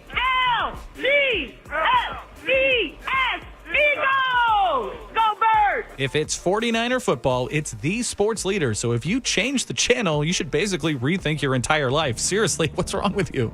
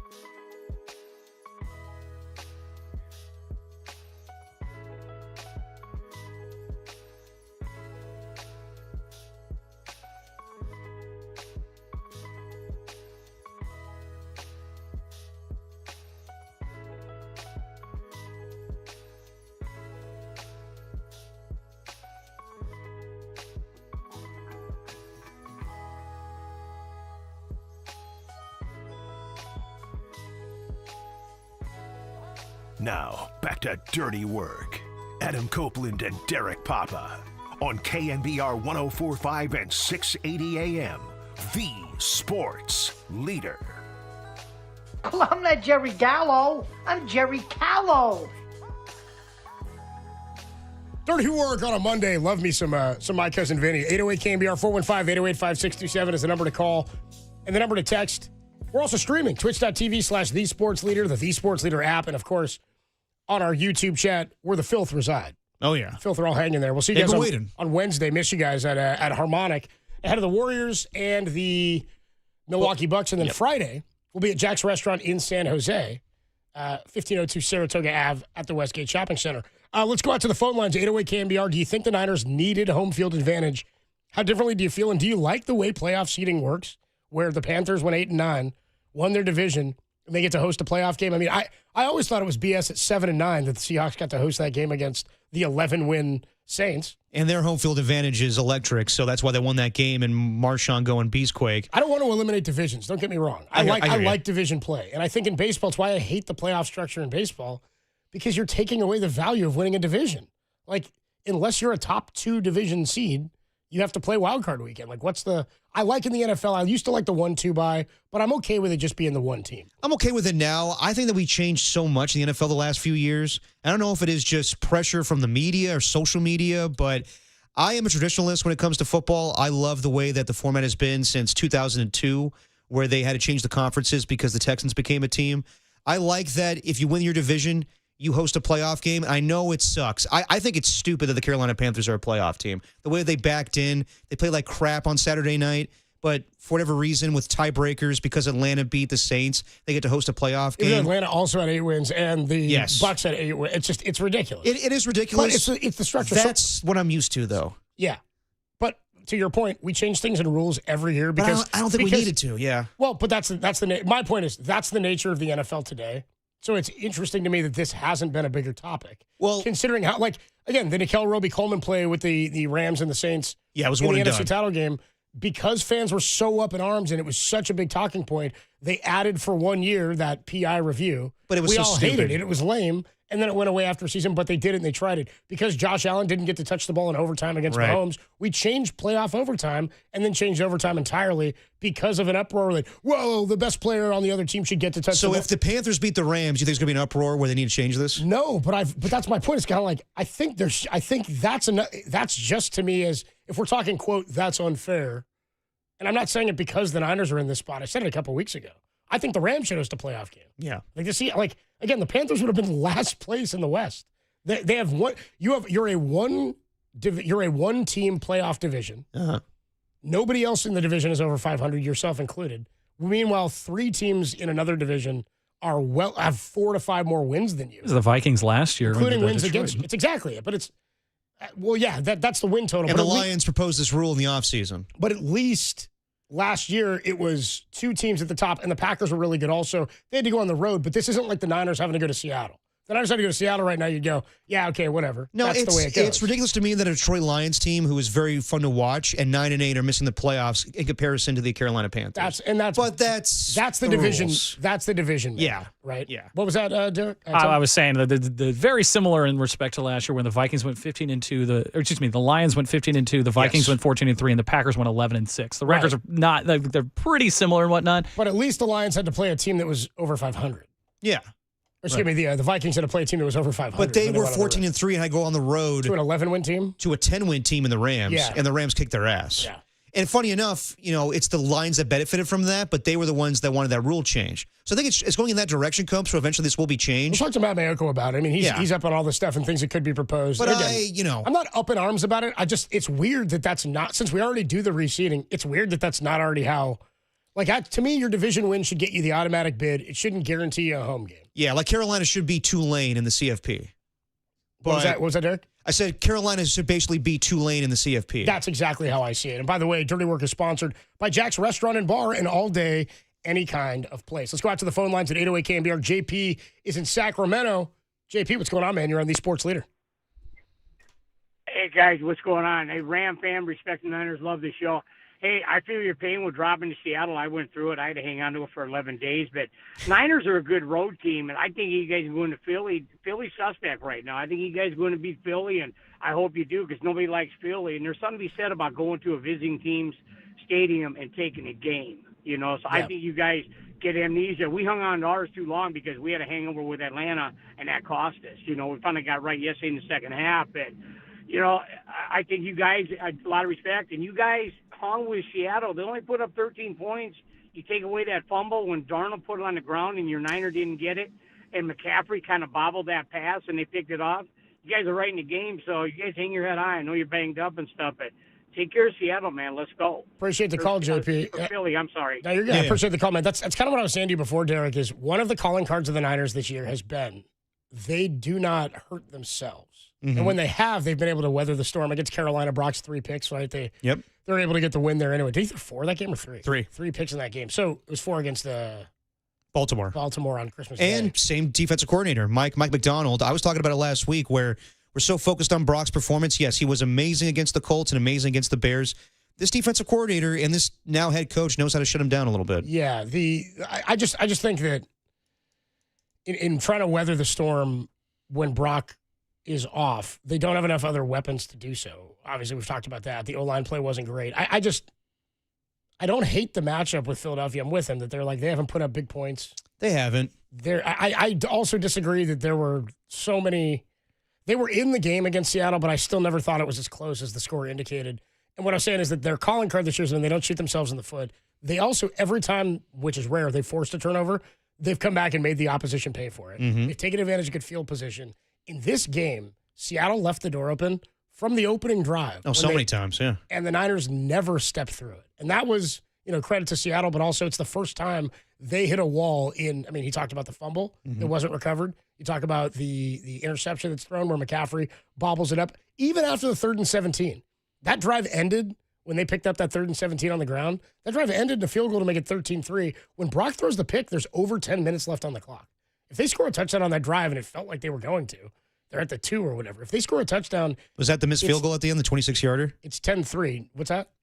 Off of the interception, that's where they could have gone up 16-3, but they missed the field goal, 26-yarder. Maybe, yeah, I think so. I think that's the way it went down. Right. Bottom line is the door was open numerous times, and it never, ever, because the Niner offense never got going, really felt like they were going to step through. Oh, dude, there were multiple times. Like, not only the fumbled snap or whatever it was where Sam Darnold fumbles it, there's also like a handoff where he misses it, and thank God, not thank God, but he got it into the belly of Kenneth Walker, but he could have fumbled that ball easily too. Well, there were so many missteps by the Seahawks where they weren't worried at all because the 49ers weren't going to capitalize on it. There's the Ronaldo Green pass interference. Yes. They weathered the storm on the first one where the DPI on the opening drive where Lenore gets called for pass interference in the end zone on JSN, and then the Niners get the stop. They get a 1st and goal from the 1, and Bethune gets a sack to back him up a bit, and they never get in after a bad pass on 4th down to Cooper Kupp. But how about the next drive down? The Niners then take over.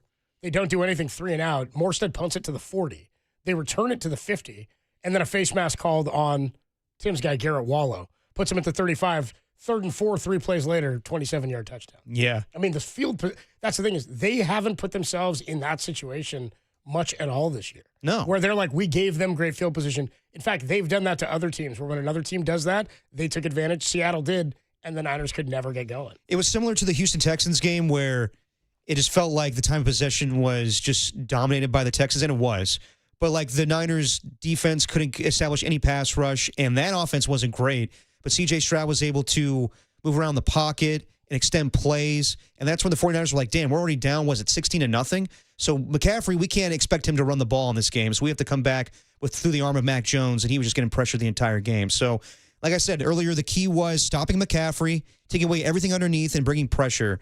And the Seattle Seahawks, I mean, they were great defensively week 1. But since that time, they've been such a better defense with Leonard Williams and who else? DeMarcus Lawrence. Dude has been nuts. Oh, he should be Defensive Rookie of the Year. He's been fantastic. And their secondary, it's not the Legion of Boom, but Tariq Woolen has definitely been an improved player where in the past, Kyle Shanahan has always singled him out, being like, we're going to go after this guy. It is frustrating, and we'll talk more about it as the season, how it looked, but it is frustrating to see what's going on in the division. I know the Rams are going to have to find a quarterback in the next couple of years, but right now they likely have the MVP, a career high in touchdowns thrown for Matt Stafford after his day I would yesterday. say so, yeah. I think he's the MVP. He'd have my vote, and he deserves it. But when you see like the Niners have to rebuild their defense, and you see the Rams hit on Jared Verse last year, and then you see the Seahawks hit on Iman Worry this year, and you're like, where's ours? Where's the Niner guy? It should be Michael Williams, but he's recovering from a torn ACL. But even then, he wasn't putting up he wasn't doing what Verse or Iman Worry did in the first half of his rookie season. Absolutely not. So it's a level of frustration. We can talk more about that. Pugsley is in West Sac at 808 KNBR. What up, Pugsley? You're on the Sports Leader line too, Tim.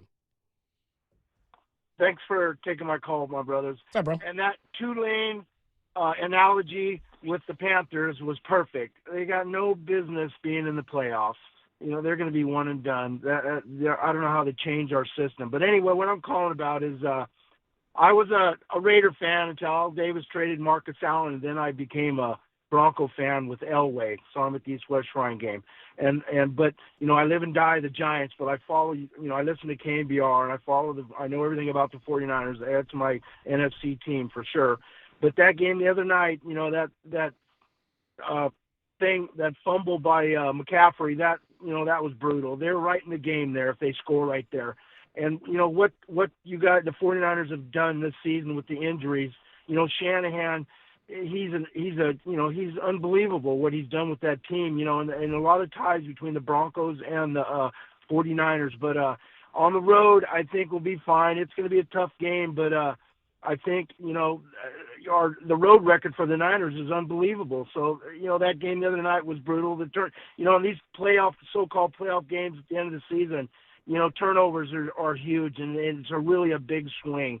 But, just got to be proud of the 49ers to be where they're at right now, to even, to have the record they have and still to be in it. It's fun to watch. Appreciate the call, Punch. Thanks so much. I will say this after the game, because I do feel like after what we saw, my eyes told me Seattle was the best team in the conference.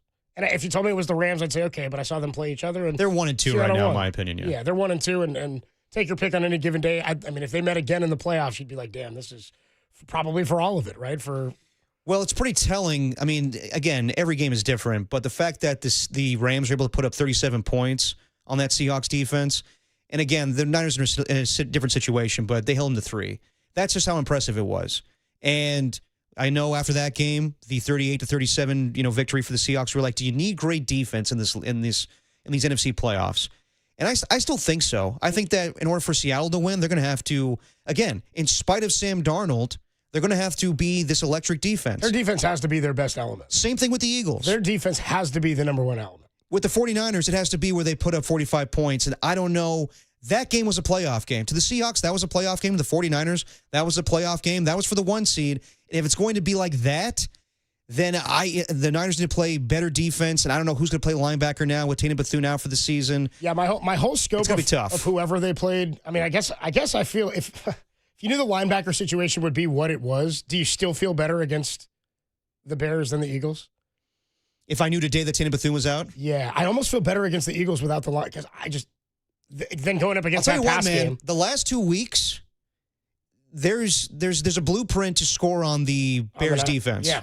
And I think really good play callers like Kyle and who's my guy with the Lions now? He's not calling plays anymore, but Dan Campbell, I guess. Good offenses see the holes there where they're playing with. They have good pass rush. They got Montez Sweat, but as far as the secondary, Jalen Johnson is one of the best corners of football. But people pick on C.J. Gardner-Johnson now, so I think had the Niners matched up with the Bears, it's going to be tough. It's windy. You go to Chicago. You're on the road. I'm sure. I don't know if it would have been a shootout again, but. The Niners, even though it was an impressive victory, they barely won that game. I'm just thinking about it was a shootout with Bethune. and Winters, by the way, left with that ankle, too. Exactly. I would have felt better about the 49ers because I think, honestly, this Bears team, they're really good. But it's kind of like, remember when McVay went with the Rams his first year? Yeah. And they faced a more experienced team in the Falcons and they lost? That's what I think is going to happen with the Packers. He also, his first year? McVay's first year. They went to the playoffs. Was that the year that they sat the starters? Was that 2017? Against the Niners, yes. And Jimmy beat them week 7. Niners on Christmas Eve beat the Jaguars that year. That was the Saxonville Jags. Yes. They went to the AFC title game that year. Yep. And they put up 44 points on them. Yeah, Bortles was looking good. Dude had that big run against Brady. Anyway, the Rams sat their starters week 17. As they usually do, yeah. And then for the playoff game, the wild card matchup, they got beat. The Falcons beat them. Yeah. That's what I kind of see with the Bears right now, where they're a young and upcoming team, and Caleb Williams is kind of figuring it out. But kind of like Washington last year, even. Yeah, Washington, they had success. They won a couple of playoff runs, or a couple of playoff games. But with the Bears, it just feels like if they play a more experienced team, and Ben Johnson's already called out Matt LaFleur a couple times, or his introductory press conference. I give the edge to the Packers there. If the 49ers faced off against the Bears, I give the edge to the 49ers. Let's go out to LV, 808 KNBR. LV is in West Sac. What's up, LV? You're on the Sports Leader. Hi. Thank you for taking my call.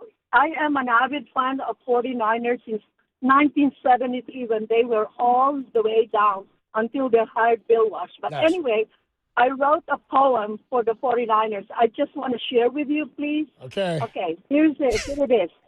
Go 49ers. Get healthy and strong. Regain thy power and strength. Beat the Eagles mighty and strong. Believe in yourself.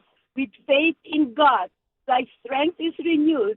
Go 49ers. Take it all the way. 49ers, you will win the Super Bowl 60. Bring the trophy to the Bay. That's it. All right, LV. Appreciate the call. Thanks so much. I'm more of a haiku man. Couldn't really rhyme. No. Was she trying to rhyme? I didn't sound like it. No, I don't think so. That's all good. Hey, Yeah, she's a poet and she knows it. Yeah, she's a poet. Dude, look at you. Attaboy. That's my guy there.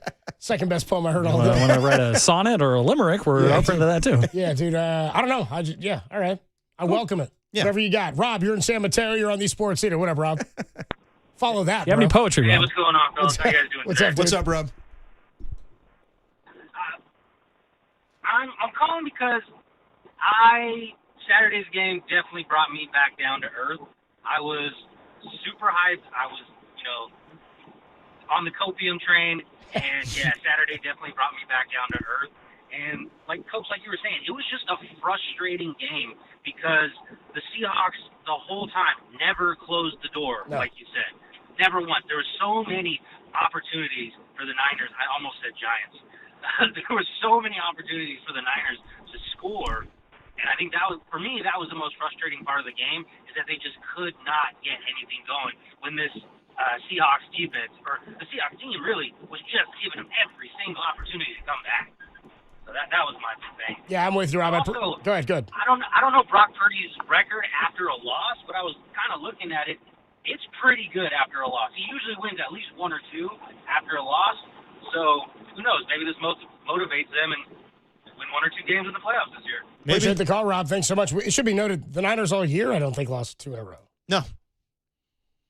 There you go. I mean, they've done really well, and that was sort of the frustrating part in the middle of the season, where it was like they'd won a few. They started 3-0, and then it was like lose one, win one, lose. Like you couldn't put together a streak at one point, and then they went on the 6-game win streak when Brock came back until they lost in Week 18. They've done a really good job at responding to not just adversity, but to losses and to struggles. They've come back and not had a lot happen where they've made the same mistakes multiple weeks in a row, right? Like that's been a calling card of this team. But again, they have to be as perfect as possible on offense. They'll only go as far as the offense will take them.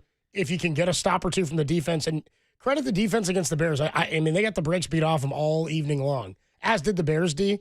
But when it came time to get one stop, they held them to 3. And when it came time to get one more, the game goes 2 more seconds. Maybe the Bears win it, but that's my thing. They ran out of time. They more so ran out of time, and they also, were up again. I mean, to a man, you can't. I was down at the field level when that happened. Not the field level, at the concourse level. Yeah, there was no Niner face that I could see at Levi Stadium that thought the defense before that final play was going to get that stop. Why would you think that when the Bears were 6-0 in that situation all year long? Well, they'd had 6 wins in trailing with under 2 minutes in regulation in the season, and they'd done it the week before against Green Bay. Like we knew they were comfortable in this spot. They get right down for a chance to score. Yeah, and a great defensive decision where I said it was the reverse of the Zeke play in the playoffs a few years ago. Remember the Mike McCarthy lines up Zeke for that final play at Levi's, and he's the only guy on the O-line. Remember that? Yeah.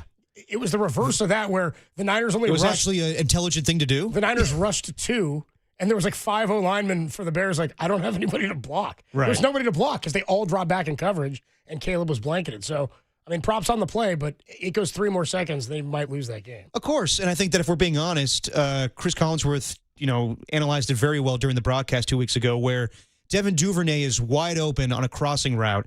And if Caleb Williams is more accurate with the football on the run, he completes that, he probably scores. He completes like 25% of his passes on the run. That's the problem. We're like, Caleb's not a good number. No, the difference is that Brock Purdy is so accurate and he's so decisive with the football and knows exactly where to go.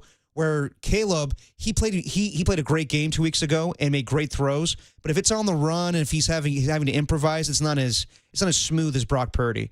So that's we're going to see what happens here when Brock has to face.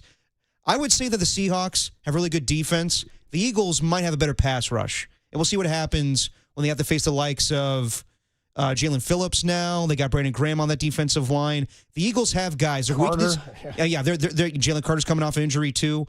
Their weakness is Adoree Jackson on the opposite side of Quinyon Mitchell. But besides that, I don't see a ton of holes in this Eagles defense. I think Seattle's better, but it's on par with Seattle in my opinion. 808 KNBR 415-808-5627, the number to call and text. Steven San Mateo, I see you waiting. We will get to your calls after we take a quick break. We got to get into a little bit more of this matchup, the Niners and the Eagles. Little redemption game for the Niners here is the 2022 NFC Championship. I think we were all robbed. I think even Philly fans got robbed of what we – I mean, those were the two best teams in the NFC. I thought we were in for a fireworks show, and Brock goes 4 for 4 and then tears the UCL, and Niners really didn't have anything. The irony there is they brought in Josh Johnson in that game. And he beat the Eagles yesterday. And then he beat the Eagles yesterday, dude, for Washington, which is exactly what the Eagles wanted. How you feel about that? A team and Nick Sirianni's punk ass saying, give me the Niners. I want the Niners. Is it ever good to lose to get into a spot to face a certain team? And by the way, did Seattle create a blueprint for how to beat the 49ers for Philadelphia going into this one? We'll get to more of your calls and your text. Steve and Tom, I see you waiting. It's Dirty Work on a Monday on The Sports Leader.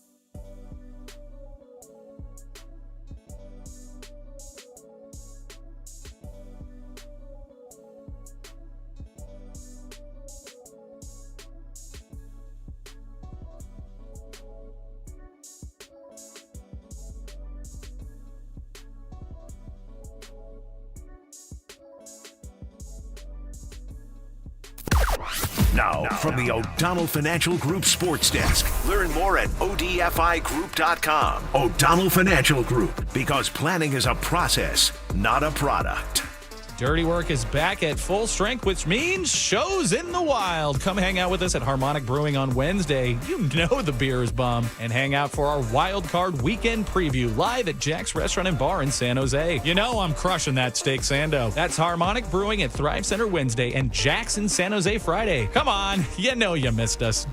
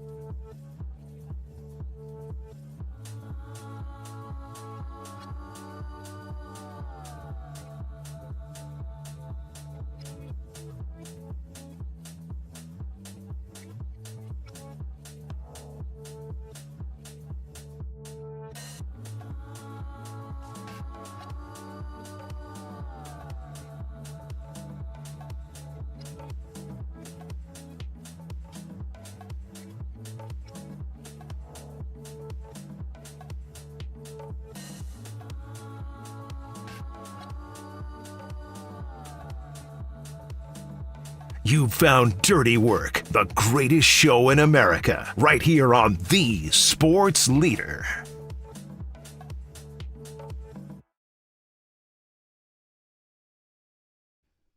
It's Dirty Work on a Monday. Adam Copeland, Depop, Tim Webb with you. 808 KNBR 415-808-5627 is the number to call and to text. And by the way, we're still giving away 2 tickets to go see the Sharks and the Vegas Knights on Saturday. Stay tuned for the cue to call, as well as tickets to go see Wanda Sykes in San Jose. Sharks and Sykes, bro.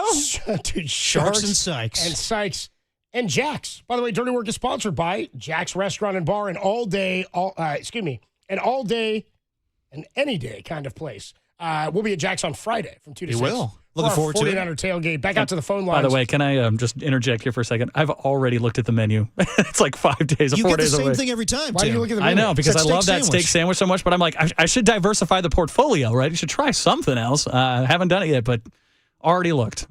You're already looking at the menu. Look at the menu. Ready. Dude, Tim doesn't remember For something you're already going to get. Like you you did it in your promo teaser. It said, I'll be eating that steak sandwich. You already called your Yeah, shot. so I wrote that and put down the steak sandwich. And I was like, I guess I should probably find something else. Because the food's really good. And so it's like, all right. Any chance you eat something else, or is it going to be the steak sandwich? It's an uphill battle, okay? It's like a 13-point dog, but it could happen. Yeah, the sketch comedy show, I think you should leave with Tim Robinson. Absolutely. One of my favorites. There's a give me that. There's a sketch in season 3 where it's 3 people who are like college grads. I should have get that. But they're in their careers now. They're having dinner with one of their old professors. So they all order, and then Tim Robinson orders a cheeseburger, and the professor is mad that he didn't get one, so he keeps pretending. It's just a cheeseburger too. It's nothing special. Give me that cheeseburger. Let me have that. And it's about having like order regret when you order something and somebody across from you orders something you want. I'm going to eat the whole thing. He just eats the fries off the plate. The ending of that sketch in particular is wild. Absolutely wild. What he says about his wife. He says about his wife, yeah. Reminded me of Tim, who's clearly got some order regret now. Steak sandwich is a good move, but we'll see what Tim goes with. I don't know. You have 5 days to figure it out, Tim. Yeah, what was the line in the Jaguars Chargers game? It was like 14.5 or 12.5 or something like that. That's me getting the steak sandwich. It's a 12.5 point favorite, but it could happen. Good odds. Let's go back out to the phone lines at 808 KNBR. Steve is in San Mateo. Steve, what's up, man? You're on the Sports Leader. Hey, great to talk to you guys. Great show. You too, bro. Thanks, Steve. First of all, I'd like to say that we are entering what I always call the greatest 2 weeks in sports history. NFL wild card weekend and divisional play weekend. You don't like conference championship weekend, Steve? There's more games, I think. I think that's his point, right? We get Okay, more. fair enough. Fair enough. Wall-to-wall game. Saturday and Sunday, yeah. Yeah, I got you. I'm with you on that one. The heartbreak of defeat, right? The thrill of victory. So anyway, what Copes was saying, he's not happy that Carolina is hosting a game with their 8-9 record. So what I'm saying is, what about this? You make the whole NFC one group of 16 teams. That means the Niners play all 15 of the NFC teams, plus 2 more games left over. They'll play AFC teams. That's a whole lot of games. Way that's 17 games, right? That's what they play already. So it's another season? No. He's talking about changing the format of the schedule. Okay. In the regular season. All right, gotcha. Okay. Right. So instead of the groups, instead of the NFC West to the NFC Central and all that, it's the NFC is one group of 16 teams. Everybody plays everybody, right? Nobody gets to duck anybody. Everybody has to play everybody. Yeah, I hear you on that. The one caveat to that, and I'll say up front, I don't really like that scheduling. I like the divisions. I like having the division rivalries. I also don't like only playing a team one time. I like the idea that you can win your division, and like the Niners had to beat Seattle week 18, and they played them week 1. You get 2 chances to do it. You're kind of different teams. I like the division opponents in the last week of the season. I hear what you're saying, but I think the NFL is such a spectacle because we know that we're getting key matchups across divisions and conferences. Like the fact that we know Mahomes is going to play Josh Allen if they both finish in first place, which happens so many times, that the next year you're going to see each other because that's the way the schedule works out. I think that adds something to it. I don't think I'm looking to change the entirety of the schedule. I just don't like the playoff formatting. I think we're talking about two sort of different things. I appreciate the call, Steve. You simply just want the Carolina Panthers in the playoffs, not to host a playoff. I'm saying keep the format of everything the same, and then once we decide who the playoff teams are by division champions, then we just seed it. So Carolina would be the 7 seed, which I don't. Who has an argument against that? I don't. Everyone's like they won their division. I'm like, kinda. They fell ass Well, backwards. this year in particular, it's like, anytime there's an under 500 is when this argument comes up. When it happens where, like, it's not just that they were under 500, all three teams that were the best in their division. Well, I'll admit, 15 years ago when the Seahawks beat the Saints, I thought I was mad because I was like, this is a travesty to the game. This is unbelievable. Nobody thinks they win that game if it's in New Orleans. There's no way. Of course not. So I'm with you on that. I just don't. It probably sounds like it's gonna be changed because there was so much momentum this offseason with the Lions. Was there momentum of it? Because I remember this. There was, and we can talk to Mike Silver about it maybe in a couple weeks here. But it sounds like it's going in that direction. I just don't think this is going to be the straw that breaks the camel's back when it comes to the Carolina Panthers are hosting an 8-9. Their 8-9 team hosting a playoff game. So now we need to change things up. I think it will take some time, but I think we're getting there where this probably will change. I just think we've changed other things that this just seems like it's the right thing to do. Yeah, probably. Yeah. Like it just seems sort of like, to your point, the Lions are a better team than Carolina, we think. Yeah, definitely. They have more wins and they're not going. They played in a harder division. Probably the best team not going to the postseason. It's last year Seattle doesn't get in with 10 wins, but the North had 3 teams with more than that. Right? Yeah, because Green Bay had 11 wins. Yeah. Right. A year ago? So you're like, I get it. They didn't get in because the team was better, but they were over 500. They were 10-7. But you're okay with the Niners being on the road against the Eagles, right? Even though they have a better record. No, I mean that's my argument is it should.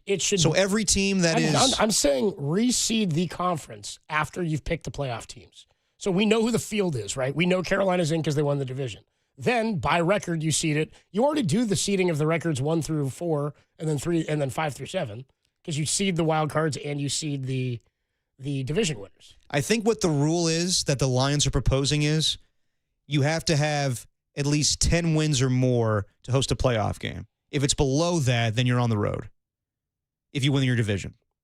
I mean, if you win your division with 9 wins, you'd likely be the worst division winner anyway, and then you'd probably be like the 5 or the 6. So that would kind of just fall into the case I'm making. Yeah, I mean, it would take a weird situation for multiple teams to be at 9 wins and not win. I don't know, and be a division winner. I don't think. I mean, I think there's value in the Eagles winning their division more so than the Carolina Panthers. I agree, but the Niners still had more wins. They did, but it's just one more though. Yeah, but that's more. Well, it would also change the way that you approach Week 18, whereas Week 18 is a joke to a lot of teams because they don't have anything to play for. If you had something to play for and said, okay, well, we're actually going to seed legit. It changes seeding. It changes everything for Week 18. Oh, 100%. You'd play for seeding. Whereas, there's no more drama. We're talking about value. What's the value of watching the Carolina host a home game? Everybody's going to be against them. The betting public's going to be against them. There's no good argument for Carolina deserves to host a game. So they did beat L.A. Right, they did. He did beat Joe Louis. Right, and they had 5 fewer wins. Right. In total. They won head-to-head, and they won 5 fewer games. So, I don't know. The Niners, same thing with Carolina. They beat Carolina. They've got 4 more wins than them, but they're hosting a playoff game. Yeah. That's just, so if you Them's the breaks, kid. So that's the way it's set up. Yeah. I'm saying, I think it should be different. I hear you. If you reseeded 1 through 7 with the records right now, you'd have the Seahawks still number 1. Yeah. You'd have the Rams number 2. Yep. You'd have 49ers 3. 49ers 3. Bears 4. Yep. Eagles 5. Mm-hmm. Packers 6.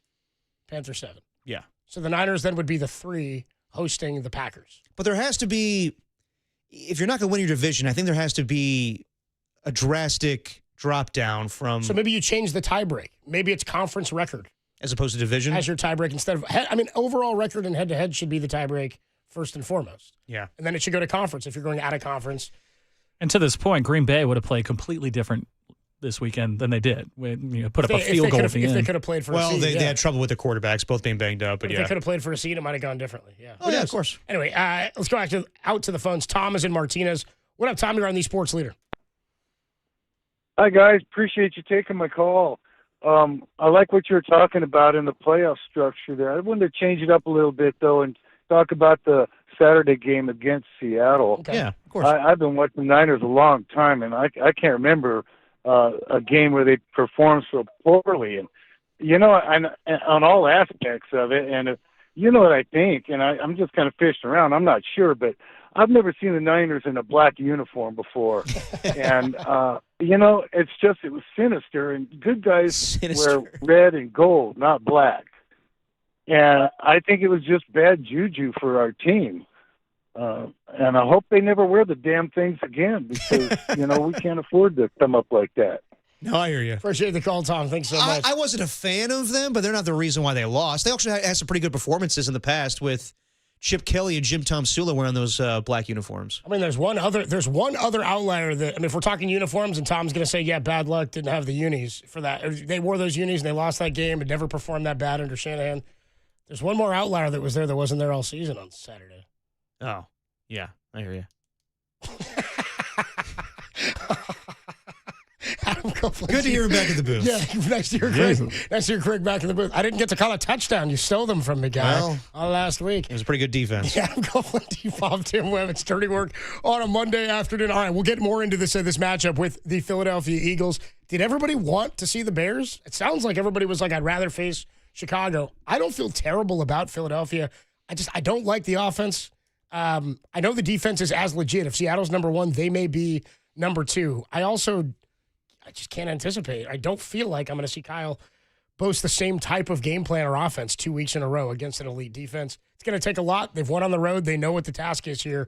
And in Philadelphia, back-to-back years went to the Super Bowl 2 years in a row, didn't they? Lost the Philly, and then 2 and 3. They went after the they Niners beat the Niners. And the Eagles are the last two NFC representatives. The Niners are the one in between. Kansas City was on the run. The last three, honestly. It's Eagles of 2022, Niners of 2023, Eagles last year. It's hard to win deep in the playoffs the year after going all the way and winning it. We'll see how the Niners fare on Sunday, and we'll talk more about this next. Adam Copeland, T-Pop, Tim Webb. It's Dirty Work. It's a Monday, and it's only here on The Sports Leader. And I hope they never wear the damn things again.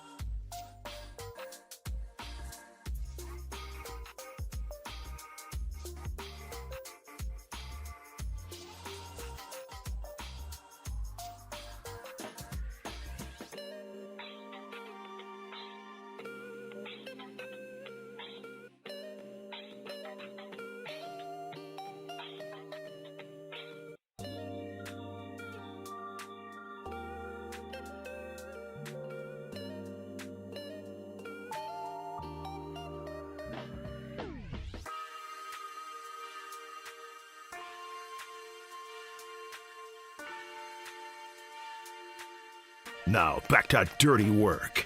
Adam Copeland and Derek Papa in the KNBR Casino Matrix Progressive Jackpot Studios.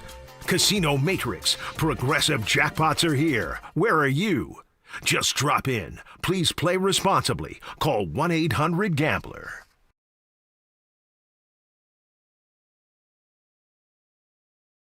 Dirty Work on a Monday. By the way, Wednesday we will be at Harmonic Brewing outside of Chase Center. Come on by, hang out ahead of the Warriors and the Milwaukee Bucks. Friday, Jack's Restaurant and Bar, 1502 Saratoga Ave in San Jose. Dirty Work hits the road. How about that full strength first week back? I like it. Or back outdoors. I like it. A road show. Out in the wild. Out in the wild, dude, yeah. Niners and the Eagles on Sunday, 1:30. Pregame starts at 10:30. Myself and John Dickinson right here on The Sports Leader.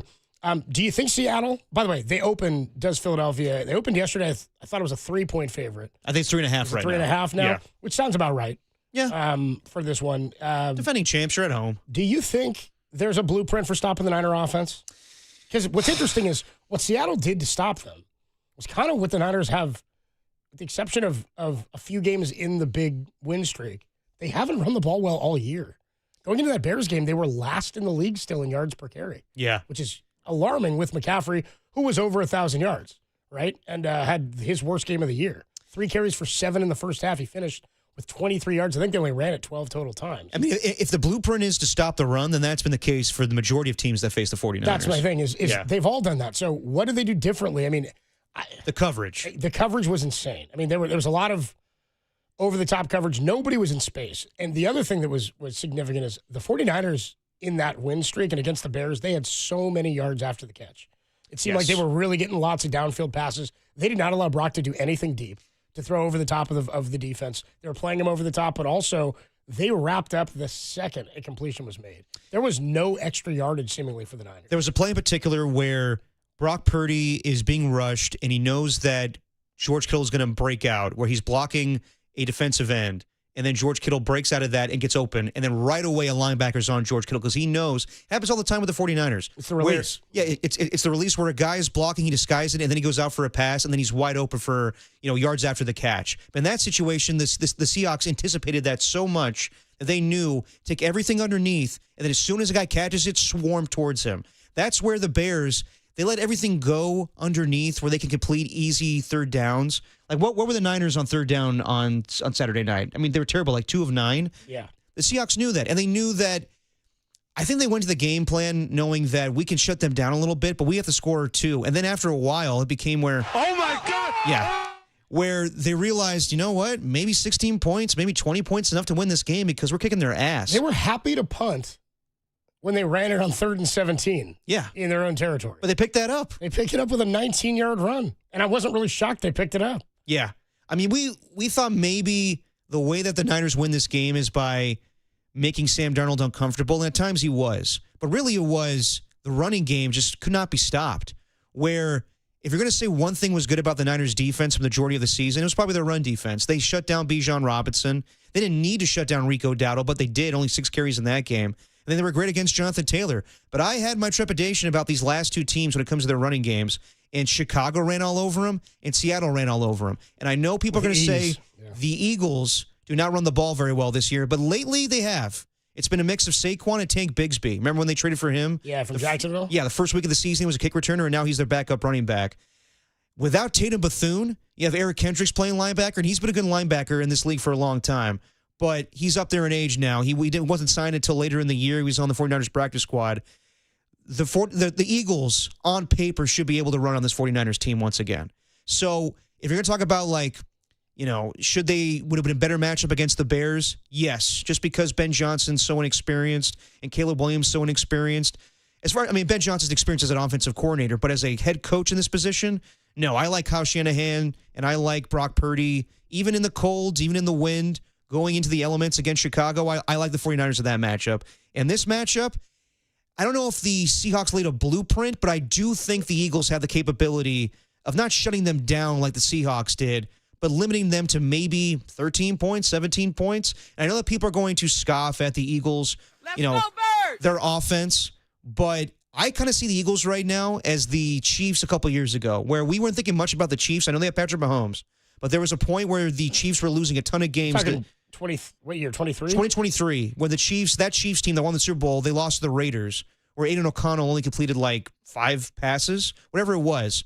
And all they needed to do was get into the postseason. They were kind of, not Super Bowl hangover, but kind of like lackadaisical through the regular season. And then they beat the Dolphins. And then they went to Buffalo and beat them. And then they beat the Ravens. And they were lucky to beat the 49ers in the Super Bowl. I think sometimes with teams that have been there and done that, with the Eagles, all they need to do is just get in there. So you're viewing it like a 3-seed Golden State Warriors against the Celtics. Honestly, where they didn't need to be the one. They're like, if we just get into the 3 or 4, a little bit. Okay, yeah. And I've said on these airwaves that Jalen Hurts is playing crappy this season. I hear you. Wouldn't be the least bit surprised if he turns it on when there's no pass rush against the 49ers. I hear you on that front, and I like that comp. I think it's irresponsible to put the Eagles and Jalen Hurts in that category right now.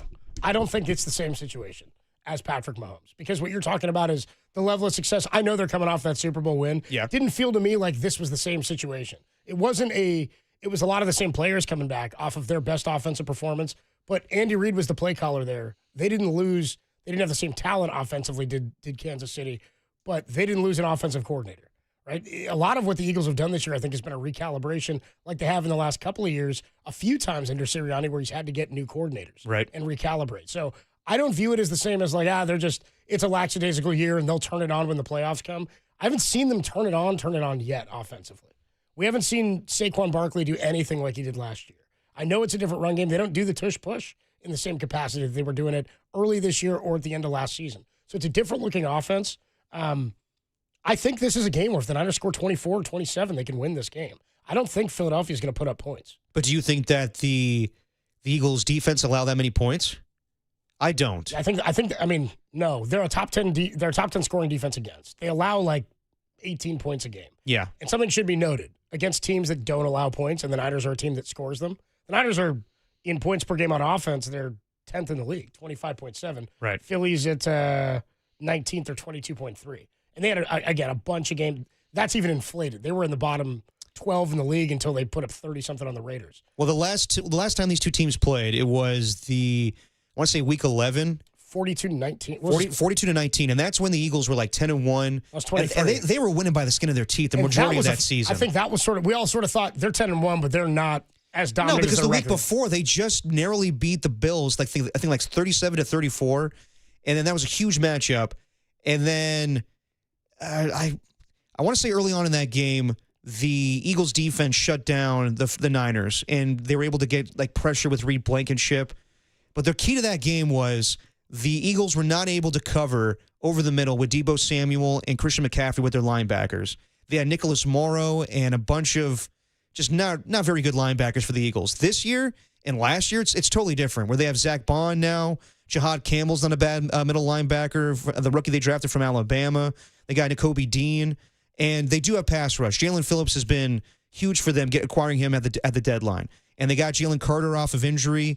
So I think that it's going to be very difficult for this 49er team to score points. I think they will. Now, they're not going to be shut down where it's just only 3 points scored. But I do think it's going to be difficult for the 49ers to go up and down the field like they did against Chicago. So I hear you that the Eagles' offense has been definitely inconsistent this year. It hasn't looked like anything from a year ago. But I have a hard time believing the 49ers, with their injuries at the linebacking core, can shut down Saquon Barkley. The note I was going to give you here, Seattle, the number one scoring defense against, 17.2 against. Houston finished second at 17.4. Philadelphia is fifth after the regular season. They allow 19.1 a game. Yeah. 18 over the last 3. There are 5 teams in the top 10 scoring defense that the Niners have played this year. Okay. So of the top 10 teams in scoring against, 5 of them have been opponents of the Niners. The Niners have lost a game to all 5 of them. Texans? I've got Jags? Seattle, Houston, Jags. Oh, it's 4 of them, excuse me. Seattle, Houston, Jags, and the Rams. Philadelphia would be the Rams top 10? Rams are the 10th scoring defense against. All right. And the Niners, by the way, are 13th, 21.8. The Rams at 20.4. Yeah. I don't know, man. I would have preferred the 49ers to play the Chicago Bears, just based off of inexperience. I just didn't like it twice in 3 weeks on the road, as close as that one came down to. I mean, I know. I'm with you. They definitely can make adjustments, I think if the logic is, and I'm with you on this, I think if the logic is, and we know this, the Niners have to win by scoring. If the logic is, I'd much rather score against the Chicago Bears defense. If the logic is that game provides you the best potential game script to win, I'm with you. It does seem, now the Niners have won in many different ways this year, but we know their best asset is scoring points and having a high-octane, fast-starting offense. This, to me, feels like more of a knockdown, drag-them-out type of game, which generally plays to run game and defense. Yes. Which is a tougher game for the Niners to win right now because it's not what they do well. So when you saw yesterday that the Bears were losing that game, and they did to the Lions. In the third quarter, And the Eagles didn't give a damn. In the third quarter, I'm watching, I'm like, oh, dude, the Eagles might have a shot here. Then they let it get away at the end. They didn't want to win that game, I guess. The Cardinals made it a game. Yep. The Bears were trailing. I was like, anything is still on the table. There are 4 potential spots the Niners could have to, 4 teams in 3 places they could potentially have to go. Right. Or 4 places. So. They could have been as high as 5th yesterday. Yeah. But then, of course, the Rams turned on in the fourth quarter against the Cardinals. I mean, you could say like the Eagles wanted to lose to play the 49ers. I just think that sometimes Sirianni just doesn't give a damn about seeding. I think you're overthinking it. Not you. I think it's like, dude, just play the game. Well, yeah, but I also think that you've seen in recent years, Sean McVay, Sirianni, some other coaches, they just don't care about seeding. They're just like, as long as we get in, if we're not the 1 seed, then why does it matter? for the 2 seed or for the 3 seed. We're going to have to go on the road regardless. So why don't we just rest our starters, give Jalen Hurts a rest, Saquon Barkley, everybody on offense, and see what we got in Tanner McKee, basically a preseason game at this point. Yep. And we'll try to get the 2 seed with Tanner McKee. I didn't listen to Nick Sirianni in the postgame. I think a lot of people are, jumping to conclusions that he wanted to play the 49ers. I think it was just he always went in with the mentality that he was going to rest his starters. If it happened to luck out that they won the game, then the 2 seed. But he doesn't care. But I will say, if you're Nick Sirianni, wouldn't you want to play the 49ers with how many guys are missing on defense and a banged-up linebacking core? Wouldn't you want to play them than anybody else? I would. Niners over, who would it have been otherwise? Packers? The 2? They'd get the Packers. I don't know. If I were the Eagles, I think I'd rather play the Packers. Tim, what do you think? I mean, the Packers, they lost Micah.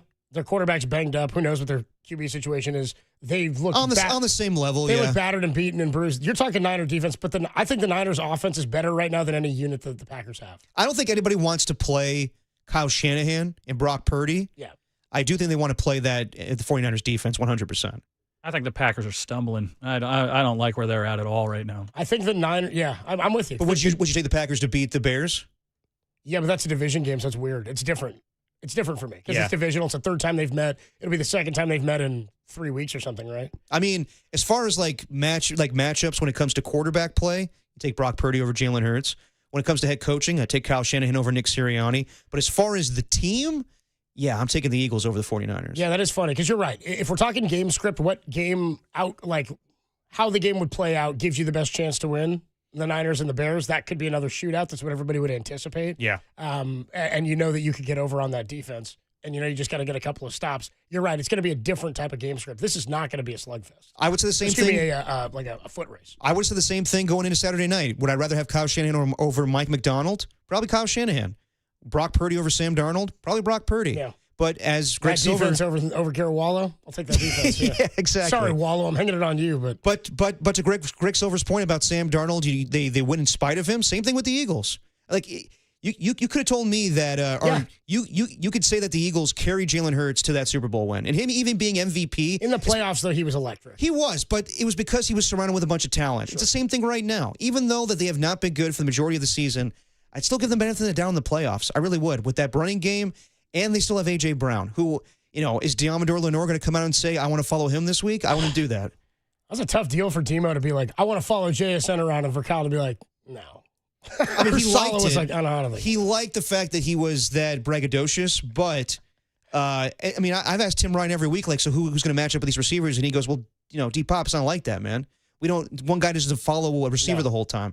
So that was, for Demo to be like, I want to do that, and Salah's like, that's uncharacteristic of our defense at this point. And also, you got to back that up. I'm sorry, I know that Demo didn't care that Troy Aikman called him out and everything after that, but Demo plays very good defense, probably the best player on that defense right now. But it's not like he's Sauce Gardner or Derek Stingley or Patrick Surtain where he's going to say, I want Jackson Smith and Jigba man on man. It's like, dude, you're good, but you're not that good. Yeah, this isn't like Namdi Island out there right Exactly. now. You know what I mean? 808 KNBR, 415-808-5627 is the number to call and the number to text. Edgar in New Jersey, I see you waiting. We will get to your call when we come on back. Niners have some big holes when it comes to playoffs. Run defense, pass rush, rushing offense. What might be the biggest hole for them or affect them the most in the postseason? We can talk about that. But we got to discuss this one too. Just a more philosophical, is this season at this point a success no matter what? How do Niner fans view this season now in total? If you had the 1 seed, it would not be a success unless you ended up in the NFC Championship game. You don't. You have the 6, you got to go on the road. You know what the defense looks like. You just lost Tatum Bethune for the year. You may not have D winners. The offense off of a season low, then we know what they're capable of. 808 KNBR, 415-808-5627. Do you view this season as a success no matter how the playoffs roll out based on what's happened? We'll do that next. Dirty Work on a Monday. It's the greatest show in America on the Sports Leader.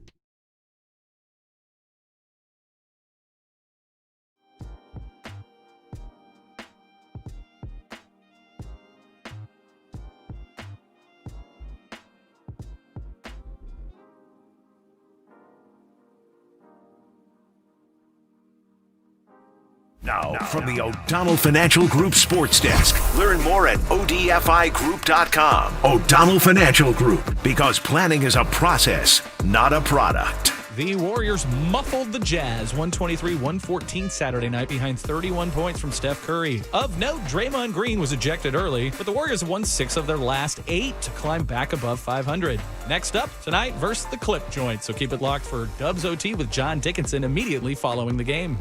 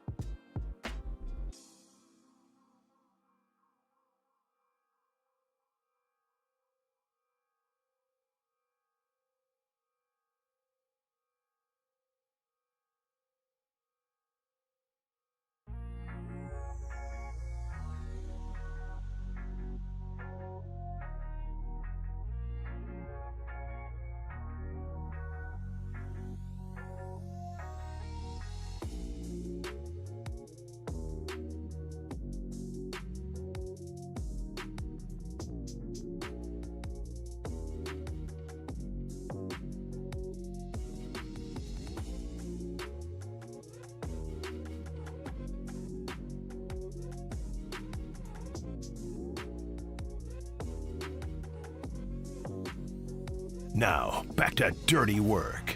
Adam Copeland and Derek Papa on KNBR 104.5 and 680 AM. The sports leader. Dirty Work is sponsored by Jack's Restaurant and Bar, an all-day, any-day kind of place. Dirty Work on a Monday. We're reacting to the 49ers loss to the Seattle Seahawks 13-3, lose out on the 1 seed, and now they have to go on the road to face the Philadelphia Eagles on Sunday afternoon. Tom Brady game, 1:30 kickoff here in the Bay Area. Tim, what time is that pregame? Do we know yet? 10:30. There you go. All right, let's go to the phone lines. Let's get your reaction to the loss. Is this season a success? Whatever happens to the 49ers, past Sunday against the Philadelphia Eagles, is it already a success, or do you need to see the 49ers win a playoff game? Let's go out to Edgar in New Jersey. Edgar, you're on with Copes and Depop. What's going on, man? What's going on, fellas? What's going on, Edgar? What's up, man? Hey. It was rough. That's it. Seattle, but it's Seattle. That game, I had a little question mark next to it. It was either a win or a loss. Either way, it was Seattle. Not a tie? Yeah, just a little question mark next to it. That was the only game. Oh, I see. Seattle, Okay. Come on. They always give us problems, you know? All right. So they won that one. They got the number 1 bye. All right. We'll see them in a couple of weeks. This is how it's going to work out. We're going to go to Philly. We're going to beat Philly in a drag out. This is not what they wanted. They said they wanted the Niners, but they picked the wrong ones. They're going to get Purdy after a loss. This is what about to be. We're going about to smoke them. And I'm going to give you the score. 35-17. We get up out of there. Mark it down. Nothing to be said. The boxing mindset. You got to go in there. Okay, this guy's going to knock me out. This guy's going to do this, that, and the third. Nope. Hit him in the third round. Boom. Get him out of here. Lights out. Everybody go home. We're about to do this. I like that, dude. Edgar, I'm thinking Rocky 3 when he's like when he's taking the shots from Clubber Lang the second time he fights him. And Paulie's somebody goes, no, he's getting beat out there. And Paulie goes, he's not getting beat. He's getting angry. And he goes out and he whoops his ass, dude. That's what you're looking for, 35-17. Book it, Edgar. I like it, dude. Book it. Thanks for the call, man. Already? Yes, sir. Appreciate you, man. The great Edgar in New Jersey. Dude, I love Edgar when he calls. He's like, hey, All right, come on, listen, fellas. This was going down now. All right. It's also like his tone around things is so funny. Where he's like, "Oh, they said they won that. Okay, all right, we got it now." They picked the wrong one. And when I saw Seattle on the schedule, Week 18, I thought, okay, this could be a win. This could be a loss. I think what he was saying is he went through the schedule and that was the one game where he couldn't decide. No, I get it. And I was like, yeah, because if you pick a win week one. You and Tim were gone for a little while. I was doing shows with Carlos Ramirez and Greg Silver. I've yet to hear from Dwayne and Stockton. And I know like now it's easy for him to come on and be like, oh, Brock Purdy had a bad performance. He's crap. Let's go back to Mac Jones. I didn't get to hear him at all after Brock's performance against the Indianapolis Colts and Chicago Bears. I want to hear from Dwayne in the new year at some point. Well, we'll hear from Dwayne. Right, he's up there slinging beds, dude. I know. I get it. I get it. Slinging beds, talking to the ladies. Yeah. He's doing more than talking to the ladies. Busy, bro. Dwayne's getting busy, man. Gotta find out what he got for Christmas. Oh, yeah. Hey, Dwayne, what ended up in your stocking, bro?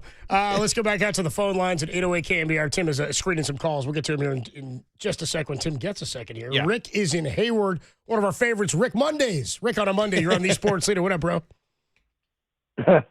I'm doing all right.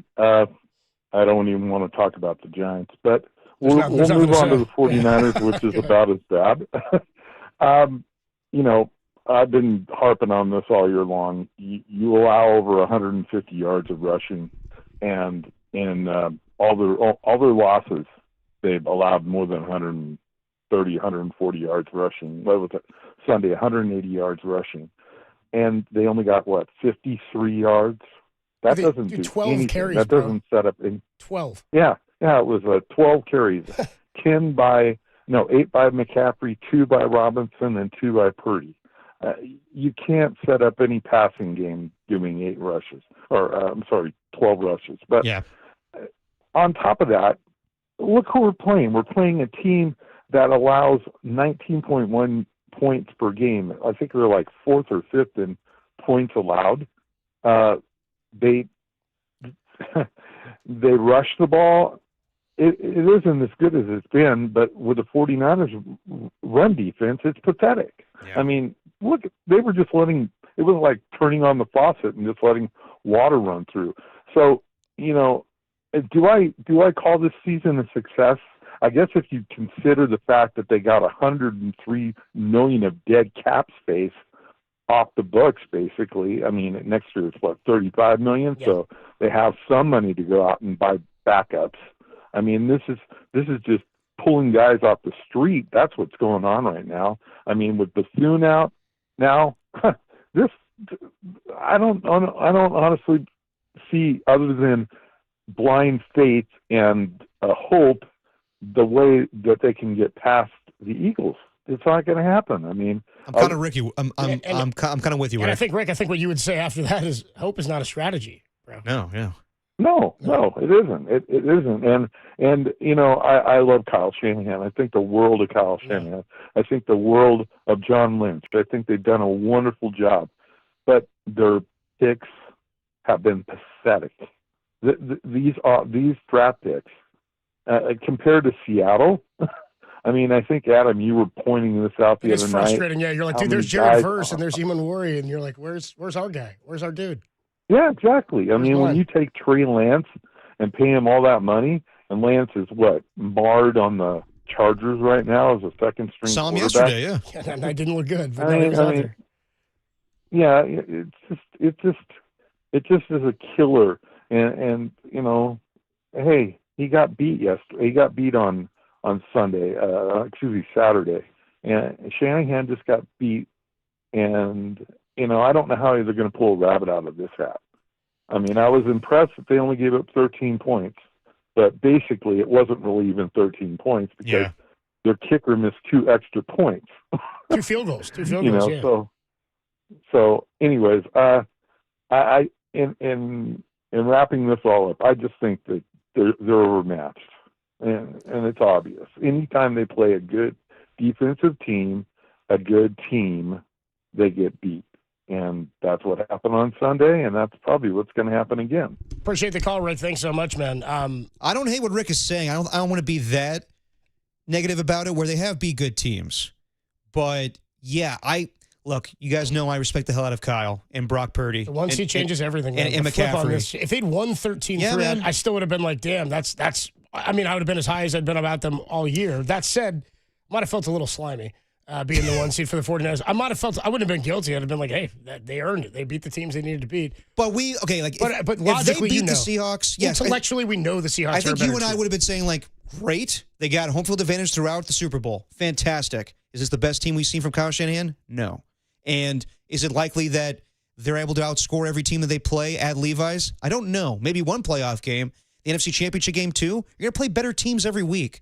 That's why I'm kind of with Rick where they're not overmatched, but I have a hard time seeing them beat this Philadelphia Eagles team. And I know that's not the same team from a year ago, but they have that same talent still. And they have a damn good defense too that won't completely shut down the 49ers, but I can't see them putting up 30 points against them. I don't like that I came in feeling like, I think they got a shot, and I was okay with the Philadelphia logic going in. I don't like that I'm now at 3:59 feeling worse about the game. We'll just wait till Thursday. When it started. Why? What's Thursday? We got a long week, man. You know, I go up and down. So I got to hear what Krug says, dude. Yeah, you know I know. what I mean? I love getting a Krug thought. I'm nervous about this one, man. Well, I think everybody should be nervous. I think you should. Although Tim Ryan will tell us probably on Wednesday, I'm not nervous at all, guys. You got to sack him up, bro. Although it's a playoff game. Come on now. The success discussion is an interesting one. I want to get into that, what it means for us, because we talked before the year about what success would mean to the 49ers, but we got some listeners checking in on that very thing. 808 KNBR 415-808-5627.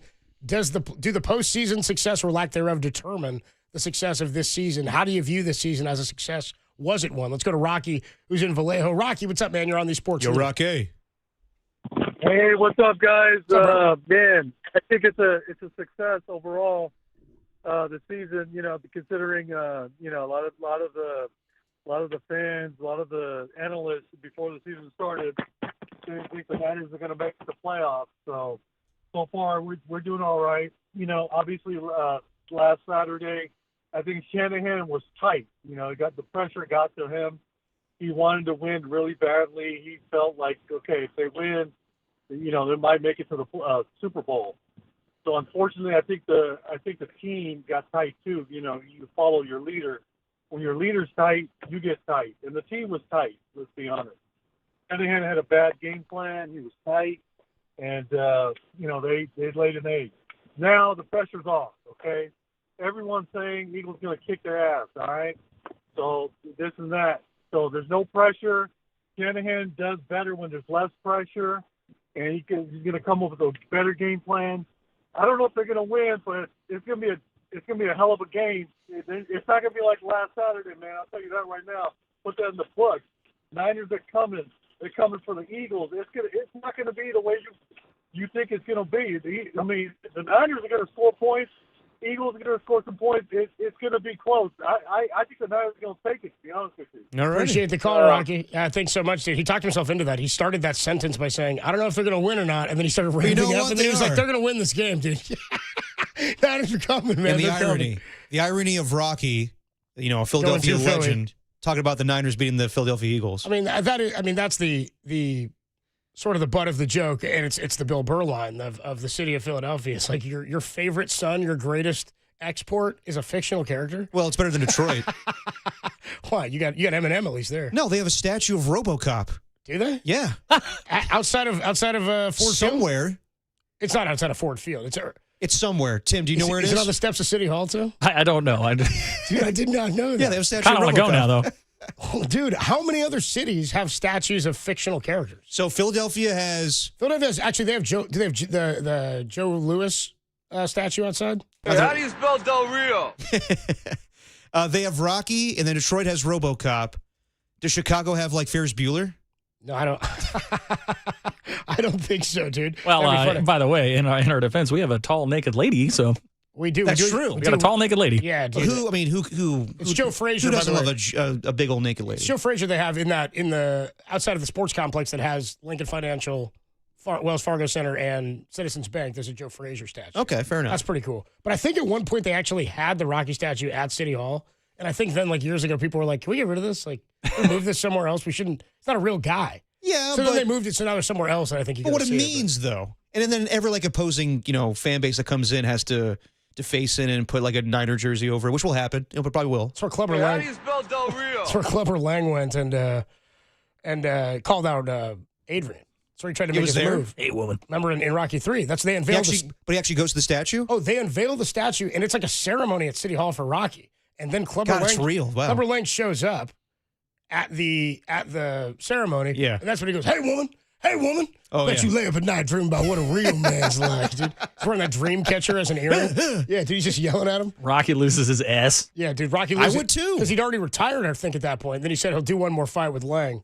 And Mickey doesn't want him to take it. No, he'll kill you, Rock. He'll knock you to tomorrow, Rock. He'll kill you to death inside of 3 rounds. It's been a while since I've seen Rocky Dude, 3. Rocky or any 3 of them. is it's my absolute favorite one. Hey, woman. Listen here. Since your old man ain't got no heart, maybe you'd like to see a real man.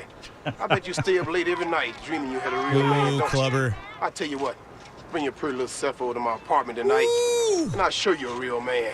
You want it, you get It's a hell of a... There's a statue of that guy in Philly. Incredible script writing, too, where I want you to come over to my place tonight. Dude, he's making moves on Adrian. Dude, it's incredible. I think Stallone wrote the script, if I'm not mistaken. Hey, woman. He definitely wrote one. That'd be incredible, dude. That's pretty good. Then he goes back and he's like, Mick, we're doing one more. And he barely trains for it. Dude. And then Mick dies, right? Dude, Clubber Lang, starts a spat as they're entering the ring, and Mick gets kind of shoved, and I think he has a heart attack.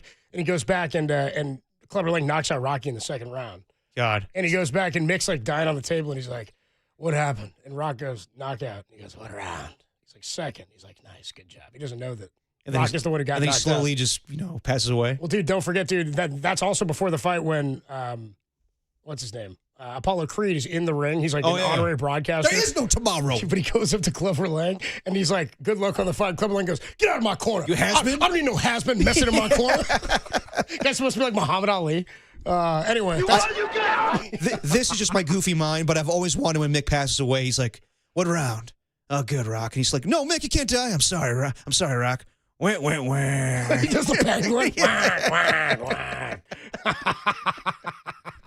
That's pretty good. Let's go to Jay. One of our guys, our great callers, Jay in Rancho Cucamonga. What up, Jay? Nice to talk to you, bro.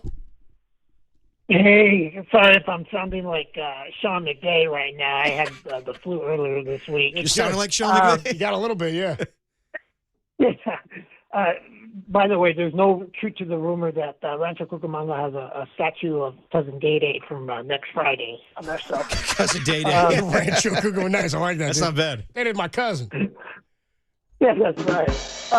So, first of all, my girlfriend is an Eagles fan, so it's going to be tough. But one of us is going on. It's come on, Ooh. She's House an divided. Eagle and Dodger fan.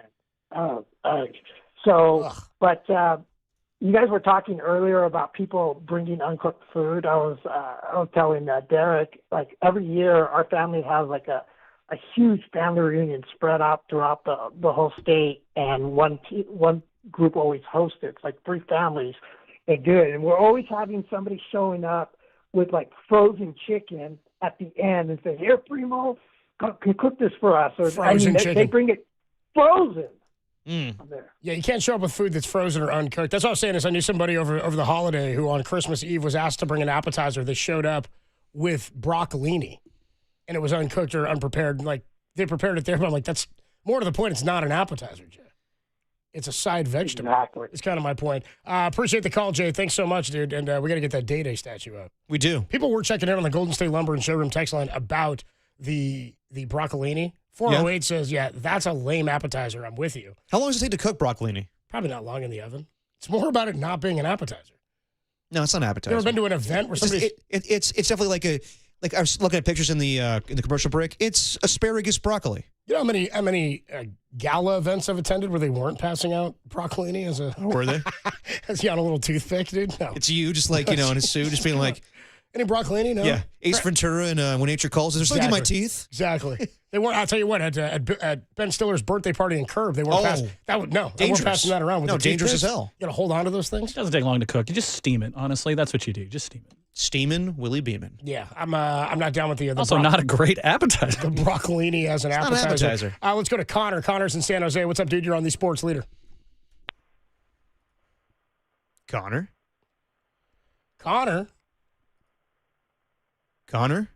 All right, that's it. Sorry, Connor. Appreciate the call. Let's go to Steve. Steve's in Antioch. Steve wants to talk about Kyle Shanahan when trailing in games. Steve, you're on the Sports Leader.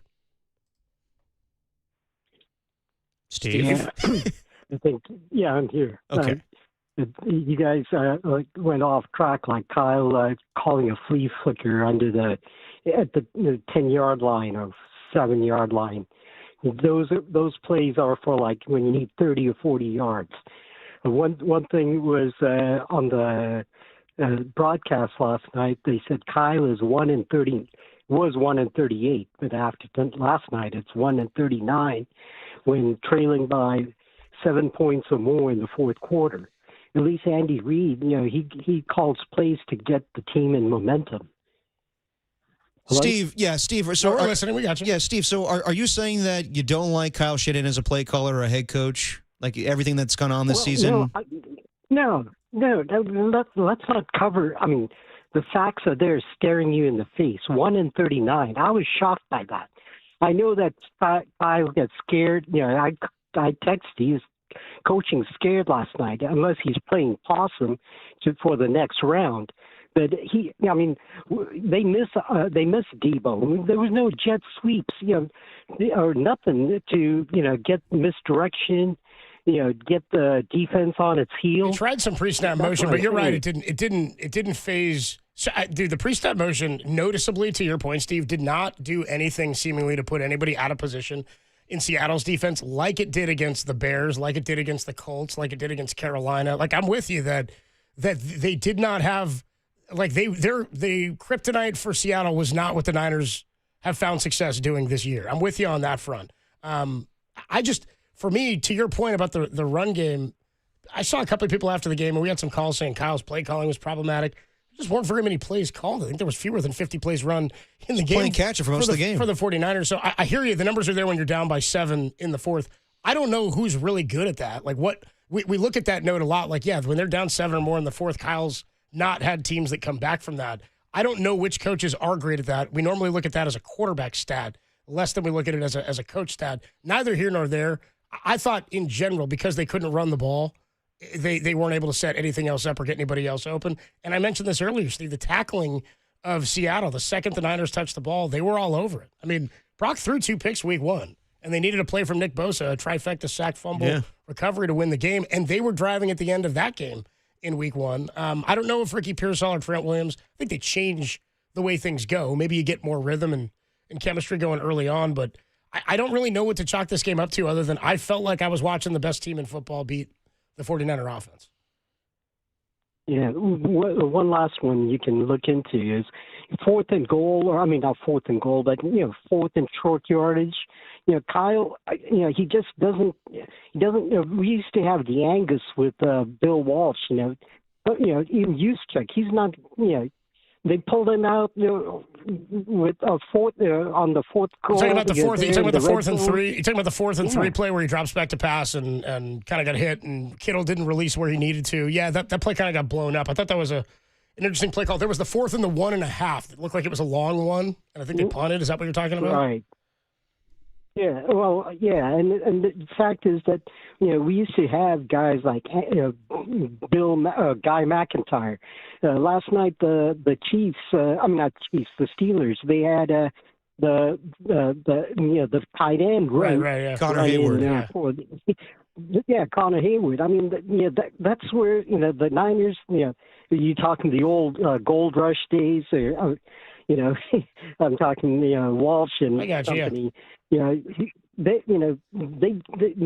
strapped it on, and I think Kyle is crepit. He coaches thinking two plays ahead, and instead of going for it with Musto. Steve, we got to run. I appreciate the call, Steve. We got to go. I know if the point was like they've converted pretty well on 4th down this year. They're top 12 in 4th down conversion. They're a pretty conversion. damn physical team with Kyle Shanahan, head coach. I really don't know what he's talking about. I don't really either. I think there's frustration after the loss. Again, none of these calls, if we did a show the day after the Bears game, there'd be no phone calls. Well, we'd have people who were just hyped, but there wouldn't be any, like, there's some criticism and people are skeptical, I think, about where they're going. Carlos and I did a show that day, and I asked people, do you think this is sustainable to win this way? You worked. And people, it was mixed of, I'm jacked. I give credit to a ton of Niner fans. People are reasonable sometimes where it's like, I love the victory last night. I'm just along for the ride, man. Let's see how long this lasts.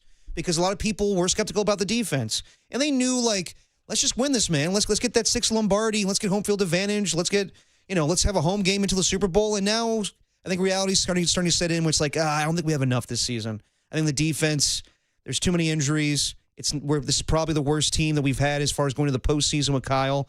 But you know what? To answer the question that we originally started with, it is a success to me because everything that's gone on this season, for it being a competitive rebuild with no Bosa, with no Fred Warner, and trying to open the window again.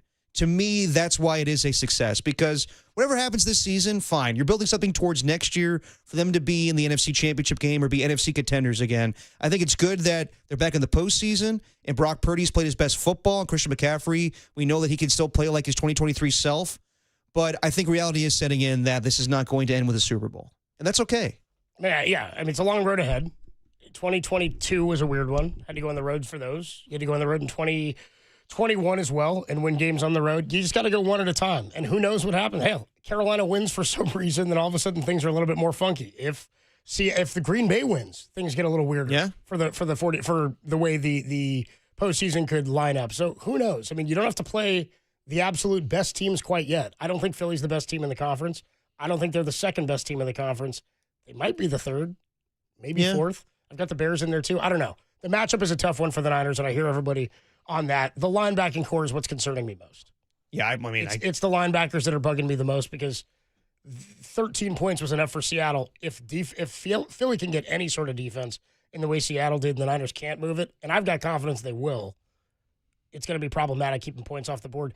If you can put up points, I don't think Philly's going to score 30 against you. I don't. Philly just played the Bills. What do you think of the Bills' defense? Not relative to the Niners, but in general. It's gotten better of late, but it's kind of on par with the 49ers a little bit. That's kind of where I'm at. That's sort of my comp. They have better pass rush. That's sort of my comp, yeah. They have a better pass rush, but they don't get stops, and they're porous in the pass game. Yeah. That's why Josh Allen They win games because Josh Allen's incredible. They were up. Philly was 13-0 2 weeks ago against Buffalo, in Buffalo. Yeah.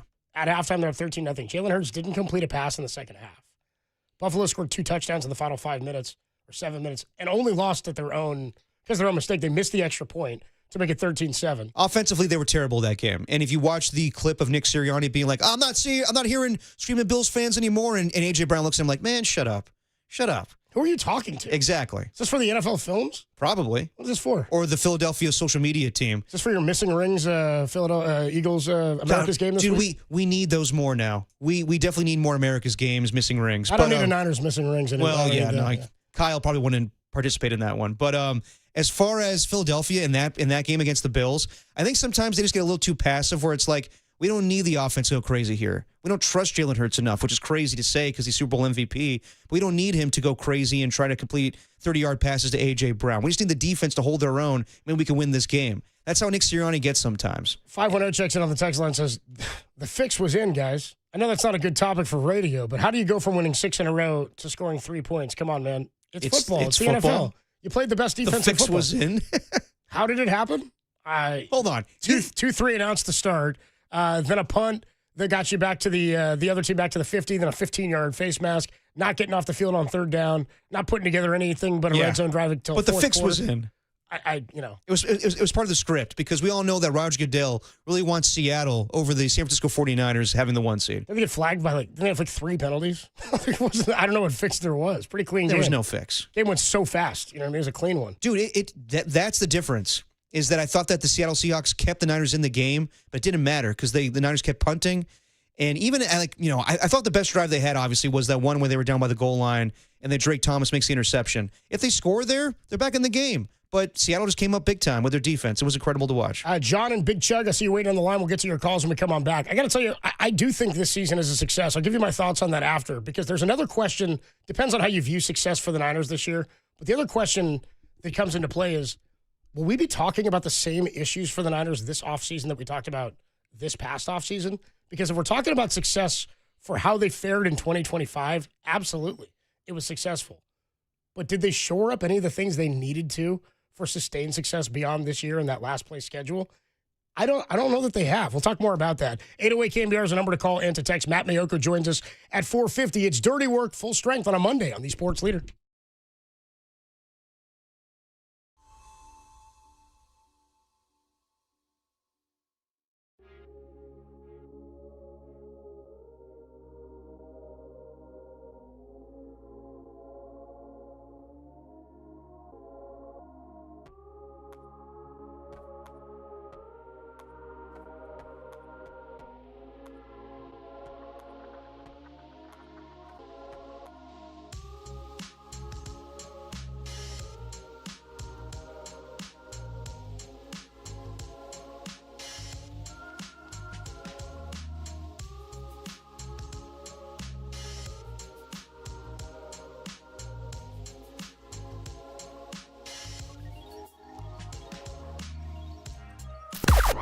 Now, from the O'Donnell Financial Group Sports Desk. Learn more at odfigroup.com. O'Donnell Financial Group, because planning is a process, not a product. The 49ers head to the postseason as the 6th seed after their 13-3 loss to the Seahawks on Saturday. Today, Kyle Shanahan spoke to the media and said Tatum Bethune would be out for the playoffs with a groin injury, while D. Winter's ankle and Luke Gifford's knee would be evaluated later in the week. If you can play linebacker, tell us about it on the KNBR YouTube chat, the only place where Bay Area fans cannot stop the run either. Hey, what's going on, everybody? Adam Copeland here. My good friend Steve Moskowitz is hanging out on the line, and I'm glad he is, because a new year, January, we start thinking about tax season, and people have questions, Steve, things like, what do you do if you can't pay your taxes? I'm sure that's a common one. How should we handle that? Happy New Year to everybody, and we want you to have a Happy New Year. And a lot of listeners said, you know what, it's Christmas time, and they're going to put things off until the new year. Folks, it's the new year. It's time to face it. And, you know, it may not be nearly as bad as you think. You might not even owe the taxes. A lot of times those bills are wrong. If that's the case, you get them corrected. Or if you didn't file the returns, they make something up. Or what if you really do owe it? There's a lot of good solutions, like if you qualify to just pay part and the government writes off the rest. Or getting the penalties forgiven. Sometimes the penalties and interest are more than the taxes. Or getting a monthly payment plan that you can really afford, not what some IRS agent says you can afford, but what you can really afford. The bottom line is we're here for you. We have a free consultation. We'll explain everything to you. And if you want us to, we'll do everything for you. So you don't have to talk to the IRS, deal with them, have anything to do with them. The only thing you have to do is pick up the phone and say, Steve, Happy New Year, and take care of these problems for me. Happy New Year, Steve. Steve Moskowitz can help. Give him a call, 1-888-TAX-DEAL, or find him online at moskowitzllp.com.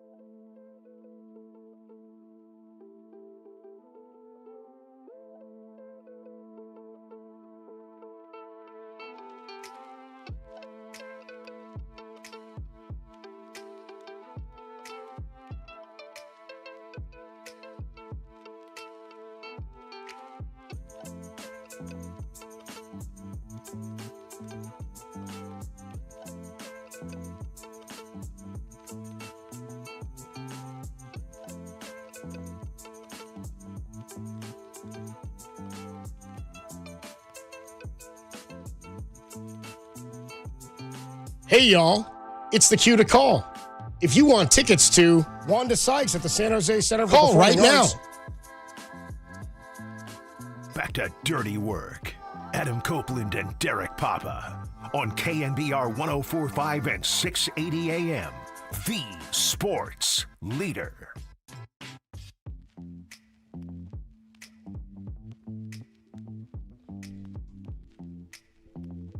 Dirty Work on a Monday afternoon. Adam Copeland, D-Pop, Tim Webb with you. Matt Mayoko, our 49ers insider from NBC Sports Bay Area, is going to join us talking Niner football at 4:50. We'll pick Matt's brain about how the Niners could fare in Philly against the Eagles.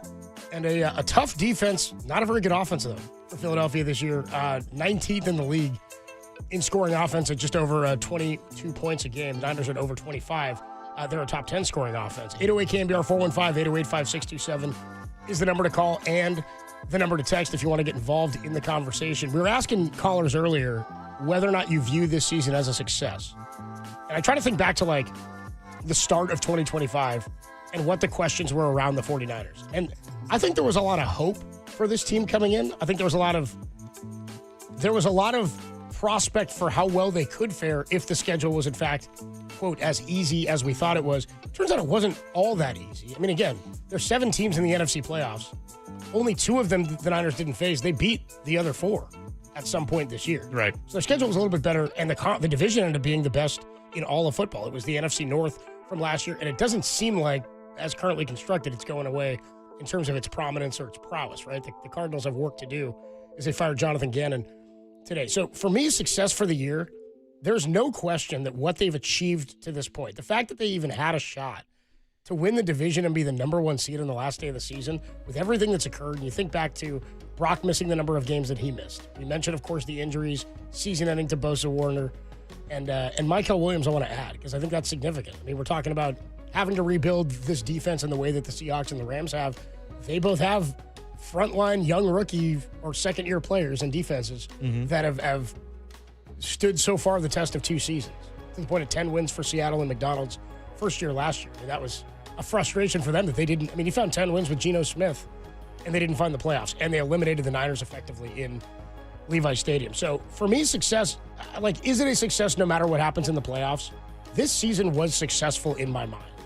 The question is, did they take any steps towards building sustained success as it relates to their peers? Their offseason was going to be all about retooling the defensive line. The offensive line, I think, is probably still going to need work going forward, and they'll have to figure out what happens with Trent. Everybody a year older. We didn't know coming in if McCaffrey was even going to be a form of his former self. Played every game. Was spectacular this year. It was really, really, really good. My concern is that beyond this year, entering the offseason, I don't know how much they've fixed in terms of their problems. They're facing the same problems on defense that they were last year, even eliminate the injuries. If they had Bosa and Warner, I think they maybe have one more win, which tells you the defense isn't all that much better than it was, right? There are elements of the defense that would be better. They'd have more sacks. Yeah, They'd definitely. probably have more turnovers. Yes. If you had both of those guys. You might be better in terms of points against even. I don't know how many individual games change with those 2 guys. I do know that even with those 2 guys coming back next year, we're staring at the same problems on the D-line. Even though guys will be a year older, we haven't seen what the fruits of C.J. West, Alfred Collins, Michael Williams will bring them. Do you hear me on that? Are you I with me on do, that? but I think it's hard to say just because of all the injuries. Like, yes, you are correct that going into the offseason, still things need the same things that we were asking in the 2025 offseason when we talk about the same thing in 2026. But it's just different because we didn't see what this team was at full strength. So that's why I don't know if we can have the same, reaction. Where it's not a reaction. I just question, did they succeed in their having to rebuild things for this year? They found more success this year. Well, definitely with some of their rookies, absolutely. Upton Stout has been unbelievable as a nickel corner in this league. Yeah, Jair Brown's actually taken a really big step forward, I think. He's been better. Yeah, we just don't know what this defense is going to look like. Let's see what happens when Michael Williams comes back. Let's see what Nick Martin actually plays. Alfred Collins, another year under his belt. C.J. West. Yeah, I think that we need to see what this team looks like on defense when they get Nick Bosa back and Fred Warner back. And I think people need to start preparing for maybe Robert Saleh is going to leave. Well, that's what I mean is this offseason, I think we're staring down a lot of the same things we did last offseason. The McCaffrey question won't be as big, but there'll still be the year-older question. Trent Williams will be a question for sure. That's always going to be the case when you have older players, Of course. But for me, it's also about they had to find a DC this past offseason, and they got Saleh quickly. He was their first big ad. Yeah. How quickly will they add a defensive coordinator if and when Robert Saleh leaves for a vacancy? There are 6 coaching vacancies. I think, I'll tell you right now, I would be surprised, probably shocked if Saleh were back as the Niner DC next year, I'd be pretty shocked. I wouldn't be shocked. Six teams, and he was a top candidate last year. I think that he's going to be an intriguing candidate because of what he's done with the defense. And even though it hasn't been good of late, he got this team to the postseason. Think where they would be right now if Nick Sorensen was the defensive coordinator. So, I mean, the sum of their parts, what they've achieved, you can't say this isn't successful.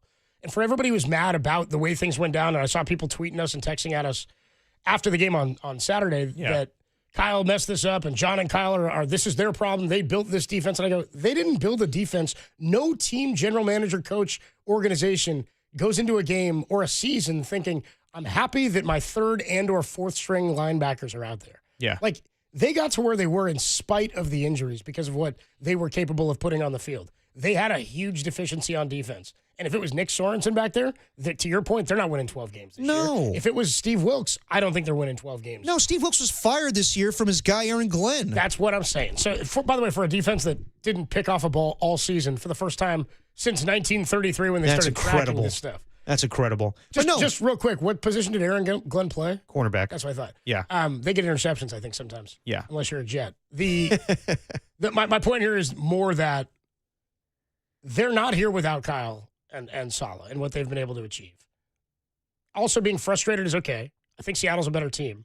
Not liking the game plan or whatever, neither here nor there. None of us have any idea or scope really of what's going on behind the scenes in preparing for that.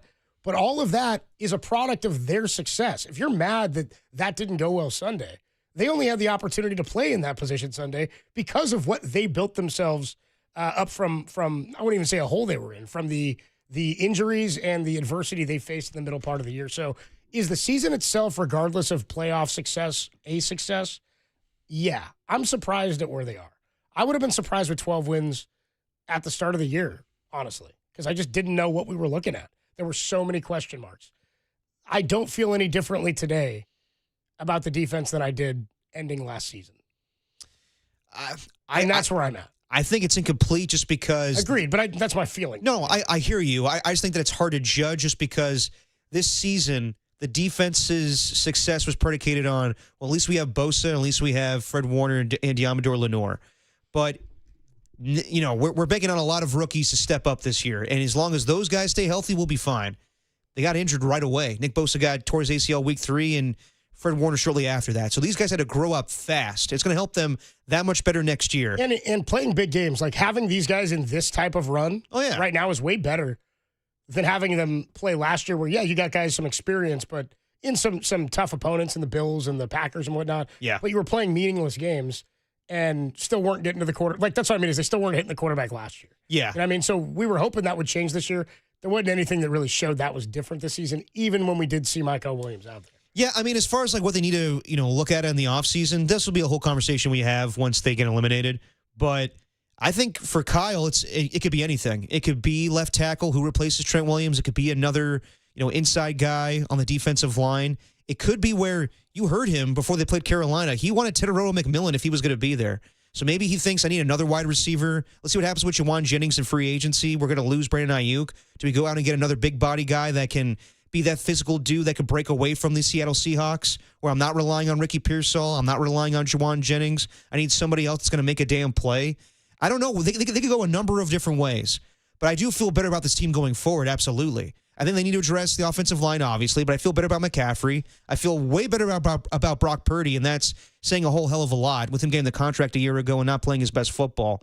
But yeah, I see this season as part 2 of the Kyle Shanahan and John Lynch era. It's a reboot. We went through, the 2017 to 2024 49ers resulted in 4 NFC Championship appearances and 2 Super Bowl appearances. And now they had to retool. It's a reboot. And now we're going to find different success with the window opening up again with a different group of guys. So I'm confident in this team going forward. Whatever happens, yes, it is a success for what's going to happen in the future for the 49ers. 808 KNBR is the number to call, 415-808-567. John, Big Chug, sorry, I did forget to get to the calls there. We will get to you next. We got to talk also about Black Friday. Excuse me, Black Monday, Black Friday. That's a different thing. Black Tuesday also, stock market crash. Anyway, Black Monday, where coaches in the NFL are axed. Yeah. We got 6 openings now. 6 openings, 4 coaches fired yesterday and today. And we had 2 fired in season, Tennessee and the Giants. How is this going to affect the Niners this offseason? Are they looking for a new defensive coordinator? And if so, I mean, the thing that's frustrating about this is if Saleh is going to interview for jobs, you don't know when that happens, when those teams make a decision, and when do you get to enter the pool for trying to find a DC. They'll have an idea. Robert Saleh's got new representation, by the way. Doug Henderson, who represented Marshawn Lynch back in the day. How about that? How about Marshawn on the Manning cast? Yeah, he was dropping an F-bomb and an S-bomb right away. They tried to warn him, and you got to warn Marshawn. No. It's on you. You put him on. You know what you're getting. You don't take a diet Marshawn. Anyway, we'll get more into a little Black Monday, and we'll get to more of your calls before Matt Mayoko joins us at 4:50. Dirty Work on a Monday on the Sports Leader.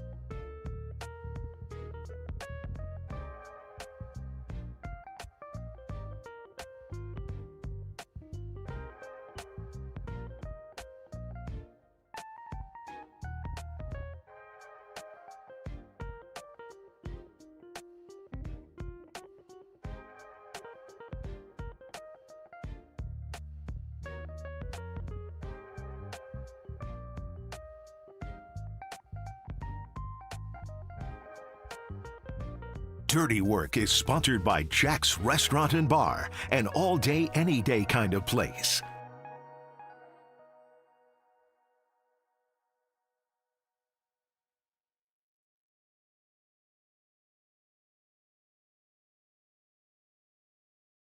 It's Dirty Work on a Monday afternoon. Adam Copeland, Depop, Tim Webb with you. Matt Mayoko joins us in about 15 minutes. Let's go to the phone lines real quick before we get into some Black Monday. John has been waiting in San Francisco. Sorry to keep you waiting, John. Appreciate it. You're on the Sports Leader. What's up, dude? That's all right. Hey, I did a couple things. Number one, everybody's kind of making it sound as if looks like, everybody's talking like the Seattle beat us like 40-3. One tip ball by, off McCaffrey's hands, and next thing you know, you got yourself a pretty close game. So I don't think it was as bad as what people make it sound like we got a beat down. So I just don't see that. But it is going to be tough with all the injuries that we've had this year. No, that's granted. That's for sure. But the question I had was, I was wondering what you guys think about the playoff format, where an 8-9 team like Carolina gets to host a game at home against a 12-5 Ram team, which I really don't care. John, you might have missed it. You might have missed it earlier. We actually had a discussion about this. I brought it up a couple of weeks ago because we saw there was potential for this, and I wasn't even referring to it in Niner context, but now it does. It would affect the Niners. We were discussing this, John. I said my thought is if we're already reseeding after every round, we should be reseeding after we decide the playoff teams. I want to keep the divisions. I'm okay with Carolina getting in at 8-9, but I think the division win should guarantee you a playoff spot. And that's your road in. You're not going to win a wild card at 8-9. So that should be your playoff spot. You've earned that by winning the division, whether you're warranted or not. And then I think we should reseed 1 through 7 based on records and go to tie breaks with conference record. In which case, the Niners would be the 3 seed. The Niners have a better record than the 2 right now. So I'm with you. I think there's value to winning a division, and I think that should get you your automatic bid like the Sun Belt Conference in March Madness. Whoever wins that is getting to go, right? Yeah. Doesn't mean if you're undefeated, you're a 1 seed. It means you're in. So Well, look at Philly. Yeah. Look at Philly, though. Philly gets to rest, and here they are. What are they, 11-5, I think? Or they're 11-6, yeah. 11-6, and here the Niners are 12-5, and we got to go to them. Technically, I think they should be coming here. Really, in my view, they got and it would have forced them, actually, not to rest their star players and maybe have a shot at home field advantage. Change week 18. It might have changed week 18 for the Packers, we said, too. That teams would coach differently if there was potential seeding on the line. So I appreciate the call, John. Thanks so much. We got to run. But, yeah, that's been kind of my gripe. And maybe it's coming. We'll talk to Matt Mayoko about that. That's something that was proposed by the Lions last year. And maybe at some point we'll get to that path. It might gain more steam if Carolina beats the Rams in Carolina. It might, and they very well could because Carolina did that earlier this year. I think it's going to be more so for the Panthers-Rams scenarios where I don't think people are up in arms that the 49ers have to go to Philadelphia because they have one more win over Philly. That one's, that falls into my system of it would change it where the Niners would be the home team. That said, that's not my gripe. Yeah. My gripe is more Carolina about, hosting a home game. I think the Rams should, the Rams have 5 more wins than the team they're going to play on the road. And they're the better team, obviously. And we know that, even though they lost to them. If it were the other way around and the Rams had lost yesterday and the Niners were the 5. You know what? If the Niners were the 5, you'd be like, dude, the Niners beat Carolina. They have 4 more wins and they have to go there. That's ridiculous. But then with those games on Thursday night with the Rams and Seahawks, would Saturday night have as much juice? Probably not. What do you mean? Because even though they're not the 1 seed, they still have home games. That's why it's so. You're playing for the bye. you're playing for the bye, but also like it's significant because now these teams have to go on the road. But nothing it changes things so drastically where now they're a road team, have to go to Carolina. But nothing would change in the scenario with Seattle and the Rams because they'd both still be in the same spot playing for what they were playing for. They were both still playing for the division in the one. That scenario didn't change anything. They would have still had the same amount would have been at stake. The same amount would have been at stake because again, it's about home games, but it's really about the bye week. Right. Get that bye and home field through you is huge. Yeah. But you'd be playing for that anyway. That would be the same stuff at stake. Yeah. 808 KNBR is the number to call and to text. Black Monday's here, which means there are job openings across the NFL. 6 openings as it stands right now. Cleveland fired Kevin Stefanski. Yeah. Which was one that you and I both were kind of questioning. There were a few question marks, and that was one that we had about whether or not he would get fired. Of the other question marks, all of them were fired for me. I don't think there were any other questions that I had outside. I thought about Todd Bowles. Oh, Tampa, that's right. I did think Bowles was on the table, but I don't know. I don't know if they're going to put this on him. They were so hurt this year. They were. Baker was definitely not healthy. It's interesting to hear him talk today, though. Today he was like, I've won the division the last 3 years. I deserve this. And then a couple of weeks ago when they lost that game to Atlanta, he was like, it's not on the coaches anymore. It's on the players. It's like, all right, are you taking accountability at all here? Like, I don't know. I don't know if he deserves to lose his job, but I thought it was in the conversation. But as far as everybody else, it makes sense. I do think Kevin Stefanski's going to get hired here in a couple of days. Or not a couple weeks. I think there's something to stability and professionalism, and I think Bowles exudes that. And I think the players do like him. And I think there's something to, you don't want to have turnover at the head coaching job and staff every year. That's true. And you look at this division and go, we trust him. We like his defensive prowess. We lost our offensive coordinator this year. Yes. In Liam Cohen, who went to Jacksonville. I think they believe they've got enough weapons on offense that if they get a good coordinator, they could still run that division. Yeah. I think they are still. I think if I were to look at teams in that division and say there's any team that I think is a good team but had a bad year, it was Tampa. Yeah, they definitely free-falled, but they free-falled and they were really hurt. They lost tons of players this year. Yeah, Baker was definitely hurt, and Baker got banged up too. He was every game. It was like at the beginning of the year he was having to lead the charge. We thought an MVP candidate in October, but again, they don't crown it in October. You got to get through the winter season. So Cleveland opening, Tennessee had an opening after. They fired Brian Callahan earlier this year and went with, who was it? Mike McCoy. McCoy was their coach. And then Vegas decided they were going to part ways with your guy, Pete Carroll. One and done for old Pete. That's going to be it for Pete Carroll. New York Giants fired Dable earlier this year and played themselves out of a better draft position in the final couple of weeks. Yeah, but they got the quarterback, so I don't think they're sweating that one as much. Atlanta moved on from Raheem Morris. Not surprised with that one. They got eliminated like a month ago. They went out. They could make it 8-9, and then he gets axed. They've underperformed, though. Like, I know that Mike Silver loves himself some Raheem Morris, and Raheem Morris is a very good dude. And if Robert Saleh leaves, he's my first choice to replace him for the 49ers because Kyle Shanahan has talked to us, talked to everybody about his relationship with Raheem Morris. So I think, yes, because Bradley's on staff, but if Robert Saleh leaves, that'd be the first guy I would pick to replace him. Raheem Morris, when it comes to the Atlanta Falcons, the expectations were huge right away. They just got Kirk Cousins. They drafted Michael Penix. And the whole time they were like, I remember there's some questions about, you have so many coaches on your coaching staff. Why do you have that? And he goes, well, we're anticipating to be really good, so people are going to leave when we have when there's head coaching openings. So I don't know. I think that the last 2 seasons, yes, they won 8-9. They won 4 in a row. But if you didn't lose to the Jets, if you didn't lose to the Miami Dolphins early this year, they'd be in the postseason. I think Arthur Blank did the right thing, honestly. Yeah, it's probably the right move. By the way, it should be noted, you just mentioned the D coordinator thing, because there's history with Raheem Morris and Kyle Shanahan. He's off that same tree with Sean McVay. He was the DC in Los Angeles, was the assistant head coach in DC in Atlanta before he got the head coaching job there, and is well respected. He's already got an interview after being fired today with Tennessee. So Raheem Morris can interview with Tennessee. Are any of these jobs you think a more likely or attractive landing spot for Robert Saleh? Cleveland, Tennessee, Vegas, we knew about their ties to him last year. Yeah. New York with the Giants, I don't think he's going back there. Atlanta and Arizona. I would say if you're going to rank the top 3 spots for Saleh, where would you number say? 1 would be Atlanta.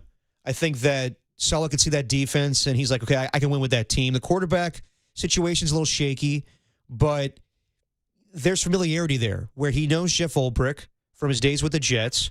And then, Kyle could give him a ring endorsement when it comes to Atlanta because he was in that organization working for Arthur Blank for years. And he could tell him, Kirk's not bad. You have Kirk for a year, and then you'll see what Michael Penix, and then we'll figure it out from there. The key is who is Saleh going to hire as offensive coordinator? And you said to me yesterday you thought maybe Bobby Slowick? Yes. I think that the connection with the 49ers, and then again, Slowick did have the job in Houston, right? Didn't he? He did. He was fired. And they had a good first year under C.J. Stroud. Right, and then they moved on. Yeah, they moved on because C.J., I guess, didn't like that Slowick was challenging him. But right now, Bobby Slowick is the pass game coordinator for the Miami Dolphins. Wouldn't be the least bit surprised that Robert Saleh goes after Bobby Slowick, or he stays with Zach Robinson, who I'm not a big fan of, but there is familiarity there. He was with Sean McVay as a quarterback coach, so he may, the fact that Bijan Robinson had a career year, he may stick with him offensively and it might be comfortable for Kirk Cousins if Cousins stays there. But I think Saleh in Atlanta makes sense to me. I don't think that the Raiders want Robert Saleh. I think that they like the idea of him with Pete Carroll building up the organization and the culture. But I think Tom Brady wants a offensive play caller. And if they're going to take Mendoza, they need a coach who's going to pick a dude. I'm not sold on Fernando Mendoza, but I will say I think that Tom Brady was smitten with Ben Johnson a year ago, and then he told him, "Look, you don't have a quarterback. It's not enticing to me. Why would I come here? I'm going to Chicago." I think that guy might be Clint Kubiak for the Raiders. From Seattle. Yes. Seattle's a coordinator. He could be a top choice this year for sure. So you lead the division. And then my biggest fear here, because I think Atlanta, if you're solid, you look at Atlanta, same thing I just said with Todd Bowles. You go, that's not only, you might have one of the best top 3 or 4 running back in all of football. Yep. Bijan on offense, and he's going to, he can build a defense. Jeff Ulbrich is there if he decided he was going to keep him potentially as a DC, unless Ulbrich interviews for that job or another head coaching job. Maybe, could be the case, yeah. Maybe he'd leave. But it's an intriguing offense with a veteran quarterback in Kirk Cousins. And again, they weren't terrible, but they need more. Certainly offensive line is a problem for them as well. I would be terrified if he went to Arizona. Yeah. Stay in division. I don't think that's where he'd go. It doesn't feel like that's an organization that he would go to. No, I don't feel like that one's on the table. But I don't need that. I don't need to, they're dealing with McDonald and what they're building defensively, and Sam Darnold's under contract in Seattle. That's a lot to ask of Saleh to find the quarterback. That's what I'm saying. Is it's kind of the situation he ran into with already with the Jets, where they were bottoming and everything. They had some weapons, and they have a big receiver, Garrett Wilson, and you've got Harrison Jr. Yeah, Mark Harrison Jr. Don't really have a quarterback after a failed situation. Zach Wilson, Kyler Murray, because he's going to need a stopgap this year where there's already one built in if you go to Atlanta. Yeah, it's easy for him. In Penix and also, you look at that division, 8-9, won the division for Carolina. Tampa Bay has been a middling team that's won the division the last 3 years. So what about Tennessee? That'd be an intriguing spot. My top 3 was going quarterback. My top 3 was going to be Atlanta, Cleveland, and Tennessee. Tennessee makes sense. I think they're trying to find a Mike Vrabel type, funny enough.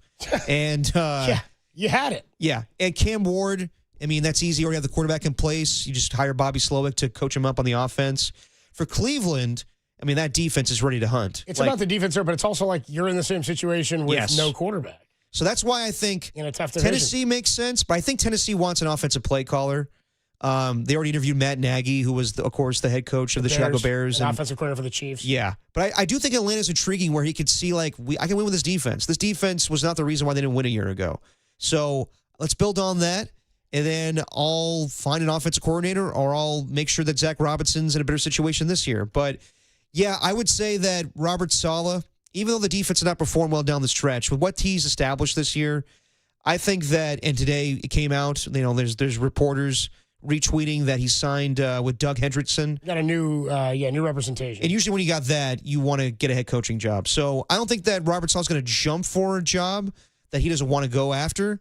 But I do think if there's one intriguing enough for him, he's going to leave. And, I know Mike Silver was on with a couple weeks ago saying, there's just going to be crappy openings when it comes to Tennessee or the Raiders. Let's be real, though. All owners are weird. It's going to be a weird situation with anybody. If he goes to the Arizona Cardinals, Michael Bidwell is not on, he doesn't look at he isn't looked at as one of the worst owners. Yeah, exactly. When they do those report cards, he's one of the worst.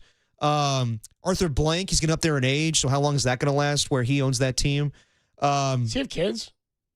I don't know. I never hear about Blank's, you know what I mean? So many NFL organizations, different than any other sport in North America, are run like Game of Thrones kingdoms almost. Right? Yeah, it's pretty much. It gets handed down generation to generation. Yeah. For who the majority owner is or who's the owner of the team. You see that everywhere. The Maras and the Rooneys and the the hunts. Like it's all handed down. I mean, you're seeing it with the Ursays right now. Yeah. In Indianapolis. So by the way, with Atlanta, that's interesting because they also fired Terry Fontenot, their GM. And the rumor is they want Matt Ryan to be their new general manager. They said they're bringing him in, and there was no defined role when they announced that. Not yet. So are they rolling with him as like an Elway?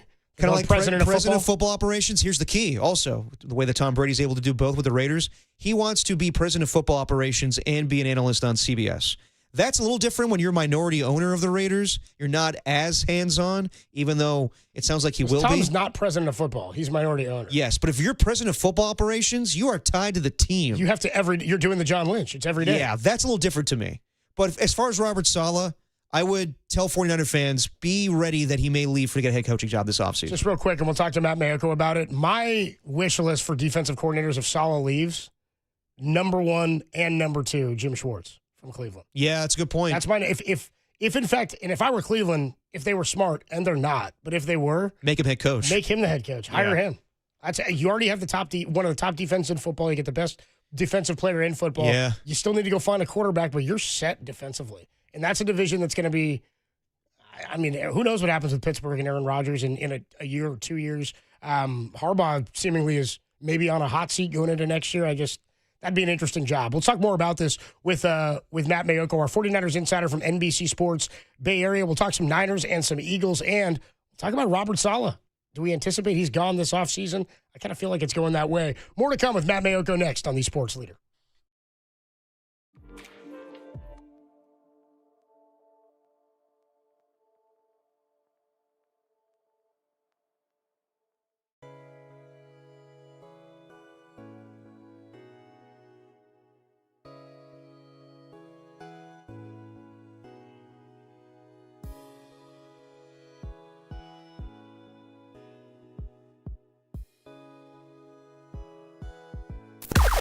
Now, from the O'Donnell Financial Group Sports Desk. Learn more at odfigroup.com. O'Donnell Financial Group, because planning is a process, not a product. Keep it locked all week for everything 49ers as San Francisco heads to Philadelphia for a Sunday showdown versus the Eagles. E-L-G-S,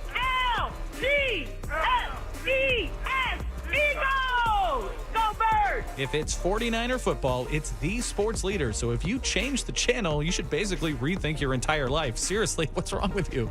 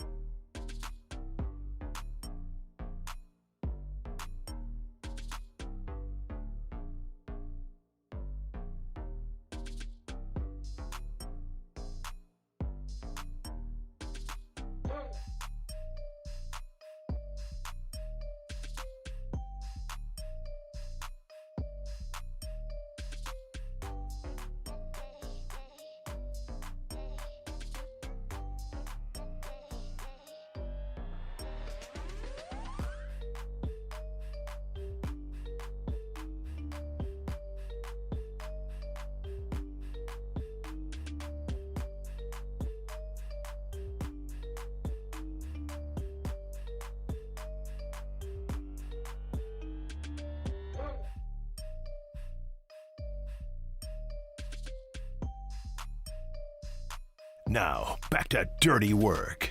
Adam Copeland and Derek Papa on KNBR 104.5 and 680 AM.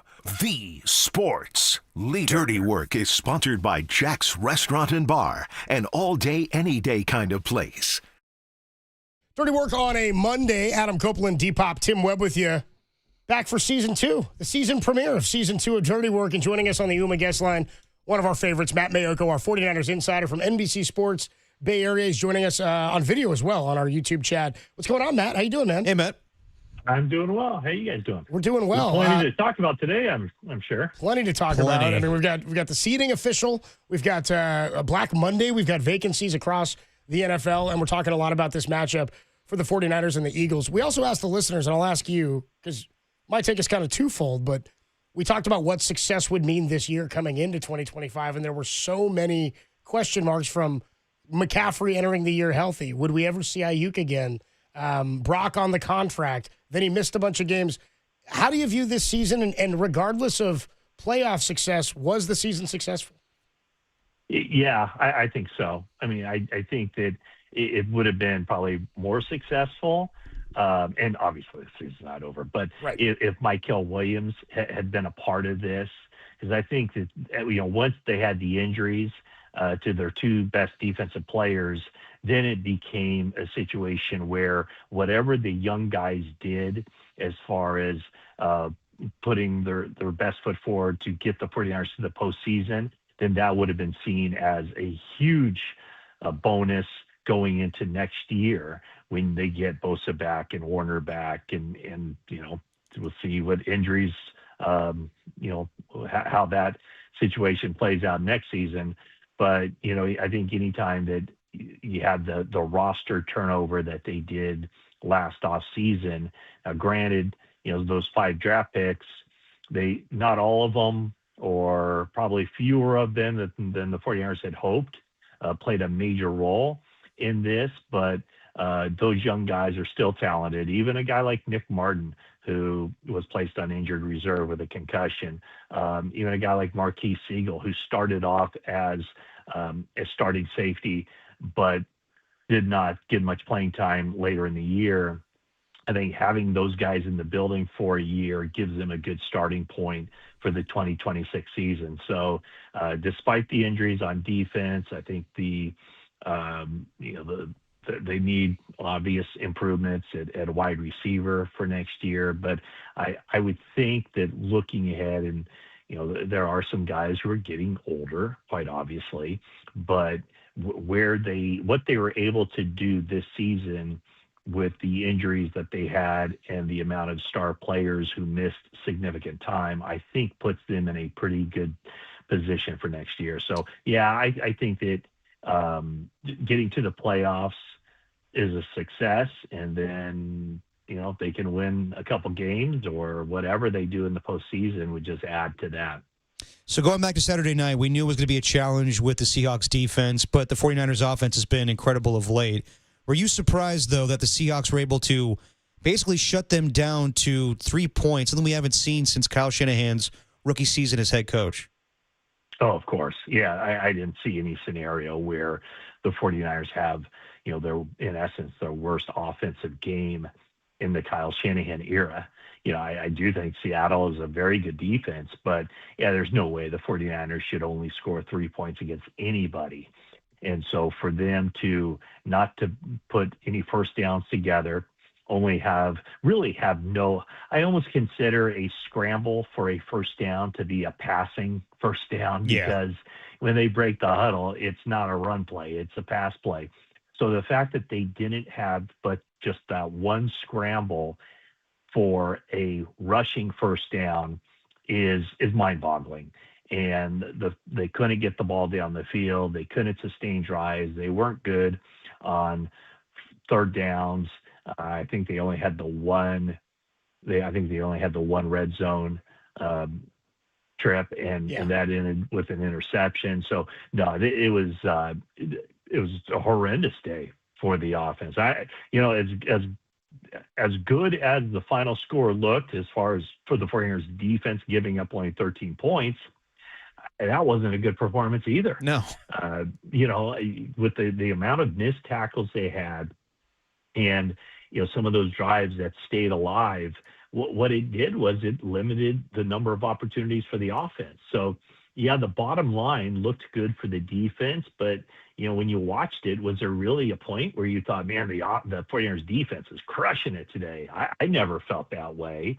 But still, if you hold Seattle to 13 points or you hold any team to 13 points, the 49ers offense should do enough of the work beyond that to come out of that with a victory. No, I'm talking to Matt Mayoko on the Yuma guest line. Matt, I think Seattle was so comfortable with their defense, they were happy to punt it after the. I mean, they called a run on 3rd and 17 and picked it up, but they were willing to punt it right there. I think they go ahead. Yeah, no, I was going to say I think that might have been kind of saving Sam Darnold from himself. Yeah.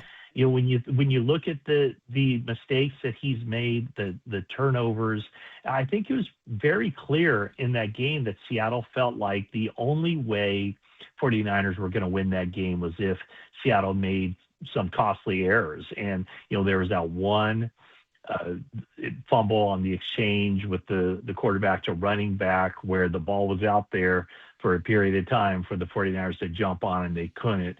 And so then I think it became, not too many good things happen typically when an offense gets in a 3rd and 17. And I've always kind of been taught that, 3rd and 17, there are only 2 plays that you can run. It's a draw or a screen. The more you push it down the field, the more you're kind of running the risk of making a mistake. And that was, kind of a draw screen, in a sense. It was a handoff, but or pitch. So yeah, I mean, I kind of think that in that situation, Seattle weighed, what's the best that could happen, what's the worst that could happen, and what they figured would happen, I'm sure, would be to pick up 8 yards or so, get a little bit of field position, and punt the ball away. But then, watching that replay back, oh my gosh, it looked like it looked like 13 players on the 49ers had a shot at Kenneth Walker III. And, that wasn't the backbreaker. It was a momentum change for sure. But honestly, the backbreaker came with 10 minutes left in the fourth quarter when the 49ers still had an opportunity to get into the end zone, and the pass is deflected at the line of scrimmage. Christian McCaffrey is unable to make that adjustment, and it ends up as a turnover. It ends up as an interception. If the 49ers had scored there, who knows what happens, because now the offense is probably feeling pretty good about itself. And in that drive, the offensive line and the pass protection was good. They did what they needed to do. But to me, that was just like that was it. It wasn't that 3rd and 17 run. It was the turnover that the 49ers had inside the 5-yard line. Talking about Mayoko on the Uma guest line. So as we go into the postseason against the Philadelphia Eagles, what is your biggest concern with the 49ers right now? Is it their run defense? Is it their lack of pass rush? Or is it their running game? Or is it the linebacking room? Well, I mean, I would say that the linebacking room kind of uses some of those elements. Yeah, of course. It's the linebacking room. Are they able to slow down Saquon Barkley? Now, Barkley's not the same running back that he was, or at least that running game with the Eagles is not the same as it was a year ago. I mean, he's averaging 1.7 yards per carry less than he did last year when he went over the 2,000-yard mark. I don't know. I mean, I think the 49ers' weaknesses, the Eagles' offense hasn't been very good, but I think in some ways their strengths match up poorly for the 49ers' defense in that, offensively, you would think that, I mean, when you look at what the Eagles have done, they haven't scored more than 20 points against a playoff caliber team since week 3 against the Rams. So I think the Eagles will be lucky to get to 20 points even with the 49ers defense. But when you put 2,000-yard receivers out there, when you have Barkley, who's still a 1,000-yard rusher, when you have a very capable and red zone target at tight end, it does create some issues for this 49ers defense. So, I know the 49ers acquired Bryce Huff in the offseason from the Eagles, expecting that he would give them more than 4 sacks on the season. He hasn't gotten a sack since, mid-October. This is a game where they need some of that. They need to keep Jalen Hurts in the pocket. They can't let him break out and run. That's what he wants to do if his first read isn't there. So, it's not an easy matchup for the 49ers defense, although the Eagles offense has not been good at all this season. Talking to Matt Mayoko on the UMA guest line. We were talking earlier, and the NFL makes changes like annually with their rules and things that go down. Josh Allen didn't touch the ball in overtime in the playoffs, and then the overtime rules changed. Even the 1 year with the Nickel Roby-Coleman defensive pass interference play, Rams and Saints, the next year for a year we had review on that. So I wonder if we're trending to... And I'll give you another one. Go ahead. I'll give you another one, Copes, before you get to your question. When the 49ers lost 2 quarterbacks in the NFC Championship game, the NFL made the rule where you can have an emergency third quarterback as long as that third quarterback's on your 53-man roster. So seemingly in this era of the NFL, this iteration, we are willing to make changes to get the game right and to make sure things seem accurate and fair. Are we trending in any way towards a situation in the playoffs where we would ever reseed before the start of the playoffs? Meaning, you treat the division winners as automatic bids like you would in March Madness or college basketball. So an 8-9 Carolina Panthers team still gets in. They still get the automatic bid out of the South. But would we ever get to a point, you think, where we'd reseed 1 through 7 based on record and tie breaks so that an 8-9 team who has 5 fewer wins than the Rams isn't playing a home game, is I guess my point. I don't get that sense that at least under the current commissioner, that's even on the table.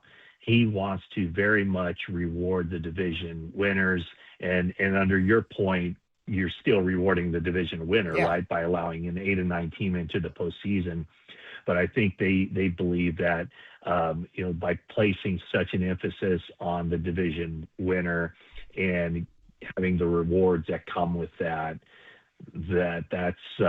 I think that's where they're going to stick with. And I guess, to not to support necessarily that thought, but, if you're the Rams, if you're a good team, if you're the 5th seed and you think you're a good team and you're capable of making a deep playoff run, there's no reason why you shouldn't go to another stadium and beat a below average team, an 8-9 team. So I don't get the sense that that's really even on the table for the NFL. I know it was a discussion that we had, whatever year that was, when the Seahawks, right? The Seahawks 7-9, were below 500 team, 7-9, and the Saints were with a very good team, 11-win team, I think.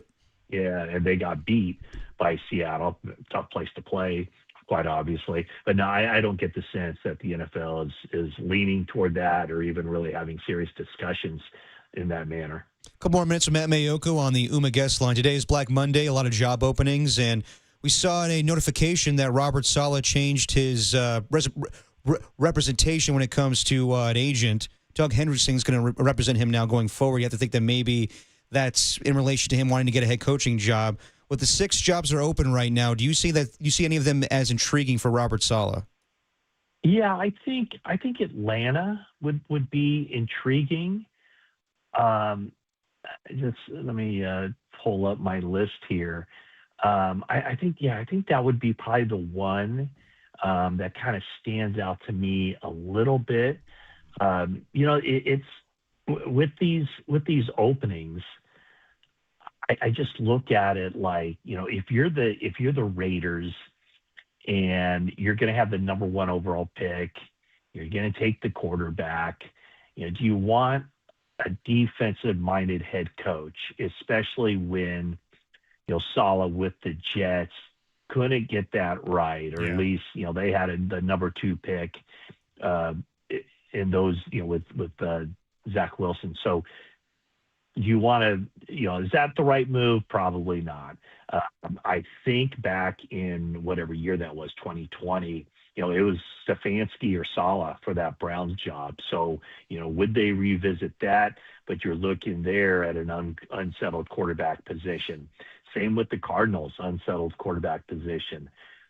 The Giants, I doubt that another New York team, I don't think the Giants would then take a cast off from the Jets.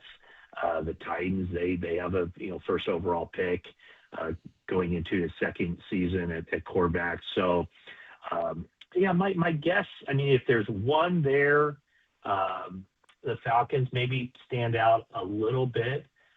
What Robert Saleh is going to have to convince a team that, Robert Saleh would be a CEO type of head coach, which, a culture setter, that kind of guy. But he's going to have a very strong plan of, this is my offensive staff. Not only that, but whoever is going to be his offensive coordinator, if he does a bang-up job with a young quarterback and he gets a head coaching position a year from now, this is my quarterback's coach who will remain on the staff as an offensive coordinator. So he's going to have a really solid plan on the offensive side of the ball. I don't think there would be a general manager or an owner who wouldn't feel very comfortable with Robert Saleh having things buttoned up on the defensive side. It's just, can he put together the staff and the plan for the offensive side? And as far as the 49ers, if Robert Saleh left, let's say he goes to Atlanta, and I think that maybe Jeff Ulbrich would stay given their relationship in New York. Do you think that maybe Kyle, I know that Gus Bradley's on staff, but maybe that they would, essentially trade places where Robert Saleh becomes the head coach of the Atlanta Falcons? I know he's interviewing for the Titans job. Do you think that maybe, given their relationship in the past, that Kyle would look to Raheem Morris as a replacement for Robert Saleh if he were to leave this year? Yeah, I think absolutely. I think that would be a consideration, no doubt about it. Yeah, there's a very high respect situation with both of those guys, mutual respect. So, I don't know exactly what was promised. Probably nothing was promised to Gus Bradley when he came to the 49ers a year ago. But you have to look at who's out there and what's best for the defense. And I would think because of their past relationship, long-standing relationship, that Raheem Morris would be certainly be a candidate for the 49ers defensive coordinator position if Robert Saleh were to leave for a head coaching job. The other ones I was thinking about, who knows with Ulbrich? Maybe Ulbrich interviews for that job and then doesn't want to stay on as a DC. Who knows what happens there if he gets another head coaching opportunity or something like that. I was wondering if and I think the Browns should hire Jim Schwartz as their head coach. If they don't, that would be the name I would want first and foremost. Raheem Morris. It would be Jim Schwartz or Raheem Morris would be my top two choices. Or Ulbrich, even if he were available. Yeah, I think they'd certainly want to stick with the style of defense that they've had here. Sure. And have that kind of continuity. I think that's where they went wrong quite clearly with Wilkes. When they went with Steve Wilkes. And then, Nick Sorensen hadn't been in that chair before, and, he's probably a little bit over his head with that. So, I think there would be some quality candidates. They would have Gus Bradley, as I mentioned, in his back pocket, and then, the potential for Morris or Ulbrich. And I'm sure Ulbrich would be in a spot with the Falcons where if he wanted to come back to the Bay Area and coach under Kyle, Saleh would, I'm not sure exactly what Ulbricht's contract situation would be, but I would assume he's also under contract for next year. Most assistant coaches have a year out on their contracts. So I'm sure, I would imagine he's under contract for the 2026 season. But if Robert Saleh wanted, if Ulbrich wanted out of that deal to go somewhere else, I would imagine that Saleh would enable him to do that. Matt Mayoka, the voice you hear, our 49ers insider from NBC Sports, Bay Area, Niners and the Eagles on Sunday at 1:30. We'll have it all for you right here on the Sports Center. Make sure you're watching Matt Mayoka on NBC's coverage of 49er football. Matt, have a great week, and we will talk to you next Monday. Thanks, Matt.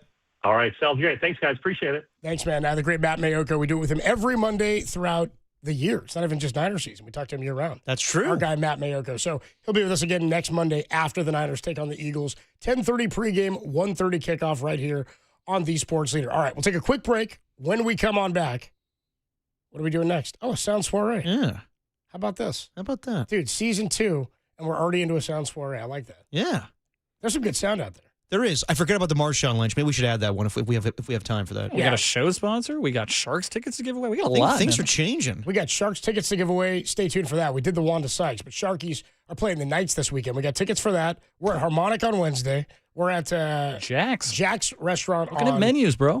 On Friday. A little too soon for We that. got Niner football Sunday, and we've got some of the best sounds from across the sports world you might have missed with our sound soiree, which is next on The Sports Leader.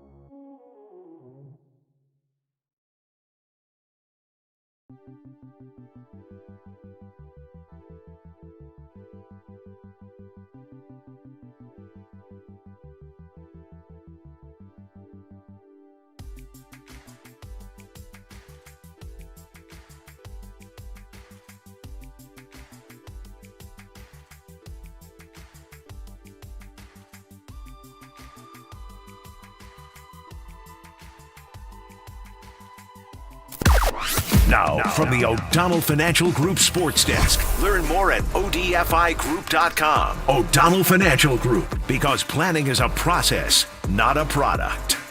The Warriors muffled the Jazz 123-114 Saturday night behind 31 points from Steph Curry. Of note, Draymond Green was ejected early, but the Warriors have won 6 of their last 8 to climb back above 500. Next up tonight versus the Clip Joint, so keep it locked for Dubs OT with John Dickinson immediately following the game.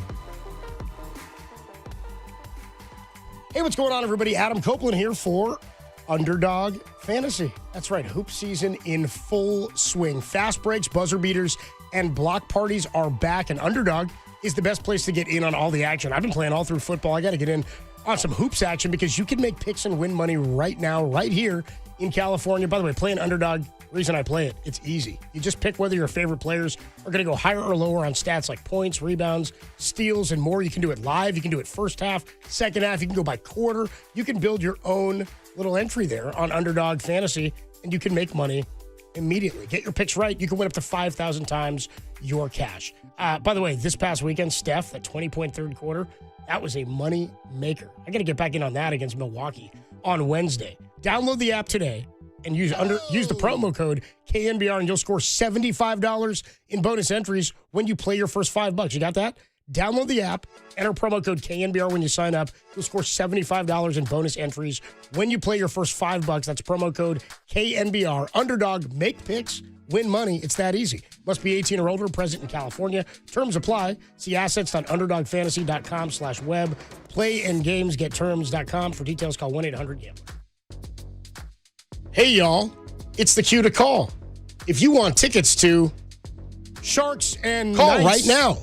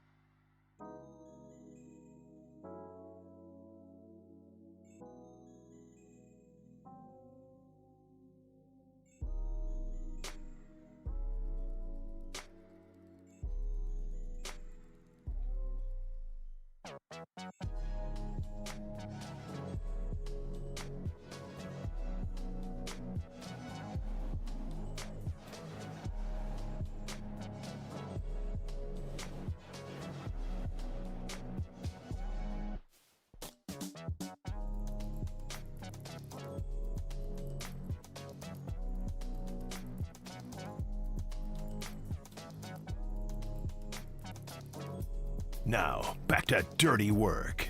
Adam Copeland and Derek Papa on KNBR 104.5 and 680 AM, the sports leader. Dirty Work is sponsored by Jack's Restaurant and Bar, an all-day, any-day kind of place.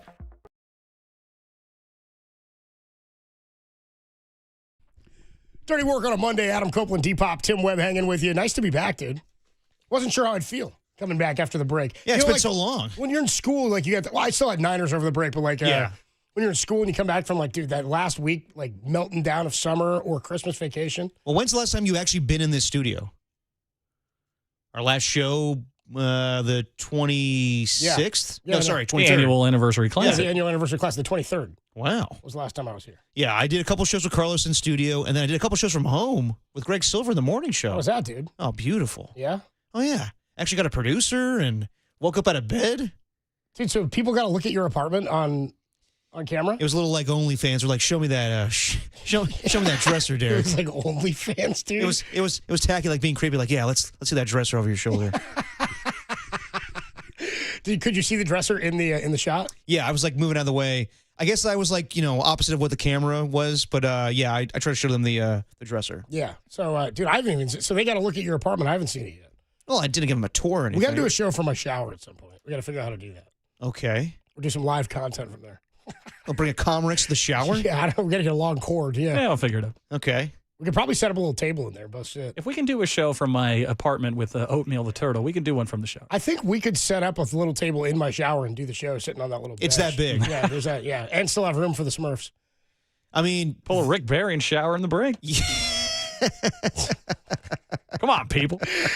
Dirty Work on a Monday, January 5th, our first show of 2026. And it's going to, why don't we get into one of our favorite things, our sound soiree, some of the best sounds from across the sports world you might have missed. Let's do it. This is Dirty Works. Sound Soiree. No, I've whipped up this nasty little soiree. The best sounds you might have missed. What? Soiree, honey. I think that means party. On the sports Your sound soiree for Monday, January 5th, 2026. January 6th Eve, for those who celebrate.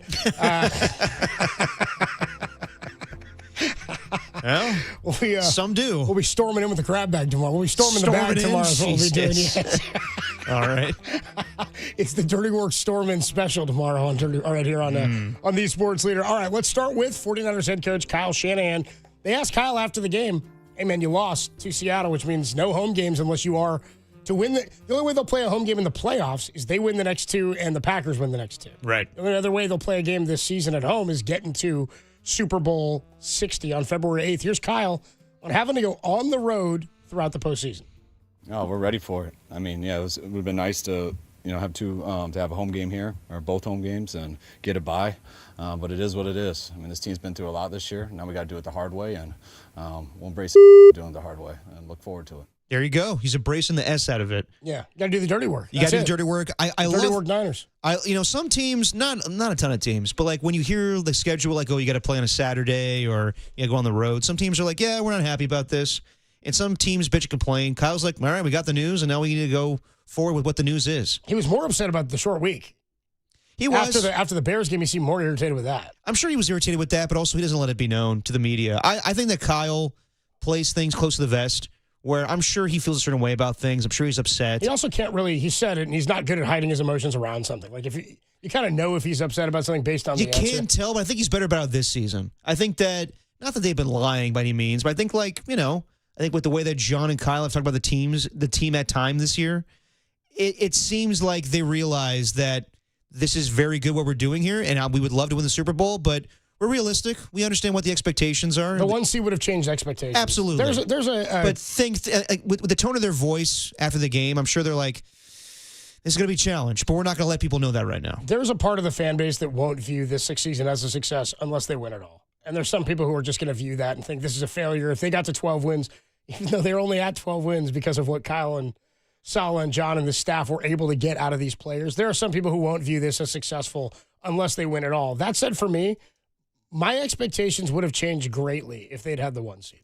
I would have said anything short of an anything short of a conference championship appearance would be upsetting. Now, it's such an uphill battle that it would be frustrating, sure, to go one and done. And I know a lot of people think that might be the case.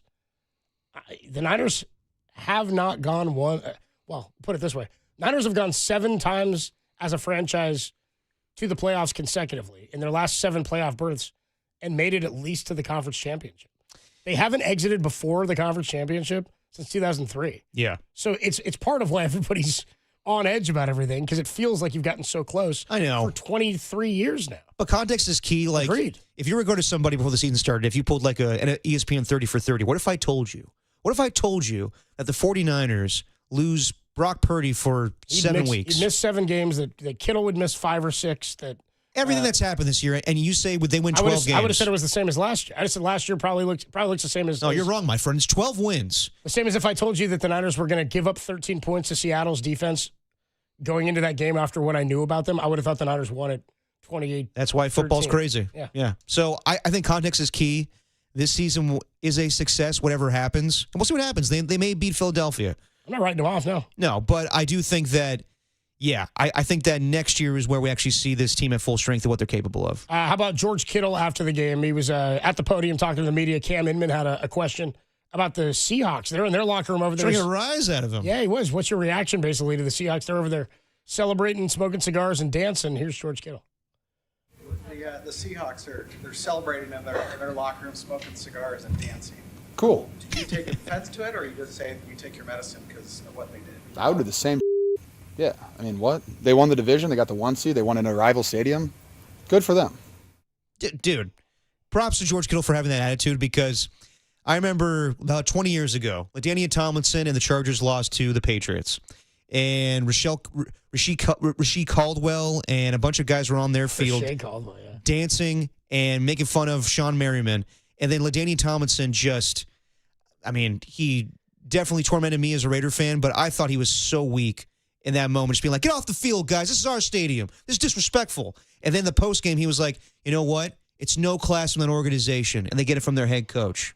And I was like, that's so weak. I'm sorry, but you lost. It's hard to win, man. Yeah. You win the game, you get to celebrate the win. Yeah. You don't? Like you said, you got to take your medicine. Absolutely. So I know that George Kittle's pissed, and, this rivalry with the Seahawks is legitimate. It goes back from the Colin Kaepernick and Russell Wilson days, but he can't say anything. I'm sure that he wants to feel like deep down in his soul, like, F those guys.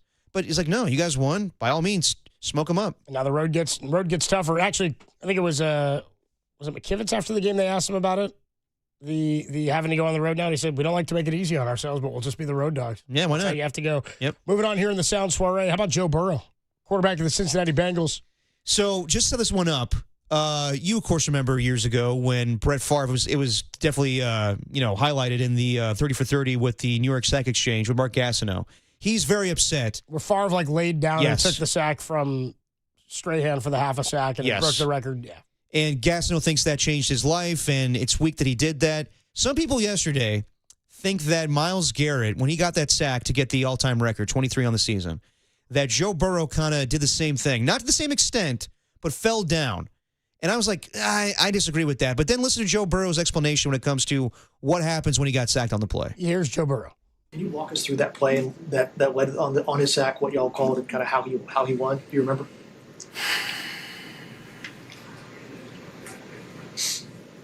I'm trying to remember if we had. It's tough to recall right now the exact protection IDs on that.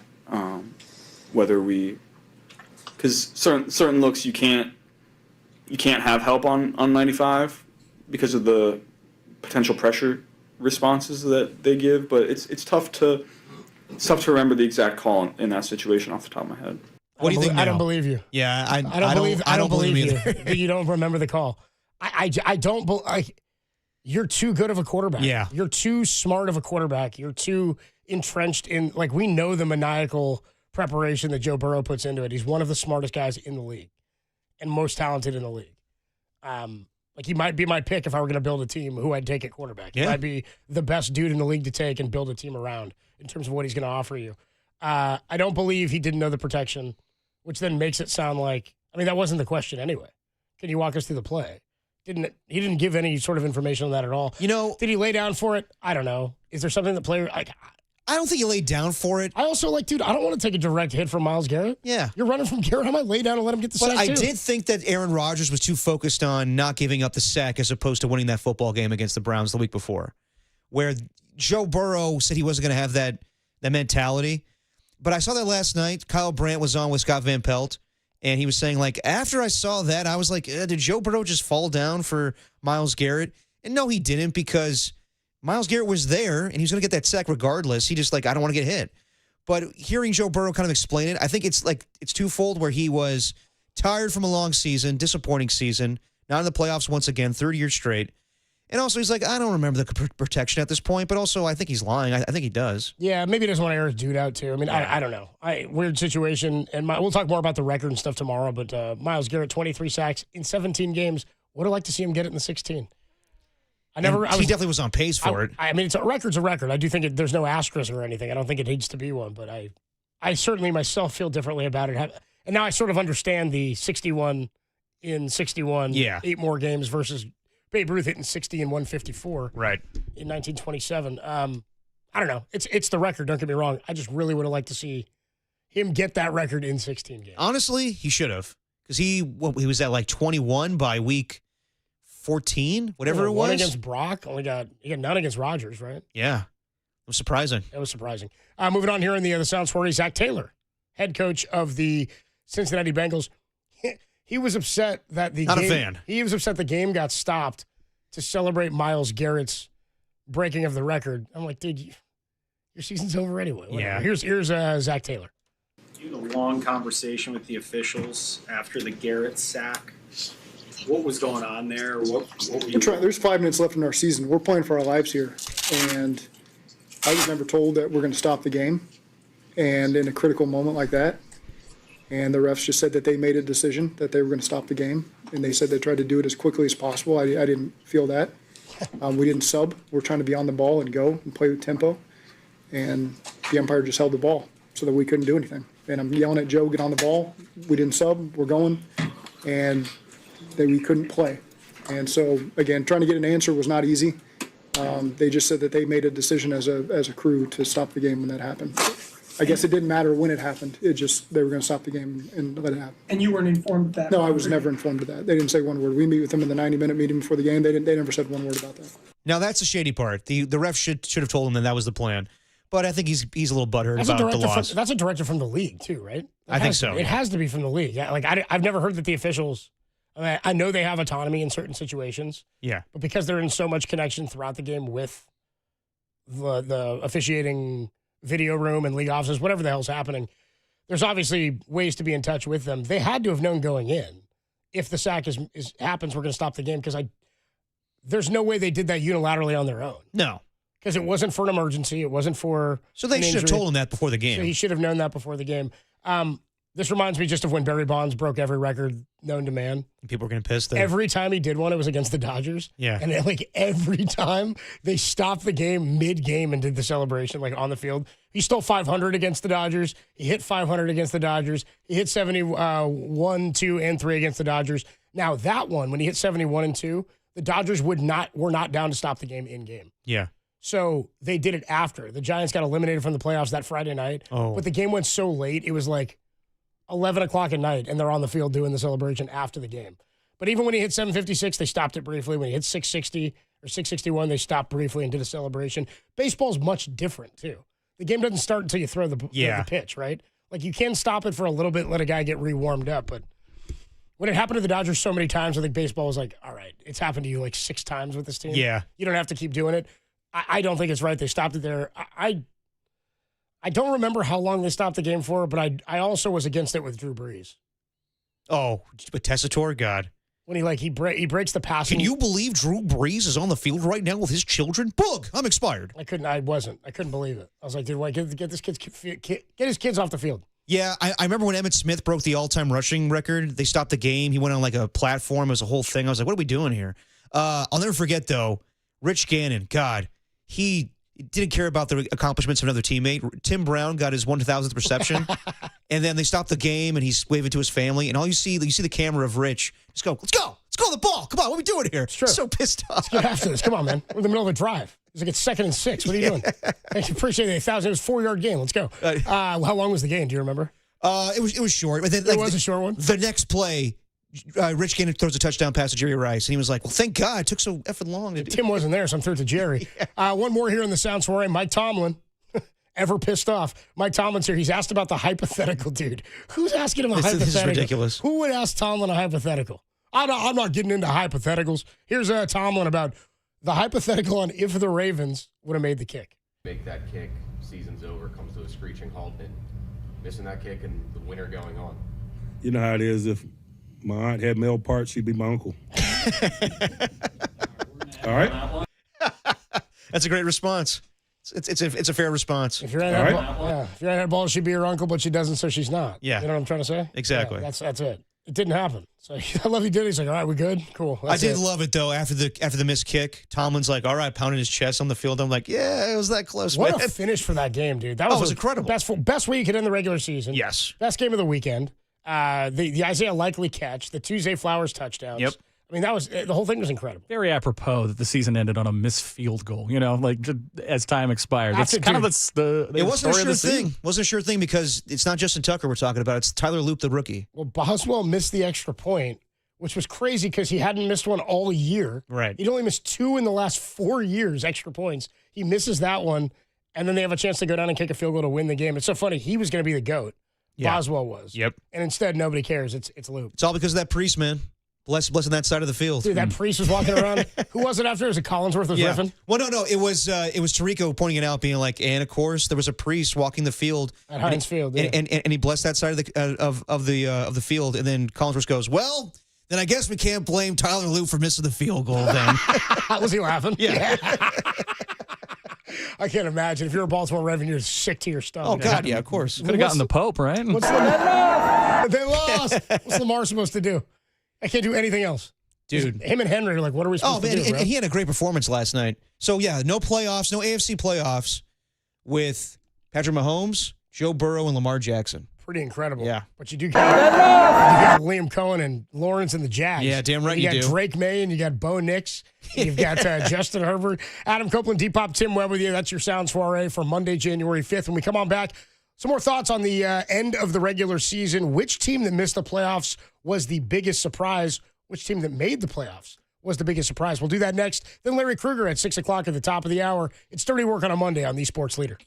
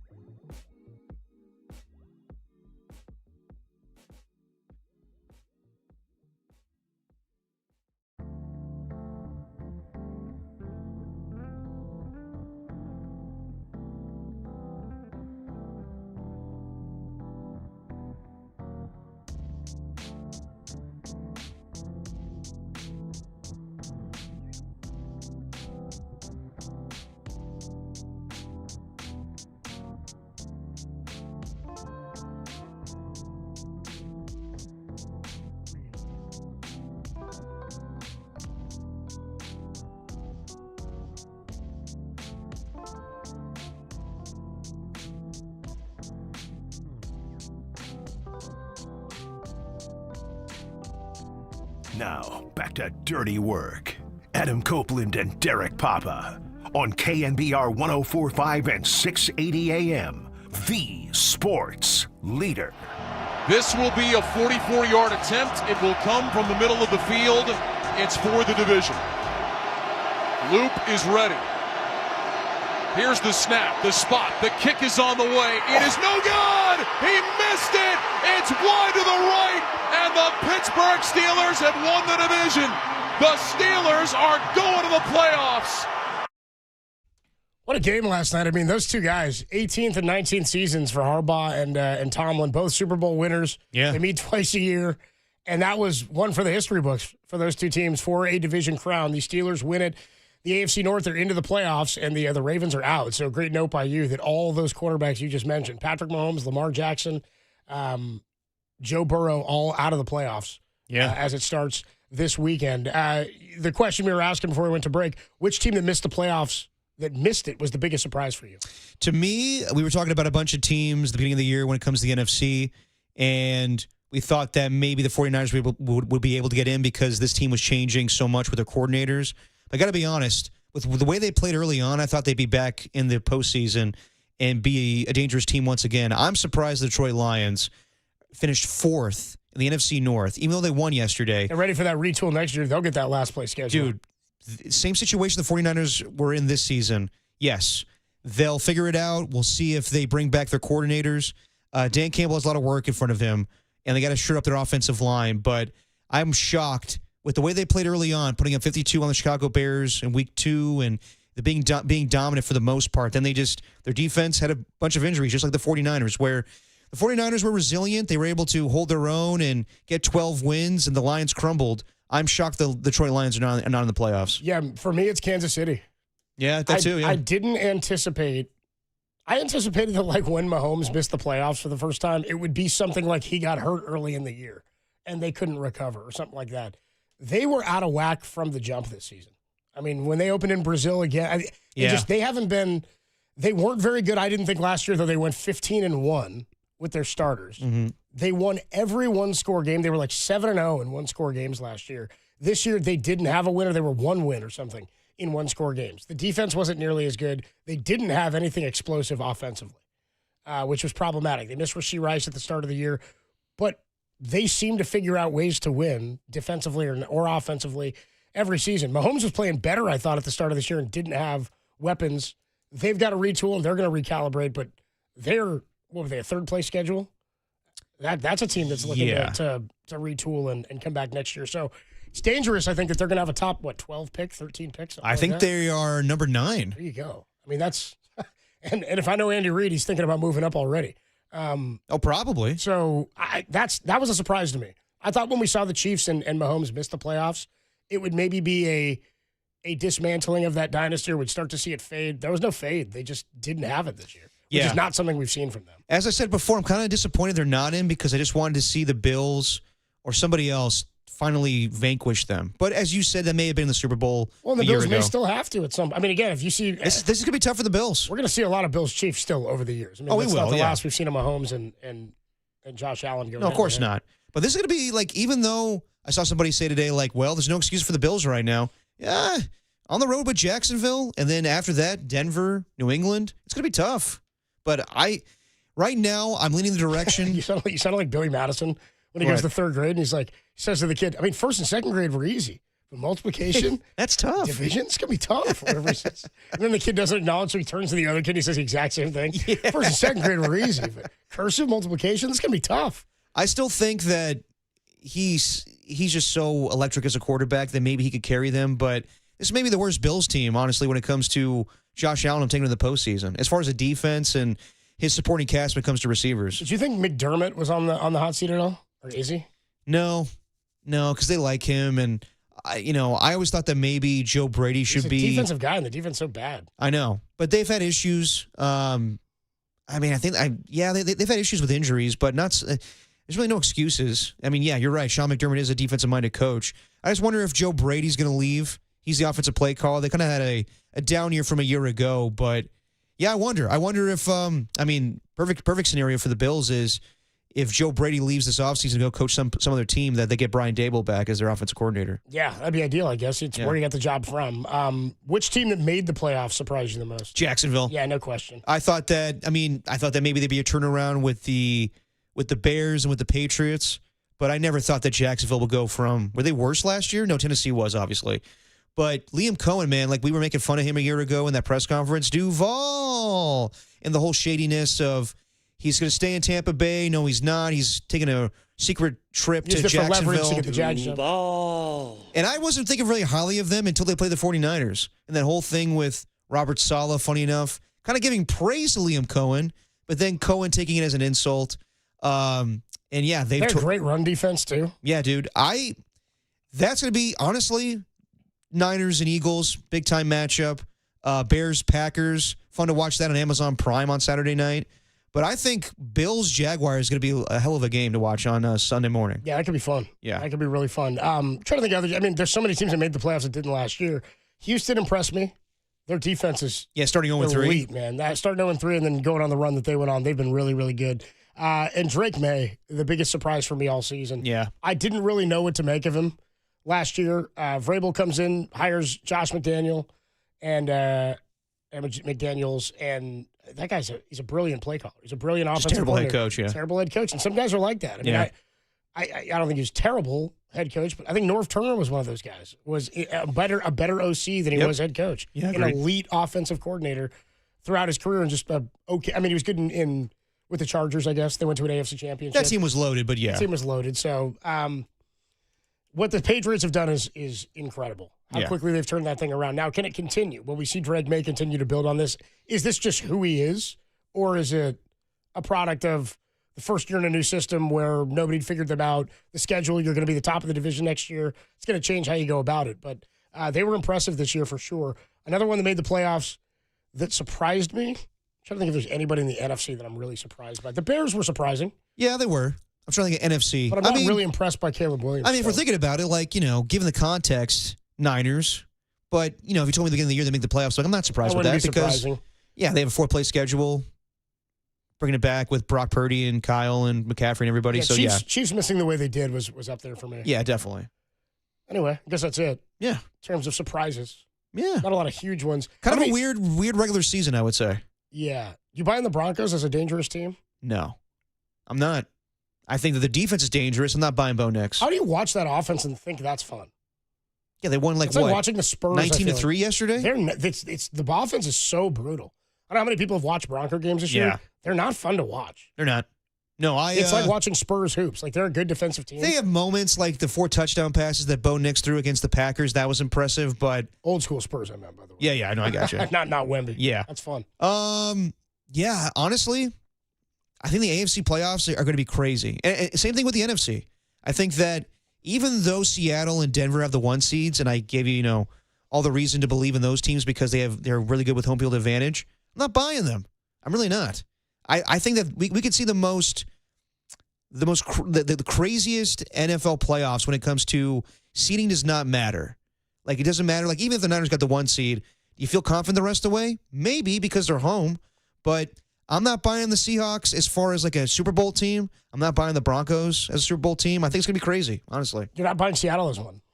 No, I think that, honestly, I think the Seahawks can win that first playoff game. If it's a NFC Championship game with the Eagles or the Rams, I probably lean those teams. You're going, yeah, I see the Rams as they've got the championship pedigree for sure. Does Sam Darnold is the question. Yeah. Adam Copeland, Depop, Tim Webb with you. By the way, Dirty Work is sponsored by Jack's Restaurant and Bar, an all-day, any kind of place. We'll take a quick break. When we come on back, we'll put the show to bed, get you ready for Larry Krueger coming up with Niners Nightly at the top of the hour. It's Dirty Work. It's the greatest show in America, and it's back for Season 2 on the Sports Leader.